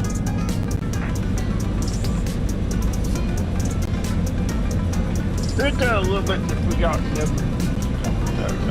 What's she got? Have you flown yet? Yes, he flew it all the time in flight, the Maxi tells me. It is because of Bird that we got this plane. Doc, I'm familiar with the plane because I flew it in the function of Mexico. I know what's supposed to behave like. I mean, I know every control placement, but I know what's supposed to behave like. This is because I'm very, very true. There were two very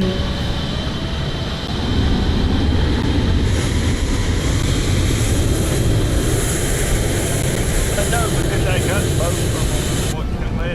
The later one was a little different and it was the one before this one. There was kind of a redo. There was a little bit of a difference. Yeah.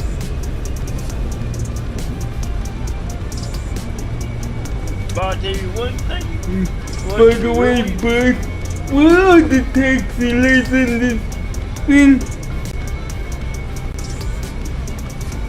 Okay, the turn lights and taxi lights are the two switches by themselves on the panel just above the red fuel shut off. You see what the red fuel shut off is? Right below that, there's two switches by themselves. You see it? Okay. That's the ones on the co-pilot side there against the wall. You see it? There. I got him. Okay, I know some of the voices already because I've been in there trying to remember every voicemail but most of the controls. The one that I had trouble with because I never used, yeah, because that's the one that I never used. You didn't have to vote somewhere else.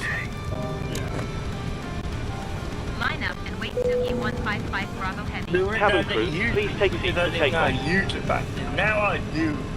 So I know, at least know where it is. It's kind of funny. The itineraries are funny. Yeah. And the fact that it has so many landing lights. Ladies and gentlemen, because this is a nighttime Oh, flight, it does. It does. I have dimmed the cabin lights to take off. Other lights too, for We the will be turned control back on once panel. we've completed our departure. Thank Yeah. you. And Doggy, guess how many fuel pumps at that? 10. How many? Yep, 10. Yes. Hello. Kennedy Tower, JetBlue 129 Let's just say we're doing a flight from New York to London right now, and we are taking 80% fuel. Kennedy Tower, JetBlue 938 12 miles Yes. northeast inbound ILS runway 22 right approach. JetBlue 903 Because Doggy, that is the official. Altimeter tree 0.04 wind 21 tree at 1 tree. But it doesn't Cleared really ILS runway it doesn't 22 allow right it approach. sooner than the other things. JetBlue What? 564 go around. Road dog, what? The nose is drooping down. 04 wind 21 tree at 1 tree. Cleared for takeoff runway. Yep, and then it droops back up 100 knots. during Takeoff runway 22 right Suki rotation. 155 Bravo Heavy. Yeah, but you can also control the nose runway. Yeah. Control the switch on the car for that. Rotate. American 185, short runway 22 right. Traffic is on the runway. Positive rate. Gear up. Cleared ILS runway 22 right. You remember what our temperature is, right? Yep.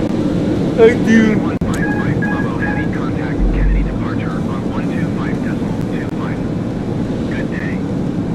We are up in the air now. Contact New York approach on 125.7. Good day. All short runway. It's funny. It's funny, but the cockpit is so big. You don't see New York, so you don't fly. Passing 1,500 feet, climbing 5,000 feet. Suki 25 Heavy, Kennedy The cockpit is so big, you don't look. radar contact. See New York, so you don't fly. Yeah.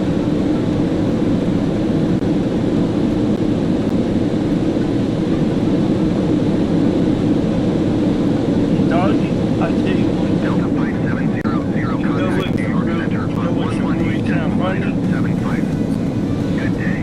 all the startup is not done in the driver's position. They have a schedule behind the driver. That has all the startup stuff on it. Suki 25 Heavy, climb and maintain 15,000 feet. But no, Bulldog. The Concorde requires 3 pilots.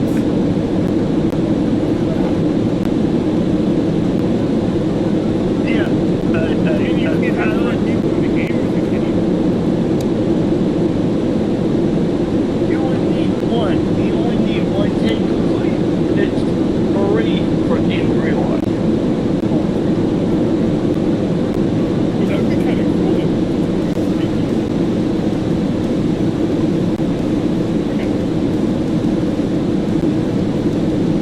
Yeah, we can do it too because of the end of that little too.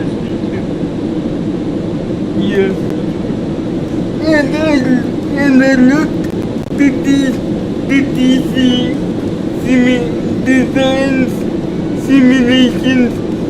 Concorde is supported. Heavy, contact New York Center on 121.1. By the way, but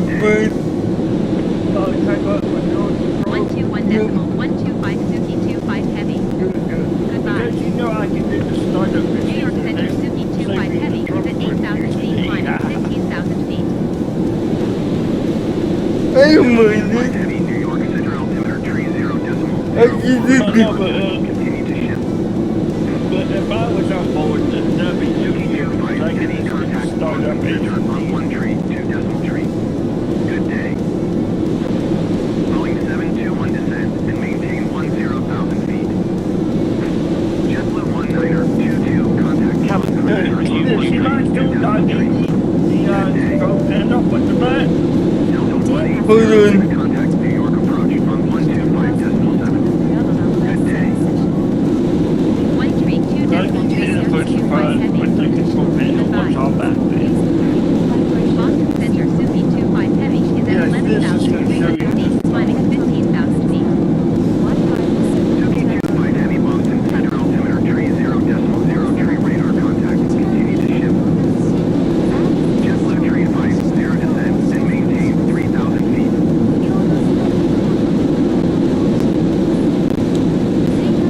Boston Center JetBlue 19er 22 is at flight level 290 climbing I wish I still had my JetBlue 19er 22 Boston Center radar contact. control that I was on. So I had to go over there. New York Center on 121. Okay. Bulldog, look, that's the engineering panel. 121.125 Suki 25 Heavy. Yeah. And I know most of this. I know most of it. Zero contact New York approach on 125.7. Good day.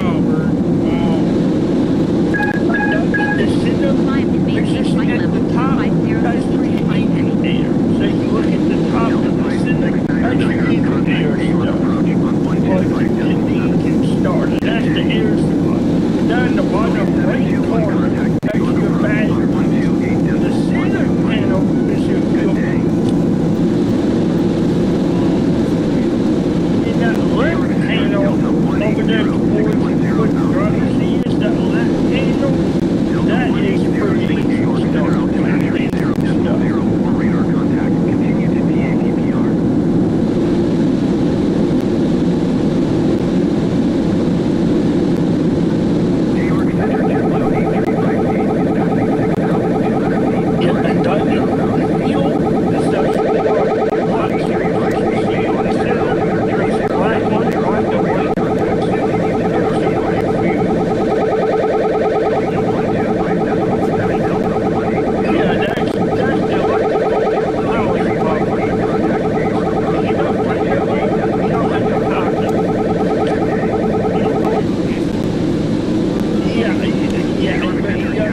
Yeah,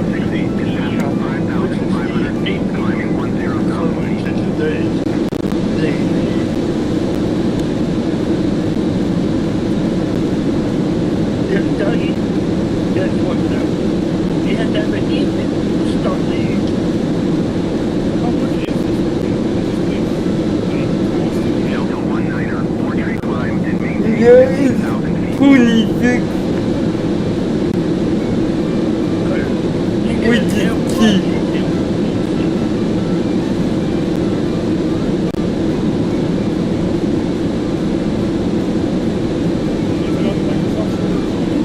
Yes, it's on the instant marketplace.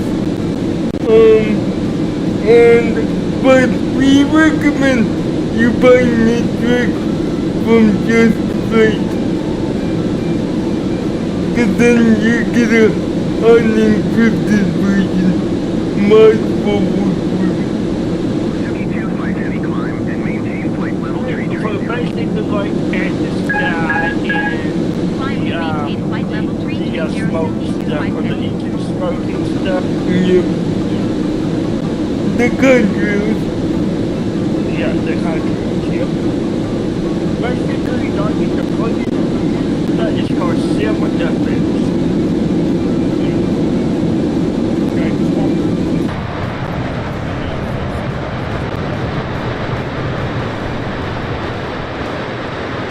Do you see that?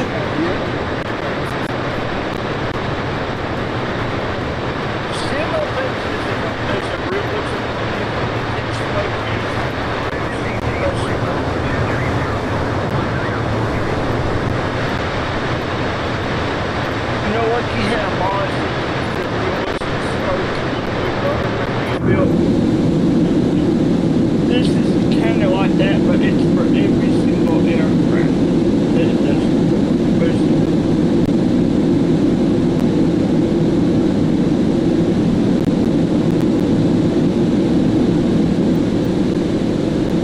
Doggy, guess what kind of engines it's got? Voice. Yep, but what type?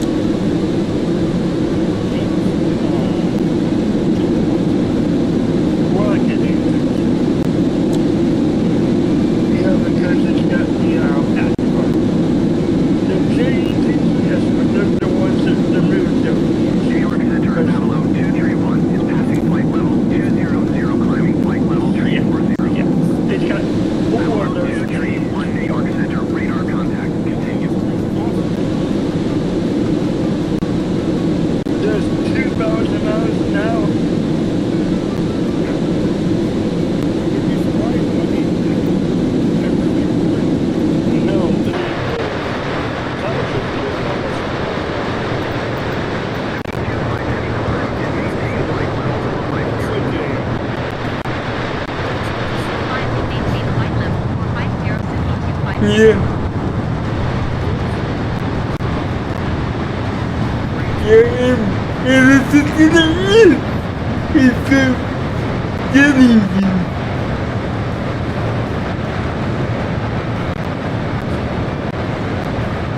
Basically, it is a rocket ship. That rocket is natural spaces has to travel close to space, so that's why. It can get you from New York to London in 4 hours.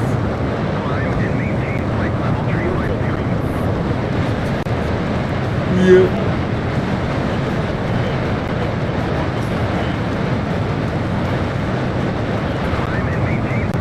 Due to its fuel burn, it can only go 3,900 nautical miles.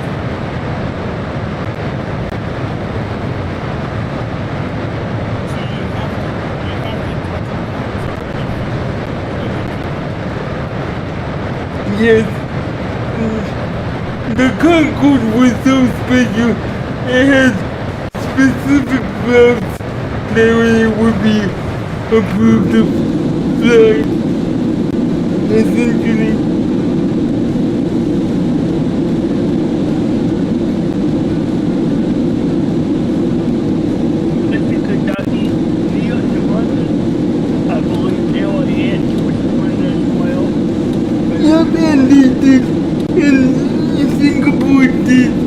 Tokyo,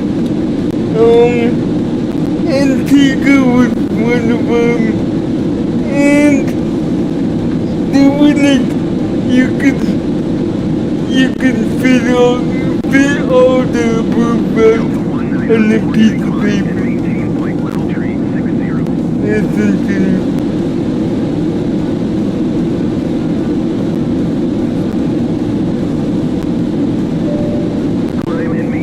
But it was, I hope you enjoyed the flight so far. We've reached our cruise level and are currently flying at an altitude of 40,000 feet. We're making good progress towards our destination and expect to arrive on time as planned. You'll hear from me again once we're about to start our descent. Thank you.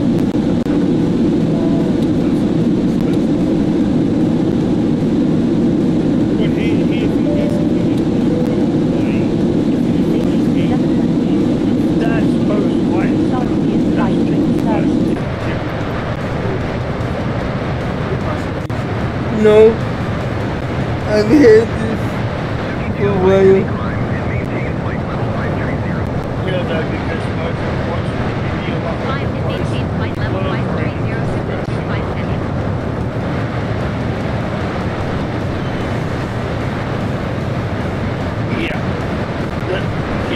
But don't forget the original watch.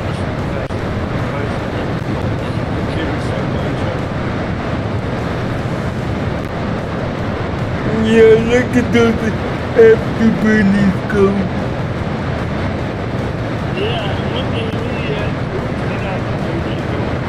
No.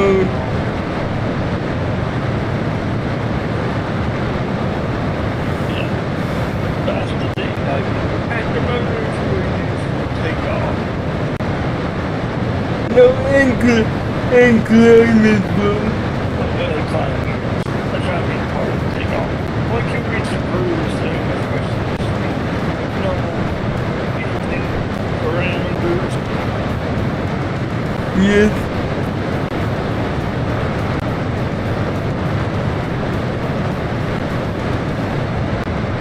And the one I not think that going to London to New York, I did that. Yes, I did. Yep.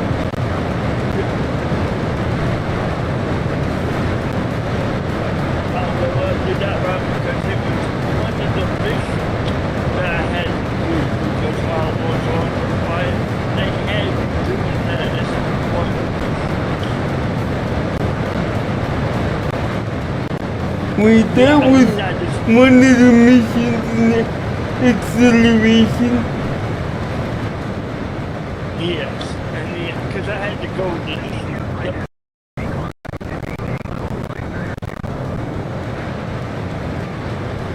Climb and maintain flight level 5905 heavy. I had to do my homework on that video just to learn.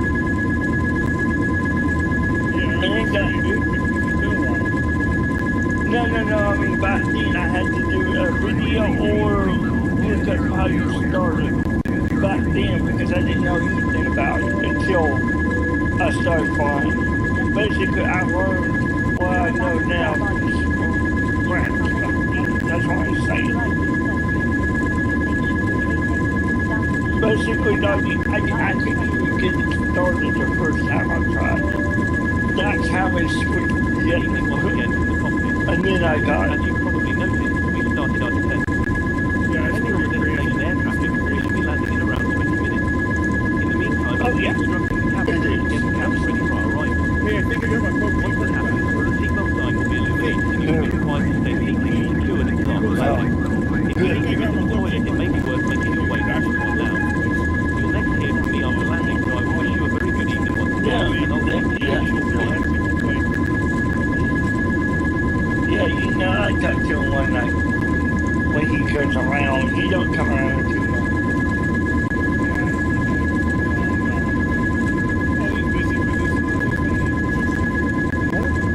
I know. But look, you gotta hear what we just... I know. No, but look, you you got Huey, but we didn't talk to him because he got hacked and we didn't do it. What is it then? He's got a guy.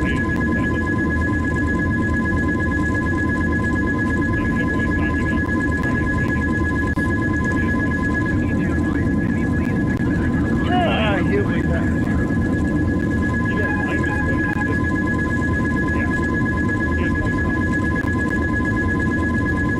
I know, but hey. I love that Discord. Someone made a Discord. And they started their Discord because they didn't want us to add them. They didn't want us to add them because it's free. So we had to kick them. And they got a small machine and started calling me names. I was like, see you later, bud. That's stupid. That's stupid. Don't go in that. Don't go in that Discord. We'll just kick him. He's gonna kick us. He kicked me and people and stuff. He kicked him. I got new one.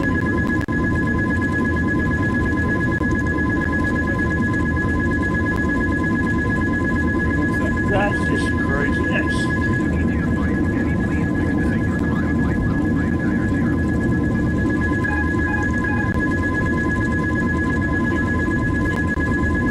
That's the guy that did it.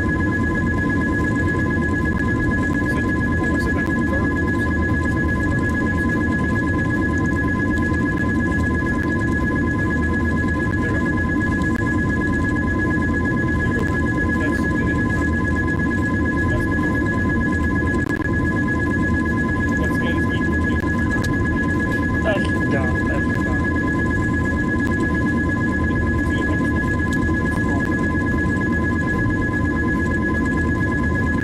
That's the guy that wants us on because he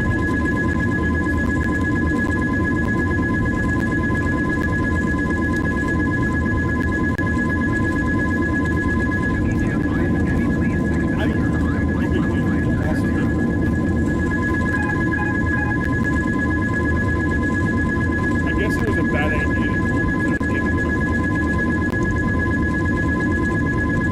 Yeah. He was always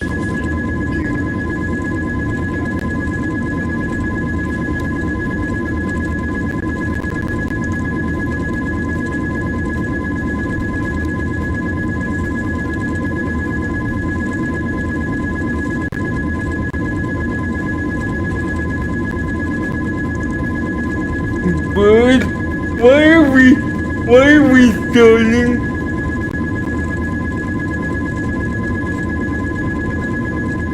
did you check the notice the cruise?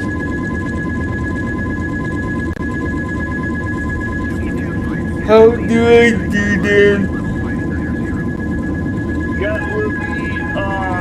That would be the Corrados on cruise, but you also want to pick it down. So you want to bring the nose down. So bring the nose up, make sure the nose is up, but also make sure you set the stuff out the Corrados to cruise.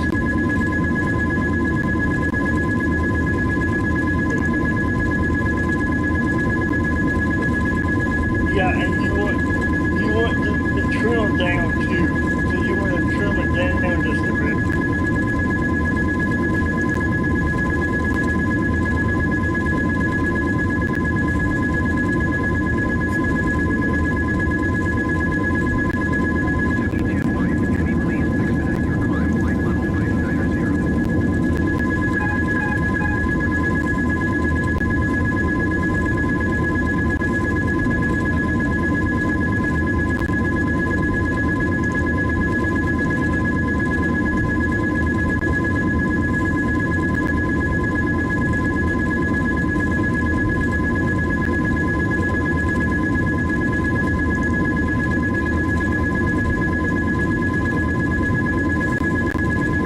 The cruise you want me to trim set to 10 degrees.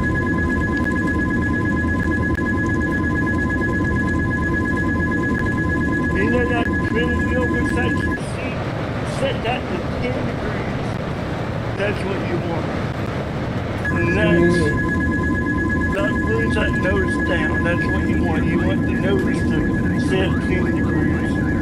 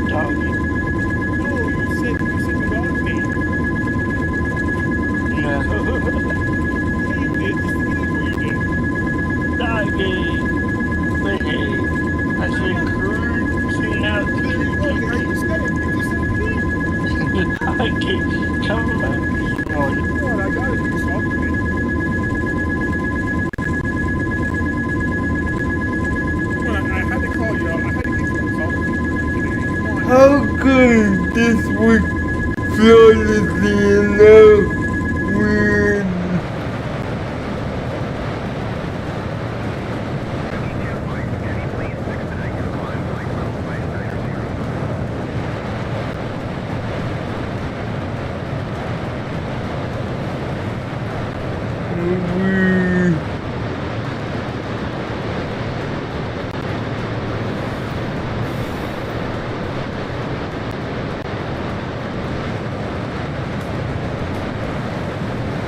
come this functionality and everything? Because the first profile was more accurate. It had a height. It was probably more accurate, but it didn't have the fuel. That was the issue.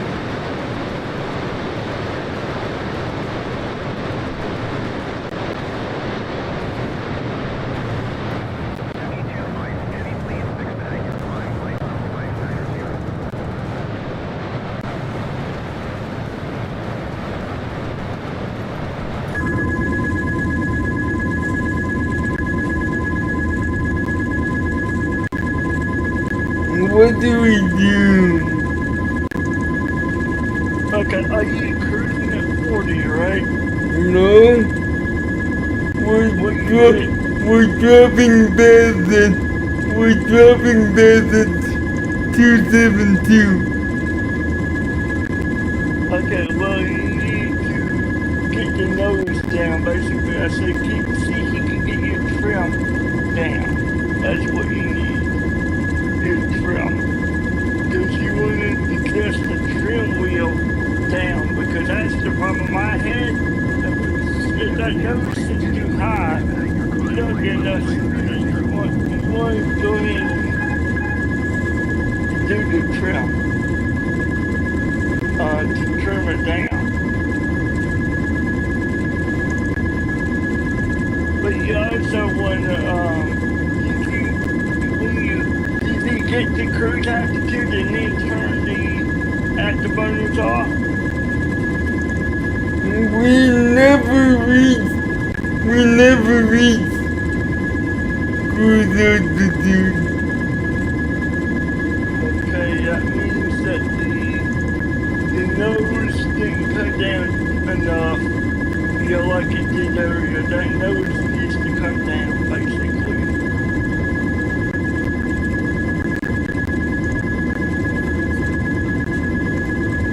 Wait a minute. Let me see.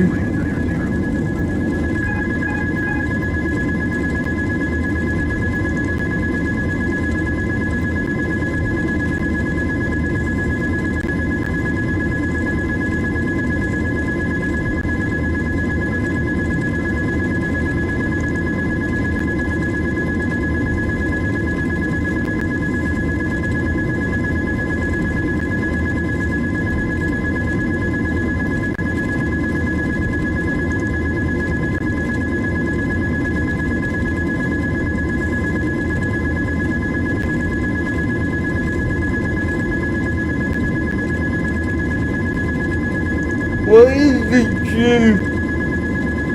Where's the trim? Between the seats where the MCU is, it's on the side. Is that where we are on the Yeah, side? it's here, but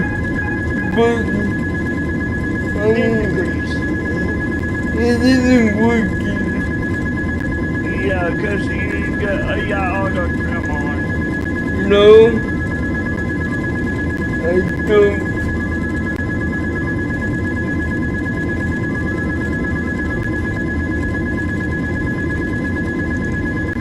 He had that on earlier, and it was blubbering out quite a bit.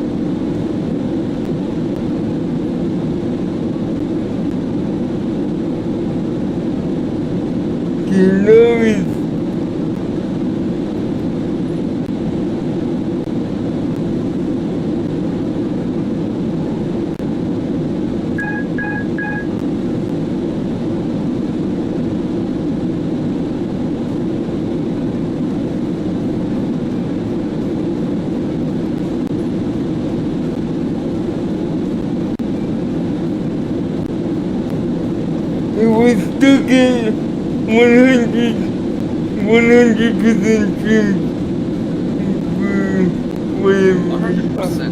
What? Yeah. Anyways, hey! Hey! Good, we're playing the Concorde. Ah yes, the Concorde. Not to be confused, the Sony game of the same name that is, Crap. yeah.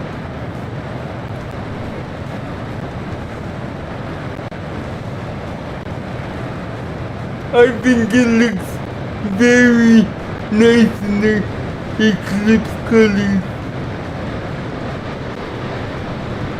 Doesn't it? Moses shot off in EX. Yeah. Problem, a little problem though. We had to do some fluffery.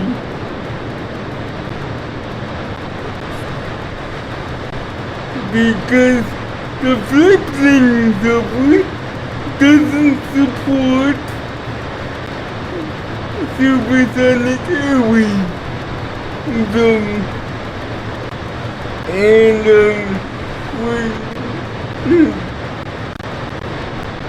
I had to go online and look up a person who made a copy the original Concorde flip plans and download those and then convert those to flights and files and yeah, a bunch of other stuff, basically.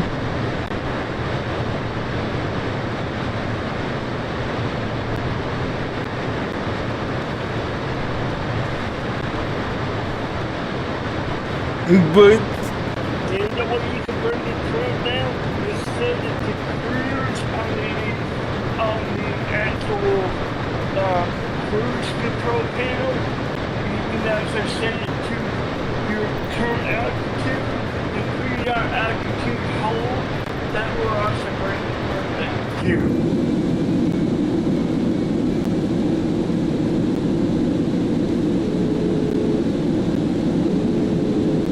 Hello. Hi, Captain. Would you like a drink? Tea, coffee, or water? A bottle of water would be fantastic. yeah,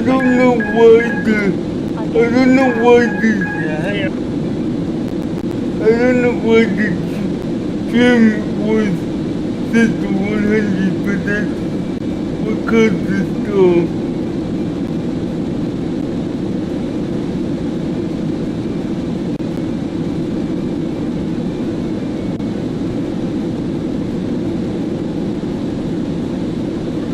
And guess what speed we're traveling at right now?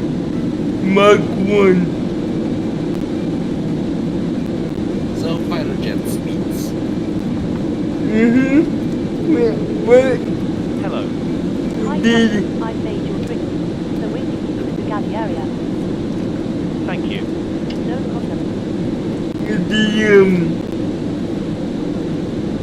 Concorde can do faster. At first, it can do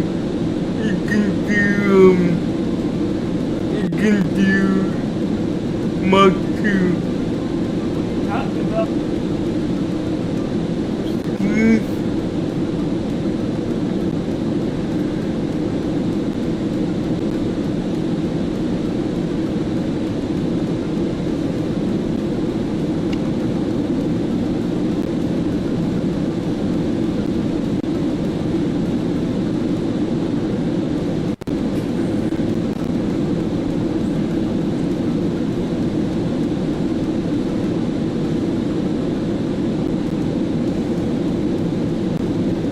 Oh, by the way, I looked that one up.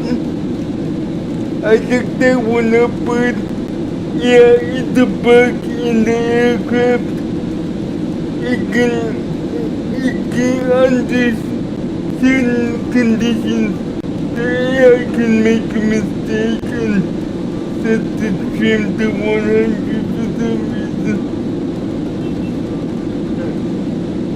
And then you just turn off AI auto trim and then AI stall protection and then do AI off and turn off feedback on. I think you just turn on radio, right?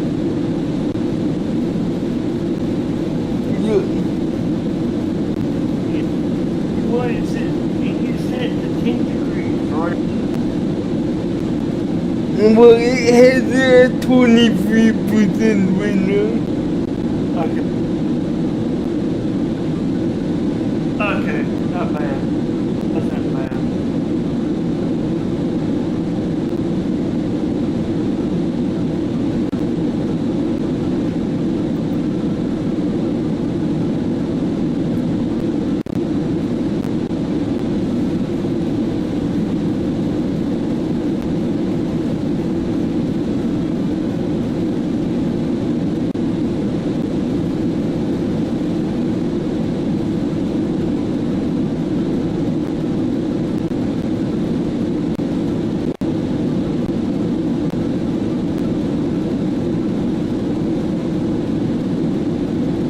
Oh, you got October to set there, right? Yeah.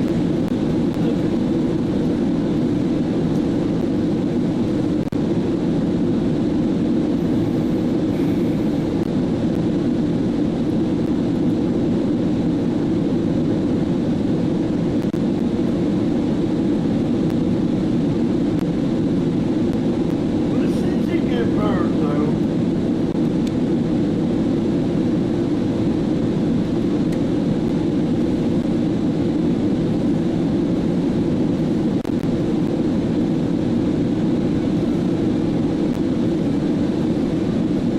And you know how I knew to stop stalling?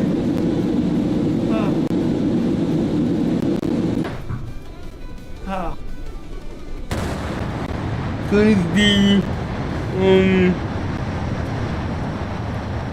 Cause the afterburners went, Now, are not as strong.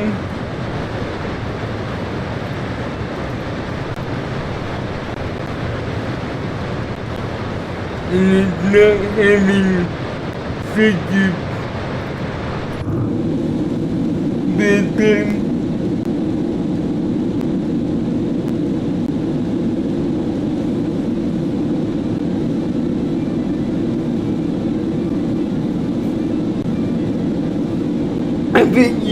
I bet you can't wait.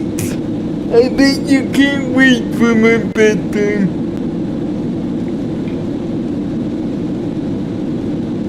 Where? I know. Because then you can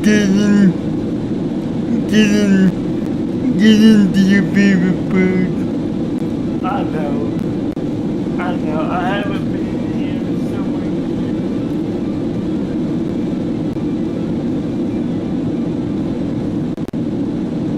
I miss this old world. I do.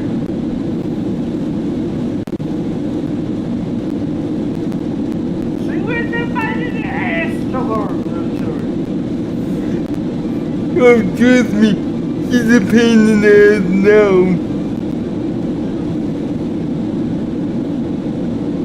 But you still love it, though.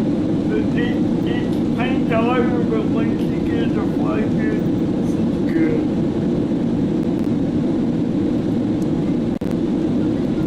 It's just the paint to learn, which I knew. And that's how I chose it. Paint to learn, but once you get it, you'll be fine. What we have, Phil? 53.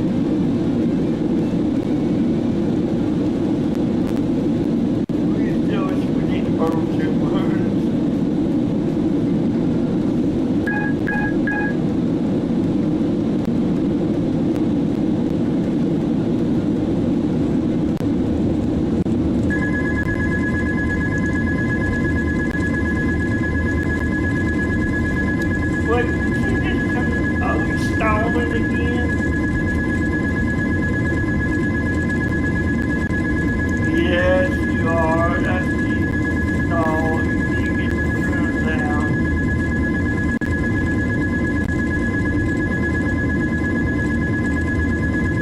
And you want to stay in cruise and cruise down, but you get used to its fuel.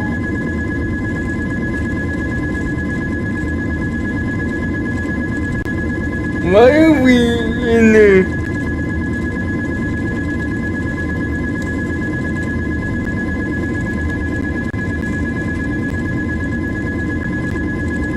They didn't set the kernel back to 100%.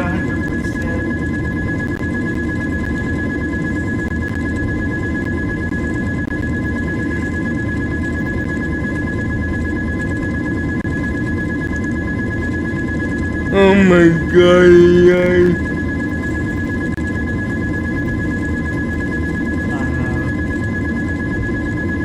The AI can be a little pain in the butt.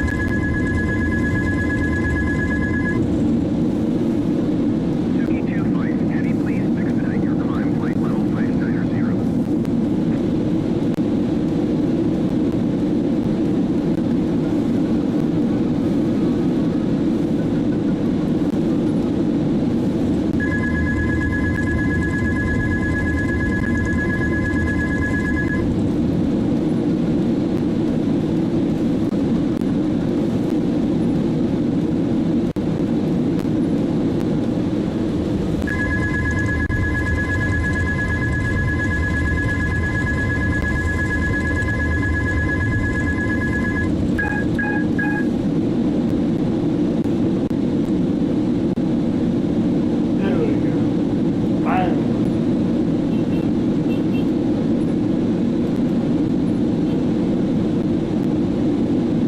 Yes, you're right. Somebody's honking. Probably just the background. Anyways,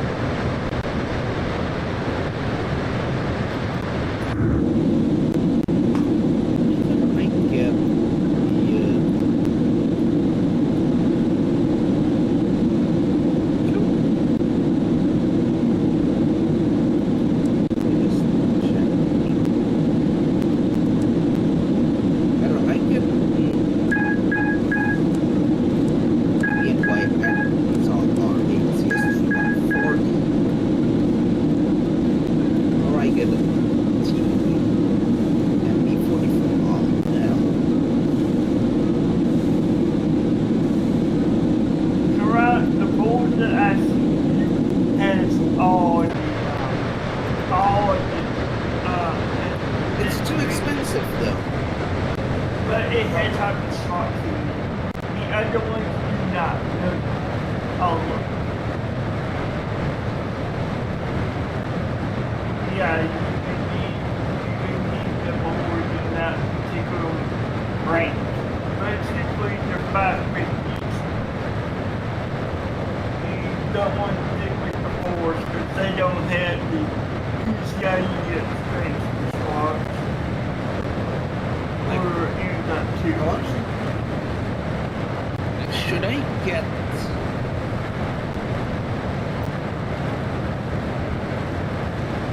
I'm not sure which one to get, but I will not. Like, see what the ones you're looking at. I'm not buying a modern report. That's for sure because I'll save up for a new mobile. No, the SSDs, that is maybe one of the ones that is just so you know what you're looking for. So I'm considering just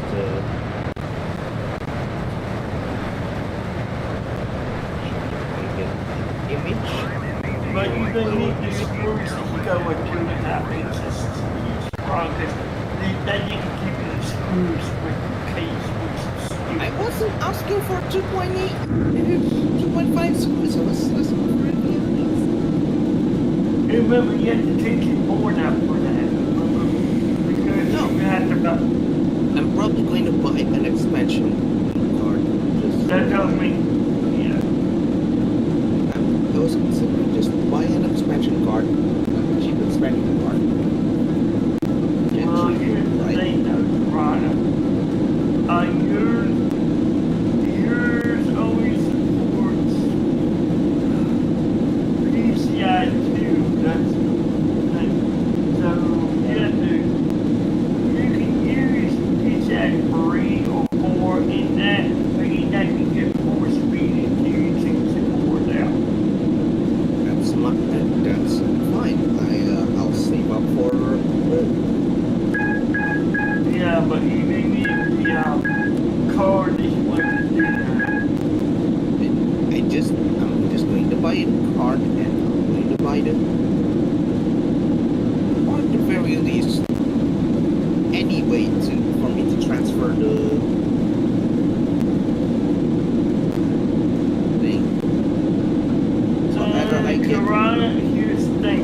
That drive can be your secondary drive, and you don't have to mess with your C drive at all. No, I don't want it to be my secondary drive. I'm considering just like replacing it.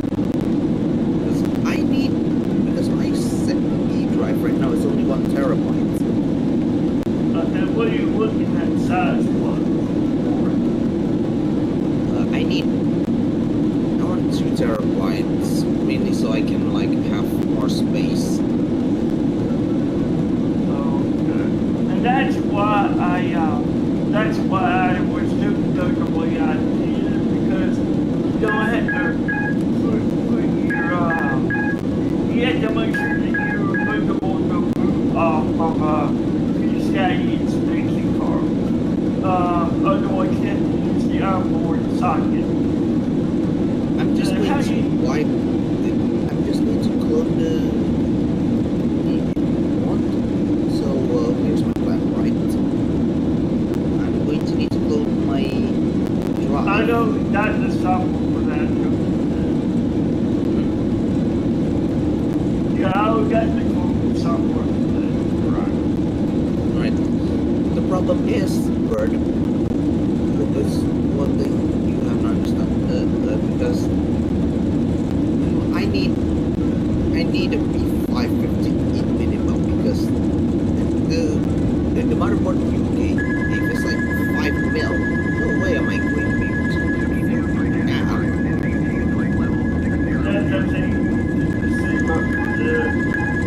Climb and maintain flight level 6007225 heavy.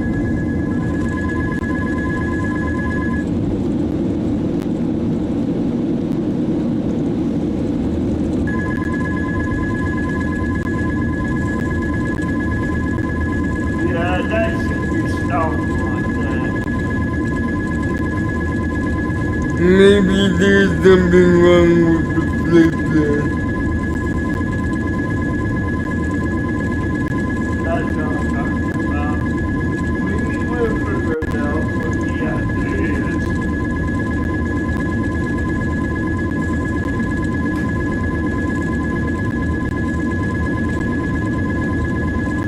But yeah, Commander, it's because the B550s are PCI 4, which is what is got 2 sprint speed-wise. I'm probably just going to. I don't mind not having the advertised speeds for now. I know. I mainly need a higher capacity. Yes, that's what I said. I got the software component that you can do breaking the squad. I got the software component. And then look, and some of the boards only allow you to put on the onboard. And that's what I'm saying. In your BIOS setting, there will be a setting to off of PCIe. You have to make sure that's the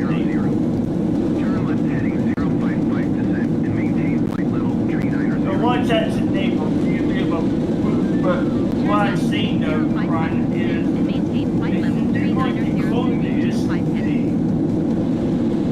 so you don't have to move for settings. You can just use the same socket that's on the motherboard. That we don't change settings. That's what I was saying. Look, the problem is I only have one on board.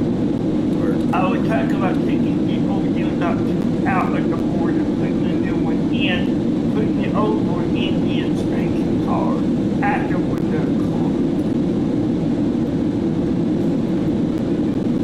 That's what I was talking about. See what I'm saying? The problem is now I need the SSD in the first place.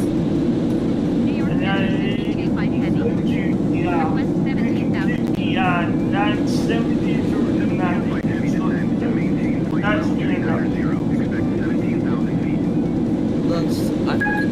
Plus, 980s are expensive. Oh, you can get 970, that's what I said. 970s are expensive too. Samsung SSDs are expensive. New York Center Suki 25 Heavy. Request flight level 270.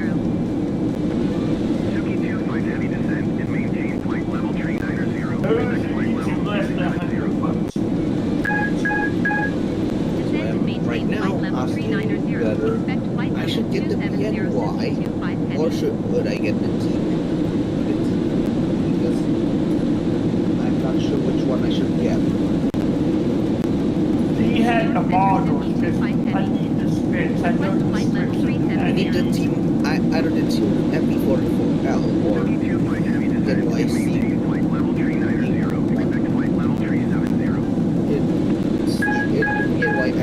Maintain flight level 390. Yeah, that's how I said level 370 Suki 25 Heavy. that DM, please.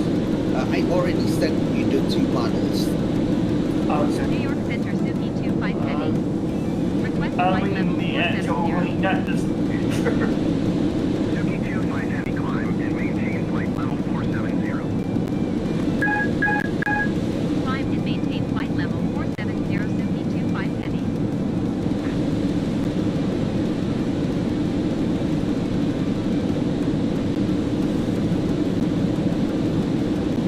Yeah, so you see the new picture, it's got the specs cut off on them. I don't have No, you can click on the link that's listed here above the price. You actually have to click into each one that you want. Not because I can see that here. You know what? I'll just Maintain flight share. level 570 Suki 25 Heavy.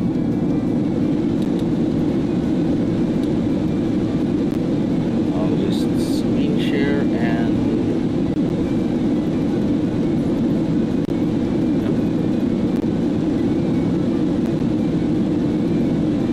New York Center Yeah, Suki because I see some of the specs, but I can see everything because you can go in. I don't. The problem is we don't have to.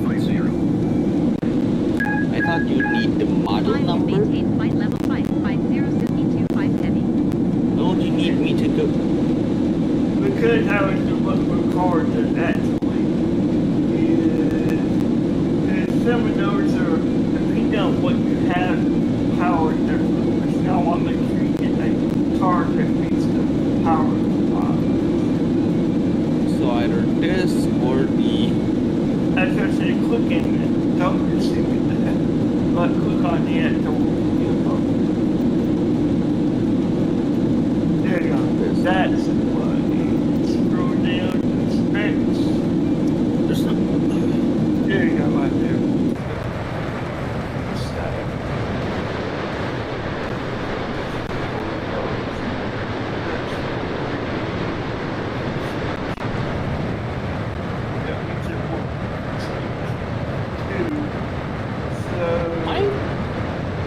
That's fine.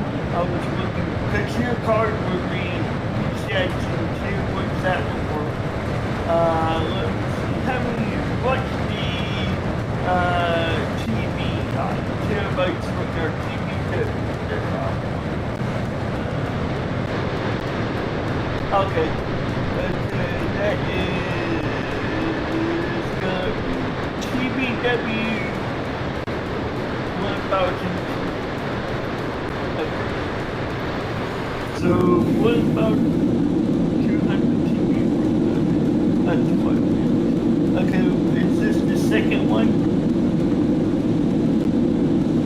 None of these usually have the. That first one did. When you go in there, it tells me everything. It's that below. Okay. Stop right there. That's 4. And then there's okay, that's the speed. Okay. Go down below the full. There's none. Only the form factor interface max sequential read and write in the NAND components refresh memory. Yeah. Well, the first one you had it, which was 1,200, which is pretty good. They don't have any. I was reading that.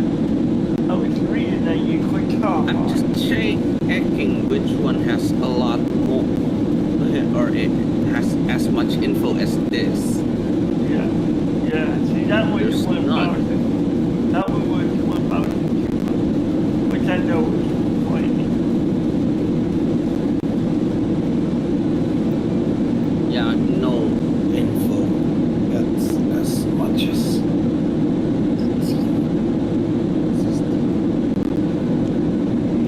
I know. Okay, and I can look at the model. Well, that's going to be higher terabyte written because that's a newer 10.4. Okay, give me back the PNY model number. Okay. PNY Intel Earth.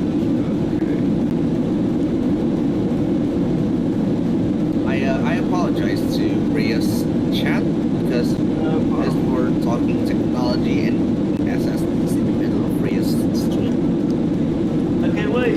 But no, good, I don't mind.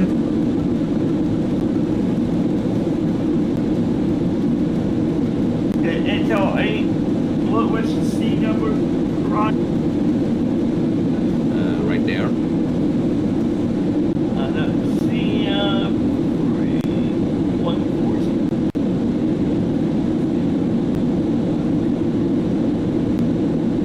And that's a 2 GB? Yes. Okay. Because I know they got one for 2.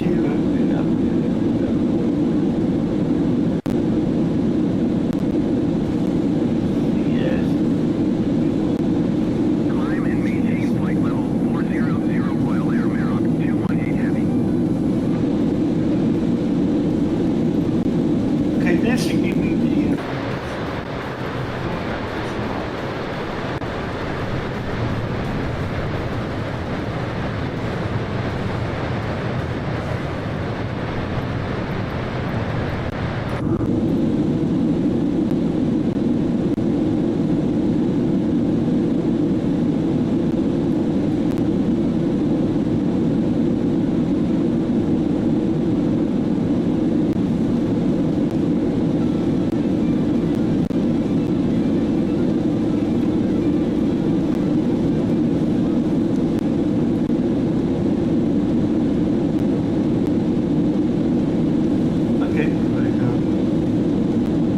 But it's stable at 5.5.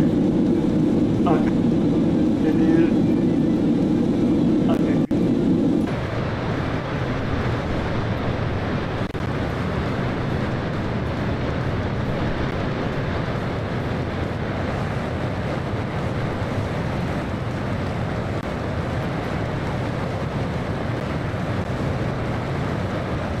Okay, 2 million hours. Not bad. That's good.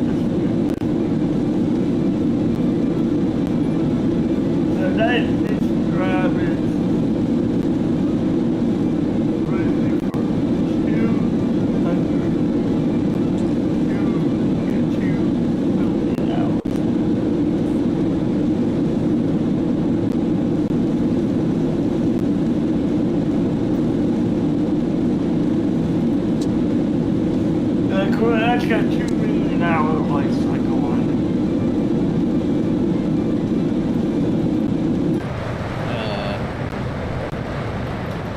I just looked at it.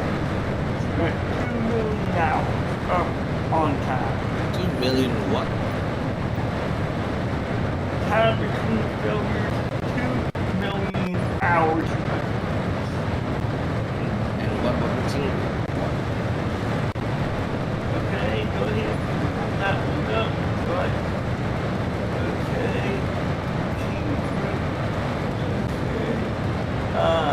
What's the model number of this one?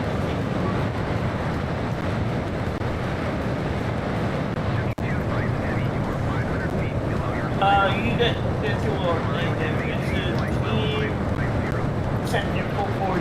Digital Pentagon there. I can't see. Close that PGL or whatever that's in there. Look at the top of the window. You see that little pink wiggle around? Yeah. Okay. Oh, looking at it now.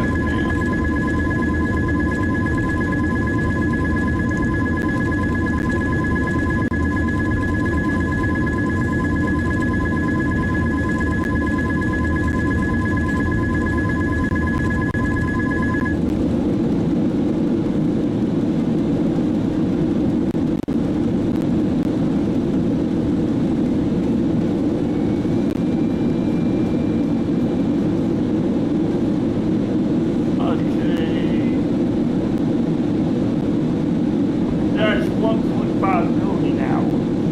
Less cycles.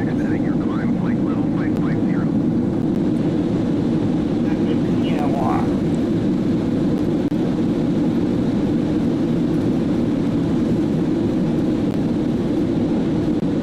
USA Corona. This one's got less. Get the PNY then. Yeah, that one's got more brake time on it.